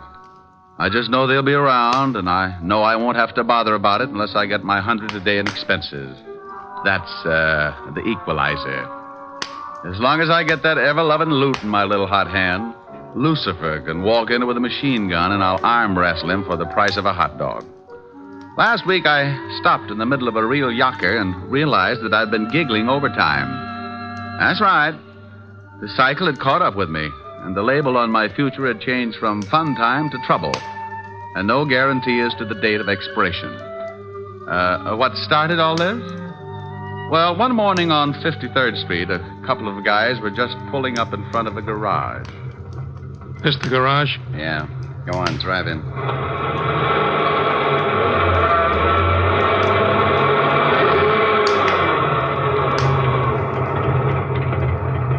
Here comes a guy. Yeah, this is big luck for us. The guy coming is the guy I want. I don't want he should see me yet, so you keep talking to him and I'll get out this side. Tell him to look at the motor or something. Something I can do for you, mister? Yeah. Take a look at the motor. It's been missing. Sounds all right. It don't drive like it sounds, so take a look at it. Okay, sure.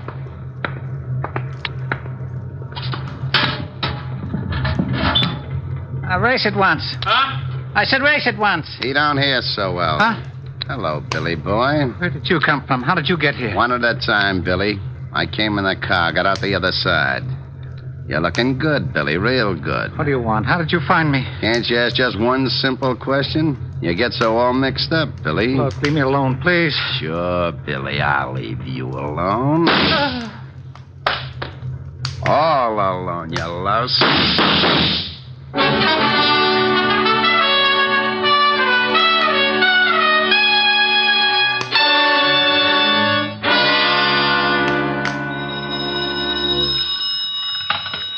Diamond Detective Agency, our 30-day test revealed that not one single case of throat irritation was due to strangling. Oh, Rick, you're awful. Oh, how can you say that? I'm lovely, I'm engaged, now you steal wool. Oh, you idiot. Ah, you peaked. Hello, honey. Hi. Am I going to see you tonight? Sure, what'll we do? You get here about 8, I'll think of something. Oh, let's stay in. I've got that awful broke feeling again. Oh, is business bad, Rick? Well, it's pretty bad, but it gives me a chance to get some exercise. Exercise? Yeah, I found a Japanese beetle in the desk the other day, been giving me judo lessons. I'll just pretend I didn't hear that. Don't knock it. Vaudeville's on the way back. Leave it alone. Let it live. Helen. I'll see you about 8. Wait a minute, honey. I think I forgot to shut something off. People are running in. Clients? I'll find out. Oh, would one of you gentlemen mind dropping a few $100 bills on the floor? Well? I'll call you right back. I don't think they're spendthrifts. All right, Rick. Bye. Bye, honey. Well, now, lads, what can I do for you? Your name's Diamond? Yeah? Would you mind closing the door? I've got a beetle that'll break my arm if he catches cold. Hey, this guy's screwy, boss. Shut the door like he says.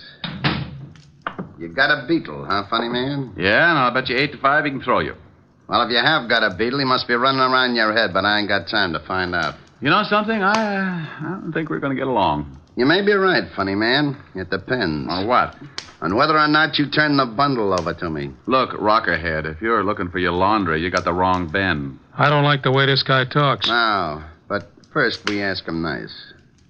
We want the bundle, funny man. You just said that. I say it again for you. Then if you don't get it, I make you understand. Like how? You couldn't point out Clyde Beatty in a lion cage. Here it is. Now try hard. I want the bundle. I know this'll throw you, but what bundle? He's going to be difficult, boss. Shut up. Look, Shamus, some of my friends think I'm kind of good-natured, but sometimes I fool them and get nasty. You should be ashamed of yourself. You want to know what bundle? I tell you. Maybe you snap out of it. The bundle the dame gave you, the 200,000. 200,000? 200,000 what? Girdles? That does it. Vern, see why the Shamus is lying. Now, wait a minute, Buster. You go on the muscle with me, and I'll tear off your biceps and stuff them in your fat face. Vern. Yeah? Oh, nuts. Why is it a 38 always changes my mind, and I wanted to be so virile? I'm going to use this gun unless you tell us where you got the 200,000. Now, this is getting silly. No, it ain't. It's getting bloody, see? Hey, now, what's going on? I told you, funny man. I want what you got. Well, what I got hurts, and you're welcome to it. You sure? Ask for it. No. Come on. You save your head from getting squashed, and me and Vern save a lot of time. Where you got the dough? Look, I didn't know what you were talking about when you started, and I'm just as stupid now. You are that, funny man. Vern? Hey, wait. Now, oh! A gun barrel can cut you up pretty bad. You want to see how bad, or do you want to tell us? You think I like the massage? I tell you, I don't know what you're talking about. I don't like to be kept waiting, you. I don't like it none, see? Now you spill your guts, so my boy chops you up like hamburger. Open your yap and sing. Sing, you hear me? Okay, but you won't like it. I can't begin to tell you. Close his lousy mouth. Close it good. Oh, I knew you wouldn't like it. Oh! Now, funny man, you got a wisecrack? You gonna still make like a hero?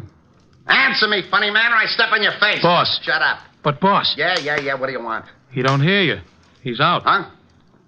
Oh. Well, what did you sap him so hard for, stupid? Maybe you turned him off for good. Nah. He'll be around in a couple of minutes. Then I can work on his ribs.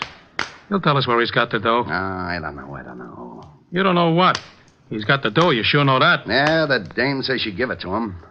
You think maybe she crossed you? You think she skipped? I think maybe we better find out. This shamus is pretty stubborn and pretty clean. I think we find out. How? You watch. I'll search the joint, then we'll get out of here. What about the shamus? You'll make it all right. I want him around for a while. After we find the dough, you can put him back to sleep.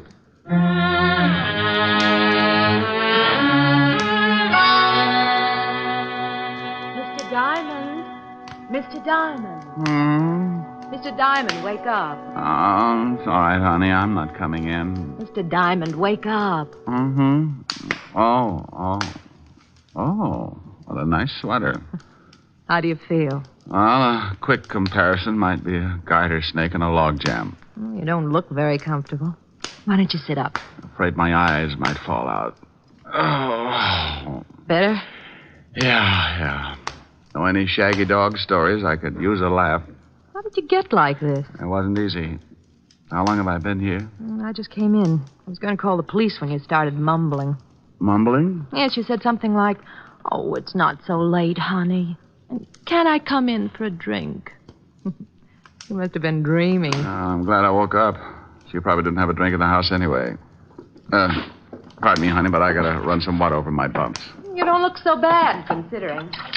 Oh, considering what? Do people get run over by trucks every day? When you start feeling better, I'd like to talk business. Well, with business, I straighten right up. What's on your mind? Oh, that sweater. I want you to guard something for me. Why? You're the type that goes bear hunting with a switch. Is that supposed to be nasty? Well, take a guess. I just get mauled up by two gorillas, and before they get nasty, they mention some dame and some money, and you know anything about it? Why should I? Well, I wake up, and there you are. I thought maybe you stopped by to see if the boys get a gold star for the work. I don't know anything about it. Now, do you mind if I sit down? No. I'm sorry, I haven't got anything more comfortable. The termites just walked out with my couch. What do you want guided, lover? I can't tell you what it is, but it's in a locker at the 42nd Street subway. I want you to pick it up and keep it with you until I call for it. I get $100 a day in expenses, and when I don't know what I'm doing, the fee looks like a skyrocket. Here's $500. When I pick up the item, you get $500 more. Ooh. And I'll be back in 2 days. Well, I was going to start looking for the guys who gave me this headache, but $1,000 makes me impatient. You, got the key to the locker? Yeah, right here. By the way, do you work nights, Mr. Diamond? Well, not in the office. Don't you think I ought to know your name? You get the item, and I'll introduce myself in 2 days. And I do keep a drink in the house, Mr. Diamond. She got up then and walked out of the room like Eve with half an apple. I put some iodine on my face and headed for the 42nd Street subway. All the way down, I kept thinking about those two mugs who had worked me over, and for the life of me, I couldn't guess why. I didn't know it then, but if I could have guessed, it probably would be for the life of me. I reached the subway and went down. I found the locker, opened it, reached in, and pulled out a small black leather bag with a lock on it. Out of curiosity, I tested the weight and finally decided I must be guarding a sack full of spider webs. I tucked it under my arm and turned to go. But sometimes things don't always work out the way you plan them. Okay, Shamus. Let's have the bag. Oh, when am I ever going to make Eagle Scout? I should have smelled something. Hello, Vern. I'm in a hurry. If you wisecrack, you get dead. Give me the bag. Where's your friend? Out collecting heads? I guess I gotta kill you. We guess again. Here's the bag. Okay. I should make a hole in you just because you ain't honest. You had the dough all the time. You mean in that bag? Oh, now don't tell me it ain't in it. Well, if it is, Buster, it's all in one bill. Feel the weight. Hey, it is too light. Why, you lousy, no-good gumshoe. This time I don't play around.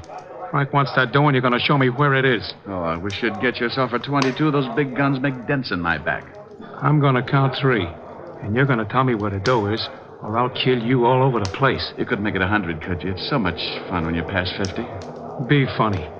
You're only killing one guy. 1. This never happened when I went on next to closing. 2. Oh, now, wait a minute. Look. You look. It's your last chance. Drop it, Byrne. You're boxed up. Hey, who's that? The Marines. Why, you dirty... Rick, are you all right? Oh, Walt, I know you're bashful about these things, but you're going to be kissed. Oh, now stop that. Otis, have your boys keep the crowd back. All right. Keep back. Come on. What about the gunner? You shot him good, Lieutenant. Well, I'm glad you noticed, you mallet head. Now, what about him? He's dead. How did you find that out? 20 questions? Oh, yeah? Well, I guess we saved your life this time. Well, I hope I can do the same for you sometime, Sergeant, but science will hate me. Now, don't you start blubbering again, Otis. I couldn't stand it. Go get the wagon like a good boy. Okay, Lieutenant. Now, what's this all about, Rick? Believe me, Walt, I don't know. How did you get here? We got a call from a dame about 10 minutes ago. Said you were coming down here and some guy was going to kill you. Well. Now, don't you me. I want to know what this is all about. Let's get on to headquarters, and I'll tell you just what I know. Well, are you coming? You mean you're going to cooperate? Well, certainly. Oh, Otis. What's the matter, Walt? I feel a little faint. Would you mind helping me up the stairs? I think I've been working too hard. Walt and I left the subway and headed for the 5th Precinct Police Station. On the way over, I told him about the girl and about the 2 hoods who'd worked me over in my office. When we reached the station, he shoved the rogues gallery at me, and I started going through the miles of photographs.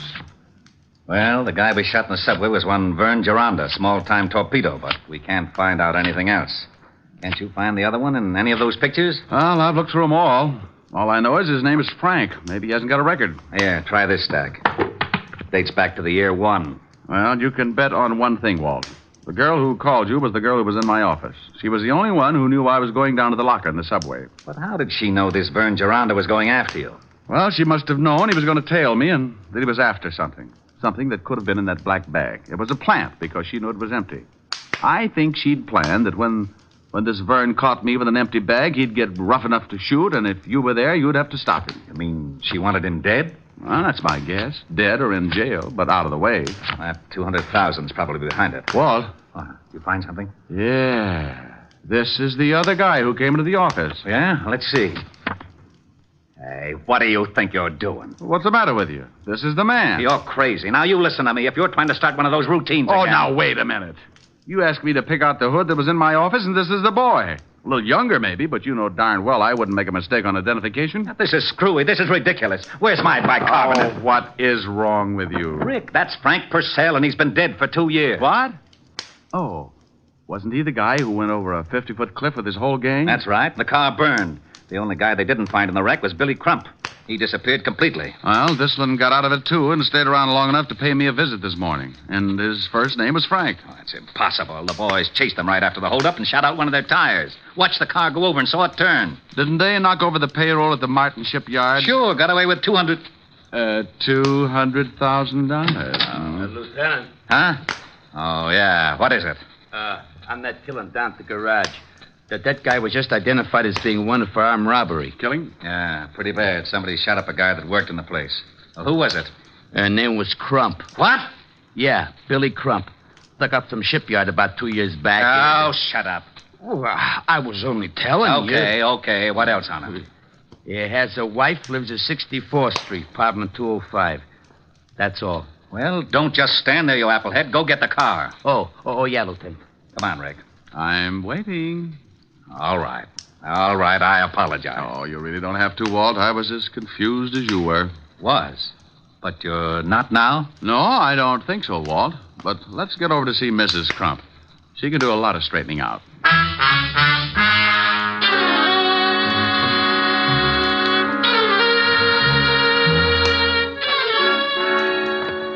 I hope Mrs. Crump is in. Oh, I forgot to tell you, Lieutenant. She calls herself Stewart, Mrs. Edna Stewart. What? Yeah. Her husband used her alias instead of Crump. Oh, well, that's all right, Sergeant. Maybe when you start pounding a beat again, you'll think of those little things. 205, wasn't it, Walt? How about it, Sergeant? It was 205, wasn't it? Oh, yeah, Lieutenant. 205. That was it. I remember. I might make a few months. Shut up. Walt, hold it down. I'm sorry. Otis. Yeah, Lieutenant. Shut up. Here it is, Walt. I'll give it a knock. Go ahead.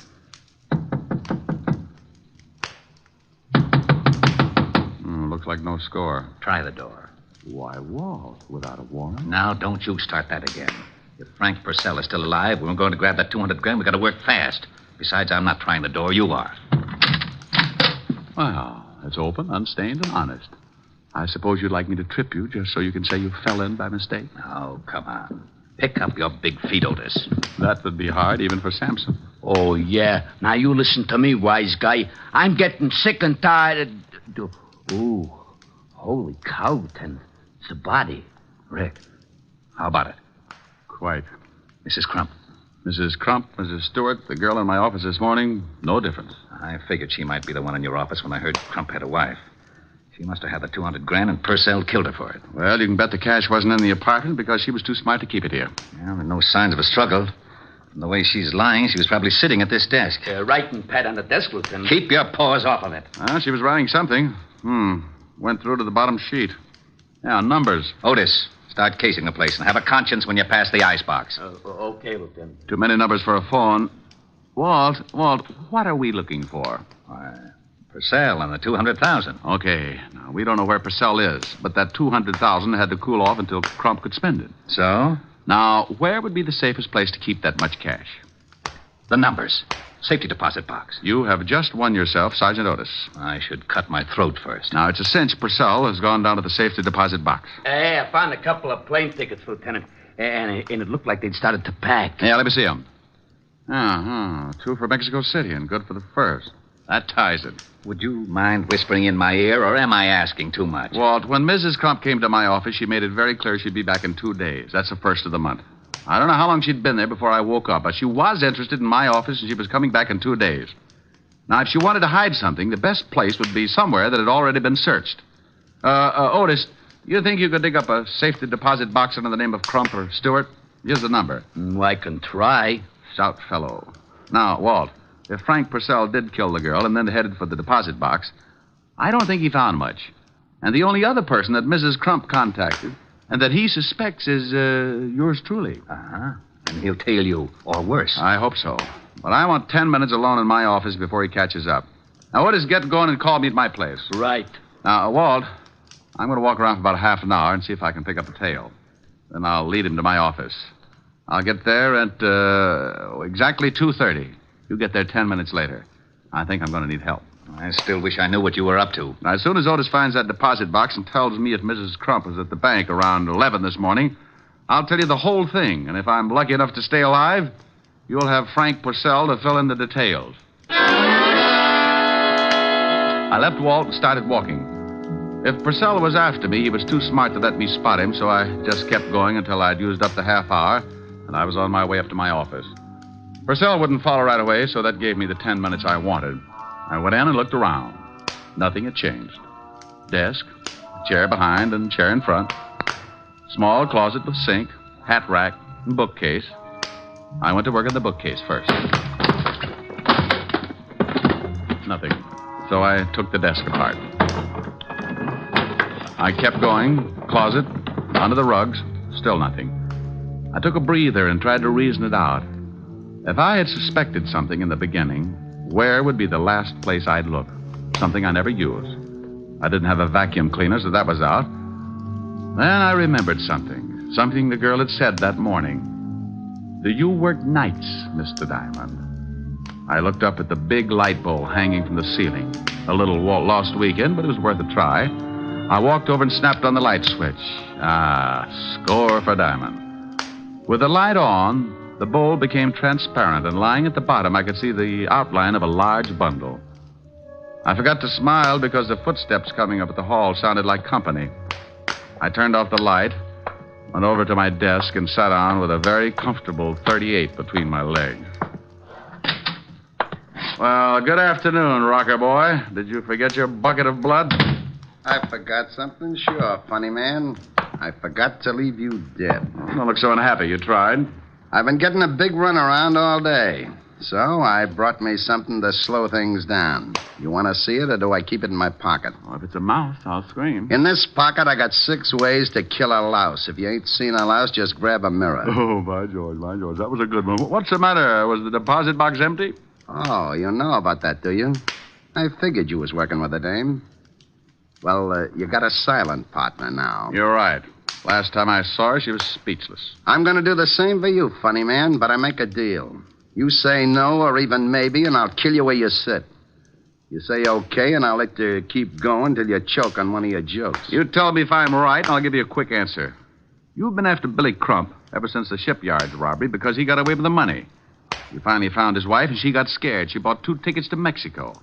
How am I doing? Great. You tell a good story. When Mrs. Crump saw all that lovely cabbage, she got greedy. She got a hold of you and made a deal. Yeah, she was a pretty smart chicken.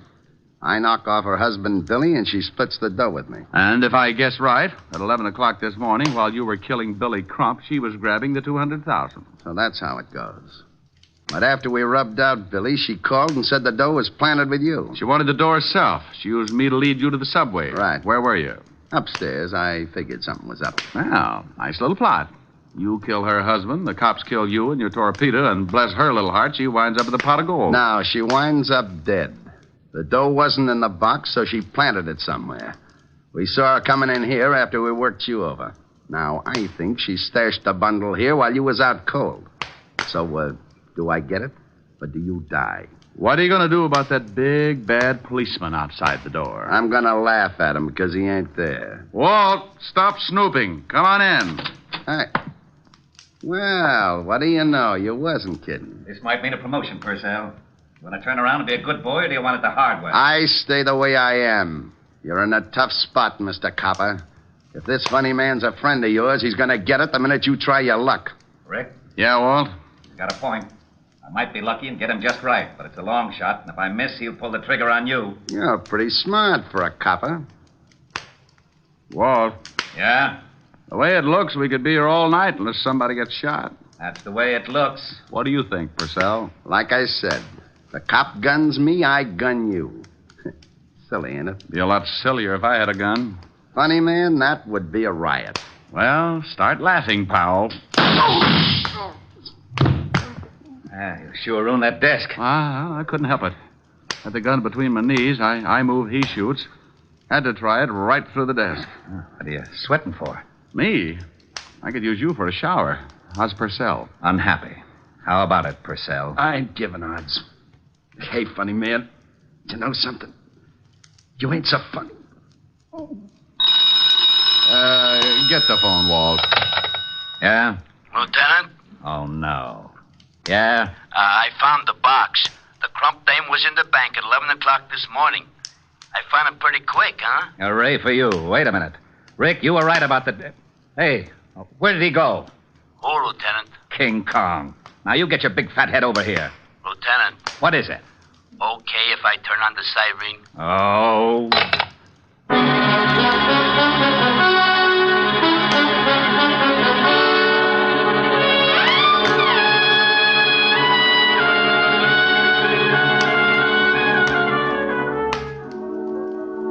Here's the iodine and bandages, Miss Helen. Oh, thank you, Francis.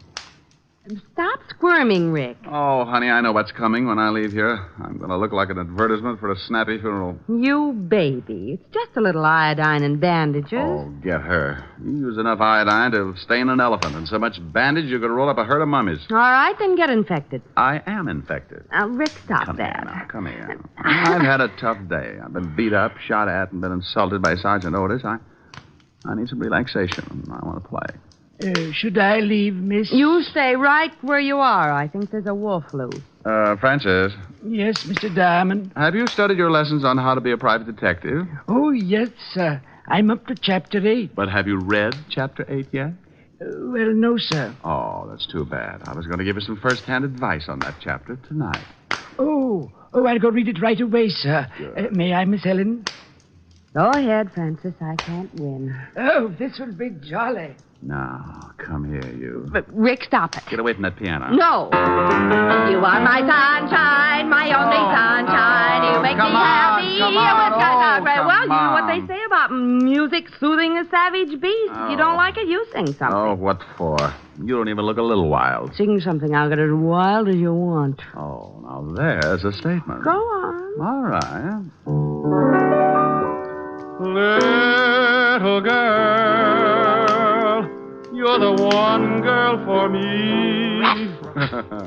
Little girl, you're as sweet as can be.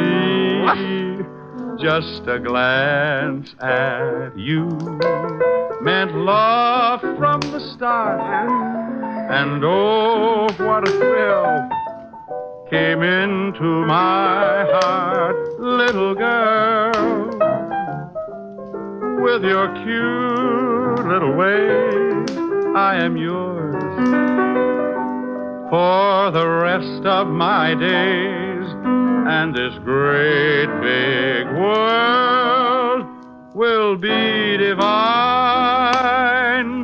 Little girl, when you're mine, all mine. Okay, honey, now get wild. All right. Come here. Ah, a little wilder. Yeah. There you go. Mr. Diamond, I'd like to ask your opinion. It says in Chapter 8 that homicide... Oh. Well, look at that. And I'm not blushing. Oh, I must be getting used to it.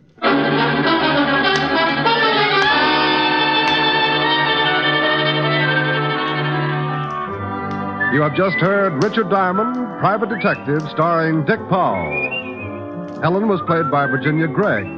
Lieutenant Levinson by Ed Begley. Also in our cast were Wilms Herbert, Gene Bates, Robert Carroll, and Ted DeCorsia. Music was under the direction of Frank Worth. Richard Diamond is written by Blake Edwards and directed by Richard Sandville. Now here is Dick Powell.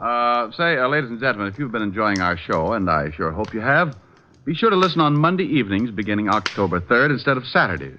Did you get that? Beginning October 3rd, we will be heard on Mondays instead of Saturdays. And check your local paper for the exact time. Dick Powell soon will be seen in the screen version of the best-selling novel, Mrs. Mike.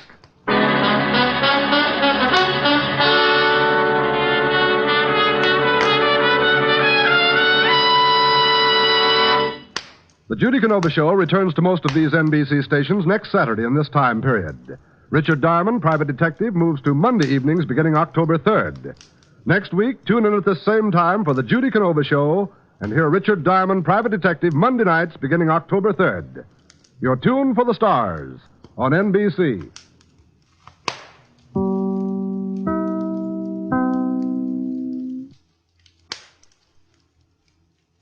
Here's another in NBC's great parade of new shows.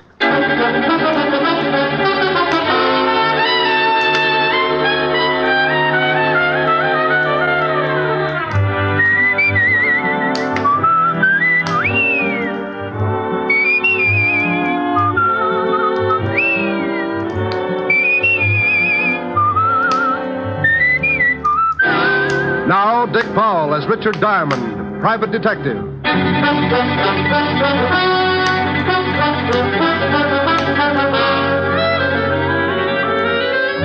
Hello there, this is Diamond. You know, if you've ever got a few idle minutes and you need a good chuckle to keep you going, just turn to the personals in any of the local papers. Now, I'm a guy with a strange sense of humor, and it really takes something right out of left field to get a spasm out of my funny bone. But just listen to this one out of the Little Rock Bugle. Oh, yeah. Bachelor, sincere young man, 4 feet 10, 190 pounds, handsome, out of work for a year, desires to meet woman who can straighten him out. See what I mean?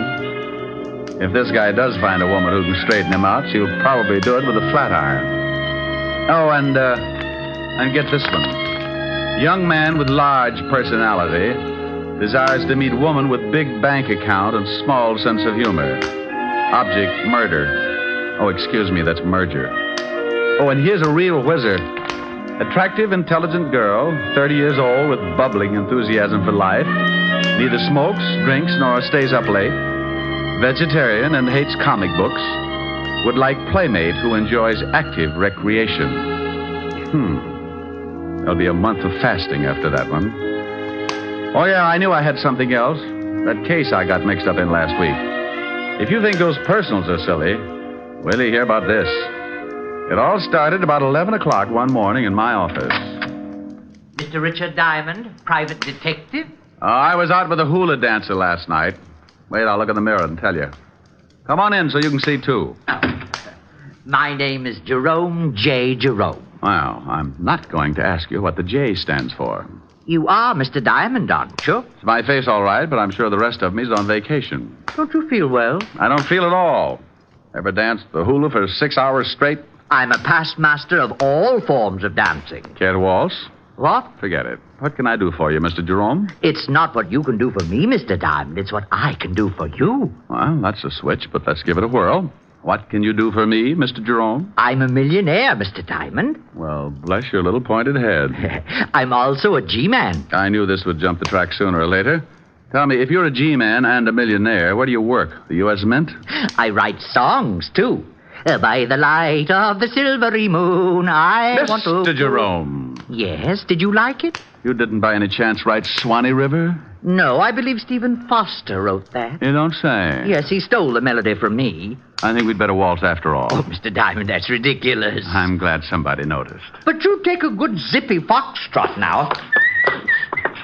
Oh, now, wait a minute. Hold it! Hold it! Oh, you follow beautifully. Oh, I went to Vassar. Now, slow down before I pick you up and stuff you into a bottle. Oh, I'm sorry. Yeah. Now, would you mind telling me how long you've been hiding out with the squirrels?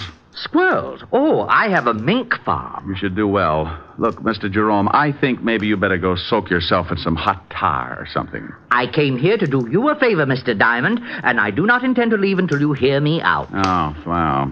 Okay, what is it? You need a bodyguard.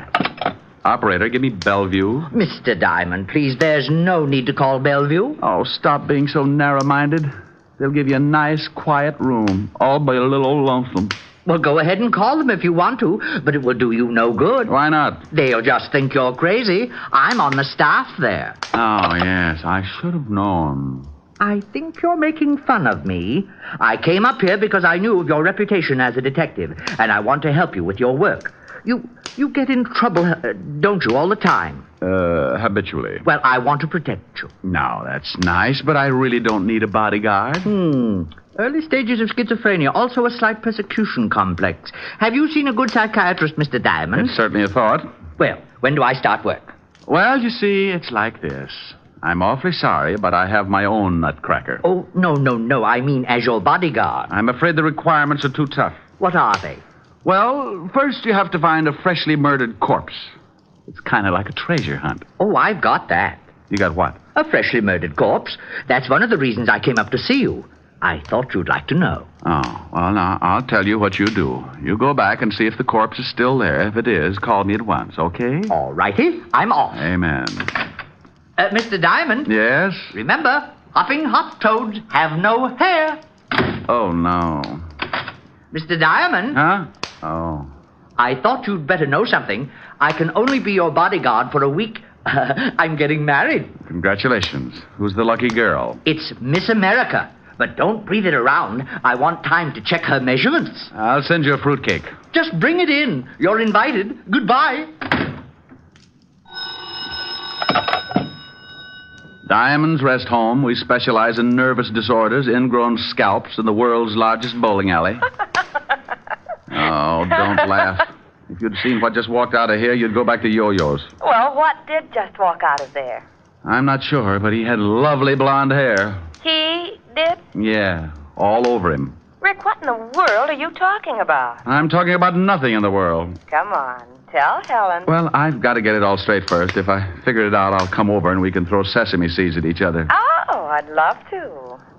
When will you be here? As soon as I shine up my elk's tooth and lock the office. Bye.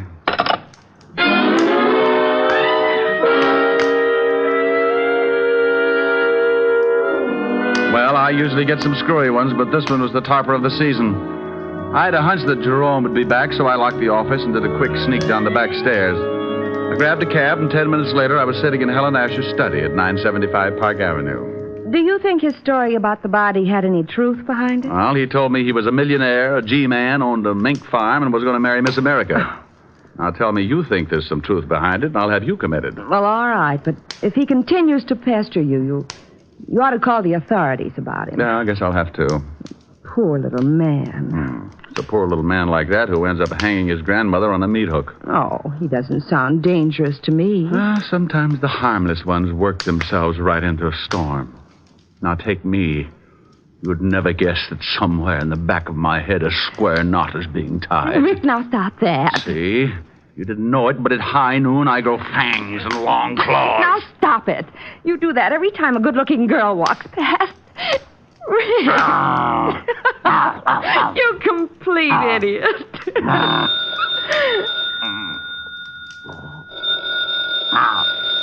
Rick, the phone's ringing. Oh, I hope it's happy.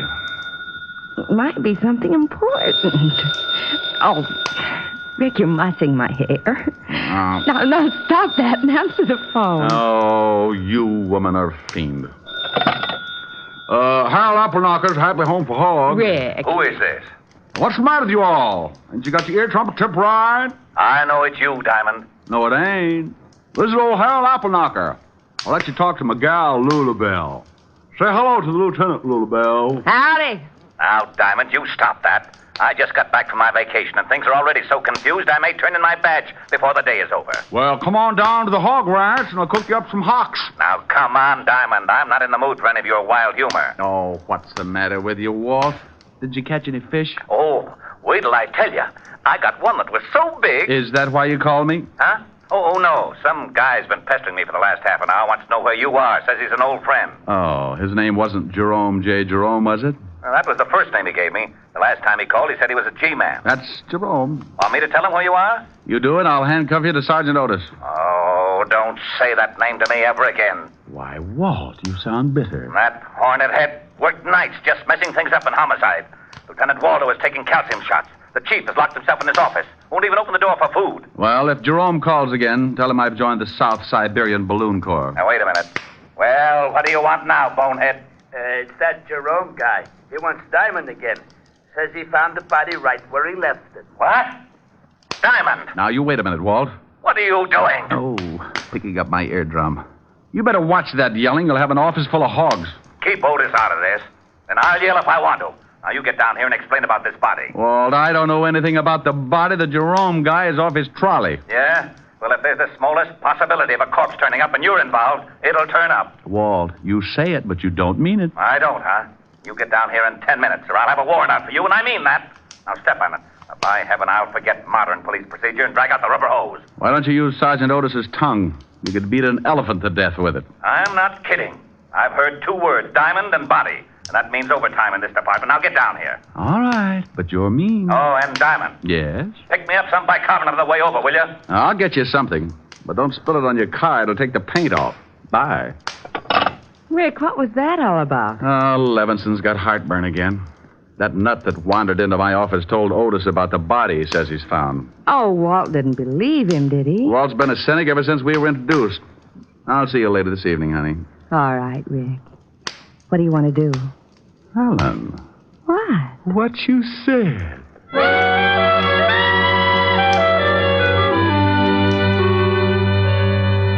I had a mental picture of Walt eating his way through his desk, so I got some bicarbonate at the drugstore and hurried over before he got to the wiring and shorted out the whole department. As usual, the king of the forest met me in the squad room. Well, you're in Dutch, Shamus. I guess you're right, Sergeant Otis. How about lending me your wooden shoes? Oh, what do you mean, wise guy? They ain't wood. And why do you use a crowbar instead of a shoehorn? Yeah, very funny. You better go on in. Lieutenant's liable to start breaking things. I hope he doesn't use his bare hands. Yeah? Why? Well, your head's liable to get in the way, and you'll be crippled for life. All right, Walt. Stop chewing on that desk. Here's your bicarbonate. What are you talking about? Now you listen to me, Diamond. That's like telling a man to turn up his hearing aid in a bombing. You can stop being cute. That guy, Jerome J Jerome, phoned just before you came in, and he sticks to his story about the body, but he won't tell us where he is. You don't really believe him, do you, Walt? He's nuts. Well, he did say something about playing quarterback for Notre Dame, but if you're mixed up in this, I can't take any chances. Oh, don't be an idiot, Walt. This little guy, Jerome, came waltzing into my office this morning and... Lieutenant. Oh, what is it? That guy Jerome's on the phone again. He wants to talk to Diamond. Rick, pick up that phone and find out about that body. Oh, now, come on, Walt. You can use the extension in here. Go on. I promise you'll be sorry. You pick it up and say hello. Not to this guy, you won't. You'll come back with hop toads have no hair or something. Hello, Jerome. Oh, Mr. Diamond. Good. I've been trying to get you for some time. The body's here, all right. Where, Jerome? Can anyone hear? No, Jerome. Well, I thought maybe they had the line tapped. They do that, you know. Yes, Jerome. Now, where are you? I'm at the Osterham place. And if you don't want this corpse, I'm calling in Hawthorne of the death squad. Jerome, please. Now, where are you? The Osterham place on 74th Street. I'll be right over, and don't let the corpse get away. Oh, it won't. I'm sitting on it. Oh. Well, did you find out where he is? Oh, he said the Osterham place on 74th Street. What the devil's that? The Osterham place? That's old man Hoster Osterham's home. You know, the eccentric old millionaire that died last year? Oh, how did Jerome get in? It's been turned into kind of a museum. The old boy had quite a collection of rare antiques, and when he died, he left the house to the city as sort of a showplace. You mean he's open to the public? Yeah. Wow, well, let's go. Jerome's probably found a mummy for us. On the way over, I told Walt about Jerome's sweet little visit in my office, and the lieutenant was all for stopping off for a straitjacket. When we got there, we looked out of the squad car at an old three-story brownstone. But more interesting was the sign that hung from the door. Closed Saturdays. And you guessed it. It was Saturday. We got out of the car and went up. Well, don't just stand there. Try the door. I'm with you. Got an axe? Ring the bell. If Jerome's in there, he'll probably answer. Oh, anything to make the police force happy. Mr. Diamond. What is that? That is Jerome over in the window. You will have to climb in here. Come on, Walt. We can't do that. Who's that with you, Diamond? This is Lonely Levinson, Jerome. He collects bodies. Oh, good. He'll just love this one. Climb in. Coming on? Oh, go ahead. If there's a corpse in there, it's in the line of duty. I'll give you a boost. I can make it. What you read, old fat berry? You shut up. There. All right, Red Heart, you're next. Up, and away! Oh, I'm glad to see you both. I was getting tired of sitting around with her. The conversation was so one-sided. Sitting around with who? Her. Rick. Yeah. Do I qualify, Mr. Diamond? Young girl. Been dead quite a while. Jerome. Yes, boss. Oh, Ricky, how you found her? Well, this room is supposed to be sealed up. Sealed up? Yes, the building is a museum. Not a very good one. I have much better things in my apartment. We're losing him. Jerome, how you found her? Oh. Well, when the building is open to the public, they take you on tours. When we passed this room, we noticed it was sealed. I asked why, and the guard said it was because the late Mr. Osterham had stipulated in his will that the rest of the house could be shown, but not this room. It was his private study. And he said if he ever wanted to come back, he didn't want a lot of people cluttering it up. Who broke it in? I did. You did? Don't they have burglar alarms in this museum? Mr. Diamond, Lonely Levinson has an extreme case of supersensitivity. Does he always snap like that? Only when he hasn't been fed. Why did you break in? You should be careful, Mr. Lonely Levinson. You bite someone. Have you been checked for rabies? Now you listen to me. Walt. Jerome, why did you break in? Well, it's perfectly obvious. When the guard told me the story, I played along with him. Of course, I knew it was just a trick to throw me off. Of course. Oh, would you mind turning your head? It's much better if you just chew on that curtain. Well, I waited until they closed the place. Then I came back, jimmied this window, and found the body. Then I came to you, Mr. Diamond. Simple? Oh, sure. Rick, what are you doing? Oh, just looking at the dead girl. Come here. You find something? Yeah. Got on an anklet. Name is, strike a match, will you? Oh, wait a minute. There. Oh, Adelaide. Looks like she's been dead quite a while. Yeah. But Jerome, when you found... Hey, Jerome. What? He's gone. Oh, we're a couple of swell sleuths. He's not out on the street. Must have climbed out and run for it. I'll send out a general on him. Yeah, I would if I were you. A guy like that shouldn't be running around loose. He's liable to wind up on Stromboli. Well, Walt put out a general alarm on Jerome and then called in the rest of the experts to give him the dope on the dead girl. I didn't wait around because I had a hunch that Jerome would find me again. I was right, because at that moment he was sitting in my office behind my desk. Diamond Detective Agency? Rick? Who is this? Oh, now stop clowning. This is Helen. Never heard of you. Why don't you dames leave me alone? By the light of the silvery moon. I guess I'll have to write some new lyrics. Oh, dear. Yes, what is it? Well, you sure got there in a hurry. Who is this? Now, you stop that, Diamond. You know very well who this is. What do you want, stupid? Stupid? Yeah, rhymes with Cupid. Could do a song on it. Like to hear my latest? I've been working on the railroad all the live long day. What kind of a song do you suppose I could write with stupid and Cupid? Oh, hello, Mr. Diamond. What's going on? Well, hello, Jerome. Taking my calls for me? Yes, and wait till you hear the pixie I've got on the line. Here. Thanks. Hello, Walt. Rick? Yeah, you were talking to Jerome. I just came in. I might have known it. Don't let him out of your sight. Of course not. Now, what did you find out? Oh, yeah. The dead girl is one Adelaide Smith. Had a record, blackmail artist. Been dead about 3 days. Working for a Patrick Mahaffey, attorney, on Pine Street. She was strangled.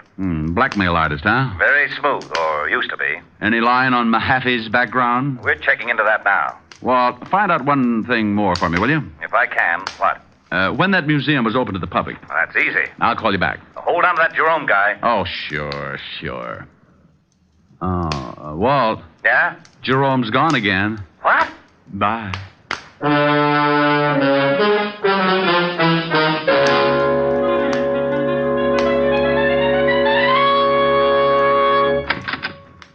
Sorry to bust in, but you seem to be missing your secretary. Come in. My secretary just walked out the other day. I haven't had time to get another from the agency. Are you Patrick Mahaffey? Yes. What can I do for you? Was your secretary's name Adelaide Smith? Why, yes. How did you know? Oh, from the police. They just put a tag on her down at the morgue. Good Lord. She isn't... She certainly is.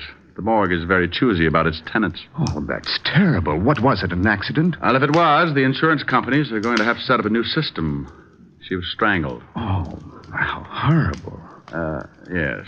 You're an attorney, aren't you, Mr. Mahaffey? Why, yes. Are you from the police? I just left them. What kind of an attorney? Why, just general law. Ever do anything you could be blackmailed for? What? Why, of course not. Ever have any business with the Osterham estate? No, I never handled any of the Osterham business. Why? Oh, nothing. I'll see you later, Mr. Mahaffey.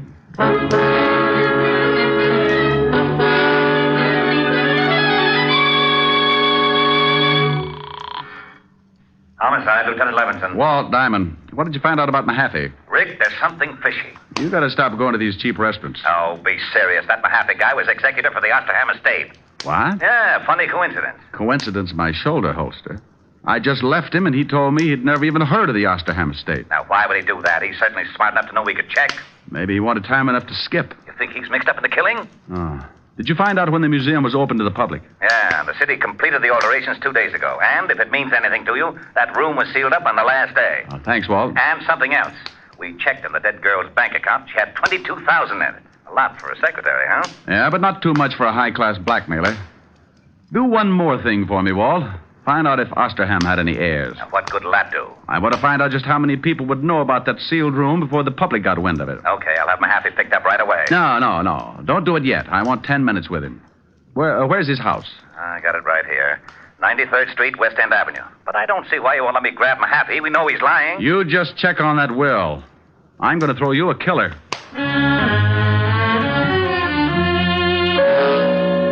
I left the phone booth and headed for West End Avenue and Patrick Mahaffey's residence. Strangely enough, it was on the west side of town. And when I got there, I spotted a green sedan in front of the house. I started up to the front door, and Mahaffey met me halfway. He had a suitcase, and he was in a hurry. Oh, it's you. Your memory's getting better. Come on, you don't want to leave right now? Let's go back inside. But I have to catch a plane. I'm leaving town on business. Oh, I'll bet you are. Let's go. Now, wait just a minute. You have no legal right. Do I have to show you my biceps? Well, all right, but make it brief. I'm late as it is. Now, just what is this all about? I thought you said you didn't have any business with the Osterham estate. Why, that's right. I checked. Oh. Just exactly what was your capacity? Well, I handled the incomes on the trust account. I was also the executor of the will. You wouldn't be handling it now, would you? When Mr. Osterham died and I executed his will, my job was done. Were there any heirs? 2. Neither of them were able to hear the reading. Who did hear it? Just an official from the city. Why weren't the heirs present? Because one of them couldn't be found. The other one was in a kennel. In a kennel? A cocker spaniel. He received $10,000. Oh, I bet he rolled right over on his back. Who was the other heir? Mr. Osterham's nephew. He hasn't been heard from in 10 years. He went to France to study hat designing, but hat jobs were very scarce, so he just vanished. He was rather eccentric. Oh. Now we come to the jackpot question. What you got in the bag? What? You look a little green. Open it up. Now, look, you can't do this to me. It's against the law. Where's your warrant? I got a fistful of them, see? Oh. All right. There. Dump it out. But I've got to catch a plane. If I dump all this... Dump it out. Well. Yes. It's a lot of money, isn't it? Sure is. Isn't it lovely? Well, I'm glad you like it. Go ahead. Take half. I was hoping you wouldn't say that. Why not? Because I'll hate myself for the next 2 years. Put it back in the bag and let's go. But I'm offering you $100,000. You must be a fool. Oh, this is a very elementary deduction. Come on, you can figure it out in Sing Sing. I don't think so. You should have looked in my pocket, too. Oh, I hope that's an old pipe you're pointing at me. I hate to disappoint you. It's a 38. Now you're turning green. Now, you better answer it. That's the police, and they know I'm here. All right, but you say one thing wrong, and I'll have to shut you up permanently. Yes? Is Diamond there? Yes. Let me talk to him. All right. You were right. It's for you. Go ahead, talk to him. But I warn you again. Hello? I'm getting tired of dialing. Everything all right? Just dandy. What did you find out? There were 2 heirs, and get this. One of them was a... Cocker Spaniel. Yeah, how did you know? What else? Well, that guy Mahaffey's a crook. We checked and found out that there's only about $10,000 left in the trust fund. The bank says Mahaffey had power of attorney, and he'd drawn out about $200,000. You got him there with you? Yeah, but it's all in the way you look at it. Oh, it's like that, huh? See if you can stall him. There ought to be a prowl car nearby. Goodbye, Walt. Did you get the information you wanted? Yeah, you killed the girl. Probably because she found out you were dipping into the till. You paid her $10,000 and got her over to the museum and strangled her. I took the money, yes. But you're just guessing about the murder. No one else but you knew about that closed room until after it was sealed and the public was told. The girl was killed the day before the room was sealed. You figured she'd never be found, but a little guy named Jerome J Jerome went in and found the body. And if I'm right, little Jerome is really the missing heir. Impossible. Wasn't the museum rigged with a burglar alarm? Yes. Well, we found Jerome inside and the window open. He'd climbed in, but the alarm hadn't gone off. Simple. A member of the family might still have a key. He found the alarm and disconnected it. I don't believe it. But you must, Mr. Mahaffey. What? No, it can't be. Oh. Well, you really throw a beautiful left jab, Mr. Diamond. Oh, thanks for turning his head, Jerome. Now, would you mind telling me something just to sort of clear things up a little? You mean, am I really cracked? No. Like Mr. Mahaffey said, just a little eccentric. You see, I found out the money was missing, so I looked up the girl. She told me for $20,000 she'd show me the thief. She told me to meet her at the museum that night and the thief would be there. When I got there, she was dead. Well, I knew I couldn't solve the case myself, and if anyone found out who I really was, I might be held. So I became Jerome J. Jerome and hired Richard Diamond. Correction, I was not hired. Correction again. You'll receive a very substantial check as soon as the estate is settled. And thank you. Thank you. Oh, you might do me one more favor. If you know anyone who would like to buy a hat, I have got some dillies. I'll speak to Hedda Hopper in the morning.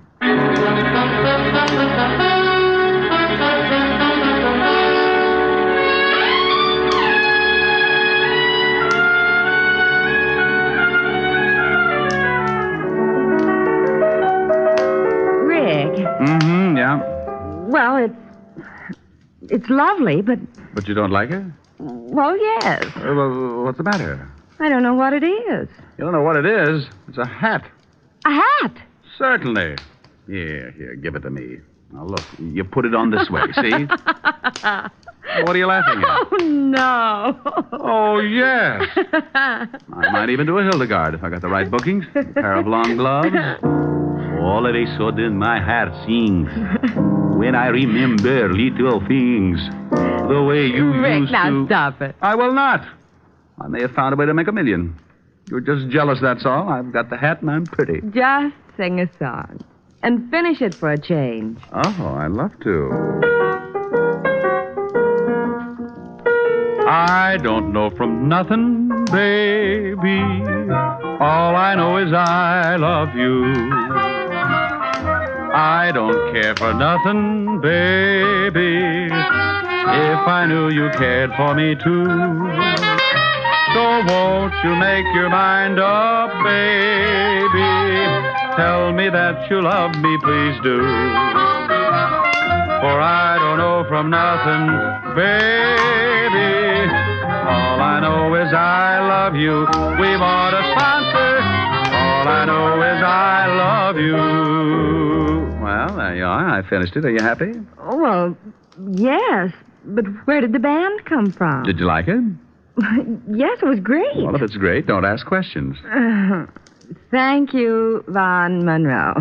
Honey, the name is Diamond. Oh, Mr. Monroe, I just love your record. No, baby, the name is Diamond. Mr. Monroe, ever since the first time I heard you sing, Come here, I want to tell you something. Racing with the moon, sailing through the midnight blue.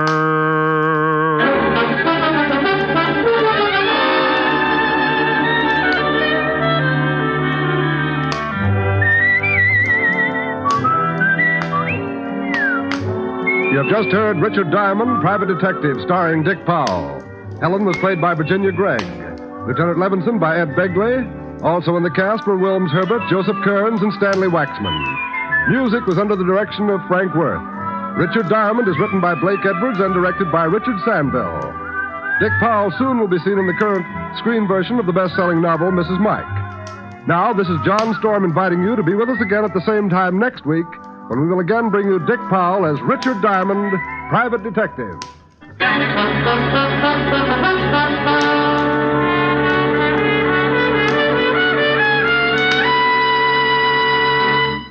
You don't have to go to Alabama. You don't have to eat ham hocks and butter beans. All you have to do is enjoy Phil Harris and his ever-loving wife, Alice Faye, when they return to NBC tomorrow. For 30 minutes of Southern Pride Joy, lend an ear to Phil Harris, Alice Faye Show, returning tomorrow on most of these same NBC stations. Your tune for the stars on NBC.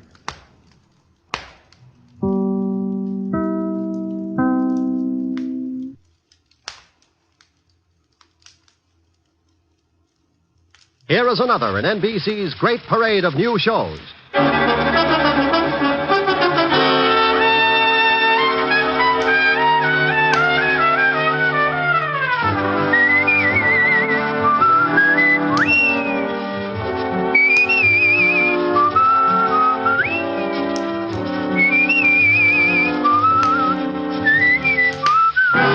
Now, Dick Powell as Richard Diamond, Private Detective.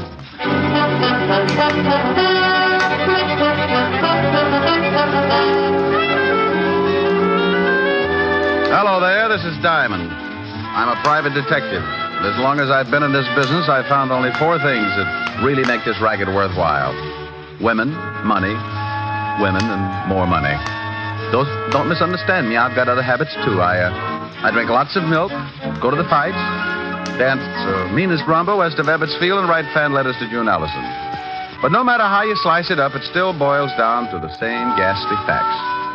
To drink the gallons of milk, you've got to have loot. To go to the fights, you've still got to have it. But you add a little something, or a big something, as the case may be. That's right, a woman. Then if you're going dancing, you like to go to a nice place. Nice place. That's an 8x10 dance floor supported by bodies of patrons who couldn't pay the $12 minimum. So now you get into more money, and there you are. Women, money, more women, and more money.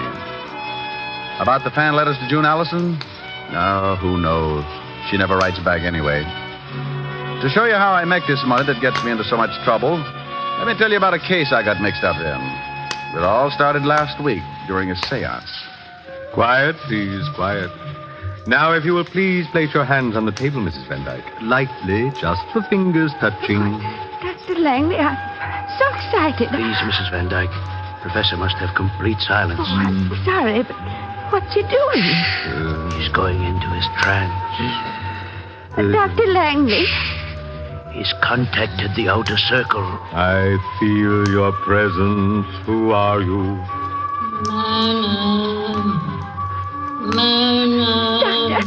Doctor, that voice is calling me. Not too loud. You'll break the contact. But Myrna's my first name. Listen. Spirit, speak again. Who are you? I am Lillian Van Dyke. That's Mother. Mother. Mrs. Van Dyke, you must relax. If you continue to disturb the contact, your mother will leave. I'm sorry. Oh, Spirit, I feel that you have a message for someone in this room. Spirit, have you such a message? I have. Then speak. Myrna. Oh, yes, Mother? You are in grave danger. Guard yourself. Rely on Dr. Langley. He will help. Yes, Mother. What else? Mother? Contact has been broken. The mother will not return again today. Oh, will I be able to speak with her again, Professor? I must speak with her again. She said I was in some kind of danger. If you will return here tomorrow, Mrs. Van Dyke. Mother said to rely on you, Doctor. I intend to. I assure you your confidence will be rewarded, Mrs. Van Dyke. In the meantime, I suggest you go home and get some rest. Yes, this experience has been rather trying. Goodbye, Professor. I shall see you tomorrow. Until tomorrow, dear lady. Coming, Doctor? I wish to consult with the professor for a moment. I'll be right along. Very well, Doctor. I'll wait in the car. Goodbye again, Professor, and bless you. Goodbye, and bless you, you old goat. Take it easy. Until she gets out the front door. Okay. Now, look, Langley. When are we going to pull the job? I'm getting tired of drumming up banshees for old moneybags. Let's get those jewels. Look, tomorrow her mother is going to tell her that someone is after her precious jewel collection. Tell her. She'll lock him up in Fort Knox if that happens. Oh, I'm surprised at you, Professor. What if her dear old departed mother tells her to leave them with me for safekeeping? I get it. By the time she gets wise, we'll be in Mexico. Right. I'll see you tomorrow morning before Van Dyke gets here. We'll plan what we want the voice to say. And for Pete's sake, tell that old witch to sound like a ghost for a change. She came on today like Apple Mary with a hangover.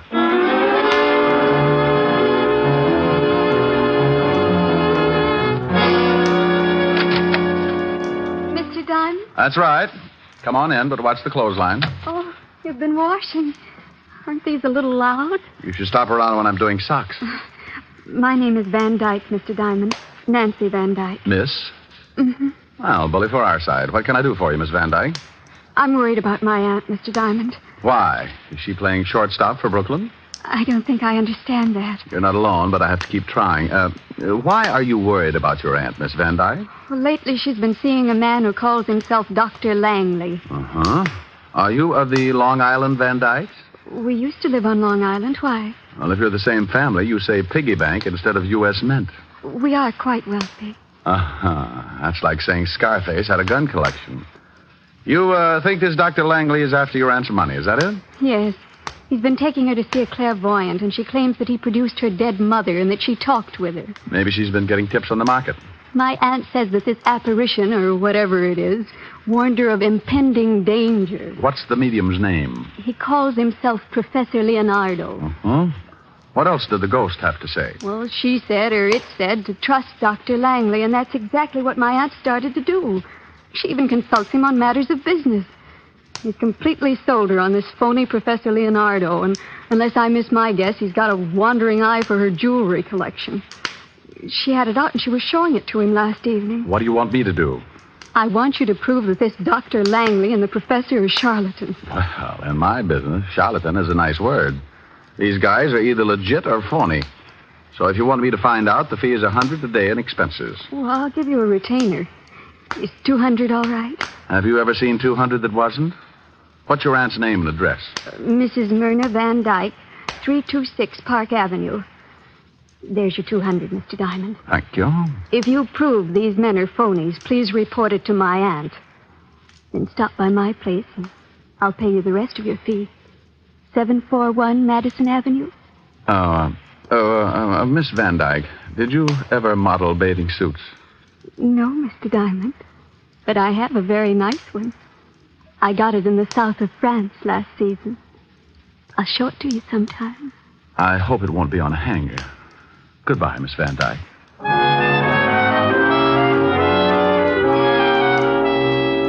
Well, I had 200 fat clams in my little hot hand and an assignment that didn't look like it was going to be too tough to crack. I needed some information on the professor and the doctor, so I headed for the 5th Precinct Police Station and Walt Levinson's office. Yeah, what is...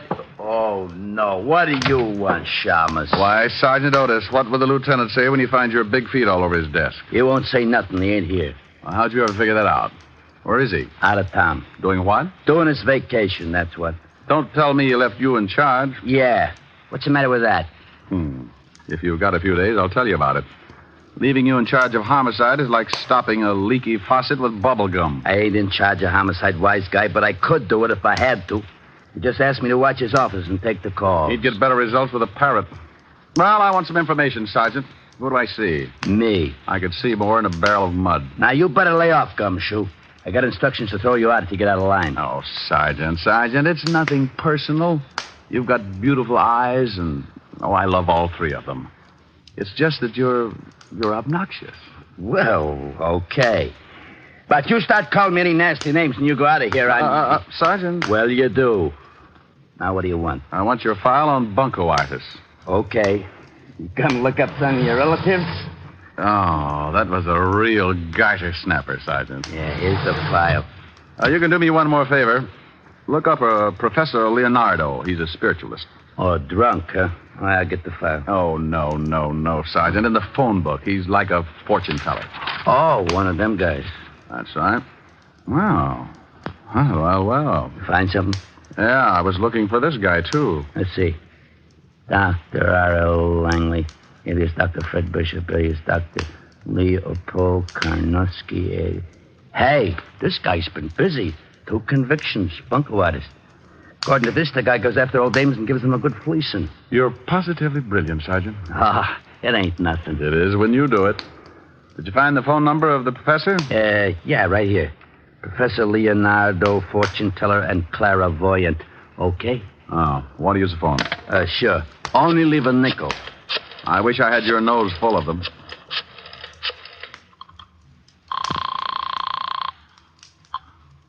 Professor Leonardo's Psychic Sanctuary. My name's Appleknocker, Harold Appleknocker. I'd like to make an appointment with Professor Leonardo. Just what seems to be your problem? Well, you see, it's like this. I have a 1,000-acre hog ranch in Kentucky, and last week my brother Oney got lit up on juniper juice and fell in a water. It was a pretty deep one, and he done drowned. I was wondering if you could fix it so I could talk with him. Who recommended you to us? Ain't nobody recommended nothing. I just looked it up in the phone book. Well, the professor is rather busy, and his time is expensive. I'm afraid... Oh, shuckins. I ain't worried about money or nothing. I make $40,000 a year just off in the hogs, not to mention the still I got going back on the hills. Still? Yeah, got it camouflaged. Only time a revenuer ever got suspicious was when he saw the moon on the door. It was backwards. The price is $50 a reading, and $100 if the professor is able to contact your brother. Fine. I'm going to be busy at the stockyards this afternoon, and I'd like to drop around this evening if I could. How would 8 o'clock be? Just dandy. Goodbye, then, Mr. Appleknocker. Bye, you all. Hey, what's going on? I'm going to have my fortune told, Sergeant. If you want to come along, you can put your shoes if you want to, and come along, come you're along. nuts. Oh, you're just lonesome. Bye, y'all.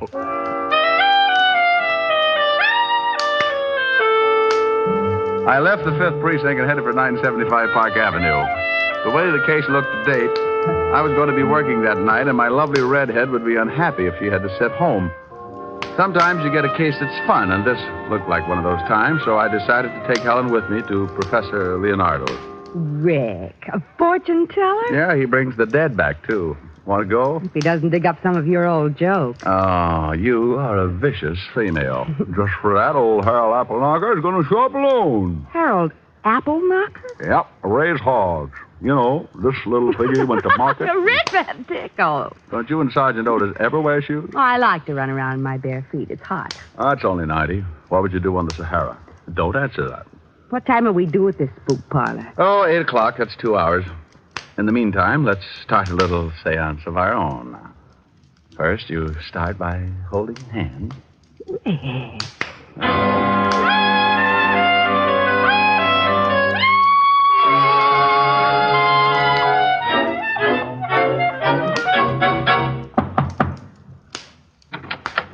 Yes. Oh, are you Mr. Appleknocker? Oh, yep, that's me, and this here's my girl, Lulabelle. Howdy. Yes. Well, won't you come in? Professor Leonardo isn't back yet, but if you'll just be seated in here, he should be in at any moment. Well, just look at this here room. What are all them figures all over the wall? Those are the signs of the zodiac. Hey, look at there, Harold. That's a goat. Well, so it is. Bless my little pointed head. Used to raise goats, too, along with the hogs. That's the professor now. Good evening, Professor. Good evening, good evening. Oh, this must be Mr. Applesucker. Appleknocker, Professor. And this here's my girl. Lulu Bell. Yep, that's right. Howdy. Yes. Well, Mr. Appleknocker, I understand you want me to contact your dear departed brother. Well, he wasn't so dear, but he sure done departed. Fell in a pig waller. Of course. Now, if you just take these chairs around this table. Where do you want him to go? No. I mean, sit in them. You right here, Mr. Appleknocker, and you right next to him, Lulabelle. Yes, Lulabelle. Howdy. Yes, howdy. I mean, if you please, turn off the light. Yes, Professor. Hey, Lulabelle. Yeah? This is fun, ain't it? Yeah. Now, I must have complete silence, please. Did you laugh, Mr. Lulabelle? Yes, Lulabelle. Howdy. Never mind. Now, silence, please. I'm going into a trance. I call to the world beyond. I wish to speak to the spirit of only Apple Hanger. Appleknocker. Correction, the name is Appleknocker. Lulabelle. Howdy. I feel your presence. Who are you, spirit? Speak. I'm only Appleknocker. Well, Oni, how the deuce are you? Please, you break the contact. Well, ain't it okay if I ask him a few questions? It's not the usual procedure, but we seem to be establishing a precedent tonight. Go ahead. Hey, Oni, you remember Lulabelle, don't you? Yeah, howdy, Lulu Bell. I'm very happy to make your acquaintance again, Oni. Mr. Appleknocker, you must not laugh at the spirits. Applehunker. Applehunker? And Lulabelle. Yes, I know. Howdy. Now, wait just a moment. What's going on here? Turn on the lights. What's the matter? These two people are laughing. Oh, I'm sorry, Professor.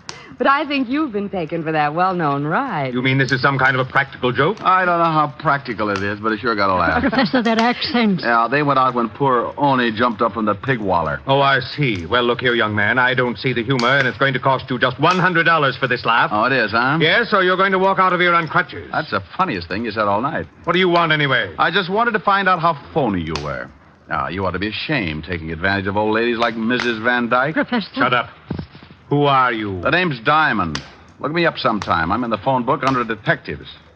Come on, Helen. I've got to go see the old girl and wise her up to this louse.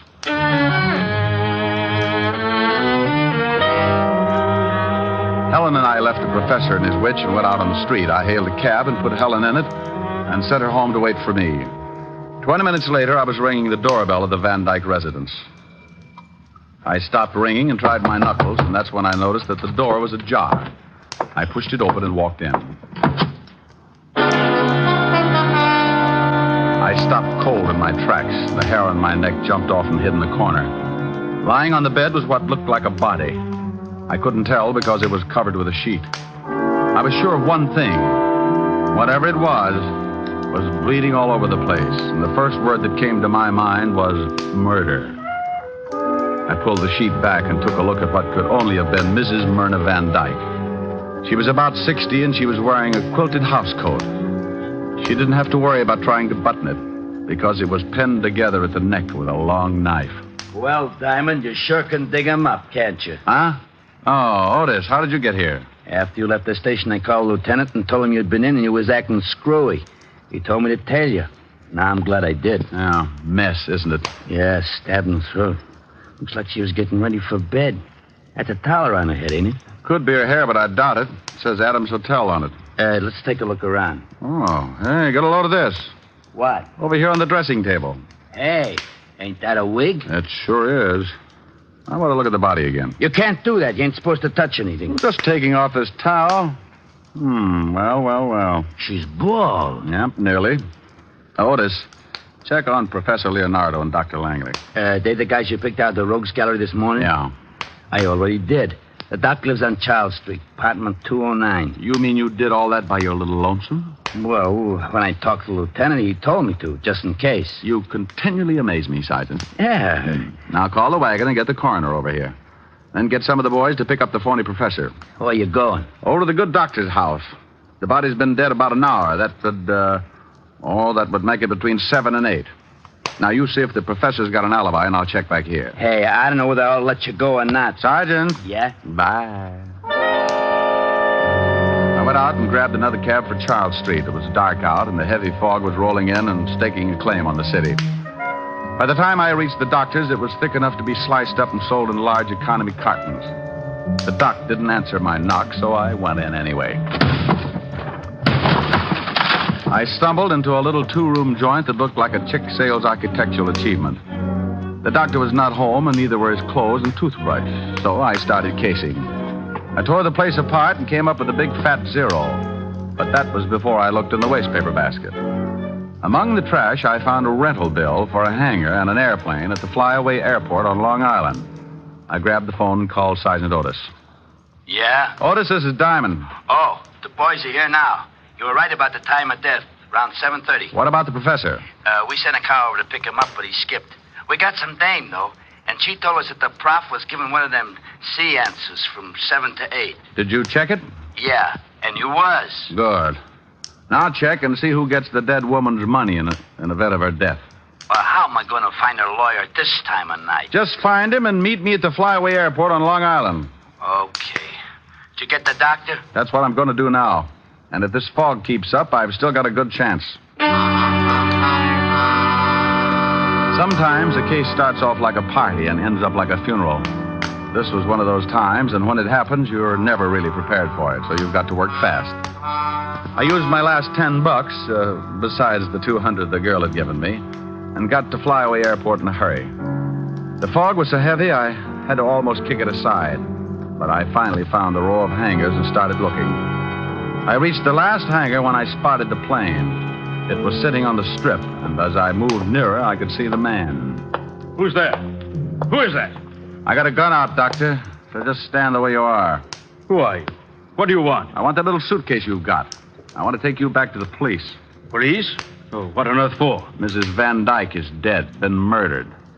Oh. Oh, now, come on, stop that. Why, I know nothing about the killing. I swear I had nothing to do with it. What's in that suitcase? Why, just some clothes. Not the Van Dyke collection of jewels? Of course not. What would I want with them? Miss Nancy Van Dyke seemed to think you did. Oh, that's absurd. Here, you can look at the bag if you like, sir. Well, I'd like. Let's take a walk over here where we can see some light. If you insist. Where were you between 7 and 8 this evening, Doctor? Why, I was at home. Ah, now, you're a two-time loser. If you're lying, they'll wash your mouth for 20 years. You know about my record, do you? Looked it up this afternoon. Well, I suppose I may as well tell you. I wasn't home until nearly 8. Where were you?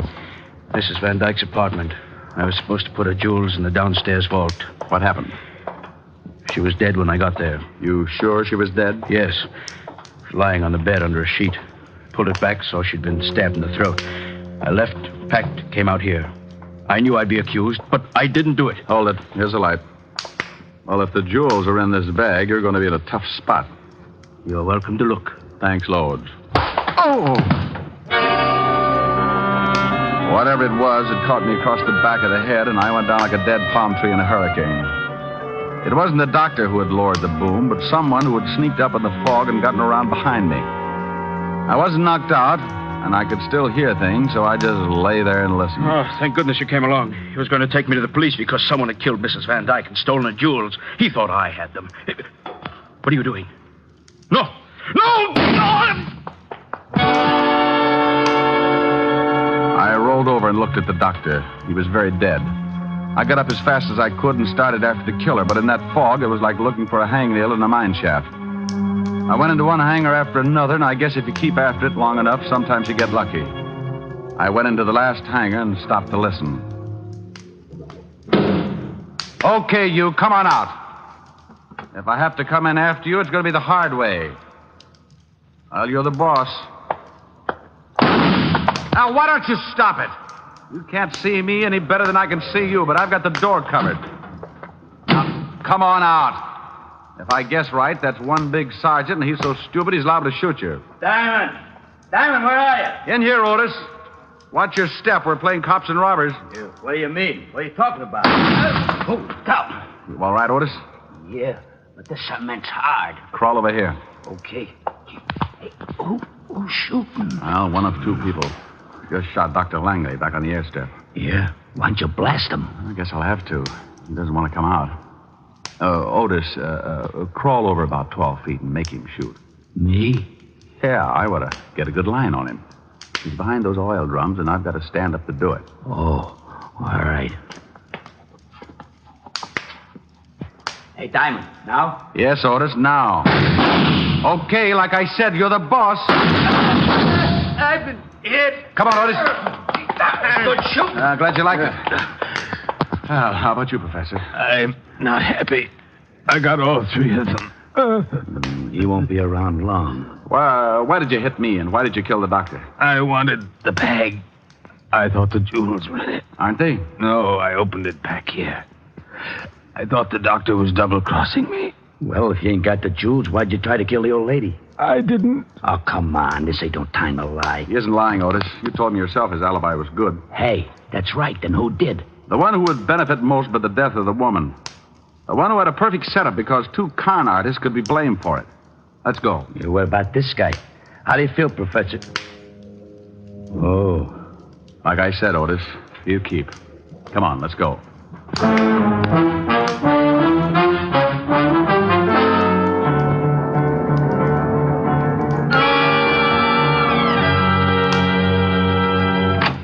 Well, hello, Mr. Diamond. You come to see the bathing suit? I hope it comes in stripes. What? This is Sergeant Otis, homicide. Has someone been killed? Your aunt. Oh, no. Isn't that touching, Sergeant? Yeah. But that horrible doctor. Well, you've got to arrest him. Why would he want to do it? Why, for the jewels, of course. Now, put your hat on. You must have known that the doctor was going to get the jewels tonight, so you killed your aunt, knowing he'd get there and wouldn't have an alibi. Why, you're insane. The trouble was, he got so scared he ran off without him. So he had no motive. That it was the professor. Strike two. He didn't have them either. You're crazy. You can't prove a thing. I didn't stab my aunt. Who said she was stabbed? Well, I just... Something else tipped me to you. The minute I took a good look at your aunt, I knew it couldn't have been a man who'd done the job. Why not? You're just presuming. Because there were no signs of a struggle. Your aunt must have known the killer pretty well. She knew the doctor very well. Well enough to meet him with a towel around her head and her wig in plain sight on the dresser? What? Yeah. And I got in touch with a lawyer, and he said you was the sole heir to the estate. Were, Sergeant. Oh, yeah. You were the sole heir, and I'm arresting you because I were there and saw the wig.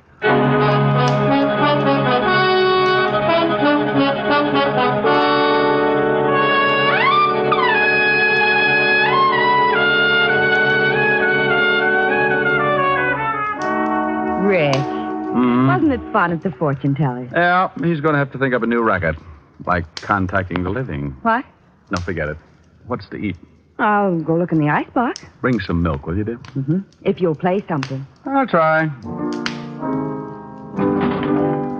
Oh, no, not again! Oh, swell. Can't you get on the night shift or something? I can't get anything around here, especially sleep.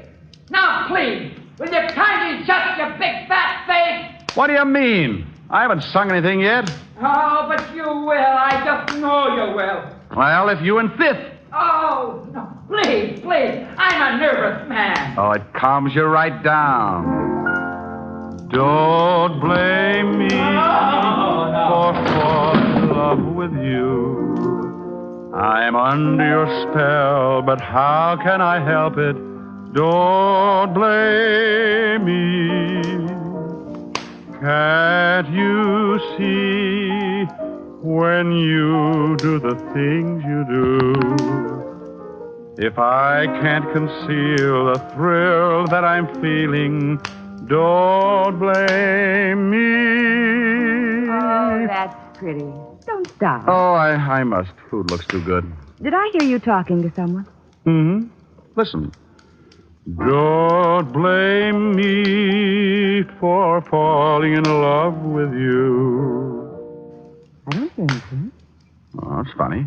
He was there a minute ago. Don't blame me for falling in love with you. I still don't hear anything. Rick, who are you calling? Sergeant Otis. I'm afraid the guy next door just cut his throat.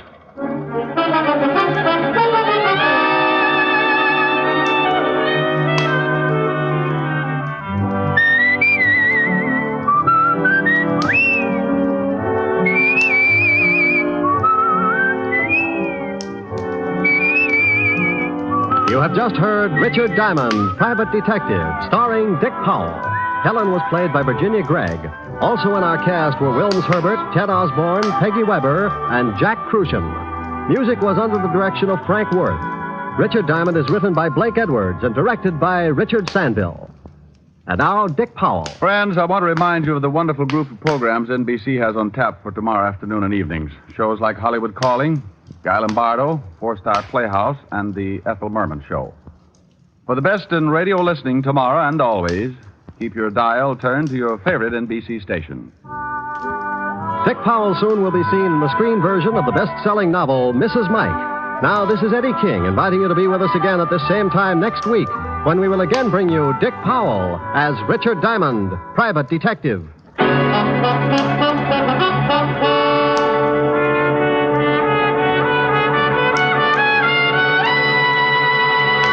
This program has come to you from Hollywood. Theater Guild on the Air returns tomorrow night on NBC.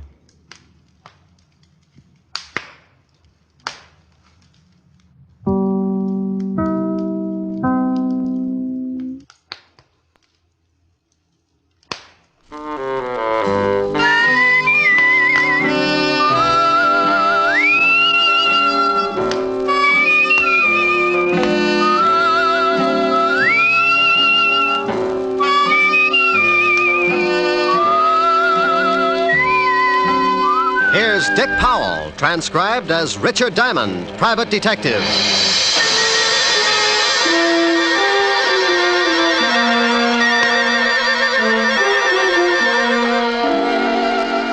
My name's Diamond, and like a lot of working people, at 5 o'clock in the afternoon, I get pretty anxious for 6 o'clock to roll around, especially if I haven't had a client for the last 3 days. But even if I don't expect anyone to drop in before 6, I can't take a chance, so I stare out of my office window on 53rd Street just to kill time. I see the night starting to muscle in on the Broadway bright lights, and I wonder just how many prospective clients are out in the city. Who's getting in trouble, what kind of trouble, and will they come to Richard Diamond for guidance? Now, take the two hard-looking thugs in a downtown hotel room as they watch a pretty blonde hurriedly get into a flashy mink coat. They're going to need plenty of guidance. Where you going, Dottie? I got an appointment. Don't you think you ought to stick around just in case the contact comes in? If it ain't here by now, it won't be until tomorrow. Now stop looking like a couple of anxious bloodhounds. Relax. Sure, Dottie, sure. But you really cannot blame us for being a little disquieted. Don't she look classy, Al? Hey, who you gonna roll tonight, dollface? Your grandmother. Or ain't she out of Alcatraz yet? Hey, I don't like no cracks about my family. Well, what are you gonna do, Stan? People stop by the zoo every day. Now, please, no logamaki. Yeah. You keep running off at the mouth like that, baby, and you'll be spitting out all your teeth. Yeah, well, when you kick off, Stan, don't try to sell your body to science. I'll never get both heads in that bottle. Why, you little... Please. I'm gonna hit... Please. Please! Leave us, Dottie. And Stanley, you shut your big mouth before I shove my foot in it. Go on, Dottie. I think you had better make a hurried percolation. What? Beat it. Oh, Al, why didn't you let me mess her up a little? She's always acting like she's got a family background. I do not know whether her family had anything to do with it, but it is a very nice background to gaze at. Now shut your ugly face and let us start tailing her. Tailing her? What for? I think she is up to something. Yeah, well, sure she is, but I don't want to get booked as a peeping Tom. Stan, you are a melonhead. I think she is going to try a cross. Florida has never been late with the numbers before. You think she's going to pick up the bundle and skip? No. I just want to see what she does with her evenings. Oh, well, I can tell you that. Stanley, please. You arouse my irascibility. Oh, I'm sorry, Aloysius.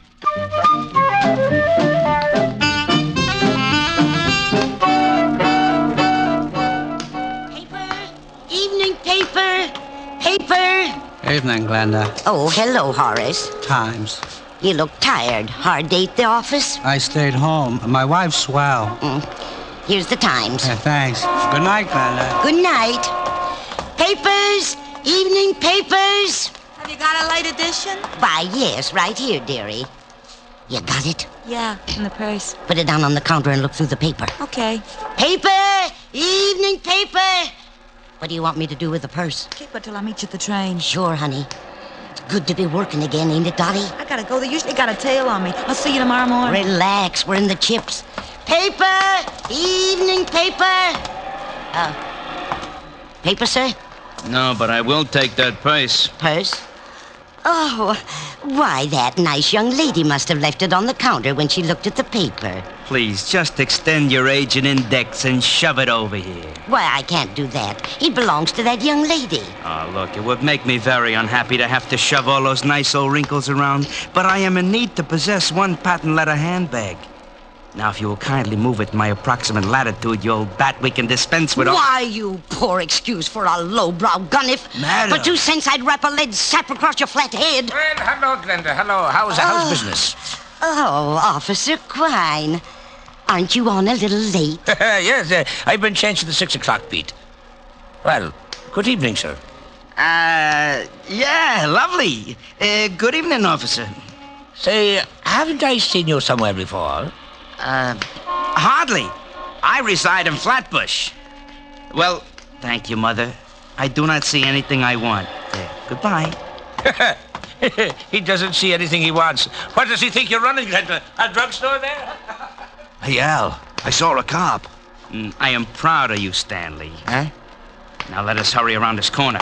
What, you think Dot and the old dame are cooking up something together? Stop here so we can watch the old dame. Stanley, to put it in your words, yeah, I think they are cooking up something. Oh, you figure she slipped the old girl the numbers? Your perception astounds even my Hey, observe. Oh, yeah. Your grandma is taking off and leaving the cop behind to watch the papers. Yeah, she's going in that building. She has got the purse. Stanley, stay here and await my return. Okay, but my feet are beginning to hurt. Go in a drugstore, purchase some Blue Jays. I shall be right back with the purse.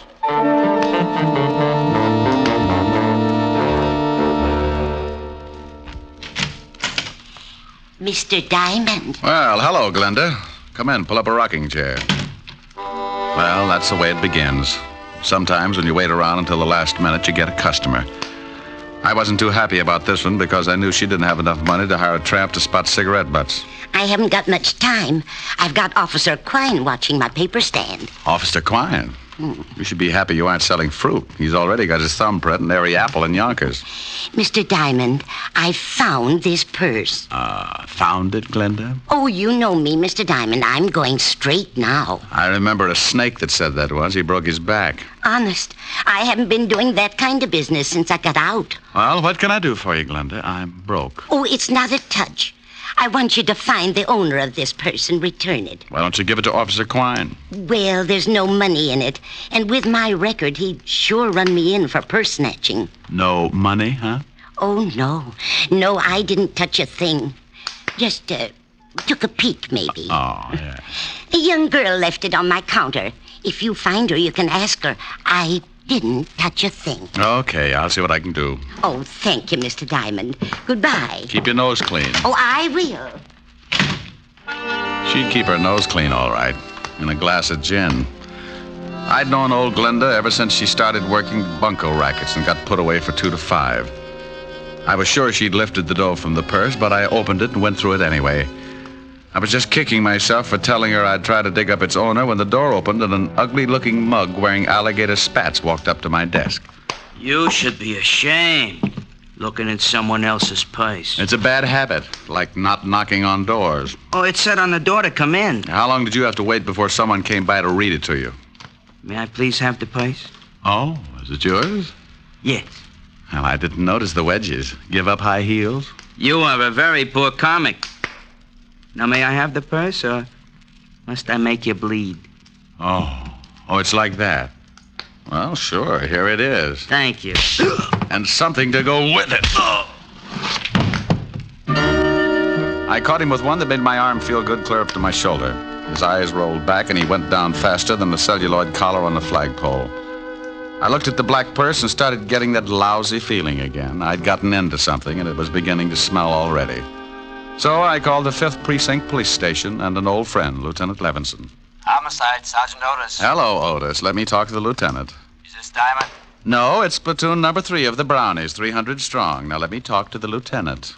Hey, what are you going to do with all those tired jokes when you run out? Give them away to idiots. You want to start a collection? Oh, nuts. Lieutenant Levinson. Hello, Walt. Diamond. Oh, wait a minute. Otis! Yeah, Lieutenant. Where'd you put the bicarbonate? Top drawer, Lieutenant. Oh, hold it a minute, Rick. Get me some water, Otis. Yeah, Lieutenant. Go ahead, Rick. I can stand it for a second. If you didn't get so excited, you wouldn't have to take that stuff. Here you are, Lieutenant. Never need this stuff until you call. Now, who's dead? Nobody, but there's a guy in my office lying on the floor. He's dead. He's got to be. No, he isn't, Walt. I just belted him in the mouth when he tried to get rough. Wait a minute. He's trying to wake up. Groan for the nice policeman. You hear him, Walt? Okay, so some guy got tired and went to sleep on your floor. What do you want me for? Hold it a second, Walt. He's getting a little too active. What did you do? I kissed him good night. What did you do that for? Well, I've seen him somewhere. I think he's wanted. Oh, well, hang on to him. I'll send the wagon down. The door will be open. I'll fix it so he doesn't get away. Wait a minute, Rick. Where are you going? Well, about 5 minutes ago, an old dame hands me a black patent leather purse and asks me to find the owner. Right afterwards, this cultured gorilla wanders in and says the purse belongs to him. Oh, what's in it? Nothing much. Compact, book of matches, and a handkerchief. Smells nice. No money? No? Oh, I got to stop by Helen Ash's for a minute, and then I'm going to find out what makes this purse so valuable. Say hello to Helen for me. Sure thing. Bye, Walt. Be a good boy. Goodbye.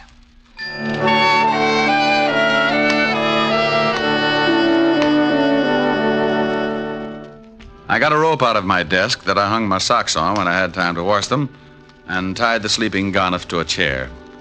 I didn't know much about pocketbooks, but I knew someone who did, so I headed for 975 Park Avenue and a beautiful redhead named Helen Asher. Oh, good evening, Mr. Diamond. Good evening, Francis. Is Miss Asher in? Yes, sir. She's in the study. Shall I announce you? No, just dig up something that'll get me back on my feet. I'll let myself in. Yes, sir. Mr. Diamond. Yes, Francis? If you'll pardon me for saying so, sir, I just love the way you talk. Well, thank you, Francis. Eaton, 98. Majored in Sloyd. Oh, my goodness, you're pulling my leg again. Anyone home? Rick, you got here. Hi. Hi. Well, since when did you start carrying a purse? Like it? Matches my complexion. Oh, you idiot. Take a look. Whose is it? Gotta find out. It's worth something. One guy already tried to get it the hard way. Cigarette? Oh, thanks. It's got some initials on it. D.K. There's nothing valuable in it. I know. That's what I can't understand. Got a match? Here's some in the purse. Thanks. Here. Adams Hotel. Flophouse with sheets. Compact's never been used. My darling. Well, thanks. Oh, the perfume and the handkerchief, silly. It's my darling. Don't look so hurt. So are you. Well, come here. Rick. Here's your drink, Mr. Diamond. Oh, my goodness. Oh, that's all right, Francis. I was just trying to convince your boss we should take in the wrestling matches. Why, Francis, you're blushing. Oh, pardon me. Miss Asher's residence? Yes, sir. One moment, sir. It's for you, Mr. Diamond. Oh, thank you, Francis. I'll see if the dinner is ready, Miss Helen. Hello? You get right down here. What? Lieutenant Levinson. Get down here to the station, Diamond. You're in trouble. Diamond? Oh, wait a minute. Slow down. Not dead, huh? My stomach starts getting back to normal, and you have to knock some guy off. Knock some guy off? I don't know why I should waste time with explanations. I ought to just send Otis over there with the wagon, but I like your girlfriend too much. What are you babbling about? I thought you said the guy in your office was still kicking. What? Yeah, somebody made a punchboard out of his chest, and I like you for a suspect. Now get down here. Wait a minute, Walt. Somebody shot him? Yeah. If that wasn't what killed him, he died of fright when he saw the bullets coming. Now, I'm not talking anymore till you get here. Make it 10 minutes or I'll have a warrant out for you. Oh, swell. Rick, what's the matter? Oh, that crazy Walt Levinson's got me in line for a murder rap. I gotta go down and square myself. Murder? Rick! Yeah? I'll see you later, baby. But, Rick... I can't wait. I'll get back as soon as I can. If we were married, this wouldn't happen. Rick, you forgot the purse. Francis? Francis! Yes, Miss Asher? Francis, Mr. Diamond forgot this purse. See if you can catch him. He's gone to Lieutenant Levinson's police station. Yes, Miss, I'll do my best. Rick just has got to stop this foolishness. Oh. How did you get in here? Who are you? I come in a back way, lady. Where's the shamus? You get out of here. No, just relax, baby. One yell out of you and you get hurt pretty bad. What? Where's the shamus? He went down to the police station. Okay. Where's the purse? I saw him bring it in. I don't know. Oh, come on, baby, or do I shake it out of you? You stay away from me. You... Hood? What? Where's the purse? I told you I don't know. No, stay away. Okay, but you're making it tough on yourself. Stay away. You stay away from me.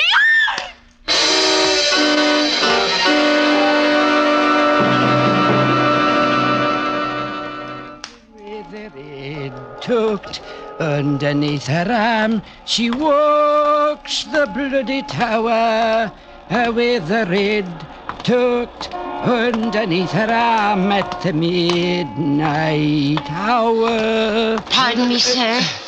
Yes, madam? I believe you have my purse. I beg your pardon, but this purse is the property of Mr. Diamond, private detective. Yes, I know. I gave it to him to hold for me. Well, I'm very sorry, madam, but you'll have to claim it from Mr. Diamond himself. Oh, yeah? Help! Police! Oh, madam. Masher! Madam! Help! This man is trying to steal my purse. Madam, let go of my coat. This guy giving you trouble, Mother? He's trying to steal my purse. Help! Oh, yes, huh? Looks just the type. This'll learn you, Romeo. Oh, my. Got an old lady, will you? Come on, get up and fight. Hey, lady! How do you like that? Didn't even say thanks.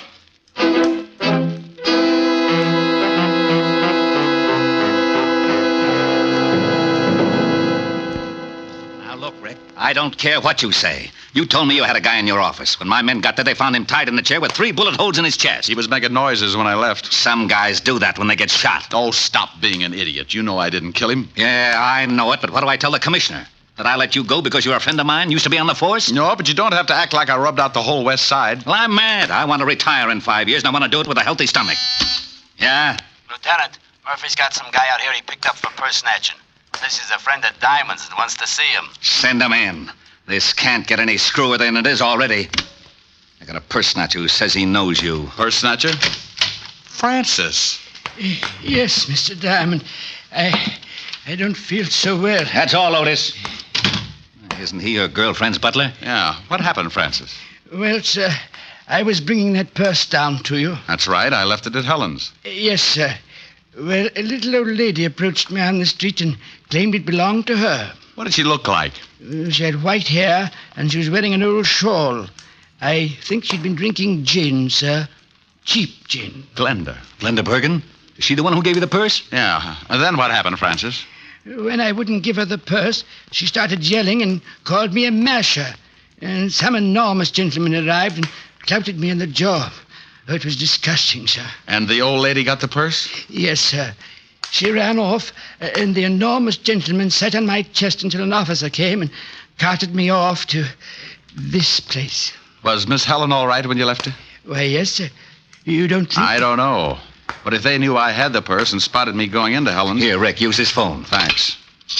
Don't you see, Walt, this whole thing has something to do with that purse. Schmurse, I've still got a stiff on my hands. Oh, my goodness. Yes? Hello, honey. You all right? Oh. What's the matter? Hi. Please come home. What happened? A man broke into the house looking for that old purse. I told him I didn't know where it was, and he started slapping me. He did, huh? Yes, and I need comforting. Well, honey, I've still got something to do. Lock all the doors until Francis gets back, and I'll be over as soon as I can. All right. Did you get the purse? Francis will tell you all about it. Bye, baby. Bye. Rick, some louse shoved Helen around. Francis, get over there and take care of her. It's all right if he goes, isn't it, Walt? I guess so. Otis, I'm releasing the guy that was picked up for purse snatching. And don't say yeah, Lieutenant. Okay, Rick. Oh, thank you, sir. Step on it, Francis. Miss Asher needs someone to take care of her. Yes, sir. Walt, give me 2 hours to find out what this is all about. Are you going after Glenda? Yeah. If she's tied up with this killing, I'd better send some of the boys along. Give me 2 hours alone. I want to find the guy who shoved Helen around. Okay, Rick. 2 hours, and I put in a general alarm for you and the old dame. You know where she lives? I got a shack over near the East River. Thanks, Walt. Otis, let Diamond go and bring me a tablespoon and some water. And Otis, shut up.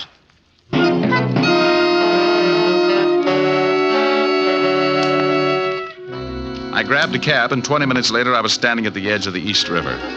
The fog was rolling in, and pretty soon it'd be so thick you could put it in bales. Below me, next to the water, was a line of weather-beaten shacks, and one of them belonged to old Glenda. You want something, Mac? Huh? Oh, I didn't see you. Does old Glenda live in one of those shacks? Yeah, that one. Got a match? Oh, yeah. Here, keep them. Thanks. Forget it. No, wait a minute. Huh? Let me see those matches. I've forgotten all about them. What's the matter? You collect them or something? These I do. Sorry, pal. You'll have to get some others. Okay, sporty.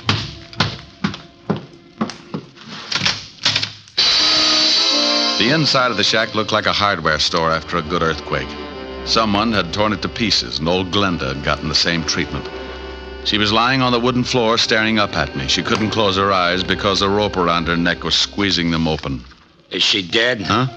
I followed you down. Well, hooray for you. The next time you sneak up on somebody, you're liable to end up with a skull fracture. Just wanted to see what was going on. Is she dead? Unless she can breathe through her feet. She's been strangled. Gonna call the cops? No. I thought I'd rub her wrists for a while. Now, here's a buck. Call Lieutenant Levinson at the 5th Precinct and tell him what's happened. Sure. Got a nickel? Yeah, here. And tell him I've gone over to the Adams Hotel on 28th Street. My name's Diamond. Good for you. Now step on it.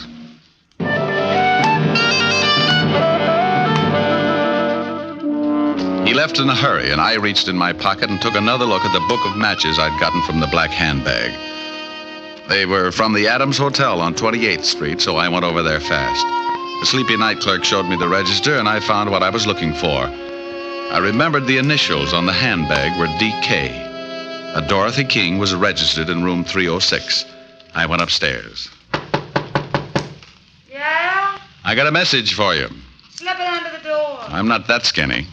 What is it? It's from Glenda. Oh, wait a minute. All right, the door's open. All right, now shut it and come on in. Huh? Oh, what a lovely gun. Glad you like it. Now, what do you want? I just left Glenda. She's dead. What? Yeah, strangled. How'd you find me? Matches in your purse. They were from this hotel. I checked the initials on the bag with the register. D.K., Dorothy King, room 306. Holmes would call it elementary. You must be the shamus Glenda gave the bag to earlier this evening. That's right. How did you know? Well, she called me. She tell you she got it back?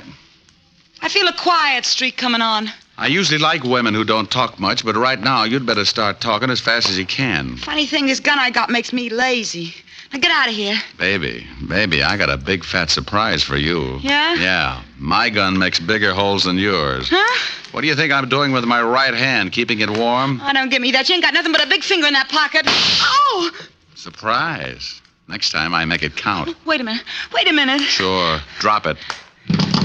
Now that's better. Kick it over here. All right. please. I didn't kill Glenda. Where's the purse? I ain't got it, honest. Well, who has? Now, look, baby, I'm in a bad mood. Honest, I don't know. That's right. She don't, mister. Stan. Well, you certainly know some pretty ugly company, Dottie. I don't know if I like that. You don't? Maybe I can word it a little different. Stan, he's a private cop. He come up here and tried to shove me around. Well, you should have done it, Shamus. It would have saved me the trouble. What do you mean, huh? Why, you no good, cheap double-crosser. Al and me saw you slip the bag to that old dame, and Al got killed trying to get her from the Shamus. I didn't kill Al. Nah, the old dame did it. I went up to the office and found him dying. He told me she'd done it.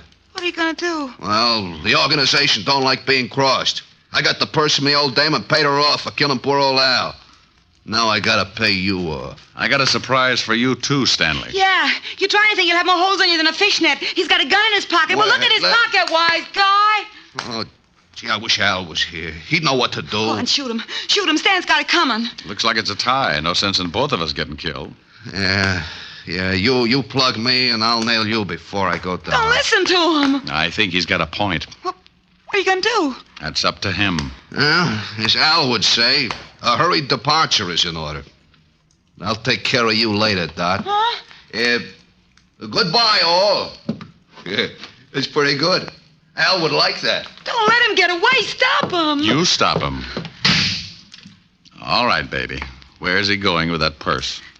If I tell you, will you give me a chance to get out of town? I can't do anything about that. When I leave, you're on your own. Technically, you haven't done anything the law could hold you for. I haven't? No, but that won't stop me from pushing you around. Now, let's have the story. If Stan hasn't been there already, he's headed for a locker in the subway station at 34th Street. What's in the locker? $100,000 in counterfeit bills. Oh, baby. Counterfeit. You have been naughty. Now, Papa, we'll have to keep you on ice for the cops. Get in the closet. Oh, please, give me a break. Sorry, honey. Get in. Ouch, you're hurting me.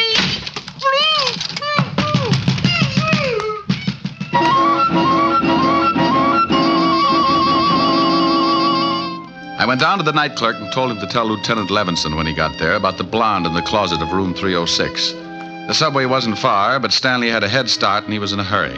I ran the rest of the way. I went down the steps. A train was just pulling out when I spotted him. He'd just taken a bundle out of one of the lockers, and as he turned to go, I walked up behind him. Hello, Stanley. What? What you got in the box? The Shamus. Here, you take it. Oh! He tossed the package in my face and started running for the exit. But a crowd of people blocked his way, and when he saw me come up with my gun, he changed his mind. He turned and vaulted the turnstile, and I ducked behind the row of lockers. He had a gun, too. I tried to get a clear shot at him, but there were too many people. And then the frightened little guy did a stupid thing. He jumped down on the tracks and started running up the tunnel. Oh, look at that fool man. He's jumped down on the tracks. Stanley, come back here. You can't get anywhere that way. You said it, Mac. He's running uptown on the downtown side. Here's a corny line. Stop or I'll shoot. You won't get me. Stan, look out. There's a train coming. Look out.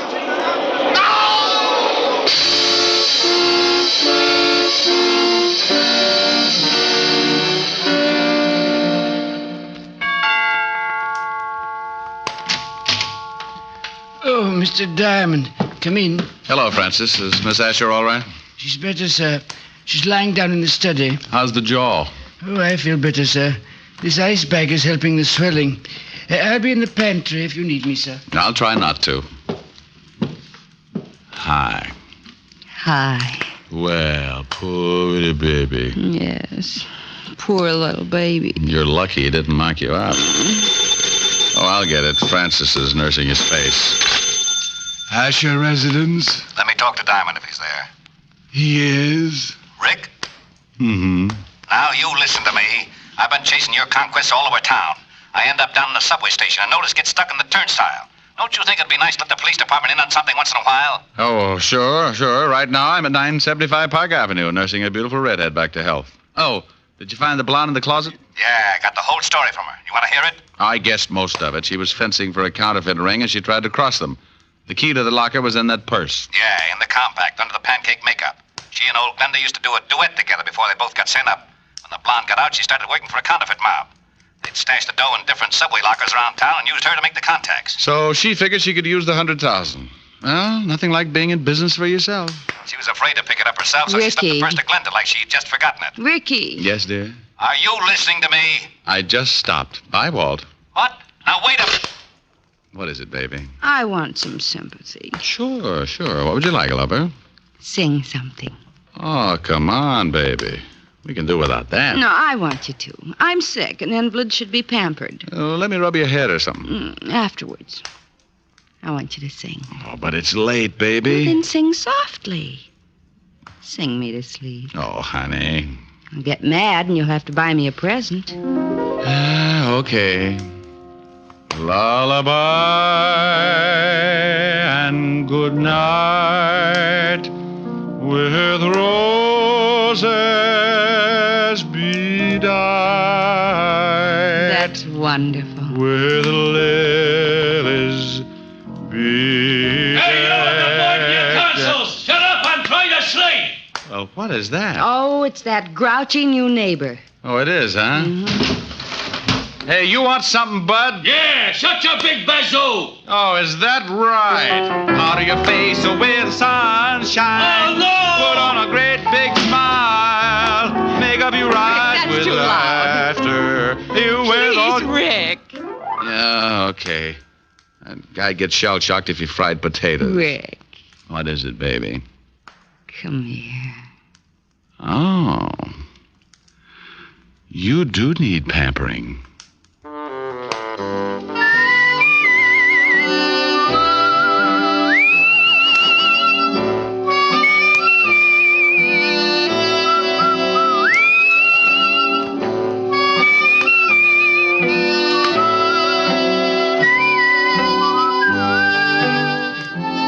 You have just heard Richard Diamond, Private Detective, starring Dick Powell.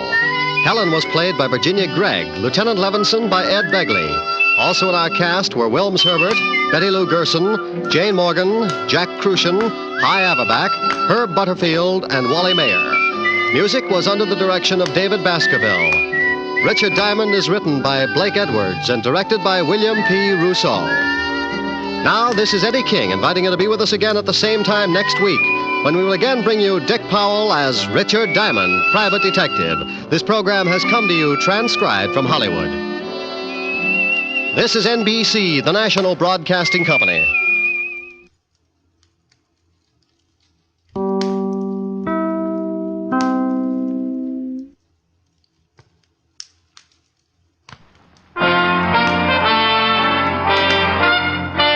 Listen while the makers of Rexall drug products and 10,000 independent Rexall family druggists bring you Dick Powell as Richard Diamond, Private Detective.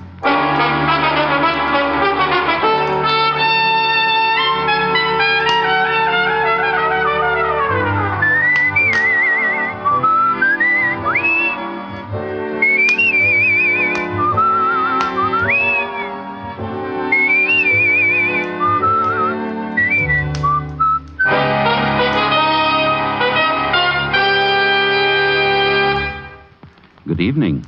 This is your Rexall family druggist, welcoming you for the 10,000 independent druggists who have made the word Rexall part of our own store names. We've done that because we believe in the 2,000 or more drug products made by the Rexall Drug Company and confidently recommend them to our customers. A good example is Plenamins, Rexall's famous multivitamin capsules. Handy, economical Plenamins give you more than your daily minimum requirement of every vitamin for which such requirements have been established, plus valuable liver concentrate and iron. Ask for Plenamins at Rexall drug stores everywhere. And remember, you can depend on any drug product that bears the name Rexall. Good health to all from Rexall. Now, your Rexall family druggist brings you a half hour with Richard Diamond, Private Detective, starring Dick Powell.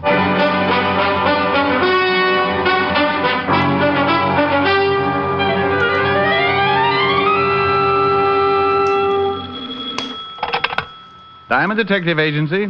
Guard against throat scratch. Enjoys smoother strangling. Oh, that's terrible. Yeah, I'm disgusting. No, only when you're too busy to stop by and see me. Well, I was just going to call you, Helen, baby. Oh, I'll bet. Cross my heart. Hope to lose my skate key. You mean New York's gift to the detective world was really thinking about rural me? Rural you is a mighty interesting subject for rural me to think about. Well, why don't you stop being so spiritual and give your thoughts the benefit of some action? And just what exactly do you suggest? Spend the bottle? Post office? A romantic ride through Central Park in a hansom? Yes. How'd you like to go to the theater tomorrow night? Inside, or are we going to stand out in front and get a between-acts descriptions from the usher? I only made you do that once, and from all reports, it was a pretty bad play. What's the one we're seeing? Very bad, but I was given 2 tickets. I refuse to sit in the back of the balcony again. I keep getting the bend. Oh, 4th row center. Must be a bad choice. I got a couple of friends working at it. Going to close in 2 days. Mr. Diamond? Hold it, Helen. People are running in. My name is Diana Campbell. Client? Well, Rick? It was hard to say. That's a wonderful thought. I'll see you tonight. I'll bet it's an attractive girl. You win, hands down. Bye. Now, Miss Campbell, what can I do for you? Mr. Diamond, you've got to help me. Something terrible has happened. I don't know if I'm doing the right thing by coming here, but I had to do something. I'm sorry, Miss Campbell. Now, if you'll put the symptoms in alphabetical order. You must promise not to go to the police after I've told you. Oh, one of those. It's for her sake, not mine. Whose sake? Promise me first. I promise to say goodbye if I'm not interested. Mr. Diamond, my aunt is Mrs. Martha Campbell. You've probably heard of her. Martha Campbell? Oh, isn't she the old gal who sells all that silver to Fort Knox? Yes, that's right. Martha Campbell is my aunt. Well, goody for you. She's been kidnapped. Why didn't you go to the police? Oh, no, we can't do that. They threatened to kill her. I received the ransom note early this morning. They want $50,000 left at a location in Central Park tonight. Why'd you come see me? My fiancée, Ira Stewart, has offered to deliver the ransom. Oh, I see. You're afraid that Ira might try to get his name in the papers and wind up under obituaries. Is that it? Yes, I'm afraid. He has a gun permit and... Well, I've never seen a man get as furious as Ira did when this happened. I want you to go with him and see that he comes back safely. Yeah. But tell me, why is this Ira so concerned over Aunt Martha's welfare? Well, you don't understand. Ira loves Aunt Martha as much as I do. And now that he's practically part of the family, will you go with Ira and see that he does nothing foolish? No, the truth is, the whole thing is a little foolish. Miss Campbell, if you told all this to the police, they'd reserve a few cells in Sing Sing, and the rest would be routine. I'm not interested in the money or catching the kidnappers, Mr. Diamond. Can't you understand? I just want Ira and my aunt safe and alive. I'm sort of shy around people who aren't interested in money. In fact, when she dropped 5 new $100 bills on my desk, I positively blushed. She briefed me. I was to be at her aunt's home by midnight, ready to squire Ira Stewart around Central Park. Then she explained exactly where the payoff was to be made. Of course, I had to promise all over again not to tell the police. I promised.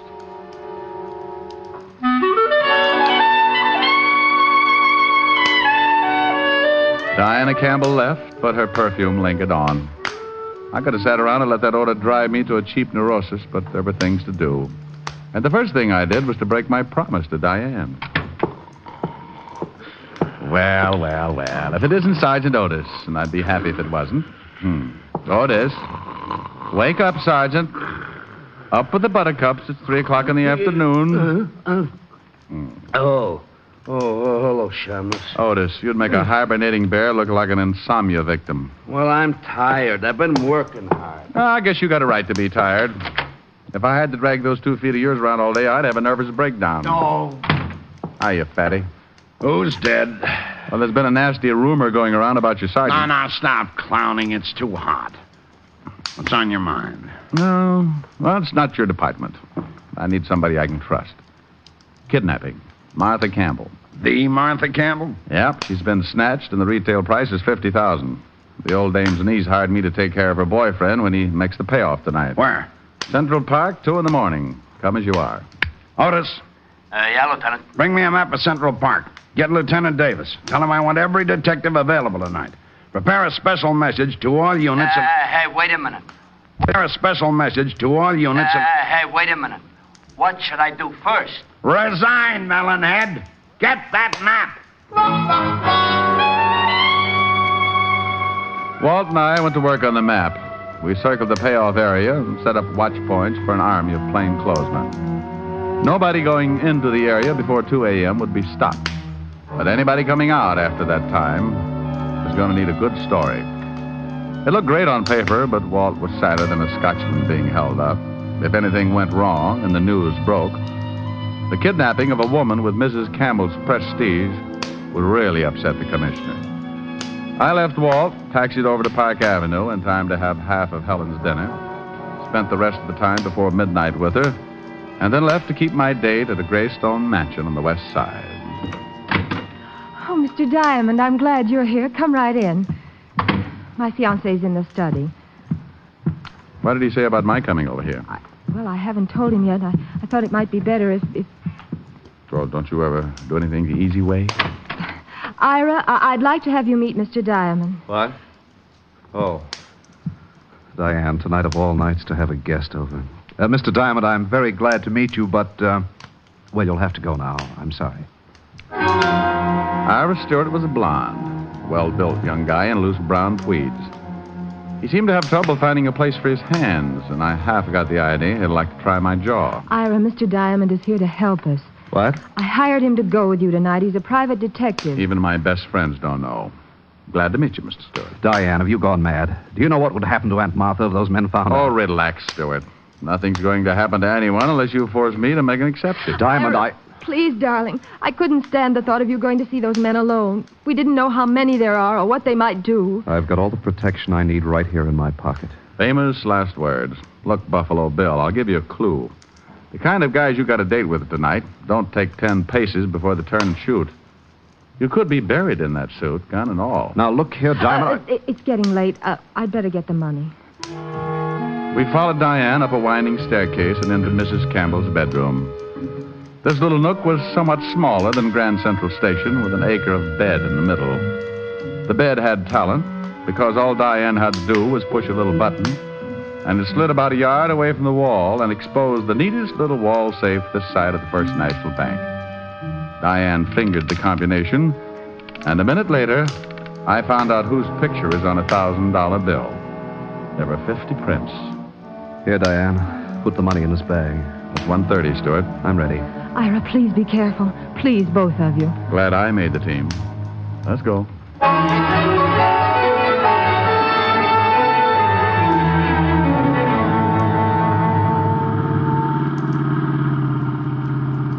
Central Park by moonlight. Bad night to be stag. Well, we're almost there. I'll have to park here. Must be among that clump of trees up ahead. Now, keep close, Stewart. And don't get any ideas about shooting anybody. It might turn out to be me, and I'd squeal on you. We both went into a crouch and edged forward. There was a small clearing between the trees, which the moon had turned into a silver pancake. I might have enjoyed it, except that Stewart was as nervous as an old maid looking at a calendar. Did you hear anything? Oh, sounds like a revolution in the insect world. You stay here. I'll go through this hedge and have a look. Maybe I'd better come with you. No. You stay here. Diamond! Oh!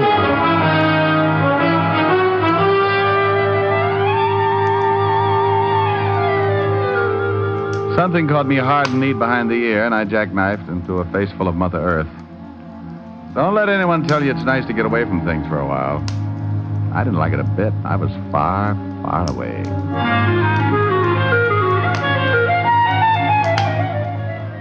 I don't know how long my beauty nap lasted, but the first thing I felt was an elevator starting around my heels and roaring up.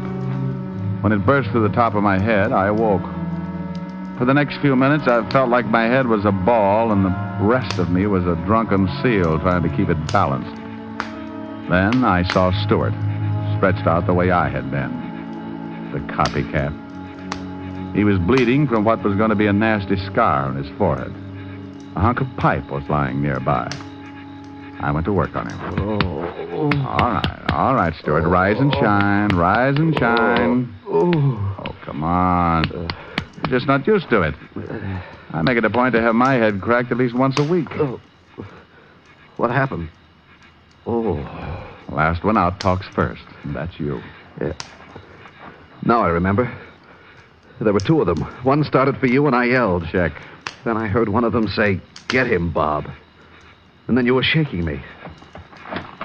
Diamond. The bag. The money's gone. So it was. It was time to give Walt part of my headache. Stewart and I stumbled back to the car. There was someone in the front seat. I pulled the door open and found myself face to face with the kidnapped Mrs. Martha Campbell. She was dead.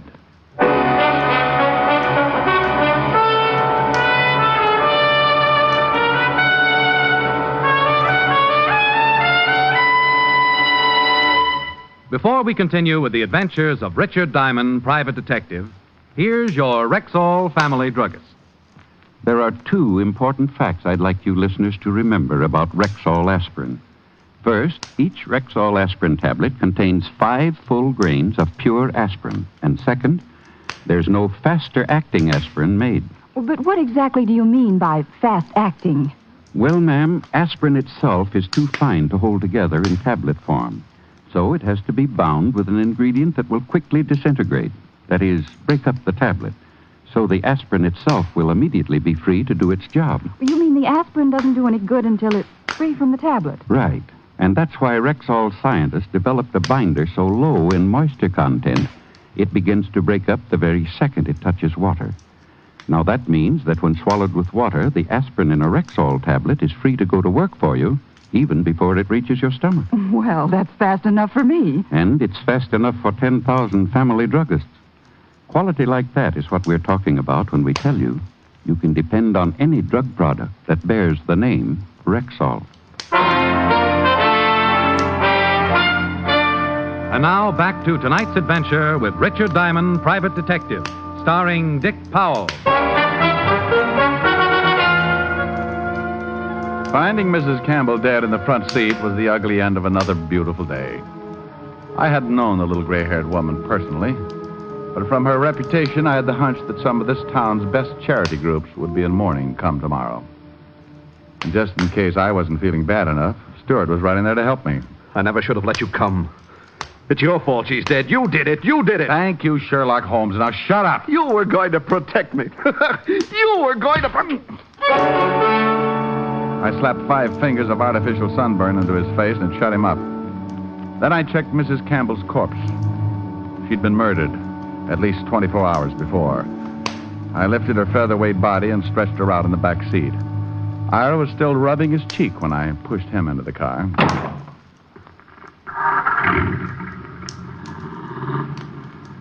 Now, what about those 2 guys, Stuart? Oh, now I slapped you back there for your own good. Did you get a look at those guys? It was too dark. One was big and heavy, the other was thin. Could you identify them if you saw them again? Yes, I think so. What's that on the road ahead? Someone's waving a light. That's the police.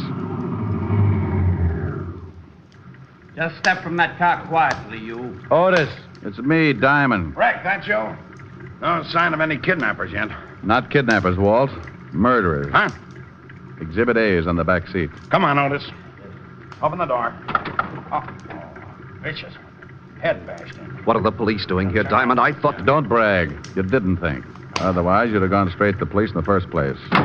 What about the money? I don't care about the money. Mrs. Campbell is dead, and that's all that matters. Well, I'm sorry about that, Mr. Stewart.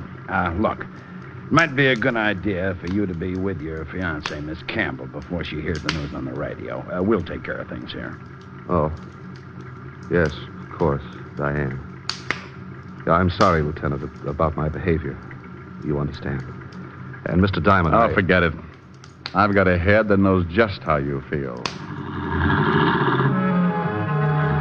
Once Stuart was gone, I gave Walt the lowdown, and we settled down to work. We gave the 2 killers an hour to try a break, and then Walt passed a signal along to his men, and the ring began to close in. We beat the bushes, turned lights in the trees, and kicked over rocks, even the small ones. But by the time we reached the payoff spot, we'd found nothing out but each other. That's impossible. Are you men sure you didn't miss anything? Double-checked all down the line, Lieutenant. They couldn't have gotten through. Take it easy, Walt. Time now for cool heads and dull little dragnets. Otis, I want you to start picking up mugs wholesale. Right, Lieutenant. Anybody who even thinks twice before he answers, bring him in. I want this town covered from the Harlem River to the Battery. Now do it. Otis waddled away, and I drove back to police headquarters with Walt. Soon, Manhattan Island was tucked under a blanket of blue as the biggest police force in the world went to work. The next day, I took a stroll through Central Park for another look at the spot where Stuart and I had been slugged. I found one possible witness, but he wouldn't talk. Probably because he didn't know how. He happened to be an English sparrow. Late in the afternoon, I dropped back to see Walt. He was in his shirt sleeves, hunched over a desk piled high with notes, reports, and cigarette butts. Neither of us had gotten any sleep the night before, but he was advertising it. Oh, Rick, I could kick myself. I ought to turn in my badge. We should have had those guys. Nothing in the lineup? No, I've been looking at drunks, ex-cons, and two-bit hoodlums all day, and they're all clean.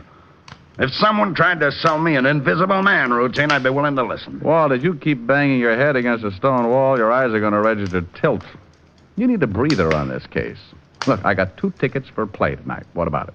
Are you kidding? I've got work to do. Oh, but Walt, the play is a musical murder mystery. The cop on stage is bound to have more troubles than you. Yeah, I bet. Well, maybe you're right. Sure, I'll go. Thanks, Rick. I'm glad Walt didn't ask any more questions because my supply of answers was down to one sorry shrug. However, this last maneuver didn't go over too well on Park Avenue when I dropped in to tell Helen she was being stood up. Rick Diamond, this time you've gone too far. Now, would it help any if I said it was business? No.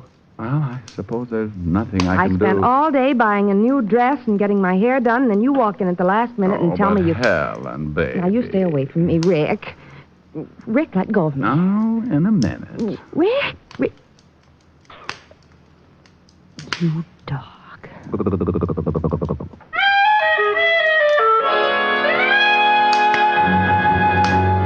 Walt was ready when I dropped in at the precinct and we took off to the theater. After the show was over, we meandered backstage to see my friends of the cast. Turned out to be an interesting evening. The next morning, I called up Ira Stewart from Levinson's office.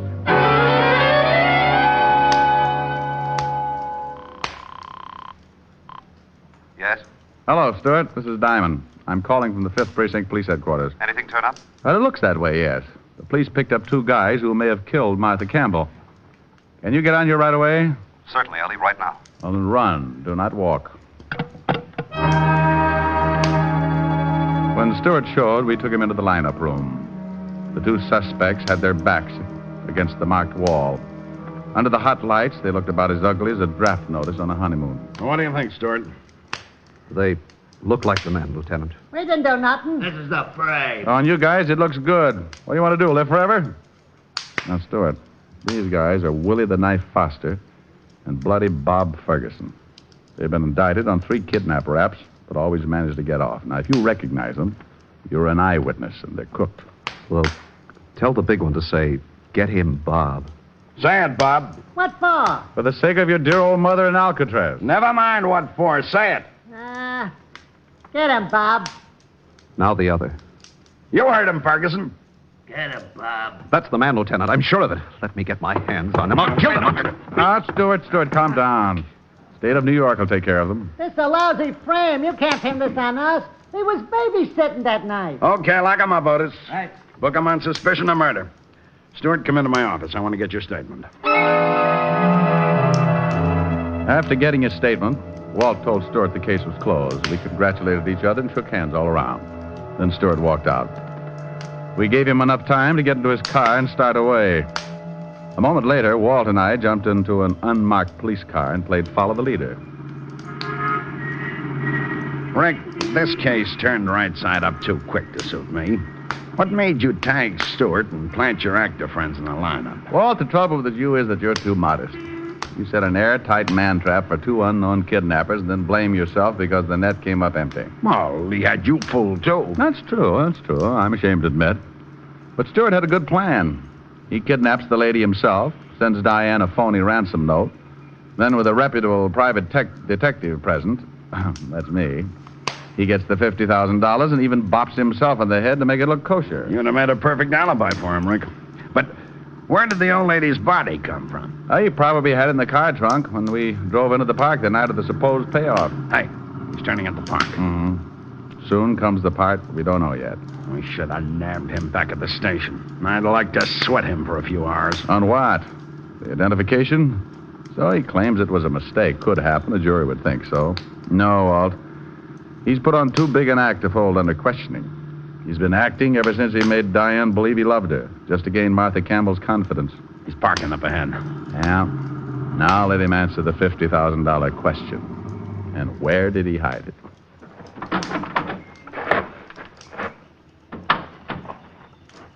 He's heading toward that same grove of trees.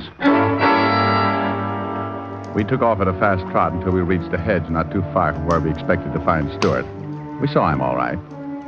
He was standing around right under the same tree he'd led me to a couple of nights back. A family of picnickers were close by, so he was acting like a guy out for some air. We ducked behind the hedge to watch, though I had to hold Walt back a few times. Finally, Stewart tipped his hand. He reached up past the nest of my sparrow friend into a hollow of the tree. It wasn't eggs he was after. The stuff he pulled out had that fascinating color known as currency green. That's enough for me, Rick. Okay, Stewart. Duck, Walt. Are you hurt, Walt? Yeah. One of his shots creased my shin. Hurts like blazes, though. Let's get that guy. He's running for the zoo. I'll get him, Walt. Put a tourniquet around your neck and sit tight. Oh, watch out for the crowd, Rick.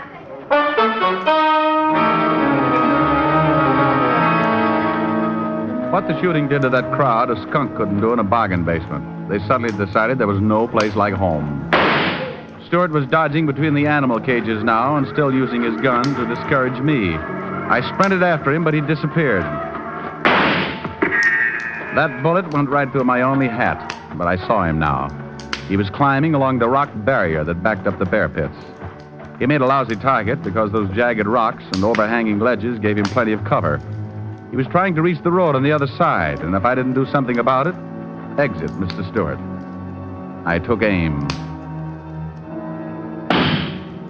My shot clipped a hunk of rock just as he was reaching for it. Stewart pulled back too quickly and tried to step on some air, which never does work too well. He went over and down. He never hit the ground because down in that pit, waiting for him with open arms, was a giant polar bear that had never forgiven the man who brought him from Alaska to New York.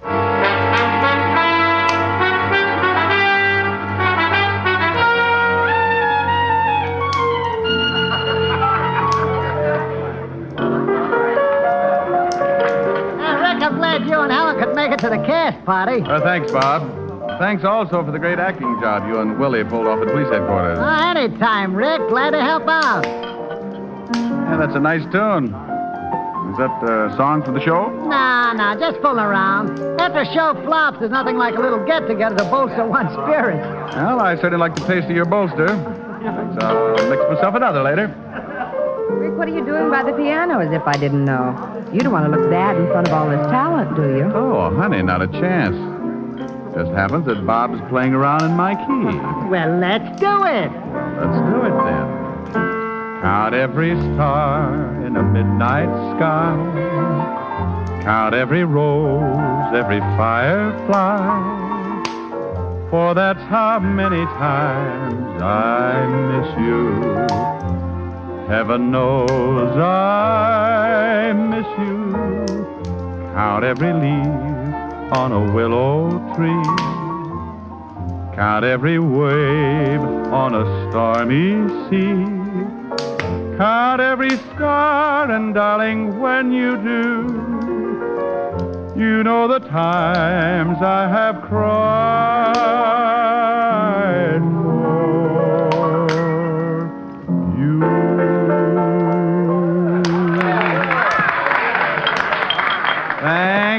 Thank you. I'm sorry, but due to previous commitments, I'm only available for stage, screen, radio, television, and parade. Rick, you are becoming a ham. Me? Becoming a ham? Oh, my dear. Really?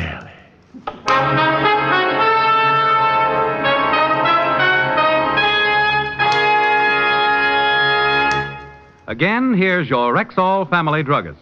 If you suffer from acid indigestion, remember that Bismarex often neutralizes excess acidity in less than 1 minute. But more than that, Bismarex gives relief that's continuous and prolonged. Its scientifically balanced ingredients work in sequence, easing gastric distress and leaving a soothing protective covering on irritated stomach membranes. Ask your Rexall druggist for Bismarex.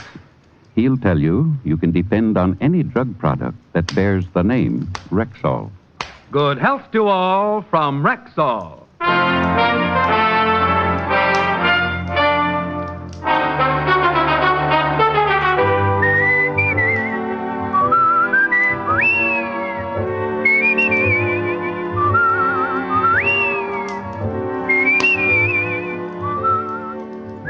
Richard Diamond, Private Detective, stars Dick Powell in the title role and is written by Joe Morheim and Hal Bloom, with music composed and conducted by Frank Worth.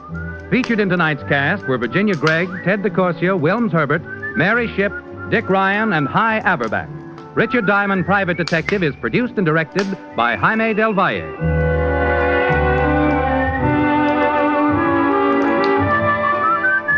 This is Bill Foreman inviting you to be with us next Wednesday at this time when we will again bring you Dick Powell as Richard Diamond, Private Detective.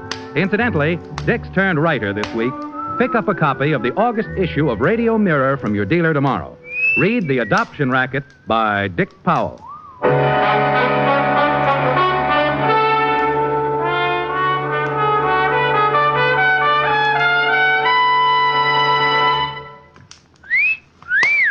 Hiya, beautiful. Get lost, Bristlepuss. You need a shave. But I have shaved. What else do you want me to do? Silly boy, she wants you to go Stag. Go Stag?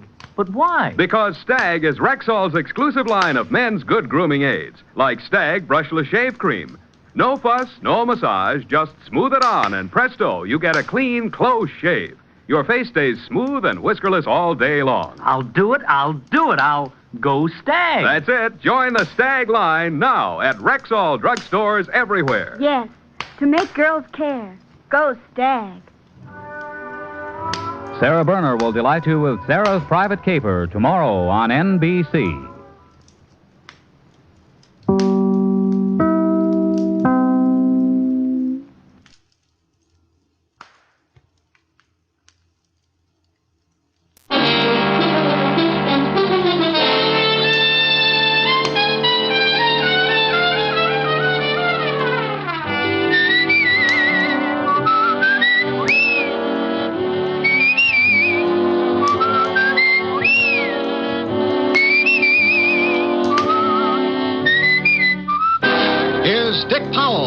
Richard Diamond, Private Detective.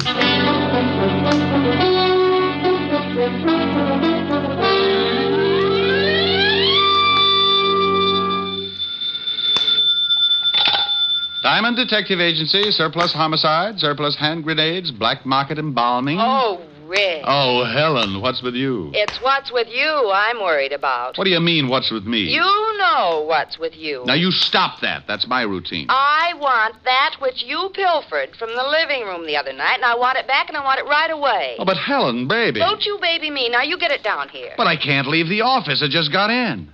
I haven't even washed out one sock. Rick, it wasn't fair when you stole that picture, and I've been embarrassed about it ever since. Now, I want it back. Oh, but, honey, don't be that way. It looks lovely. Can you see it? Well, sure. Got it right on my desk. Now, Rick, I won't have it. Now, look, if anybody asks about it, I'll say it's me. You never were a baby. You started with a beard and a low whistle. Honey, I had a baby picture just like it once, and believe me, from the way you were facing in the picture, you couldn't tell the difference between us. I'm lying on a rug.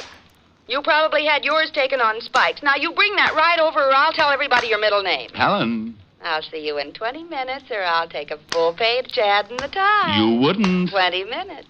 With the picture. Bye. Helen. Oh, dandy.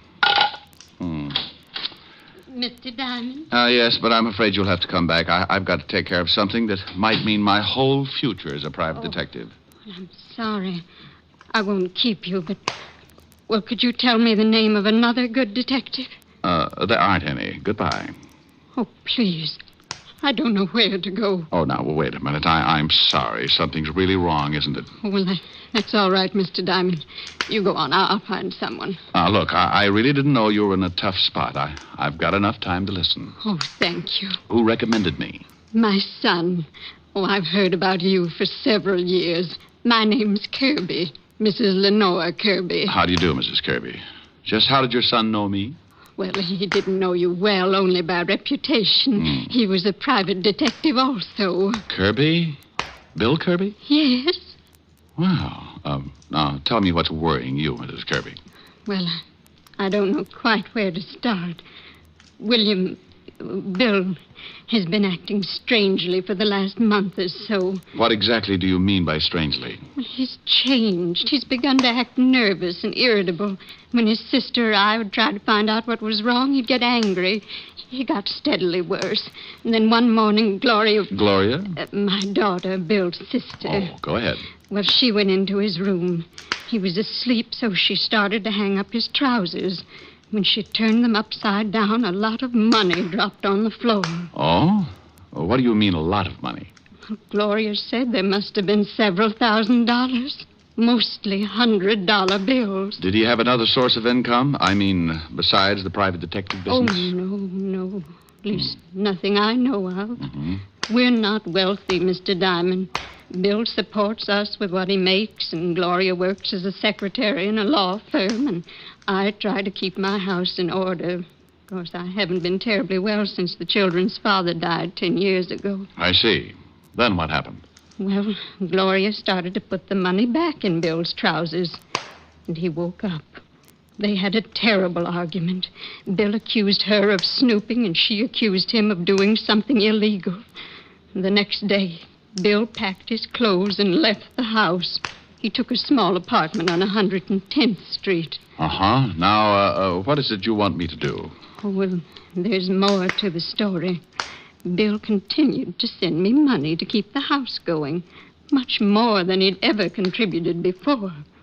I went over to his apartment several times and asked him about the money, and every time there'd be an argument. Did he give you any kind of an excuse? No, he just said he'd run into a good thing, and that as long as it was helping out with the house, I shouldn't ask any questions. Mm-hmm. All right. Then what happened?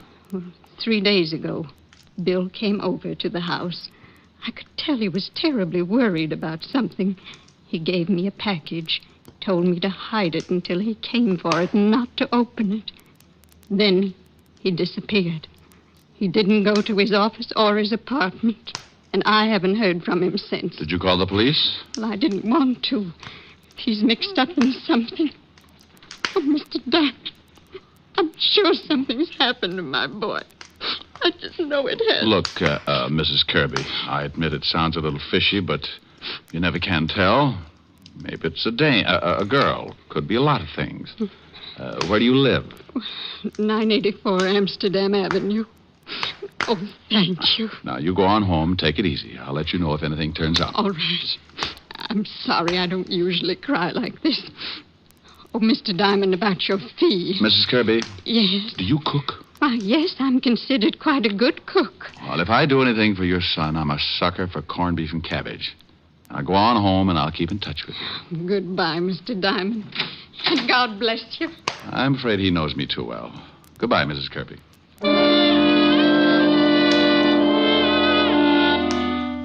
Funny how you can run into a situation like that. Any other time, it's got to be $100 a day in expenses. But that's because trouble doesn't usually bother me. There's too much of it around, and everybody's a stockholder. Then a little old lady walks in with a bucket full of heartache, and you realize the $100 a day in expenses is only the difference you carry around to make up for that big, cold world outside.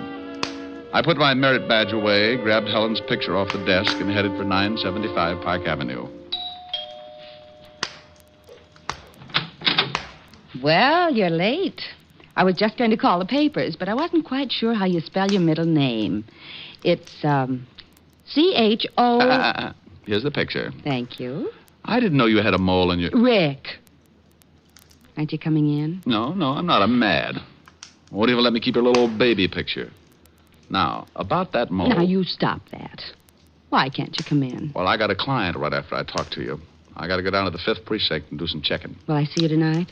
If you'll tell me about the mole. Now, Rick. See you at 8. Bye, mole. Sam, a baby.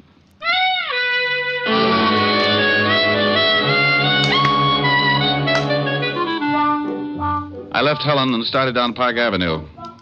Every private detective must get a license before he can operate, and the police department has to issue it. So I headed for the 5th Precinct Police Station. When I walked in the squad room, I spotted Sergeant Otis looking like he was headed for the elephant's graveyard. What's the matter with you, Otis? You're greener than a new lawn. Oh, hello, Shamus. I don't feel so good. No, as a matter of fact, you don't. A little pudgy around the shoulders. Ah, come on, lay off. I tell you, I feel sick. Let's see your tongue. Huh? Oh, Mm-hmm. Well, how's it look? I don't know. But be careful who you show it to. Somebody's liable to think it's poisonous and kill it with a stick. Hello, Walt. Oh, no. Okay, I'm too tired to be scared off today. Who's dead and where? Not today, Walt. And what are you so tired about? We had a killing this morning. I've questioned every suspect in the whole state. Nothing. Who got dead? Maybe you knew him. A shamus. Kirby? What? Hey, how the devil did you know that? Just a guess. Guess my 38. Do you know something? I didn't know anything, Walt. Kirby's mother was just at my office. Oh. Yeah, oh. Well, you don't have to get sore. I'm not sore. Just wondering who's going to tell Mrs. Kirby. Otis went over there a little while ago. He saw the sister. The mother wasn't home yet. Oh, that's why he looks so bad. Yeah, I guess so. Wouldn't you? Okay, where's the body? Downstairs. You want to take a look? Not especially. I told his mother I'd do something for him, and right now I don't seem to be able to think of a thing. Get the killer. Help me. Okay, let's go down and take a look.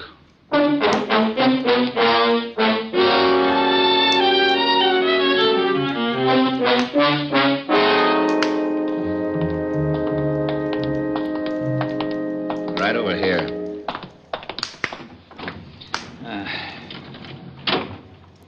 Then in the river. Yeah. Put 4 slugs in him first, though. What kind of a gun? 12-gauge shotgun. Used a deer load. Anything on him? Just the usual identification. Okay, let's put him back.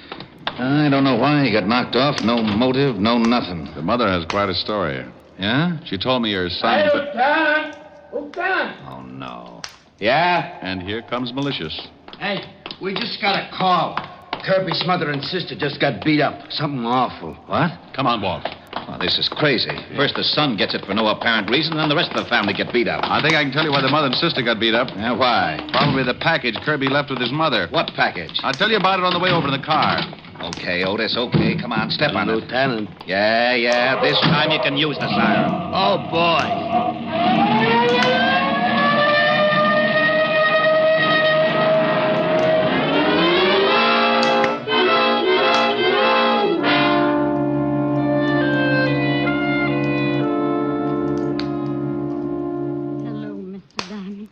Come in. Hello, Mrs. Kirby. The doctor tells us you won't allow them to take you to the hospital. No, I'm not leaving my house. It'll take more than 2 cheap hoodlums to drive me out of my house. Well, the doctor says you'll be all right, but I think the hospital might be safer for a few days. This is Lieutenant Levinson, Mrs. Kirby. How'd you do, How do you Lieutenant? do? I know you don't feel much like talking. Oh, no, that's quite all right. I'll be glad to help in any way that I can. Were they after the package your son left with you? Yes, but I didn't give it to them. I almost did when they started to hit Gloria, but I knew they had something to do with Bill's death. And you knew the package was important, too? Yes, Oh, where is the package, Mrs. Kirby? in the bread box, in the bread wrapper. Pretty cute. Otis, Yeah, Lieutenant? go in the kitchen and bring me the loaf of bread in the bread box. You want some sardines, too? Otis, just the bread, please. Oh, okay. Mrs. Kirby, the 2 men who came here, do you think you could identify them? Oh, yes, it would be hard to forget them. You're sure you don't have any idea what kind of trouble your son was in? No. Here's the bread, Lieutenant. Yeah. Well, I'll be... Hey, it's a shoe. Is this one of your son's shoes, Mrs. Kirby? No, he wears a much smaller size. No, that isn't his shoe. I don't get this. Nothing in it, just a shoe. A big one. What size is it? Hey. What's the matter? Well, the shoe size on the inside, it says 6B and then 5 numbers after it. Well, if that's a 6B, Otis wears matchboxes. Oh, yeah. Otis. Oh, okay. I don't understand. Why would Bill leave a shoe and act like it was so important? Because it probably was very important. You think these numbers? Could be. Let's see. Well, if these numbers do mean anything, it sure isn't going to be easy finding out. Here's something, Walt. Yeah? Mm-hmm. Shoe's got new heels on it. It's been half soled. Otis. Yeah, Lieutenant. Take the shoe down at the station. Give it to the lab. See what they can find out. And then get the boys out and check every shoe repair shop in the city. I want to know where the shoe was half sold. Okay. Mrs. Kirby, you're sure you can't think of a thing that might give us a tip about your son? No, nothing, Mr. Diamond. Rick, I'm going down to the station. Find out about that shoe. And then I'll send our rogues gallery over so Mrs. Kirby can try and pick out the two guys who worked her over. Oh, check with me if you find out anything, will you? Right, Walt. Mr. Diamond, there's no reason for you to go on with this case. My son's dead. You can't help him now. I'm sure your business is very important. Mrs. Kirby, I said I'd do something for your son. Well, I was a little late. Now I'm going to do something for me. There's a killer loose, and two slobs who beat up women. I'm a little unhappy, Mrs. Kirby, so I've got to square this beef the only way I know how. First, I'd like to talk to your daughter.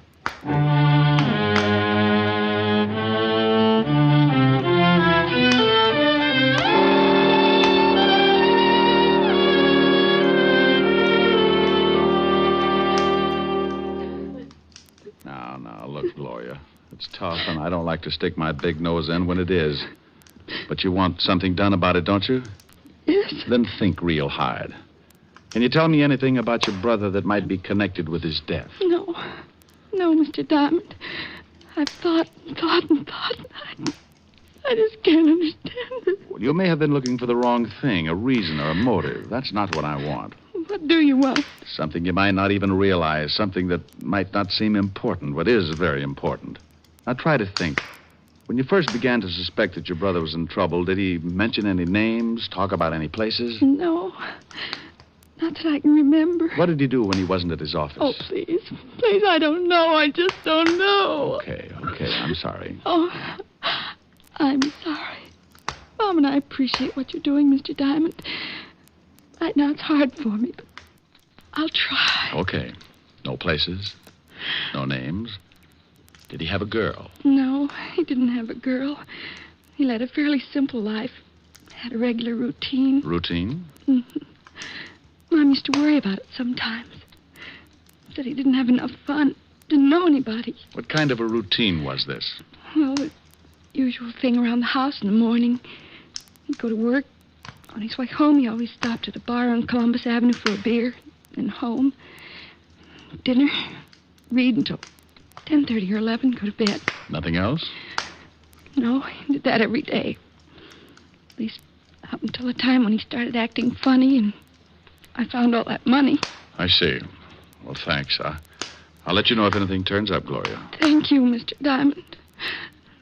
I hope you... Yeah.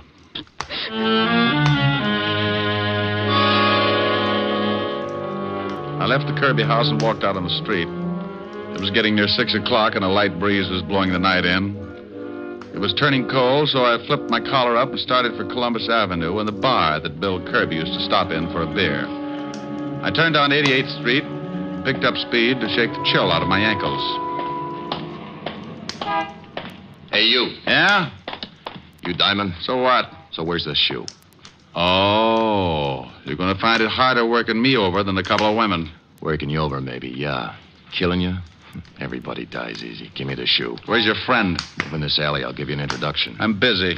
You're going to be busy getting dead if you don't get in the alley. I got my gun in my pocket. I bet you shrink 4 feet when you aren't carrying it. What?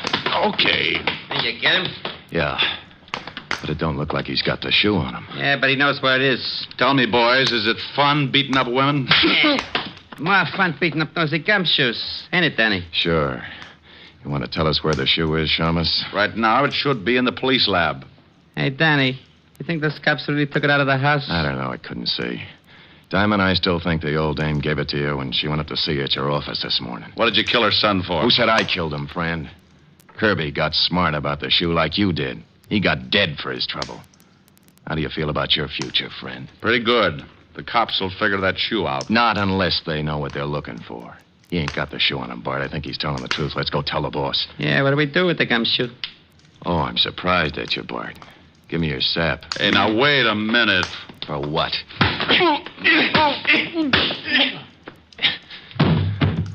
Okay. You gonna knock him off? I get a salary for killing.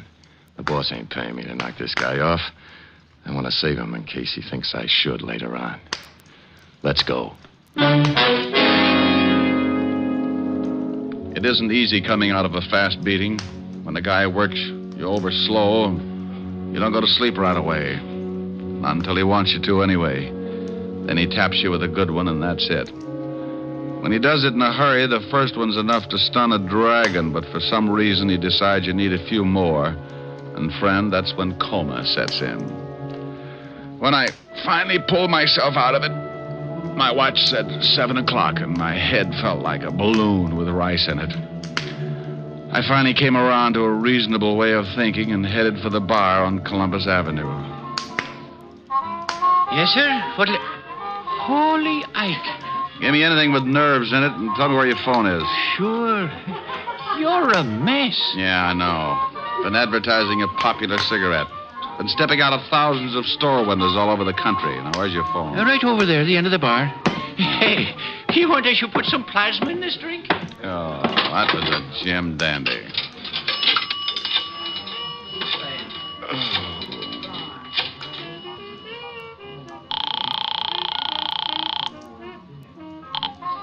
Lieutenant Levinson, homicide. Walt, Rick.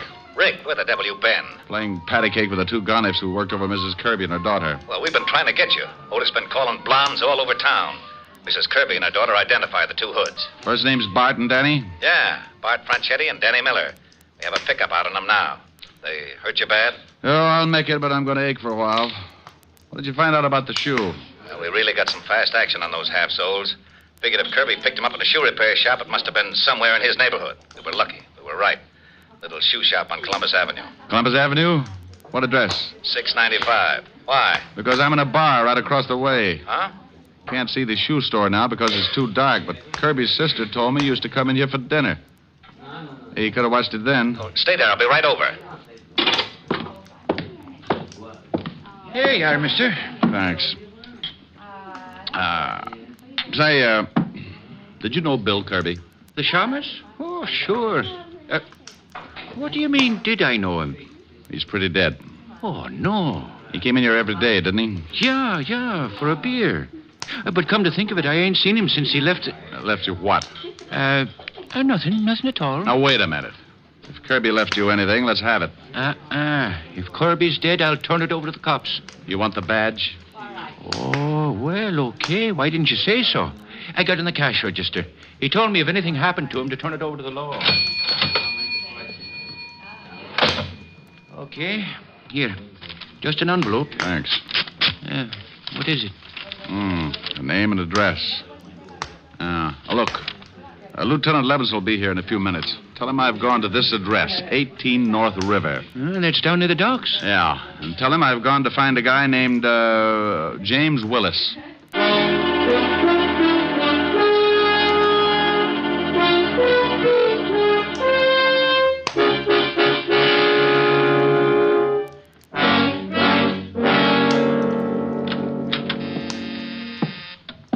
Continental Shipping.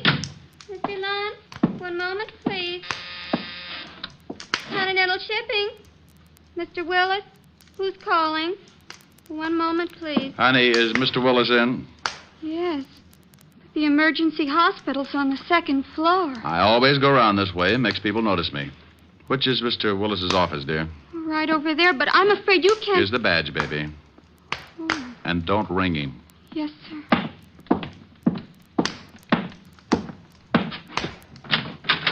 Yes? What? Well.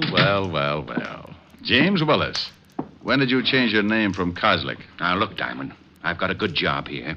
I never could have gotten it if the company had known I was James Kozlik and I'd done time. In the shipping business, huh? What's an old-time safe-cracker like you doing in the shipping business? You're not a cop anymore, Diamond. You helped put me away once, but I've quit the rackets, and I'm doing fine in a legit way. Now you can leave. What does your company ship? We're in export and import firm. We ship and receive everything. Now get out. What does your company import that might interest two professional thugs like Bart and Danny? What? I don't know what you mean. Where do you have your shoes fixed? Little place on Columbus Avenue, maybe? I don't know what you're talking about, and I don't intend to sit here and listen to you and your riddles.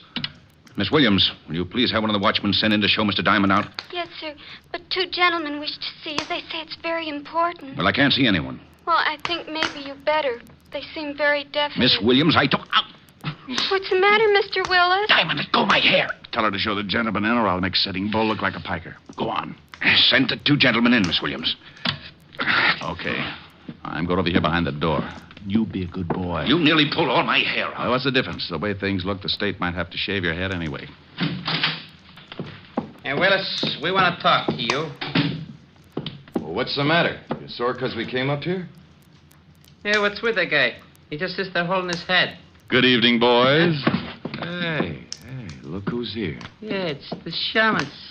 Doesn't he look pretty? You fools, you two blundering fools. Now, wait a minute. If you're worried about Diamond, we'll take care of him. I told you I could never be seen with you. You know how we've all watched when the gold shipments come in? Oh, that's it. That's what the shoe was all about. Yeah, you're a smart one. Shut up. I've got to think. You got the confidential shipping report and put it in that shoe in some kind of code so it could be picked up. Then your dear little boys were going to try to hijack the gold. Well. Want me to shut him up? No, you crazy. That secretary saw him come in. Take him out the same way. I'm going to be stubborn. Yeah? Oh, okay. Isn't it silly what a little 38 can do? Let's go. All right, but look, as long as I'm probably going to end up in the river, would you mind telling me one thing? Yes, I do. No, that's swell. That's really swell. Kirby recognized you going into that shoe store. He remembered you had a record, so he probably tailed you. Found out where you worked and went back to take a look at that shoe. He found the same thing wrong that I did. The numbers weren't his shoe size, and he probably thought it was crazy when you left only one shoe. So he took the shoe. You always were a pretty smart cop, Diamond. Danny. Yeah, boss. Before you kill the smart cop, pull his hair out. Pull his hair out? By the roots. Now take him out of here. Was Kirby blackmailing you, Willis? Yes. And being stupid, he didn't know what the shoe was for, but he knew it was worth something. Now, please, Danny, get Mr. IQ through that door. Move. Okay. I'm looking for Mr. Willis. Yeah, what's funny, Shamus? You boys are in for a big surprise. Oh, Mr. Willis must be free. Here they come now. Just keep walking, Shamus. Nothing's wrong. Oh, are you gentlemen through with Mr. Willis? Yeah, Fatso, go on in. He'll see you. Thank you. Let's go, Shamus. Oh, one more thing. Yeah, now what? Duck, Rick! Thanks, Walt. And you take it easy, Bart. I ain't going from the gun. I ain't doing nothing. Please, don't shoot. Walt, James Willis is really James Kozlik. I'm going in after him. Well, here, Cat, you'll need a gun. Is he in there? Out the window. I went over to the window fast and spotted my man just dropping down off the fire escape. The building fronted on a long dock, and Willis had 50 yards to go before he could find cover. Then I said that stupid thing. Willis! In the name of the law, stop! Well, he didn't stop in the name of the law, so I rested my arm on the windowsill and led him about 2 feet. At 50 yards, a running man can be hard to hit with a 38. Sometimes. You get him, Rick? Yeah. See you down at the station.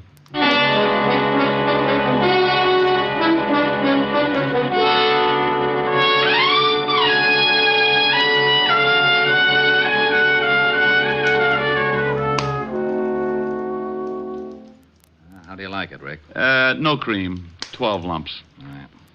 Say, I had a phone call from the president of Continental Shipping where that Willis guy worked. Oh, what do you make this coffee out of? Gunpowder? He says there's always been a standing reward of $1,000 for the apprehension of any person attempting to rob their shipment. Uh-huh. Hey, Diamond, Miss Asher phoned. She wants you should call. Thanks, Otis. Thanks. What's wrong with you? You heard him, Otis. He said thanks. Okay. He must be sick. More coffee, Rick? Yeah, I'll have another cup. Hello? Hi, honey. Rick, where are you? I thought you were coming over. Well, baby, I've got to stop by and see a nice old lady named Kirby. Her son got killed. Oh, I'm sorry. Will I see you later? No, I don't think so, honey. I'm a little tired. All right, Rick. Well, don't sound too unhappy. I'll see you tomorrow night. Well, all right. But you always sing to me, and I wanted you to sing tonight. Well, I haven't gotten any letters from the apartment building next door yet, so I'm going to lay off 1 week and see if the tenants miss the singing. All right, Rick. I'll see you tomorrow night. Goodbye, baby. Bye, Rick. Well, I think I'd better get over to Mrs. Kirby's, Walt. Oh, don't you want your coffee? Yeah, give it to Otis. What are you going to tell Mrs. Kirby? I mean about her son and the blackmail. Well, what are you going to tell Continental Shipping? Well, you caught him. You get the 1,000. Oh, Mrs. Kirby's pretty broke. Uh-huh. Kirby was the one who really spotted the play. Yeah, but if I say anything about the blackmail. What blackmail? Huh? Oh, yeah. Yeah, come to think of it, that was another case, wasn't it? See you later, Walt. Rick. Yeah? Oh, nothing. Be a good boy.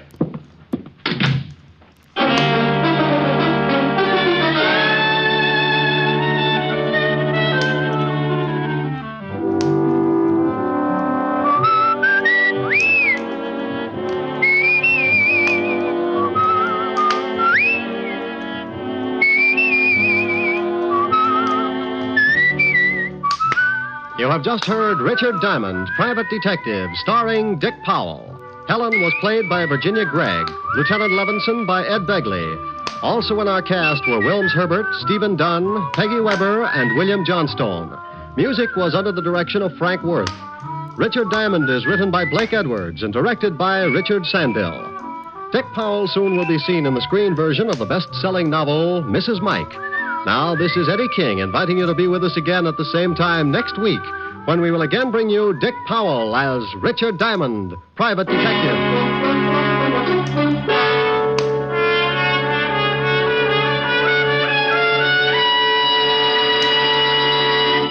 Saturday night brings some of the week's best radio entertainment when you tune for the stars on NBC. Stay tuned every Saturday for a great lineup of programs, including Hollywood Star Theater, Ralph Edwards' Truth or Consequences, Your Hit Parade, A Day in the Life of Dennis Day, The Judy Canova Show, and Grand Ole Opry.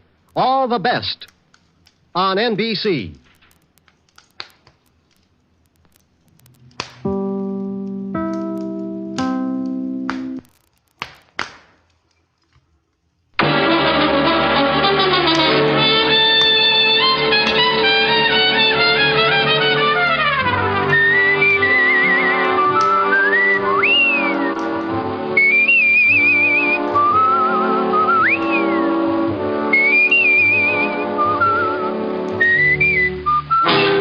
Dick Powell as Richard Diamond, Private Detective.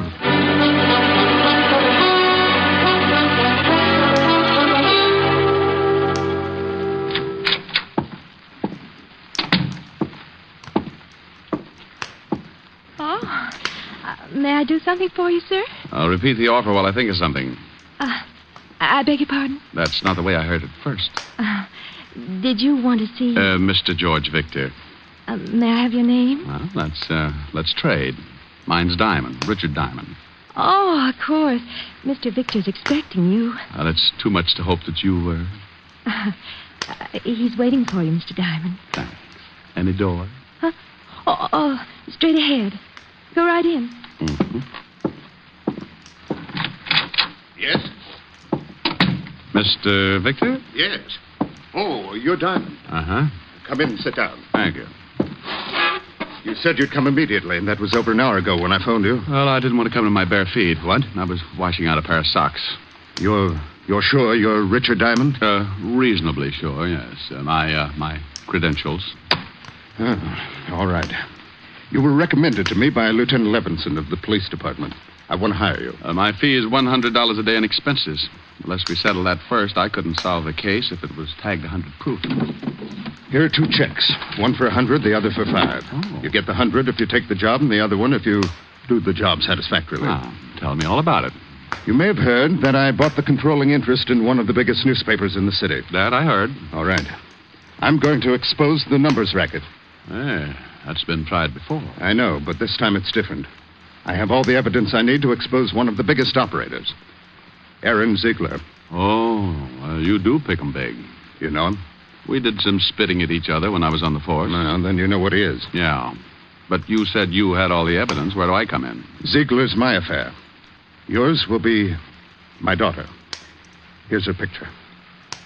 Well, you can have Ziegler. I'm happy with this arrangement. This is no joke, Mr. Diamond. My daughter works for Ziegler. Oh? You got $1 million for every Mongolian in Asia and your daughter works? Hobby, perhaps? She became infatuated with a man named Doug Saxon. And went to work to support Will him. you listen to me? Oh, sorry. Go ahead, Mr. Victor. Saxon has some connection with Ziegler. I objected to her seeing Saxon, and There was an argument. And being 21, she walked out. Yes. Ziegler gave her a job singing in the Nocturne Club. I know the place. Now, what I want you to do is... I think I know, Mr. Victor. You got evidence on Ziegler. That makes him an unhappy boy, and being unhappy, he wants to smile again. So he sets glamour lad Saxon loose. Your daughter falls for him, and the frame's begun, right? Ziegler told me he was going to stop me from printing the expose of his racket. I know he'll use my daughter, Kathy. What does she have to say about it? She won't see me. And you've got no idea what the frame will be? No, that's your job. Find my daughter, stay with her until the paper goes to press. And when will that be? 10 tonight. Oh, all right, Mr. Victor. You've hired yourself a boy. I'll pick up that $500 check after I pick up the late edition. Good day, sir. Oh, Yes? If you will excuse the expression, the retainer, $100. Oh, here you are. Oh, well, thank you. I'd bow from the waist, but my empty money belt might choke me. I'll keep in touch. A couple of phone calls to old acquaintances who still kept in touch with the shady side of our city, and I had Saxon's address. A half hour after I left George Victor, I was punching the buzzer to Saxon's apartment.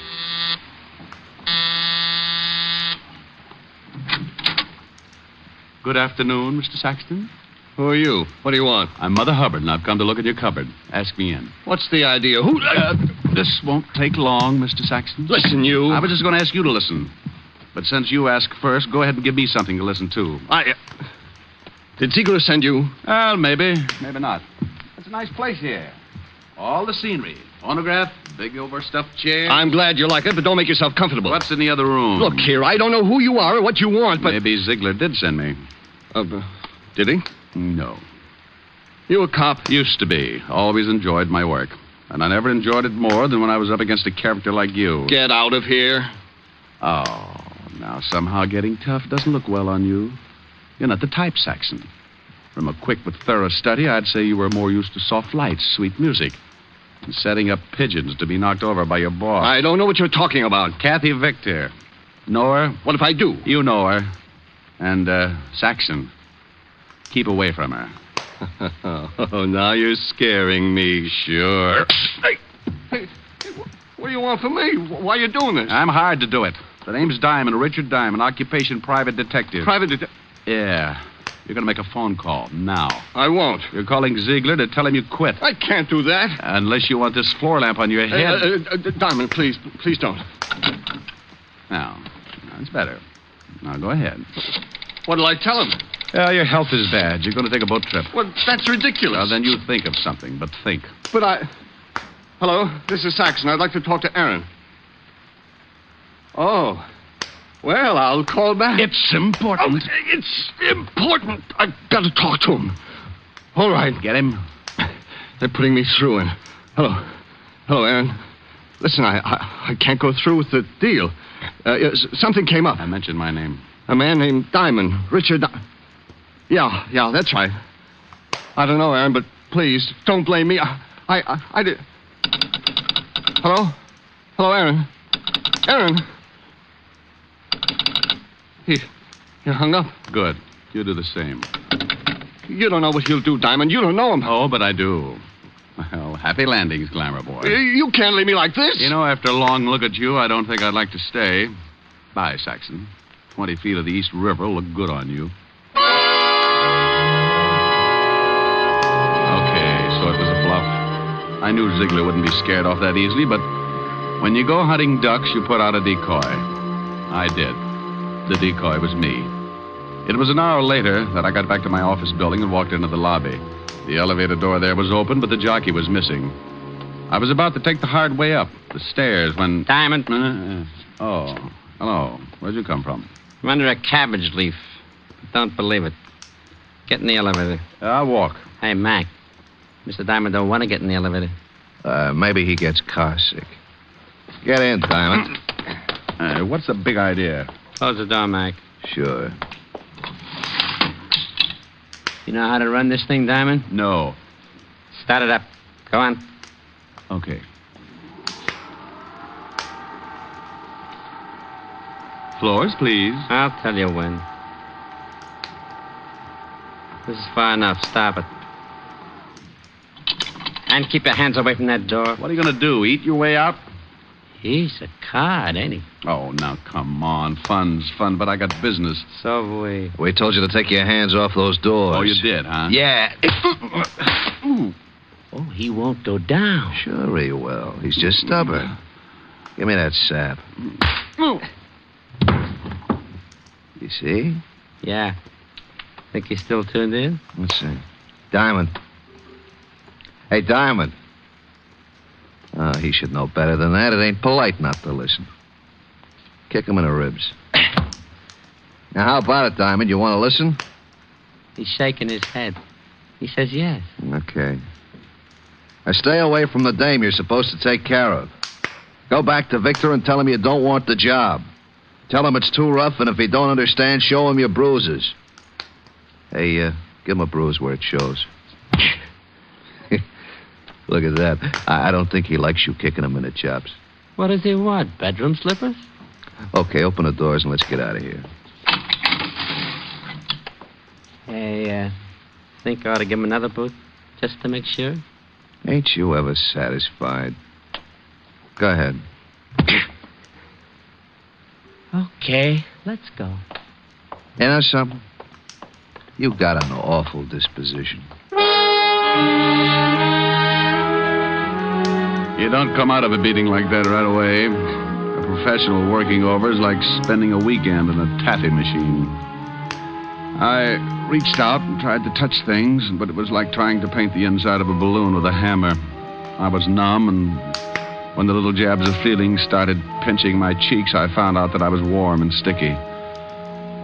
Finally, I pulled myself up, stood there for a minute, decided my legs weren't macaroni, and went to the washroom to clean up. Then I headed for the Nocturne Club. It was too early for customers, but there was a bartender and a girl with blonde hair playing the piano. We ain't open yet, Mac. Oh, you ain't? Well, give me a bib. I may cry all over the place. You look awful. Truck hit you or something? I was blowing a tuba in a high wind. Yeah? Yeah. Screwed me 8 feet into the ground. Ain't that terrible? Yeah, ain't it?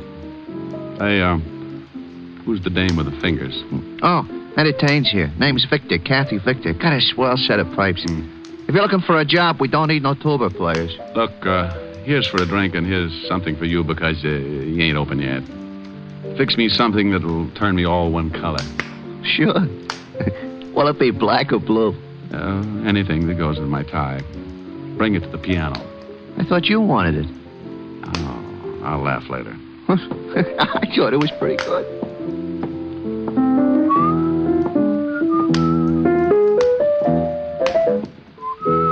Hey, know the words to that? Yeah. Time in my hands. From your looks, I'd say you needed time. Oh, don't let the bruises fool you, honey. When the swelling goes down, my face is fairly normal. Hey, blue and yellow make green, don't they? Yeah, why? I wasn't sure, but here's a drink anyway.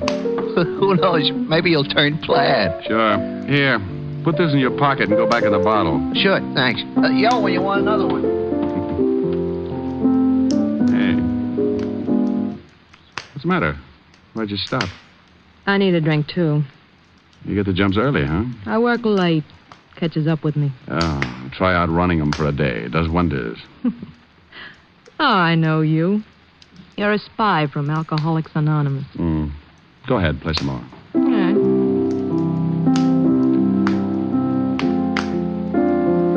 Kathy.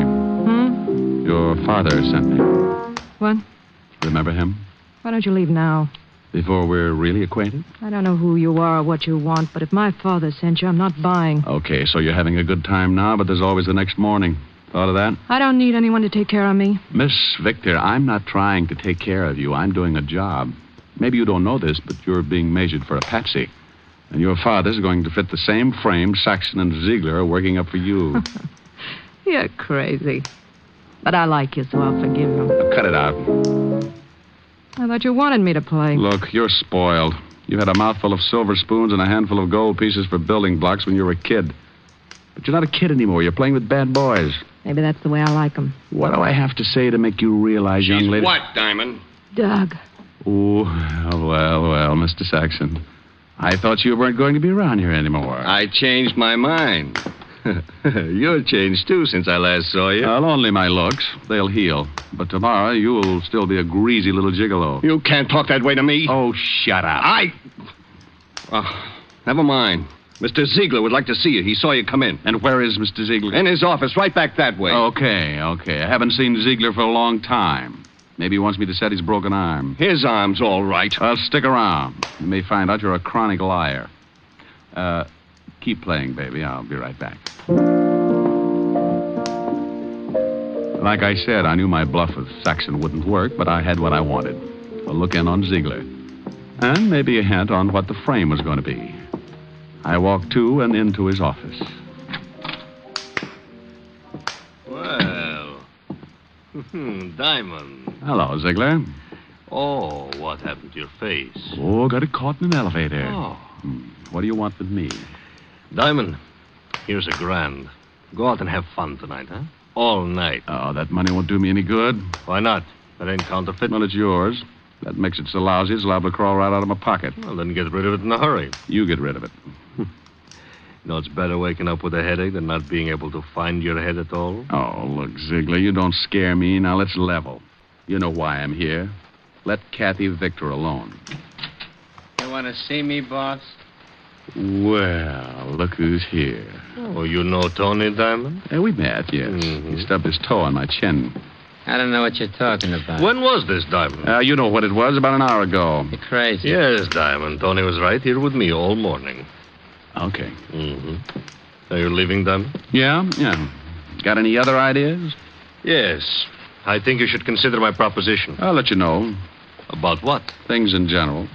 Oh, no. All of a sudden, you're happy. You make me that way, Diamond. You're working the dark, aren't you? I'll feel my way around. Believe me, Diamond, there ain't a thing wrong.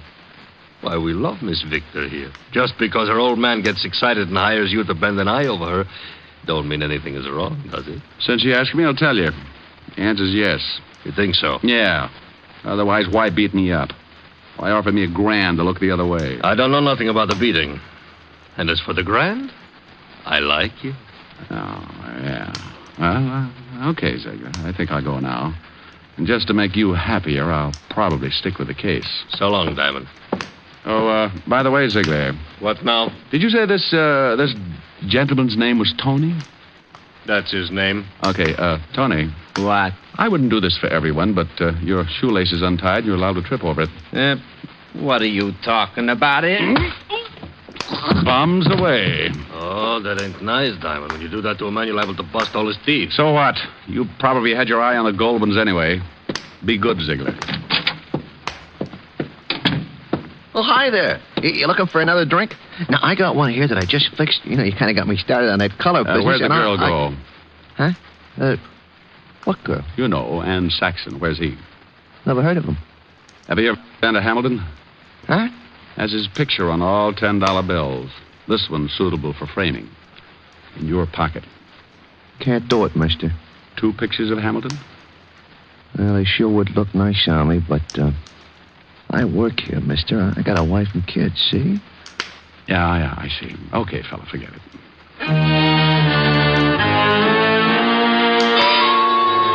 Well, I fell for the oldest gag in the world. Kept busy someplace else while Saxon walked out with the girl. Now I had to find her. But where? I had until 10 that night to stop a frame-up I didn't know anything about. But I played a hunch and headed for the 5th Precinct Police Station and Lieutenant Walt Lemonson. I walked in on him. Diamond, oh, no. Hiya, Walt. No, please go home. Nothing good can come of this. Why, Walt, I'm surprised at you. Well, I'm not. You've got some horrible joke up your sleeve. I don't want any part of it. I can only stay a few minutes. I want to know about a guy named Saxon. Douglas Saxon? That's it. What's the matter? Can't you find things out for yourself? Right now, Lieutenant, I'm a citizen asking about a guy. Now, what have you got on Saxon, Walt? Not a thing. He was clean when we picked him up a couple of times. Why was he picked up? Why are you so interested in him? Oh, it goes with my business. Oh? And if I tell you? Well, I'll tell you something sometime. Now, come on, Walt, give. Okay. He was picked up on suspicion of handling narcotics. But that's a job for the Vice Squad. Why is he so dear to you? He's working for Aaron Ziegler. This, Mr. Diamond, is not new. He'd be just the boy to work a frame for Aaron, wouldn't he? If it involved a gal, yeah. This does. How? Don't know. Yet. But, if she was picked up with narcotics on her, it'd be a nice frame, wouldn't it? What makes you think it would be a frame? This gal looks too healthy. Yeah, but you could be wrong. Why?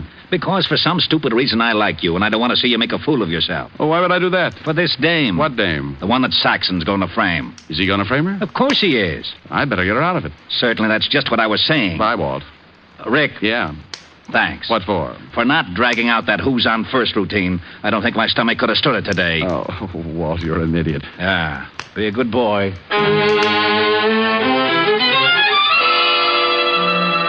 When you pound a police beat in New York, you make a lot of unusual friends. And if you ever get in plain clothes, those friends come in handy sometimes. I grabbed a cab in front of the precinct station and headed for Chinatown. Walt and I had known an old Chinese named Wu Li who had been around a long time. He knew everyone and everything that went on in Chinatown.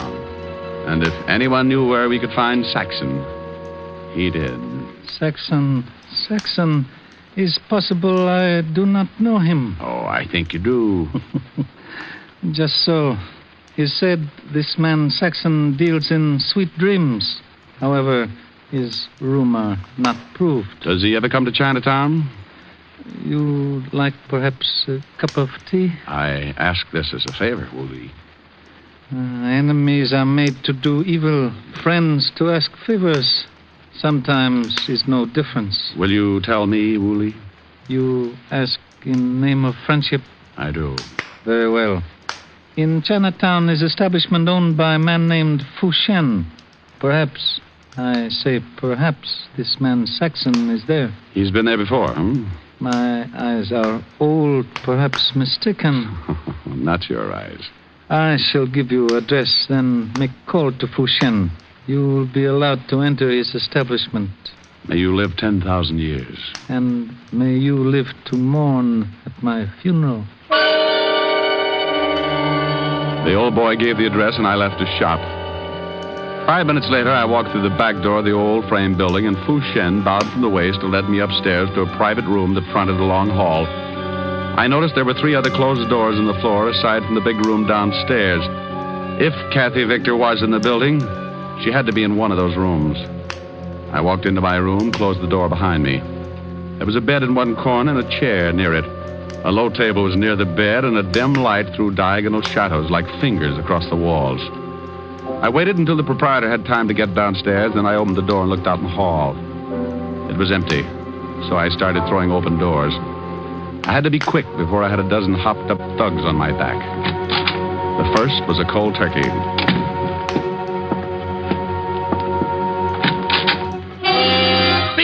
This room's in use. Diamond. Well, Mr. Saxon, I presume. Look, Diamond, lay off me, will you? Where's the kid? I don't know who you mean. You will. No! Diamond, my arm! You're hurting. So here's another twist for size. Ow. Now sing, Saxon, and loud. Look, you got it wrong. How wrong can I be? Okay, but it wasn't my idea. I can believe that. Ziegler thought it up. You pulled it off for a couple of grand. Listen, if I tell you, will you let me go? The girl's all you want. Let me go, will you? Where is she? In the next room. Walk ahead of me. And in case you get any ideas... Now walk ahead of me. Open the door. You got my arm. You got another one, but not for long if you try anything. Open it. There she is. Oh, out cold. She's all right, Just knocked out, huh? Let me go now, Diamond. Sure. So this was the game, huh? Bring her here, knock her out, plant narcotics on her, and then push her into the street to get picked up. Look, I showed you where she is. Now give me a break. You know, I was just thinking of that. How would you like it, in the arm or in the jaw? Crumb. Now, come on, Mr. Victor. Let's wake up now. Come on. Mr. Diamond, you got bad habits. Yeah, Tony, and one of them is running into you. Okay, Diamond, keep your hands where I can see them. Right on the ends of my arms. Oh, what a sense of humor. All right, Diamond. All right, what? I think you're going to get a hole in the face. Just a minute, Tony. You hear anything? Yeah? Those are police cars, Tony, coming here. You're crazy. Yeah? You don't think I'd come here alone, do you? Get over there by the door. Look, Tony, you got yourself all dirtied up for Ziegler. Is he here? No, he let you and Saxon walk around in the mud. Those cars are almost here, Tony. Shut up, I got orders. To rub me out, I know, but what if you do? How are you going to get out? Got an answer for that? They ain't coming here. That didn't go past, Tony. Now listen, I got nothing against you. Make a break for it. Out the back door. All I want is the girl. Go on, fast, before it's too late. Yeah, I ain't gonna take the rap for nobody. Diamond! Rick! Diamond, you in here? Diamond! Up here, Walt. Come on. You all right? Sure, but I sent a package, special delivery out the back door. We've got that covered. Otis will sign for him. Okay, wonderful. And now, hey, wait a minute. Huh? What are you doing here? Why'd you come? Why? My ulcers told me you were up to some stupid business. I knew when you left me you had some dizzy idea in your thick skull. I'm a cop, you know. I checked with Wu Lee, too. Hey, that the girl? Yeah. She'll be all right. Coming around okay. Uh-huh. Oh, and Saxon. Mm-hmm. Hey, what did you hit him with? Still out? Limp. Yeah, Walt, listen. If the papers get word of this kid's father will be ruined. If she's in the clear, you've got my word no one will hear about it. Well, I know she's in the clear, but I can't leave her here. I got a job to do. I was hired. Oh, you want to take her, huh? Yeah, I think she'd like to go home. Okay, I'll take your word she's all right. Now, beat it fast before the narcotics boys get here. Thanks, Walt. Come on, baby. Snap out of it. Come on. Get her out of here before we're all booked for obstructing justice. I'm going. Hey, Walt. Yeah? How are you going to explain knocking over this joint before the vice squad? Why, didn't you know I got a reported homicide here? I'll let you know what happens. Where'll you be? Oh, silly boy. Where else but Helen's? Now, come on, Cassie, baby. On your feet. On your feet. Walt. Now what? I love you. I'll marry you later. Now take off. Oh, my stomach.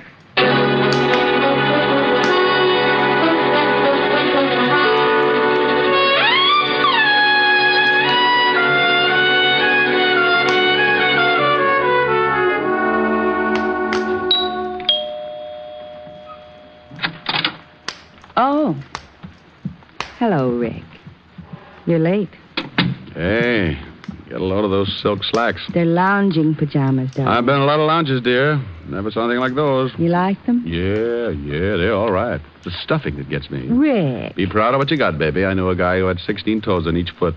What good did that do him? He used to tell everybody he was a duck, made a fortune selling his hair for pillow stuffing. You look awful. Could have been worse.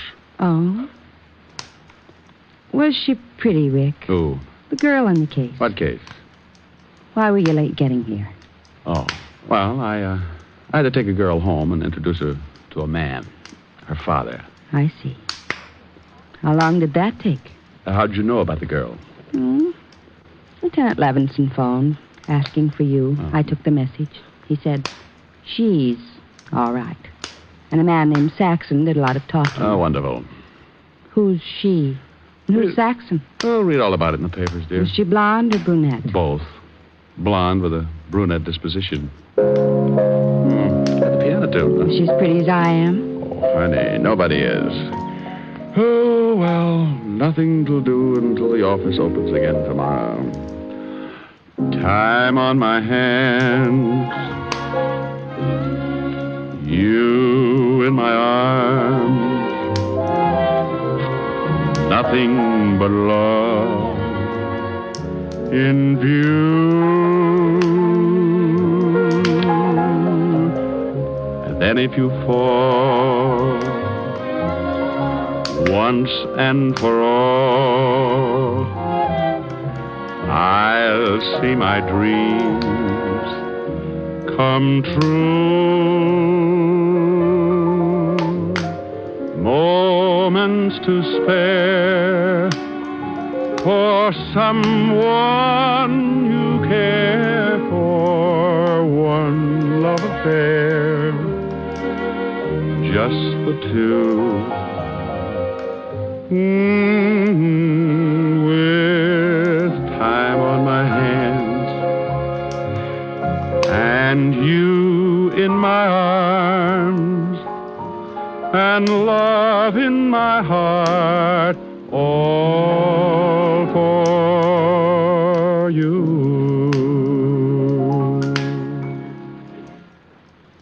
How long did it take you to take her home? Oh, let's forget her, Helen. I'm willing.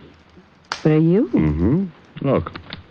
Oh, what nice big checks. Yeah, another day, another $600. Are we going out for dinner? With what? Well, you've got a handful of checks. Baby, I got news for you. The banks are closed. Oh, come on. I know the bartender at the Nocturne Club. Oh, no.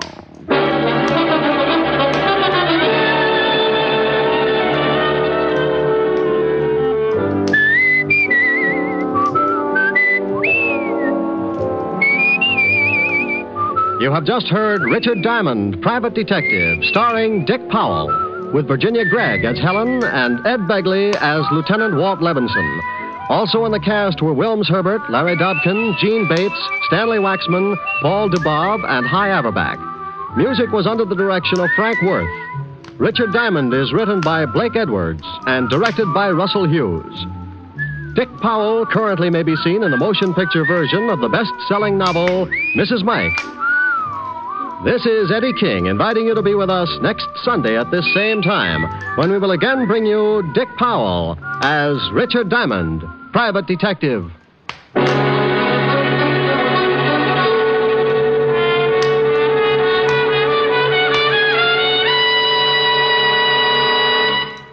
What's on NBC today? Great shows for Sunday on NBC include The Adventures of Sam Spade and Theater Guild on the Air. Helen Hayes and Walter Abel co-star on Theater Guild today, and for his caper, Sam Spade turns to television for help. You'll enjoy both these stellar shows, Sam Spade, then Theater Guild, today on NBC. Now stay tuned for James Melton and Harvest of Stars on NBC.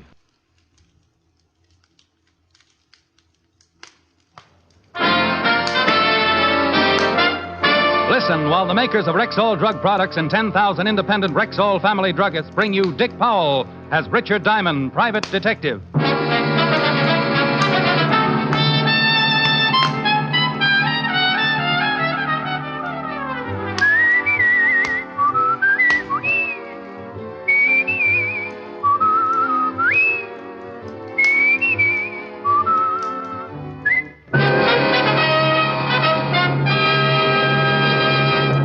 Good evening.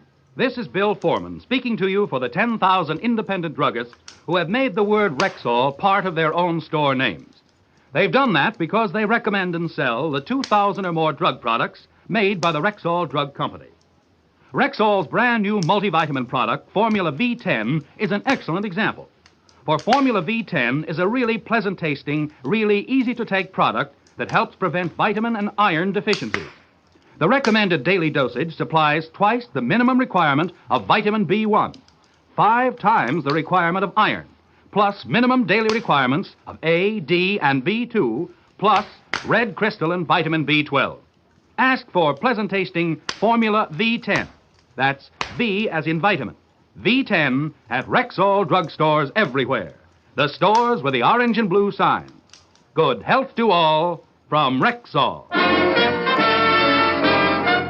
Now, your Rexall family druggist brings you a transcribed half hour with Richard Diamond, Private Detective, starring Dick Powell.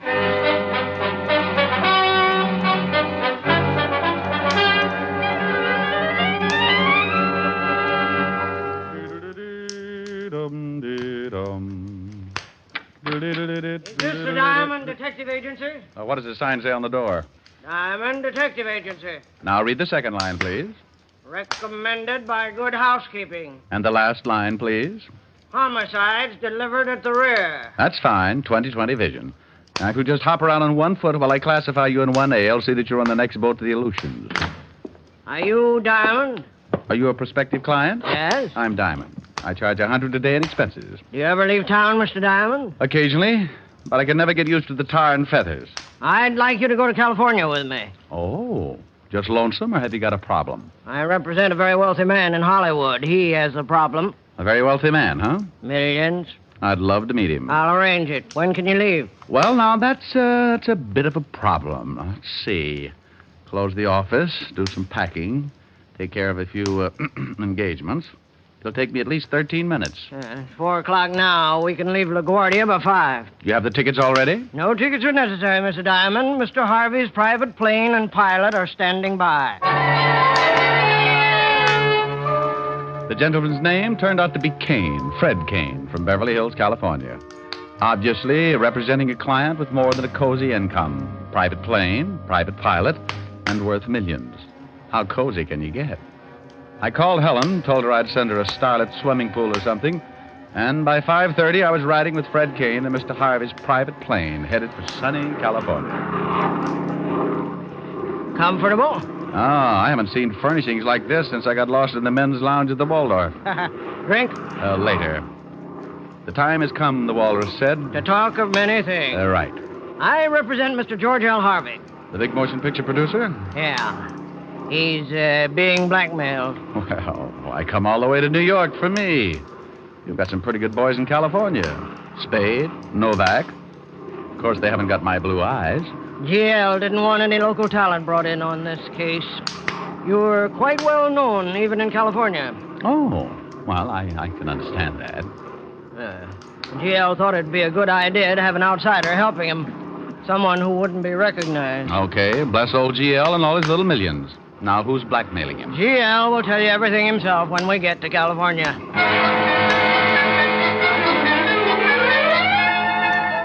Fred Kane and I played gin for the next couple of hours, and we didn't talk any more about G.L. Harvey and his blackmail troubles. By 8:30, we were somewhere over Kansas, and I was getting sleepy, so I turned in. Around 6 the next morning, we landed in Burbank. I stepped out to get my first look at beautiful, wonderful, sunny California. We'll have to run for it. GL will have a car waiting. A car? I'm surprised at GL. I thought sure he'd meet us with his private life raft. The car was waiting all right, complete with chauffeur, footman, and dinghy. We plowed our way through 6 inches of early morning dew and headed for the Beverly Hills Hotel where I was supposed to stay.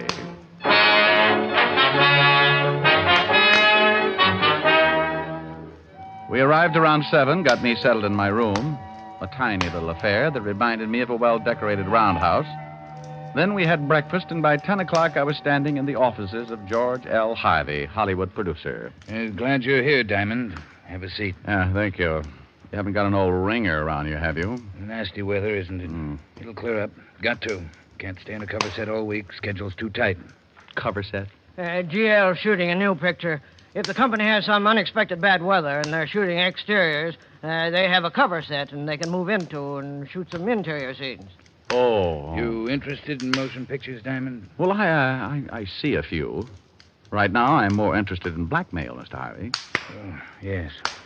Well, here's the setup. Fred here introduced me to a girl about a month ago, Mary Conrad. And now she's got you on the hook. Very much on the hook. Pretty girl. No, more than that. Beautiful. Brunette, about 5'6". Well, she's... Beautiful. We became very, well... Friendly. Yes.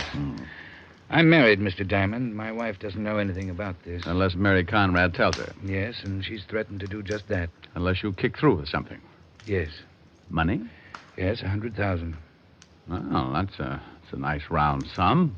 Fred should be more careful about the girls he introduces you to. I had no way of knowing, Diamond. I met the girl in Las Vegas. 2 weeks later, I met her at a party down here. It was just as much my fault. I saw her with Fred and wanted an introduction. And you got it. $100,000. How do you do? Yes. You want me to get something on her or to get the evidence back? Well, yes. It's a wonder you don't get into more trouble, GL. You just don't know how to say no. It was pretty obvious that I'd have to meet the blackmailer, so a party was arranged by Fred Kane at GL's beach house, and without GL's presence, so I could get acquainted with the beautiful Mary Conrad. GL gave me a $200 retainer, blushed a little when I kissed him on both cheeks. Then Fred Kane sailed me back to the Beverly Hills, where he rented a car for me and told me how to get to the beach home. By 8 o'clock that evening, I was driving down the coast highway on the way to Malibu. I couldn't get over it. The rain had stopped. There was a big yellow moon sitting up in a cloudless sky, and a warm breeze was blowing in off the Pacific. I even put the top down. Hello, Diamond. Come on in. Say, what's with this weather? 1 minute it's pouring, and the next time it comes out like a travel folder. We're just getting into the rainy season. It'll probably stay clear like this for at least a week. Oh. Give me your hat, and I'll take you in and introduce you to the guests. Oh, it's what? A New York gumshoe out looking for a blackmailer? Yeah, that's right. You're an agent. Agent? I don't know anything about agents. You like money, don't you? That's my name, spelled backwards. Then you're an agent. It was a small little party. That is, of course, if you compared it to Ebbets Field during a World Series. GL's house was in the middle of what was known as Malibu Colony. That's a bunch of houses built right out on the sand and surrounded by money. Fred took me around and introduced me as an agent from New York and an old friend. I met everything from producers, writers, and directors to several well-known motion picture stars, one of which had her French poodle with her. And this is Michelle, Mr. Diamond. Say hello to Mr. Diamond, Michelle. Oops, sorry, Great Dane. And on until finally we got around to my objective for the evening. And believe me, I'd enlist 3 times a week just to go after that kind of an objective. Brunette, about 5'6". When she looked up at me, I felt as nervous as a cat in a ukulele factory. This is Mary Conrad, Mr. Diamond, Mary. Hello. Be Hello. nice to him. He's a big New York agent. I see some other guests now. Take care of him, Mary. Looks like Fred has paired us off. Well, he knows a good combination when he sees it. 2 best-looking people at the party. Of course, I'm prettier than you are. How long have you known Fred? Fred? Oh, years and years. We used to play stickball together over in Canarsie. I thought Fred was a native Californian. Well, oh, yes. Well, he is. He used to come all the way to New York just for the stickball. We had quite a team. I'll bet you did. What position did you play? I played left gutter. That's the dirty side of the street. Oh. How about a drink, huh? She showed me where the bar was, and we sat down and got acquainted. Then she showed me where the ocean was, and we took off our shoes and walked out on the sand. Then we sat down and really got acquainted. It's nicer out here. I don't like parties much. Well, I like this one. Compliment? Naturally. Thank you.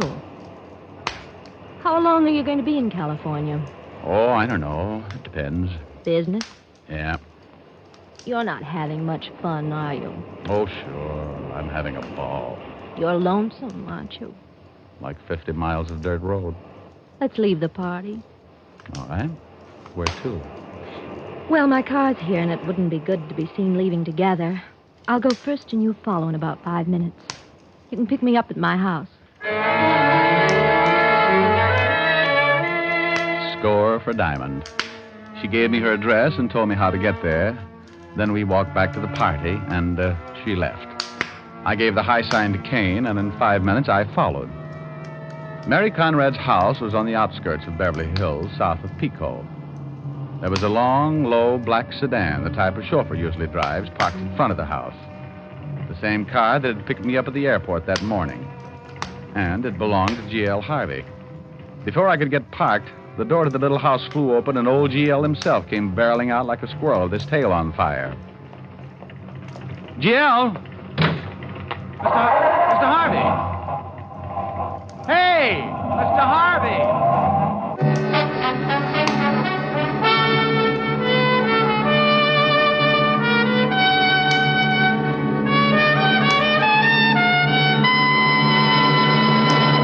Here's a question for all overweight women. Would you like to know how to reduce without starving, without counting calories, without back-breaking exercise? Would I? But it isn't possible, is it? It certainly is. With the new Ann Delafield reducing plan, you lose up to 5 pounds a week and gain new pep and energy besides. Best of all, you have none of the hunger pangs and bother that most people dread about reducing. The Ann Delafield reducing plan shows you how to lose weight naturally. Sounds wonderful. What does the plan include? Everything you need to slim you down and keep you slim. Vitamins to bolster your diet. Ann Delafield appetite-reducing wafers to curb that unruly appetite, and an important complete beauty book. And here's a tip for all overweight men. Rexall is proud to announce their new Delafield reducing plan for men. It's sound, scientific, and easy. So look young, feel young, stay young for your age. Ask for the Delafield reducing plan for men. Available only at Rexall drugstores.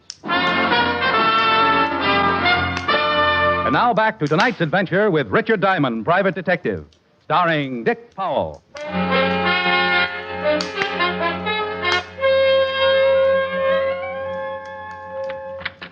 Hey, what the devil? Oh, hello there, Mr. Harvey. Diamond, did you get into the studio? I went to your home first. My home? You didn't talk to anyone? Your car wasn't around, so I tried the studio. The cop at the gate wouldn't let me in, so I climbed a fence. Climbed a fence? It was better than having him call you. You might have wanted to see me. I'd wanted to see you. Don't be foolish. Why not see you? You often come to your office this late at night? Look, Diamond, I saw you when you yelled at me in front of Mary Conrad's house. Why didn't you stop? I was too frightened. I was scared stiff. I suppose you found her. Yeah. Oh, it was terrible. Awful. Just awful. I'll bet it was.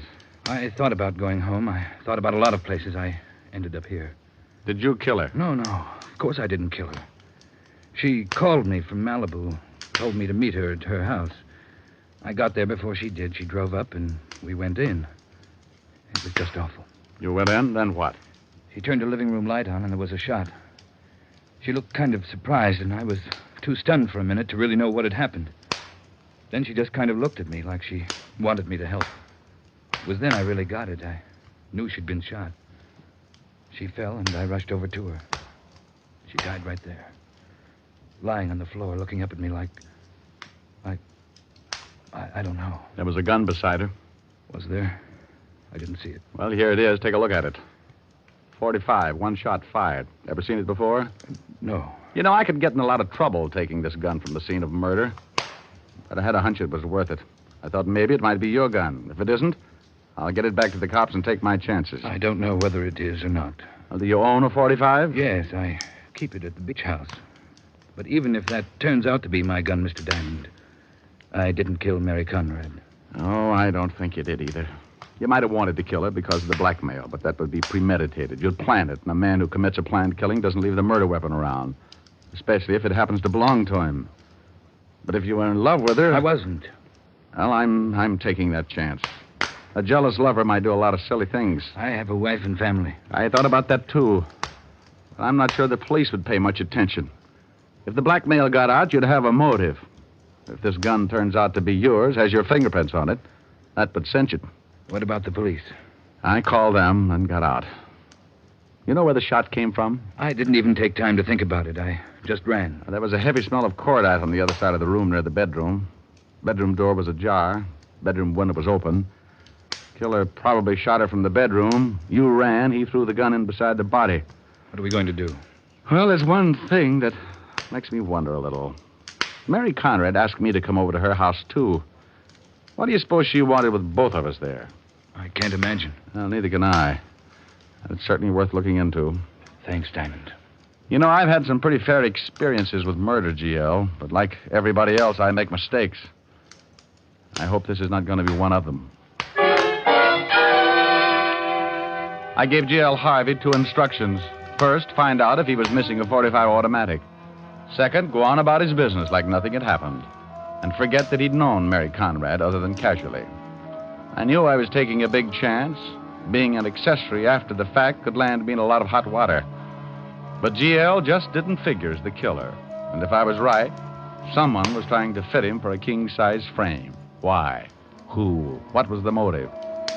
Those were things I was going to have to find out and find them out in a hurry. So while the police were undoubtedly still busy with an identification on Mary Conrad, I got back in my rented car and took off for Malibu. Yeah, back so soon? No laughs. You find out anything? Where can we talk? You look like something's wrong. You should see how Mary Conrad looks. Fred Kane took me in the den and we locked out the rest of the party. I told him just what had happened. And he poured himself a long drink. Yeah. You think GL really did it? I want to do some checking on Mary Conrad before I start making any guesses. Now, you said you met her in Las Vegas, didn't you? That's right. And then tell me everything you know about her. And he didn't know much.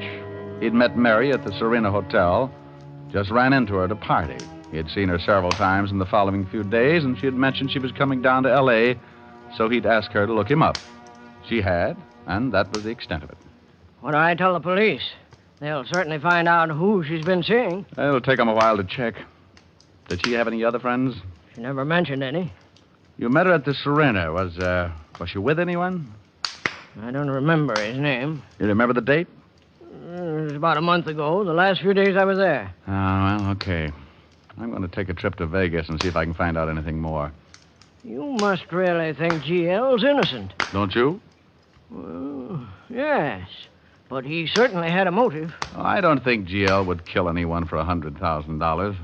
The thing I can't figure is why anyone would want to frame him. What could they gain by it? I drove back to Burbank, grabbed a late plane for Las Vegas, and about an hour and a half later, I was checking with the desk clerk at the Serena. We went through the lists of guests during the time Fred Kane's last visit. Kane had checked out on the 8th of October. He said he'd met Mary Conrad several days before. I gave the desk clerk her description, but he didn't remember. And she hadn't been registered at the Serena. So I started checking every hotel and motor court in Vegas. Mary Conrad, huh? Yeah, about 5'6", brunette, blue eyes. Mary Conrad. Oh, she didn't register here. Here, take a look for yourself. I kept going, one hotel after another, and no Mary Conrad registered at any of them. But she had to live someplace if she stayed in Las Vegas.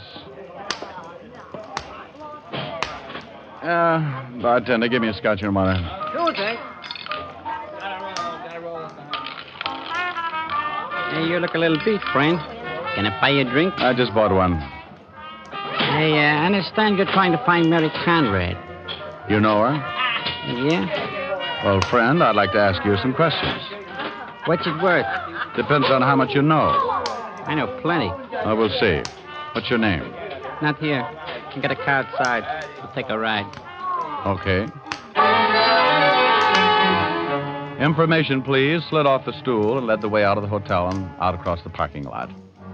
This guy knew I was looking for Mary Conrad. How? Had to be tipped off or he'd been tailing me. When he walked in front of me, the little old gun in his hip pocket showed up like a bathing beauty on the gorilla farm. Hey, wait a minute. What's the matter? Where's the car? Huh? Oh, right over there. Mm-hmm. The one with the fat guy behind the wheel? Just a friend. Oh, sure. I think we talk right here. He thought about it for a second, glanced over at his fat friend sitting in the car, then back at me. Here? Right here. Okay. He made up his mind, all right. He grabbed for his right hip pocket and that big gun, but that was as far as he got because I second-guessed it.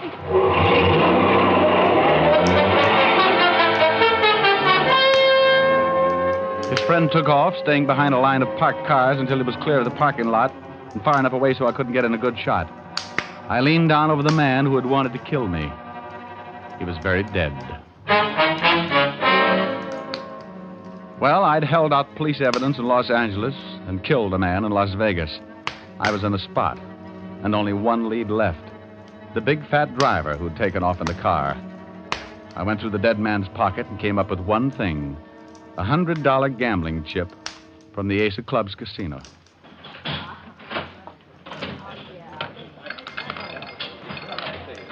Oh, how about using that car of yours? Huh? Don't turn around, or you'll get mixed up with a lot of bullets. What do you want? A talk. Keep looking straight ahead like nothing was happening. I'll kill you if you try anything, I promise you that. What is this? Who are you? I just shot a friend of yours in the Serena parking lot. I've been in my office all night. Oh, sure. Start walking for the door. You'll never get away with this, Diamond. I thought you didn't know me. Start walking. I own this place, Diamond. My boys are all over the joint. Swell. Yell for them once and you have a dirty old hole in your pretty coat. Look, you and me can discuss this without getting rough. Out the door. And smile.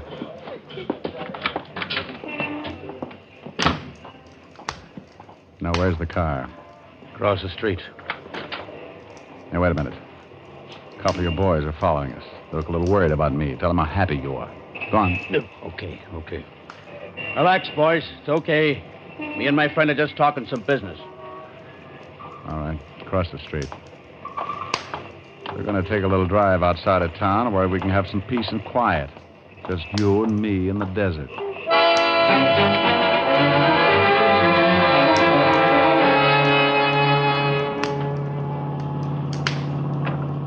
That's good enough. Pull off the road. Look, Diamond. Pull off the road. You know the cop's going to be out looking for you. That's why I need some answers in a hurry. Why did your boy try to kill me tonight? I don't know what you're talking about. Get out of the car. Now, look, I swear... Get out. What's this going to prove, Diamond? You're going to start walking. Straight out into that desert. At the end of 100 paces, if you haven't told me what I want to know, you're going to get it. Right in your big, ugly face. You'll never get away with it. Walk. Now, that's the trouble with you big, tough guys.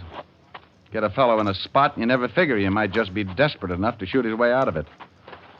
Why did your boy try to knock me off tonight? I've got a lot of dough, Diamond. I can get you out of the state and make you rich.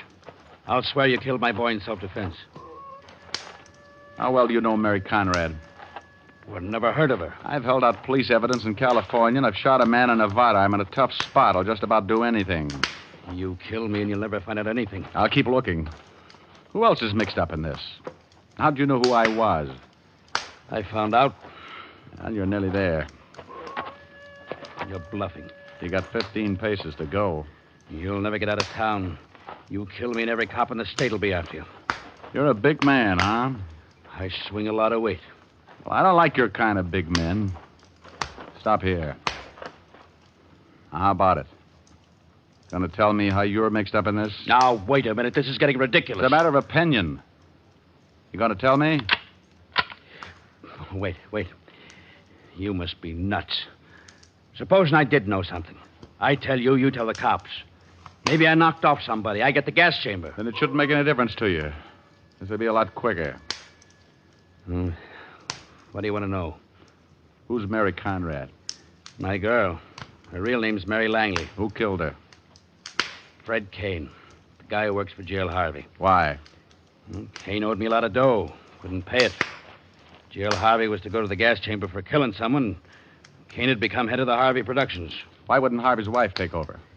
She'd own it, but Jail's will states that Kane would run it. How do you fit? Kane promised me a 50-50 split if I'd lay off about the debt. I talked Mary into it, and Kane introduced her to Harvey. The old boy went for a hook, line, and sinker. Then she started blackmailing him. So you'd have a motive for murder? Yeah. She never figured she was going to get killed. No, she just thought we were going to milk the old boy for the $100,000 and pull out. How did I fit in? Harvey's idea. When Kane told me about it, I figured it wouldn't be bad. You could catch Harvey after the murder. Well, why did you make a date with me, then call Harvey? Well, we told her to. Told her you were a private eye working for Harvey's wife. We said that you could be bought, and it would be a good idea to catch her with Harvey. So you waited in the bedroom until GL came in and you shot her, threw the gun in beside her. Hey, wait a minute. I didn't shoot her. Kane shot her.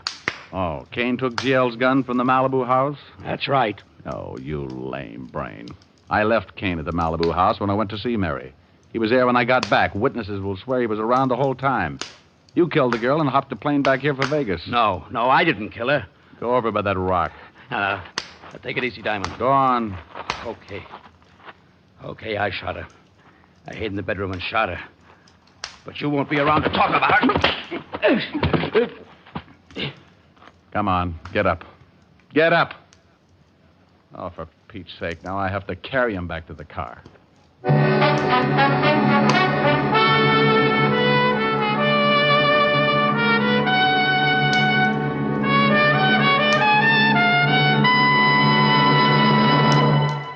Here at last is a mouthwash that cleans as it sweetens as it deodorizes. It's new triple-acting Rexall mouthwash with chlorophyll. And it's more effective because it combines nature's own breath freshener, chlorophyll, with a foaming action that floats away retained food particles. What's more, a special surface-active ingredient gives Rexall mouthwash with chlorophyll a wider coverage, a deeper penetration. The result? A clean, fresh mouth. A clean, fresh breath for hours. So fresh up with a cooling, minty-flavored mouthwash that cleans as it sweetens, as it deodorizes. Rexall mouthwash with chlorophyll at Rexall drugstores everywhere. Good health to all from Rexall.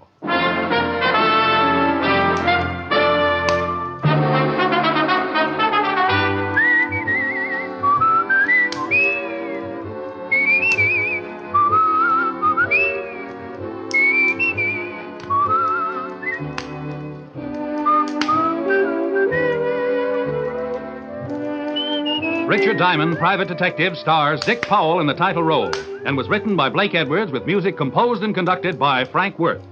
Dick Powell directed the RKO production Split Second, which is now in release, and his latest film appearance was in the Metro-Goldwyn-Mayer award-winning The Bad and the Beautiful. Featured in tonight's cast were Junius Matthews, Raymond Burr, Gene Bates, Virginia Gregg, and Wilms Herbert. Richard Diamond, Private Detective, is transcribed in Hollywood by Jaime Del Valle.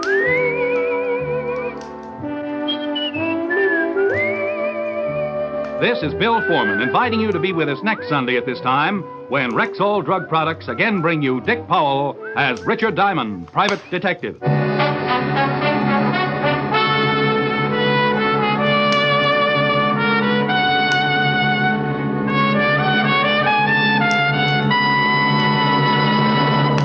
Men, cut your shaving time in half. Use Stag Brushless Shave Cream, the brushless cream that stays moist longer. No fuss, no rub-in. Just smooth it on for quicker, closer, face-happier shaves every time. Ask for Stag Brushless Shave Cream. Jumbo tube, only 50 cents. At Rexall drugstores everywhere. This is the CBS Radio Network.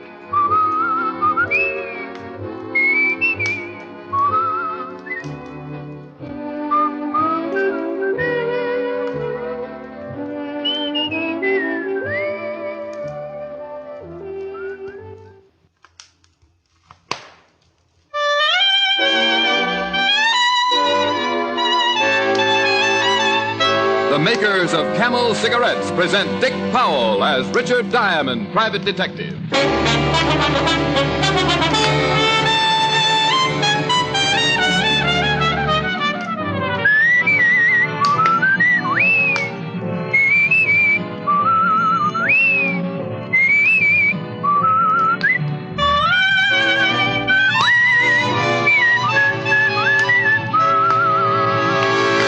The proof of a cigarette is in the smoking. Steady smoking. Smoke only Camels for 30 days and enjoy Camel's rich, full flavor, a flavor that no other cigarette has. You'll see how mild Camels are pack after pack, how well they agree with your throat week in and week out. You'll soon see why Camel is by far America's most popular cigarette. Why Camel is the steady smoke for you.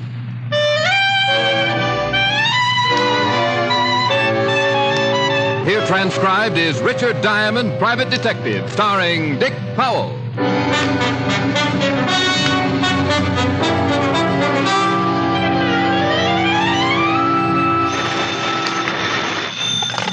Diamond Detective Agency for mayhem of distinction. Ooh. Yes. Oh. No, ooh. Why? Mayhem of distinction. I said that. And I said ooh. Was it that bad? Mm-hmm. Say it. Diamond Detective Agency for mayhem of distinction. See? Yeah. Well, what am I going to do? About what? About slogans. Gets tough after a while. How about when I call you up, I give the slogan instead? Well, I don't know. What do you mean you don't know? Well, I'll have to give you an audition. All right. I need a new one every morning. Fine. Starting tomorrow morning. I'll call you back the minute I have one. Bless your heart. I'm going to see you tonight. Sure, about 7.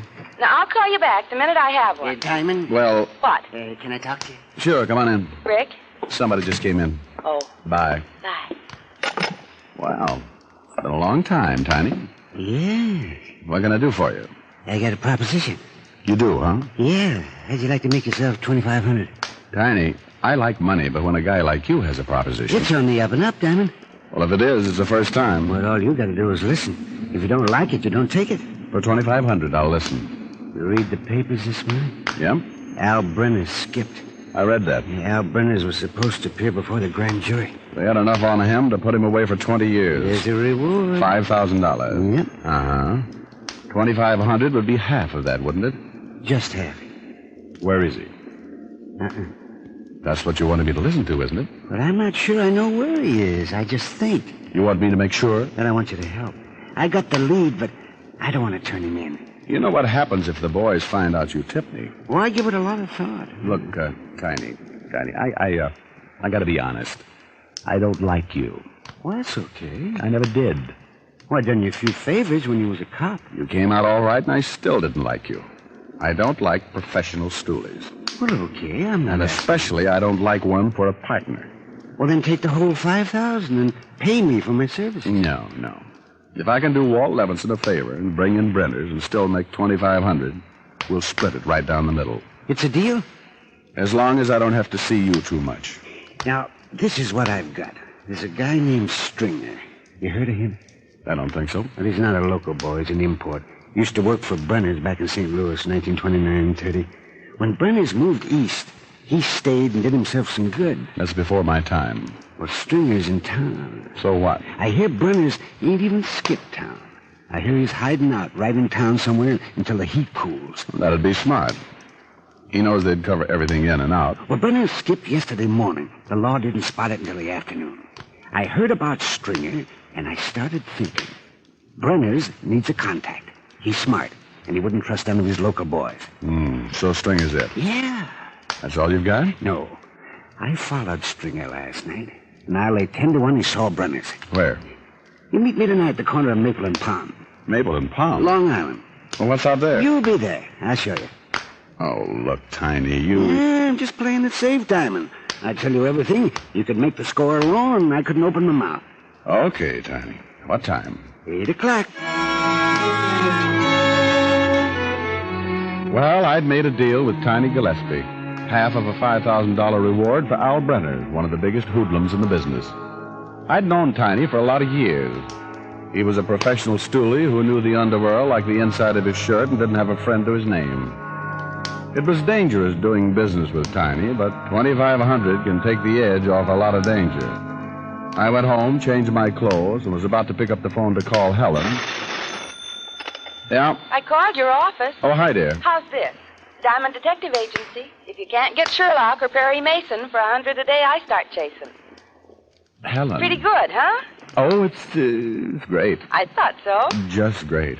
Why'd you leave your office so early? I was just going to call you. Rick. I can't make it until later, sweetheart. I'm sorry. But I started such a wonderful dinner. And I started making $2,500. $2,500?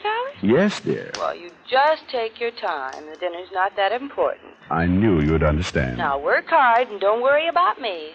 I'll see you when you solve the case. And get the $2,500. Rick, you don't think that I'm only interested in the money? Not in $1 million. Years.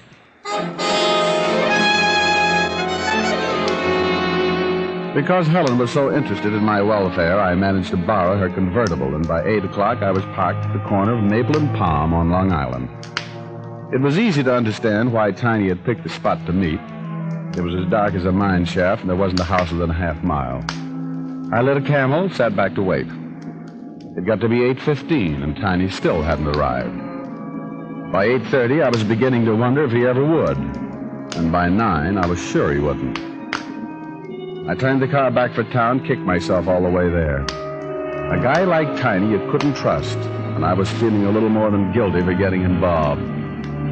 By the time I hit Broadway, I was madder than a wild bull with a hot foot. I turned right, drove down to the river in a dive called the Purple Garter, a hangout for a wine-nosed bum and a stoolie named Tiny Gillespie. There were only a few customers in the room and a bartender named Sampson that I'd done business with before. Hello, Mr. Diamond. Oh, hello, Sampson. I'm looking for Tiny Gillespie. Ain't here. How about a drink? No, I'm not interested in a long illness. Have you seen Tiny? Earlier. What's earlier? Around 7. He left around 7. Know where he was going? He didn't leave no forwarding address. What's he done? I was just looking for him. If you see him, tell him that, will you? I'll tell him. Oh. Hey, friend of yours. Well. Hi, Rick. Get the skids? What are you doing? Looking for a chocolate malt? Hello, Sampson. Hi, Lieutenant. Not thirsty. You guys are turning into snobs. You don't give us much choice, Sampson. It's that or a stomach bump. I shoulder your insults with complete disinterest. Who are you looking for, Fatty? Who says I am? Well, you're wearing that official frown. Prune Brow Levinson. Sampson, you seen Tiny Gillespie? Ho-ho. Tiny's getting popular. What do you mean, ho-ho? Just ho-ho.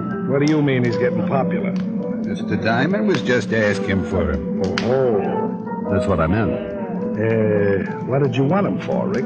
He was supposed to meet me. Why? Just to talk. About what? Oh, stop acting like a cop. What's it all about? I'm just in checking on Tiny's activities prior to 8 o'clock tonight. And just what did Tiny do prior to 8 o'clock tonight? For one thing, He got himself killed.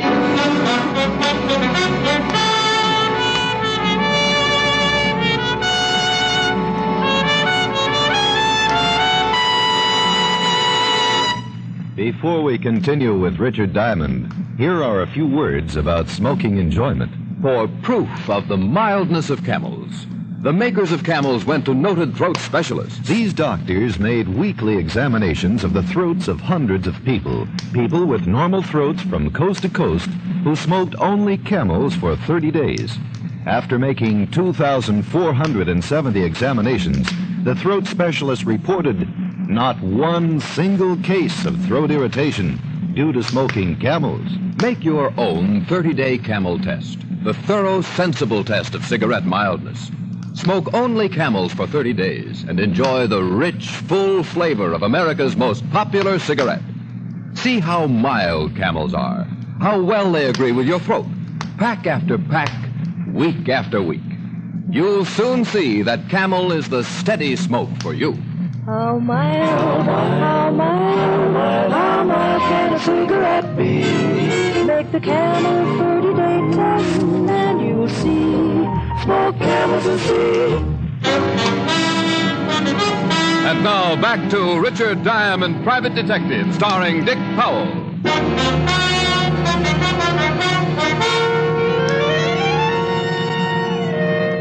It all started when a professional stool pigeon named Tiny Gillespie thought he knew the whereabouts of Al Brenners, the missing defendant in a grand jury investigation. Tiny had agreed to meet me at 8 o'clock that night, but he never showed up. And when I went looking for him, I ran into Lieutenant Walt Levinson, 5th Precinct Police. Walt told me Tiny had been killed. We went down to the station where we talked more about it. He was killed sometime between 7:30 and 8. Where? About a half mile from where you say you were supposed to meet him. How? Beaten to death. What? That's right. Somebody really worked him over. Wait a minute, I got a medical report here, son. Yeah, here it is. Broken back, fracture of the femur, fracture of... Okay. He was a mess. Want a cookie, Bright Eyes? No, thanks, Fatty. Help yourself. Is that part of your diet? Yeah. Rips the weight off you. That's obvious. Tell me, Skinny, you ever a hood named Stringer? Stringer? St. Louis. Worked for Al Brenners in 1929 and 30. Well, what's she got to do with it? Tiny's been following him. Tiny thought Stringer was working as a contact for Brenners.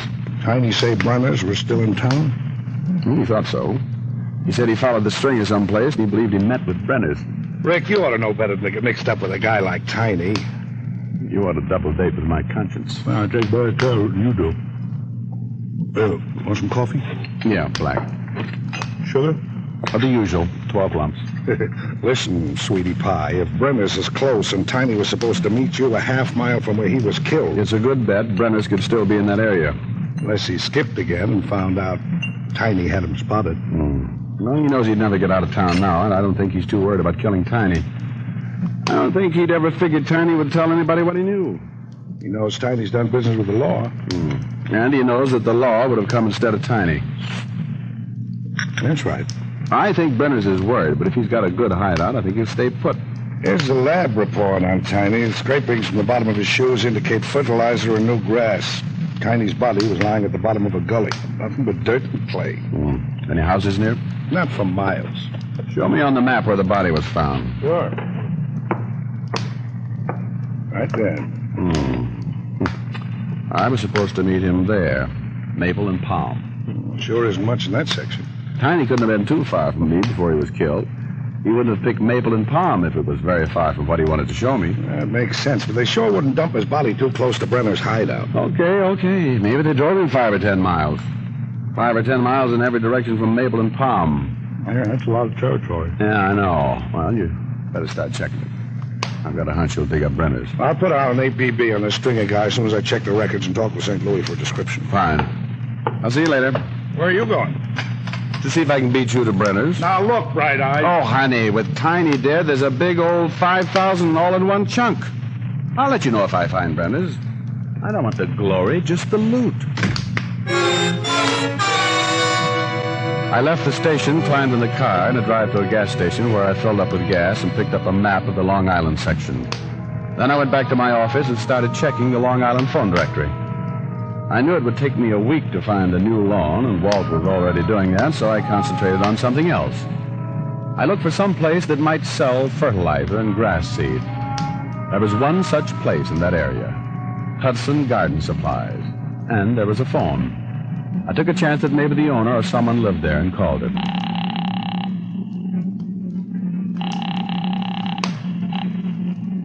Yeah. Is this the Hudson Garden Supply? Huh?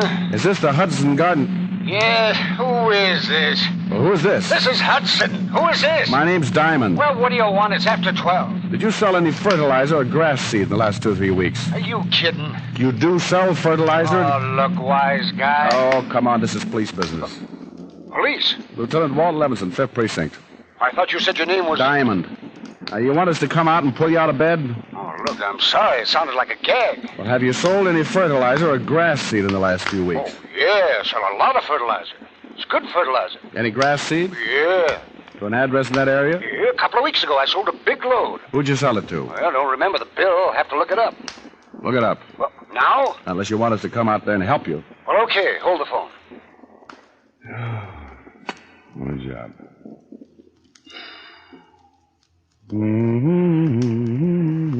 Hello? Yeah? That grass seed went to 7788 Shoreham Drive. What's the name on the bill? The Hillview Rest Home. You sell any other grass seed the last week? No, but I sold a lot of flowers and plants and plenty of fertilizer. You must love your work.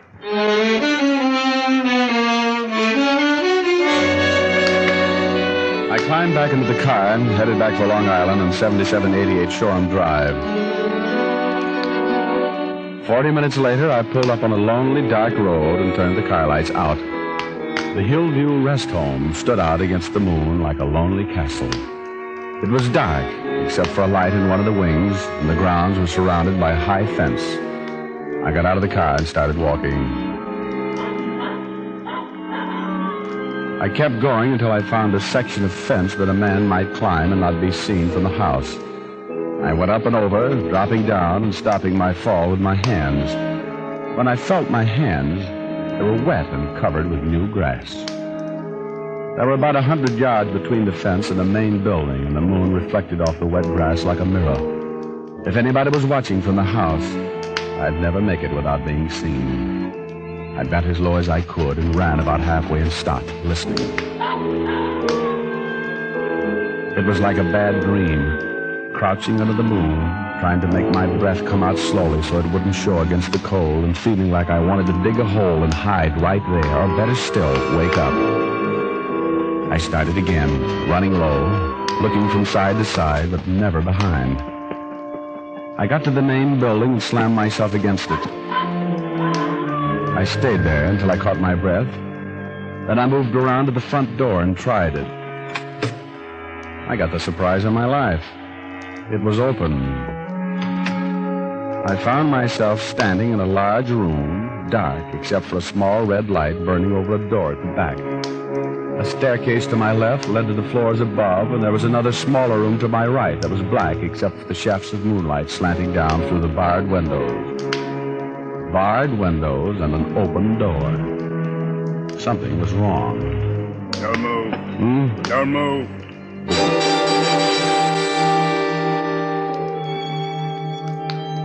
He was behind me, probably waiting behind the door. When I came in, and with the door unlocked like that, I figured he had been expecting me. If you turn around, I'll shoot you. In that case, you'll pardon my back. I'll take your gun. I don't have one. What would you call this? Oh, that's really just a big cigarette lighter? Yeah. Now your wallet. Oh, look, what is this? Richard Diamond, private detective. Yeah. A private detective. Who may retire. Yeah, I think I can guarantee it. Did you spot me crossing the lawn? When you climbed the fence, it set off an alarm. Well, my car broke down. I thought you maybe... could use the phone. Yeah. And I'm afraid I don't believe you. What is it, Barnes? You better come down and see. He's a private detective. Turn on a light. You had a gun. Well. You know him? Hello, Brenners. Yeah, he's a private cop, all right. Used to be a legit cop. How are you, Diamond? Surprised? I thought you skipped. You know I didn't. Tiny got to you, huh? Tiny? I told you. We should've... shut up. Look, you got to get out of here. I'll lose my whole business. You're making enough off. But now with this private detective and that man last night, no telling how many more. How'd Tiny find me? I don't know who you're talking about, Brenners. I'm just as surprised at seeing you as... You lie. Brenners, please. He might have told the police what he knows. They'd be here by now if he had. You're going to be in a little trouble, hiding out a man who's wanted by the federal government. He's right, Brenners. Whether he's trying to talk himself out of a jam or not, he's right. Relax. When Stringer gets here, I'll leave. Thank goodness. In the meantime, you better take care of Diamond. You mean like... Yeah. The way you did with Tiny Gillespie. Yeah, but isn't there... You don't want to lose this place, do you? No. And I don't want anybody around to talk about me. How come you worked Tiny over like that? Why didn't you just use your gun? You're in for a treat, Diamond. You're going to have a hard time working me over like that. Oh, we're not going to do a thing. Hey, better take him downstairs. Stringer should be here any minute. Yeah, all right. Walk over to that door. Nice seeing you again, Diamond. Yeah. Open the door. Go on, I'll have to shoot you. Keep going. Down those stairs. You're making a big mistake. I have no choice. State's evidence might get you off easy. Oh, the murder charge? Might get just life. And I might not. Stop right there. Open the door and go on in. Oh, now, look. I'll shoot you right here. Okay. Alf. Alf. I'm here. What is that? I got somebody for you, Alf. Get in there. Oh, now, look. Go on. I was locked in the basement, and there was someone else there with me. It was a man. His head was shaved clean, and his eyes were wild and staring. He was sitting in a corner, and as he pulled himself up, he looked at me, tipped his head to one side like he was listening to something. I gotta take care of you, too, huh? Then he was on his feet, shoulders hunched, and his arms hanging at his sides. And even bent over like that, he must have been 6.5 feet tall. He shuffled towards me like an ape, and I realized what it was that had given Tiny such a beating. You're bigger than the last one. You're gonna give me a little fight? Easy, boy, easy. I put my back to the wall and kept circling him, but he seemed to enjoy watching me try to get away. He'd reach out, and when I'd duck, he'd smile a horrible mouthful of teeth and rub his hands together like a little kid with a new game.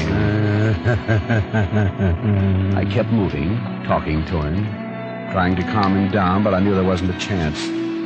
The basement was a solid 4 walls and a heavy locked door, and one of us would have to die before the night was over. The way things stood, it was pretty obvious who it was going to be, and if I kept running, I was going to get tired and die a lot quicker. I stopped.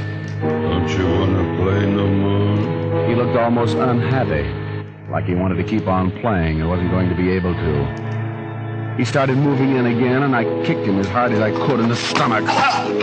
He doubled over, and for a second I felt bad. Then he straightened and rushed me. He got his arms around me, and it was like being caught by a boa constrictor. The harder I fought, the tighter he squeezed. I started to pass out. Thought I heard shots. Then he picked me up over his head and threw me the length of the room. I tried to sit up, but I was too dazed. In the half-light, I watched him shuffle in, his arms swinging. He was so strong he didn't even know he was fighting a man. Just a doll that wouldn't play anymore, and he was going to break it in 1,000 pieces. He reached for me just when somebody on the other side of the door started shooting. The giant stopped as the bolt of the door was pulled back, and then he turned. Rick! You come to fight me, too? Look out, Wolf.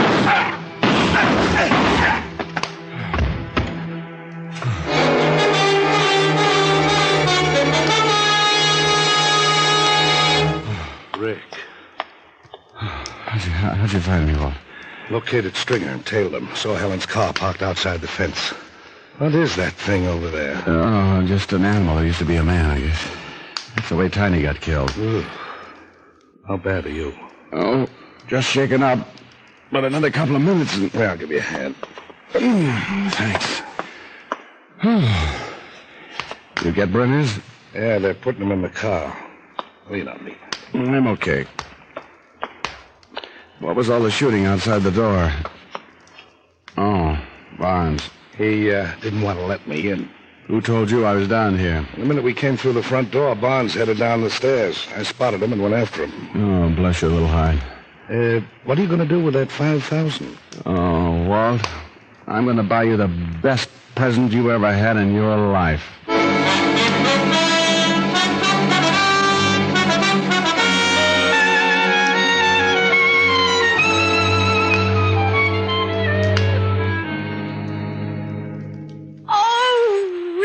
You like it, dear? Oh, it's a beautiful stove.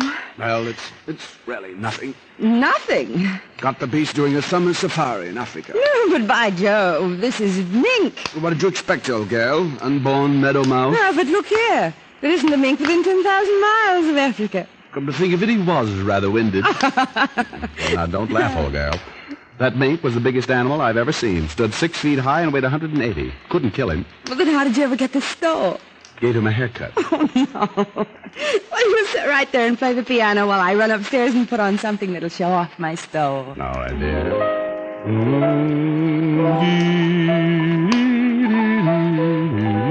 What a memory. Oh, baby, what I couldn't do with plenty of money and you. In spite of the worry that money brings, just a little filthy lucre buys a lot of things, and I can take you to places you'd like to go. But outside of that, I've no use for dough. It's the root of all evil, of strife and upheaval. But I'm certain, honey, that life could be sunny with plenty of money and you. That was pretty. Thank you. Ooh. How do I look? Oh, that mink never had it so good. Are we going to dinner? Right, dear. I'm going to buy you the fanciest... Oh, I'll get it.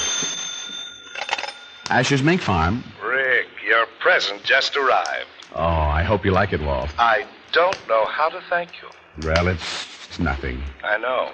Wear it in good health, and I'll see you soon. I'll never forget you for this, old man. Bye. What? Mm-hmm. He loved his present. Well, you got him a present, too. But he saved my life. I bought him a beautiful cashmere uniform. Cashmere uniform? He couldn't get over it. Now, let's go, dear. Rick, you must have spent an awful lot of money. For the people I love. I've still got about $1,500 left. That's pretty good after taxes. Taxes? Rick. Oh, give me petrol, give me petrol. Right there on the stand. Oh.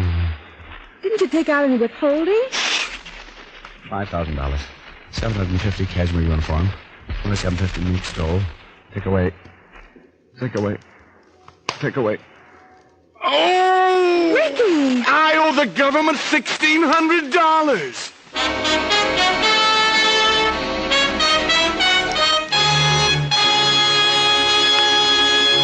Dick Powell will return in just a minute. Tens of thousands of doctors in all branches of medicine, in all parts of the country, were asked what cigarette they smoked. The brand named most was Camel. Yes, according to this nationwide survey, more doctors smoke Camels than any other cigarette. Enjoy Camels, the cigarette so many doctors enjoy. And say, friends, buy your Camels by the carton, the handy, thrifty way. Yes, that way you always have Camels when you want them. How my, how my, how my can a cigarette be? Smoke Camels and sweet. Here's Dick Powell with a special message. Thank you. Ladies and gentlemen, the hospitalized men of our armed forces like to know that they're not forgotten. Each week, the makers of Camels send out thousands of packs of gift Camels to these men. This week's Camels go to Veterans Hospitals, Aspinwall, Pennsylvania, and Louisville, Kentucky.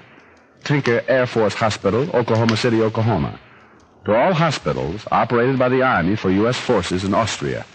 Now until next week, enjoy Camels. I always do.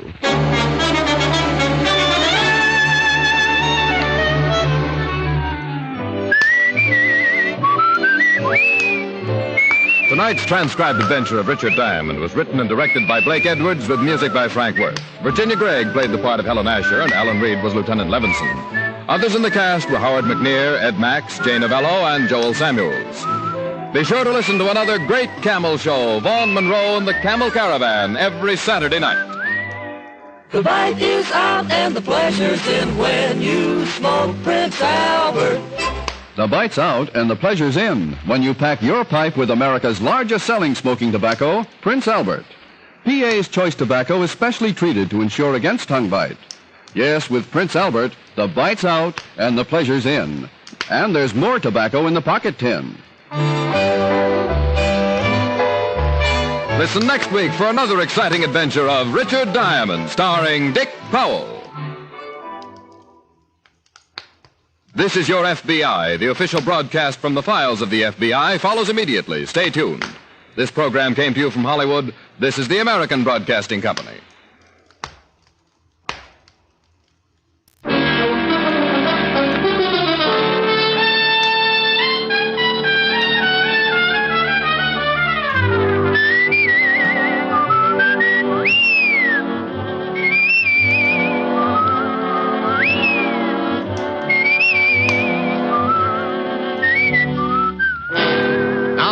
Dick Powell as Richard Diamond, private detective.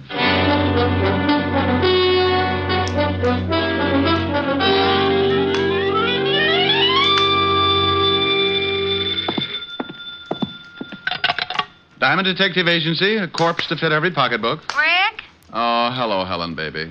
Let me sit down. Oh. Rick, what's the matter? You sounded like your arches just broke. You got the right idea, baby. Oh, but your geography is cockeyed. Are you really hurt, Rick? Believe it or not, I was trampled by a herd of horses. Oh, Rick, you idiot. Now tell me what did happen. Okay, one horse. He ruined me for life. You went horseback riding? Oh, I don't believe it. Yeah, want to see my bull eggs? You actually did. Uh-oh. Took a girl to get you to ride a horse. But it was some slinky blonde. No, baby, it was a Palomino. And look, let's get off horses. I've had enough to last me. What's with the early call? Early? Rick, did you just get in? It's after 11. I was dreaming of you, baby. You wouldn't have wanted me to stop just to get into the office. It's probably a whole harem. Helen, you got to stop that peeking. You read the morning papers? They come out in the morning? Now, you stop that. Did you read them? Well, didn't have a bet down. Why? You in the society page again? Oh, much more exciting than that. The police commissioner's house was robbed of $50,000 worth of diamonds last night, and his gardener was murdered. What? I thought that would fetch you. Better get a paper. The commissioner's statement's written in blood. Yeah. And if things don't wind up fast, tomorrow's statement will be in Walt Levinson's blood. It'll be his case. Now, you stay out of it, Rick. This thief cuts throats. Yeah, I'm scared. Are you, Rick? Well, come over tonight and I'll frighten you at close range. Say 8. I'll practice my knee knocking so I'll be in good form. And stay in. No nightclubs. At the sound of the castanets, Francis can open the door. It'll be me and my knees. See you tonight, baby. Bye. Is this the Diamond Detective Agency? Just like it says on the door. Come in and close it gently. My Japanese beetle's still asleep. Asleep? He's got a better union. Sit down, Mr. Burton, Phineas Burton. What can I do for you, Mr. Burton? Well, I want to hire you if it's agreeable. Well, for $100 a day in expenses, I'm pretty agreeable. Well, that's fine. I have a package I want you to deliver to a party in Philadelphia. You can get a messenger for $5, or if you're hard up, a carrier pigeon for a handful of popcorn. Why a detective? Well, I'm perfectly capable of judging for myself what I need, Mr. Diamond. Now, here's $300. There will be $200 more for you after you make safe delivery of the package. Why? Why? 3-letter word meaning why you want to pay me for 5 days when the trip to Philly and back can be done in a few hours. Oh, Mr. Diamond, I simply want you to drop everything else and take this job immediately. And that is my reason for the added payment. Oh, all right. I'll take your money. Just as soon as you tell me what's in the package, who it goes to, and why it's so important that I take it personally. I can't tell you that. Okay, it's your problem. Now, where did I leave my soap chips? Do you have to know? Of course. How can I do any washing without soap? I mean about this package. Oh, no. I can recommend another agency who will do it for $25 and no questions. Oh, very well. Mr. Elliott will meet you at the Philadelphia Station Information Desk at 2 o'clock today. I will wire him your description, and he will make the contact. As for the package, it contains some very valuable papers, which Mr. Elliott is afraid his wife will try to intercept. I see. He commissioned me to find the best man I could to bring the package to him. Oh, you must have read my ad. You'll have to leave immediately. Mr. Elliott is very anxious to get the package. You call me at the Astor when you return, and I'll send over the rest of the money. Good day. It may be at that. What? Forget it. Burton left the package on my desk with the money. He was a thin guy, had a funny pot that made him look as if he'd swallowed a basketball. He pushed it out the door and waddled after it. When a guy insists on throwing money in my lap, I get suspicious. And when I remembered the robbery of the night before, I got that lousy feeling again. Now, paragraph 4, section B, rule A of the Detective's Code of Ethics says, quote, upon receiving money to deliver package, detective must never open same. It is unethical. Yeah, who's ethical? Well, surprise. No wonder basketball had been nervous. At the bottom of the box were 5 pretty little diamonds. About 10 grand worth of a guess. Of course, it may have been that Burton thought diamonds should belong to Diamond, but my bet was on a frame-up. A frame that cost the real heisters 10 grand out of 50. It was aimed to get him a nice picture to fit the frame. Me. Yeah? Is this Mr. Diamond? Oh, hello, Burton. Something on your mind? Oh, I happened to be in the store across the street, and I noticed you hadn't left yet. You will leave right away, won't you? Just as soon as I arrange things, Phineas. Well, remember, it takes an hour and a half to get to Philadelphia. I don't want you to be late. I'll bet you don't. It was just to make sure. You understand? Oh, yes. I understand. You can dribble your basketball home now. I beg your pardon? Skip it. Bye. Burton's call ended nearly all doubts. I was being framed all right, and the trap required my leaving for Penn Station right away. I dropped the diamonds into what was left of a quart of milk I had for lunch the day before, put the bottle on the floor by the wastebasket. Then I took the package, rewrapped it, and went out to hail a cab. I made one stop at a toy shop, then headed for Penn Station. As I entered, I saw a pair of familiar figures. Rick. Okay, what's the gag? I got the tip, but even you wouldn't joke about this case. Now, Walt, I might joke about mass murder, but never about the commissioner being robbed. Is he making speeches yet? Yeah, that's okay, Shamus. This is one time when you're one diamond too many. Why, Otis, you're becoming a wit. Why not? You're halfway there. Oh, Lieutenant, he's picking on me again. You deserve it, Otis. Now shut up. Rick, I know the tip was phony, but the commissioner was there when it came in. I had to act on it. Tip? Well, don't be smug. I've got one, too. 5th at Hialeah. Now, don't start that. It was a tip that you were taking the commissioner's diamonds out of town. Oh, now, Walt. And don't now Walt me. I said I knew the tip was phony, but with the commissioner taking scouts all down the line, I didn't want to... No. Don't apologize, Walt. I know. Come on, Sergeant. Show me a good frisk, and I'll recommend you to all my criminal friends. Yeah, he's clean, Lieutenant. Now, Rick, let's see that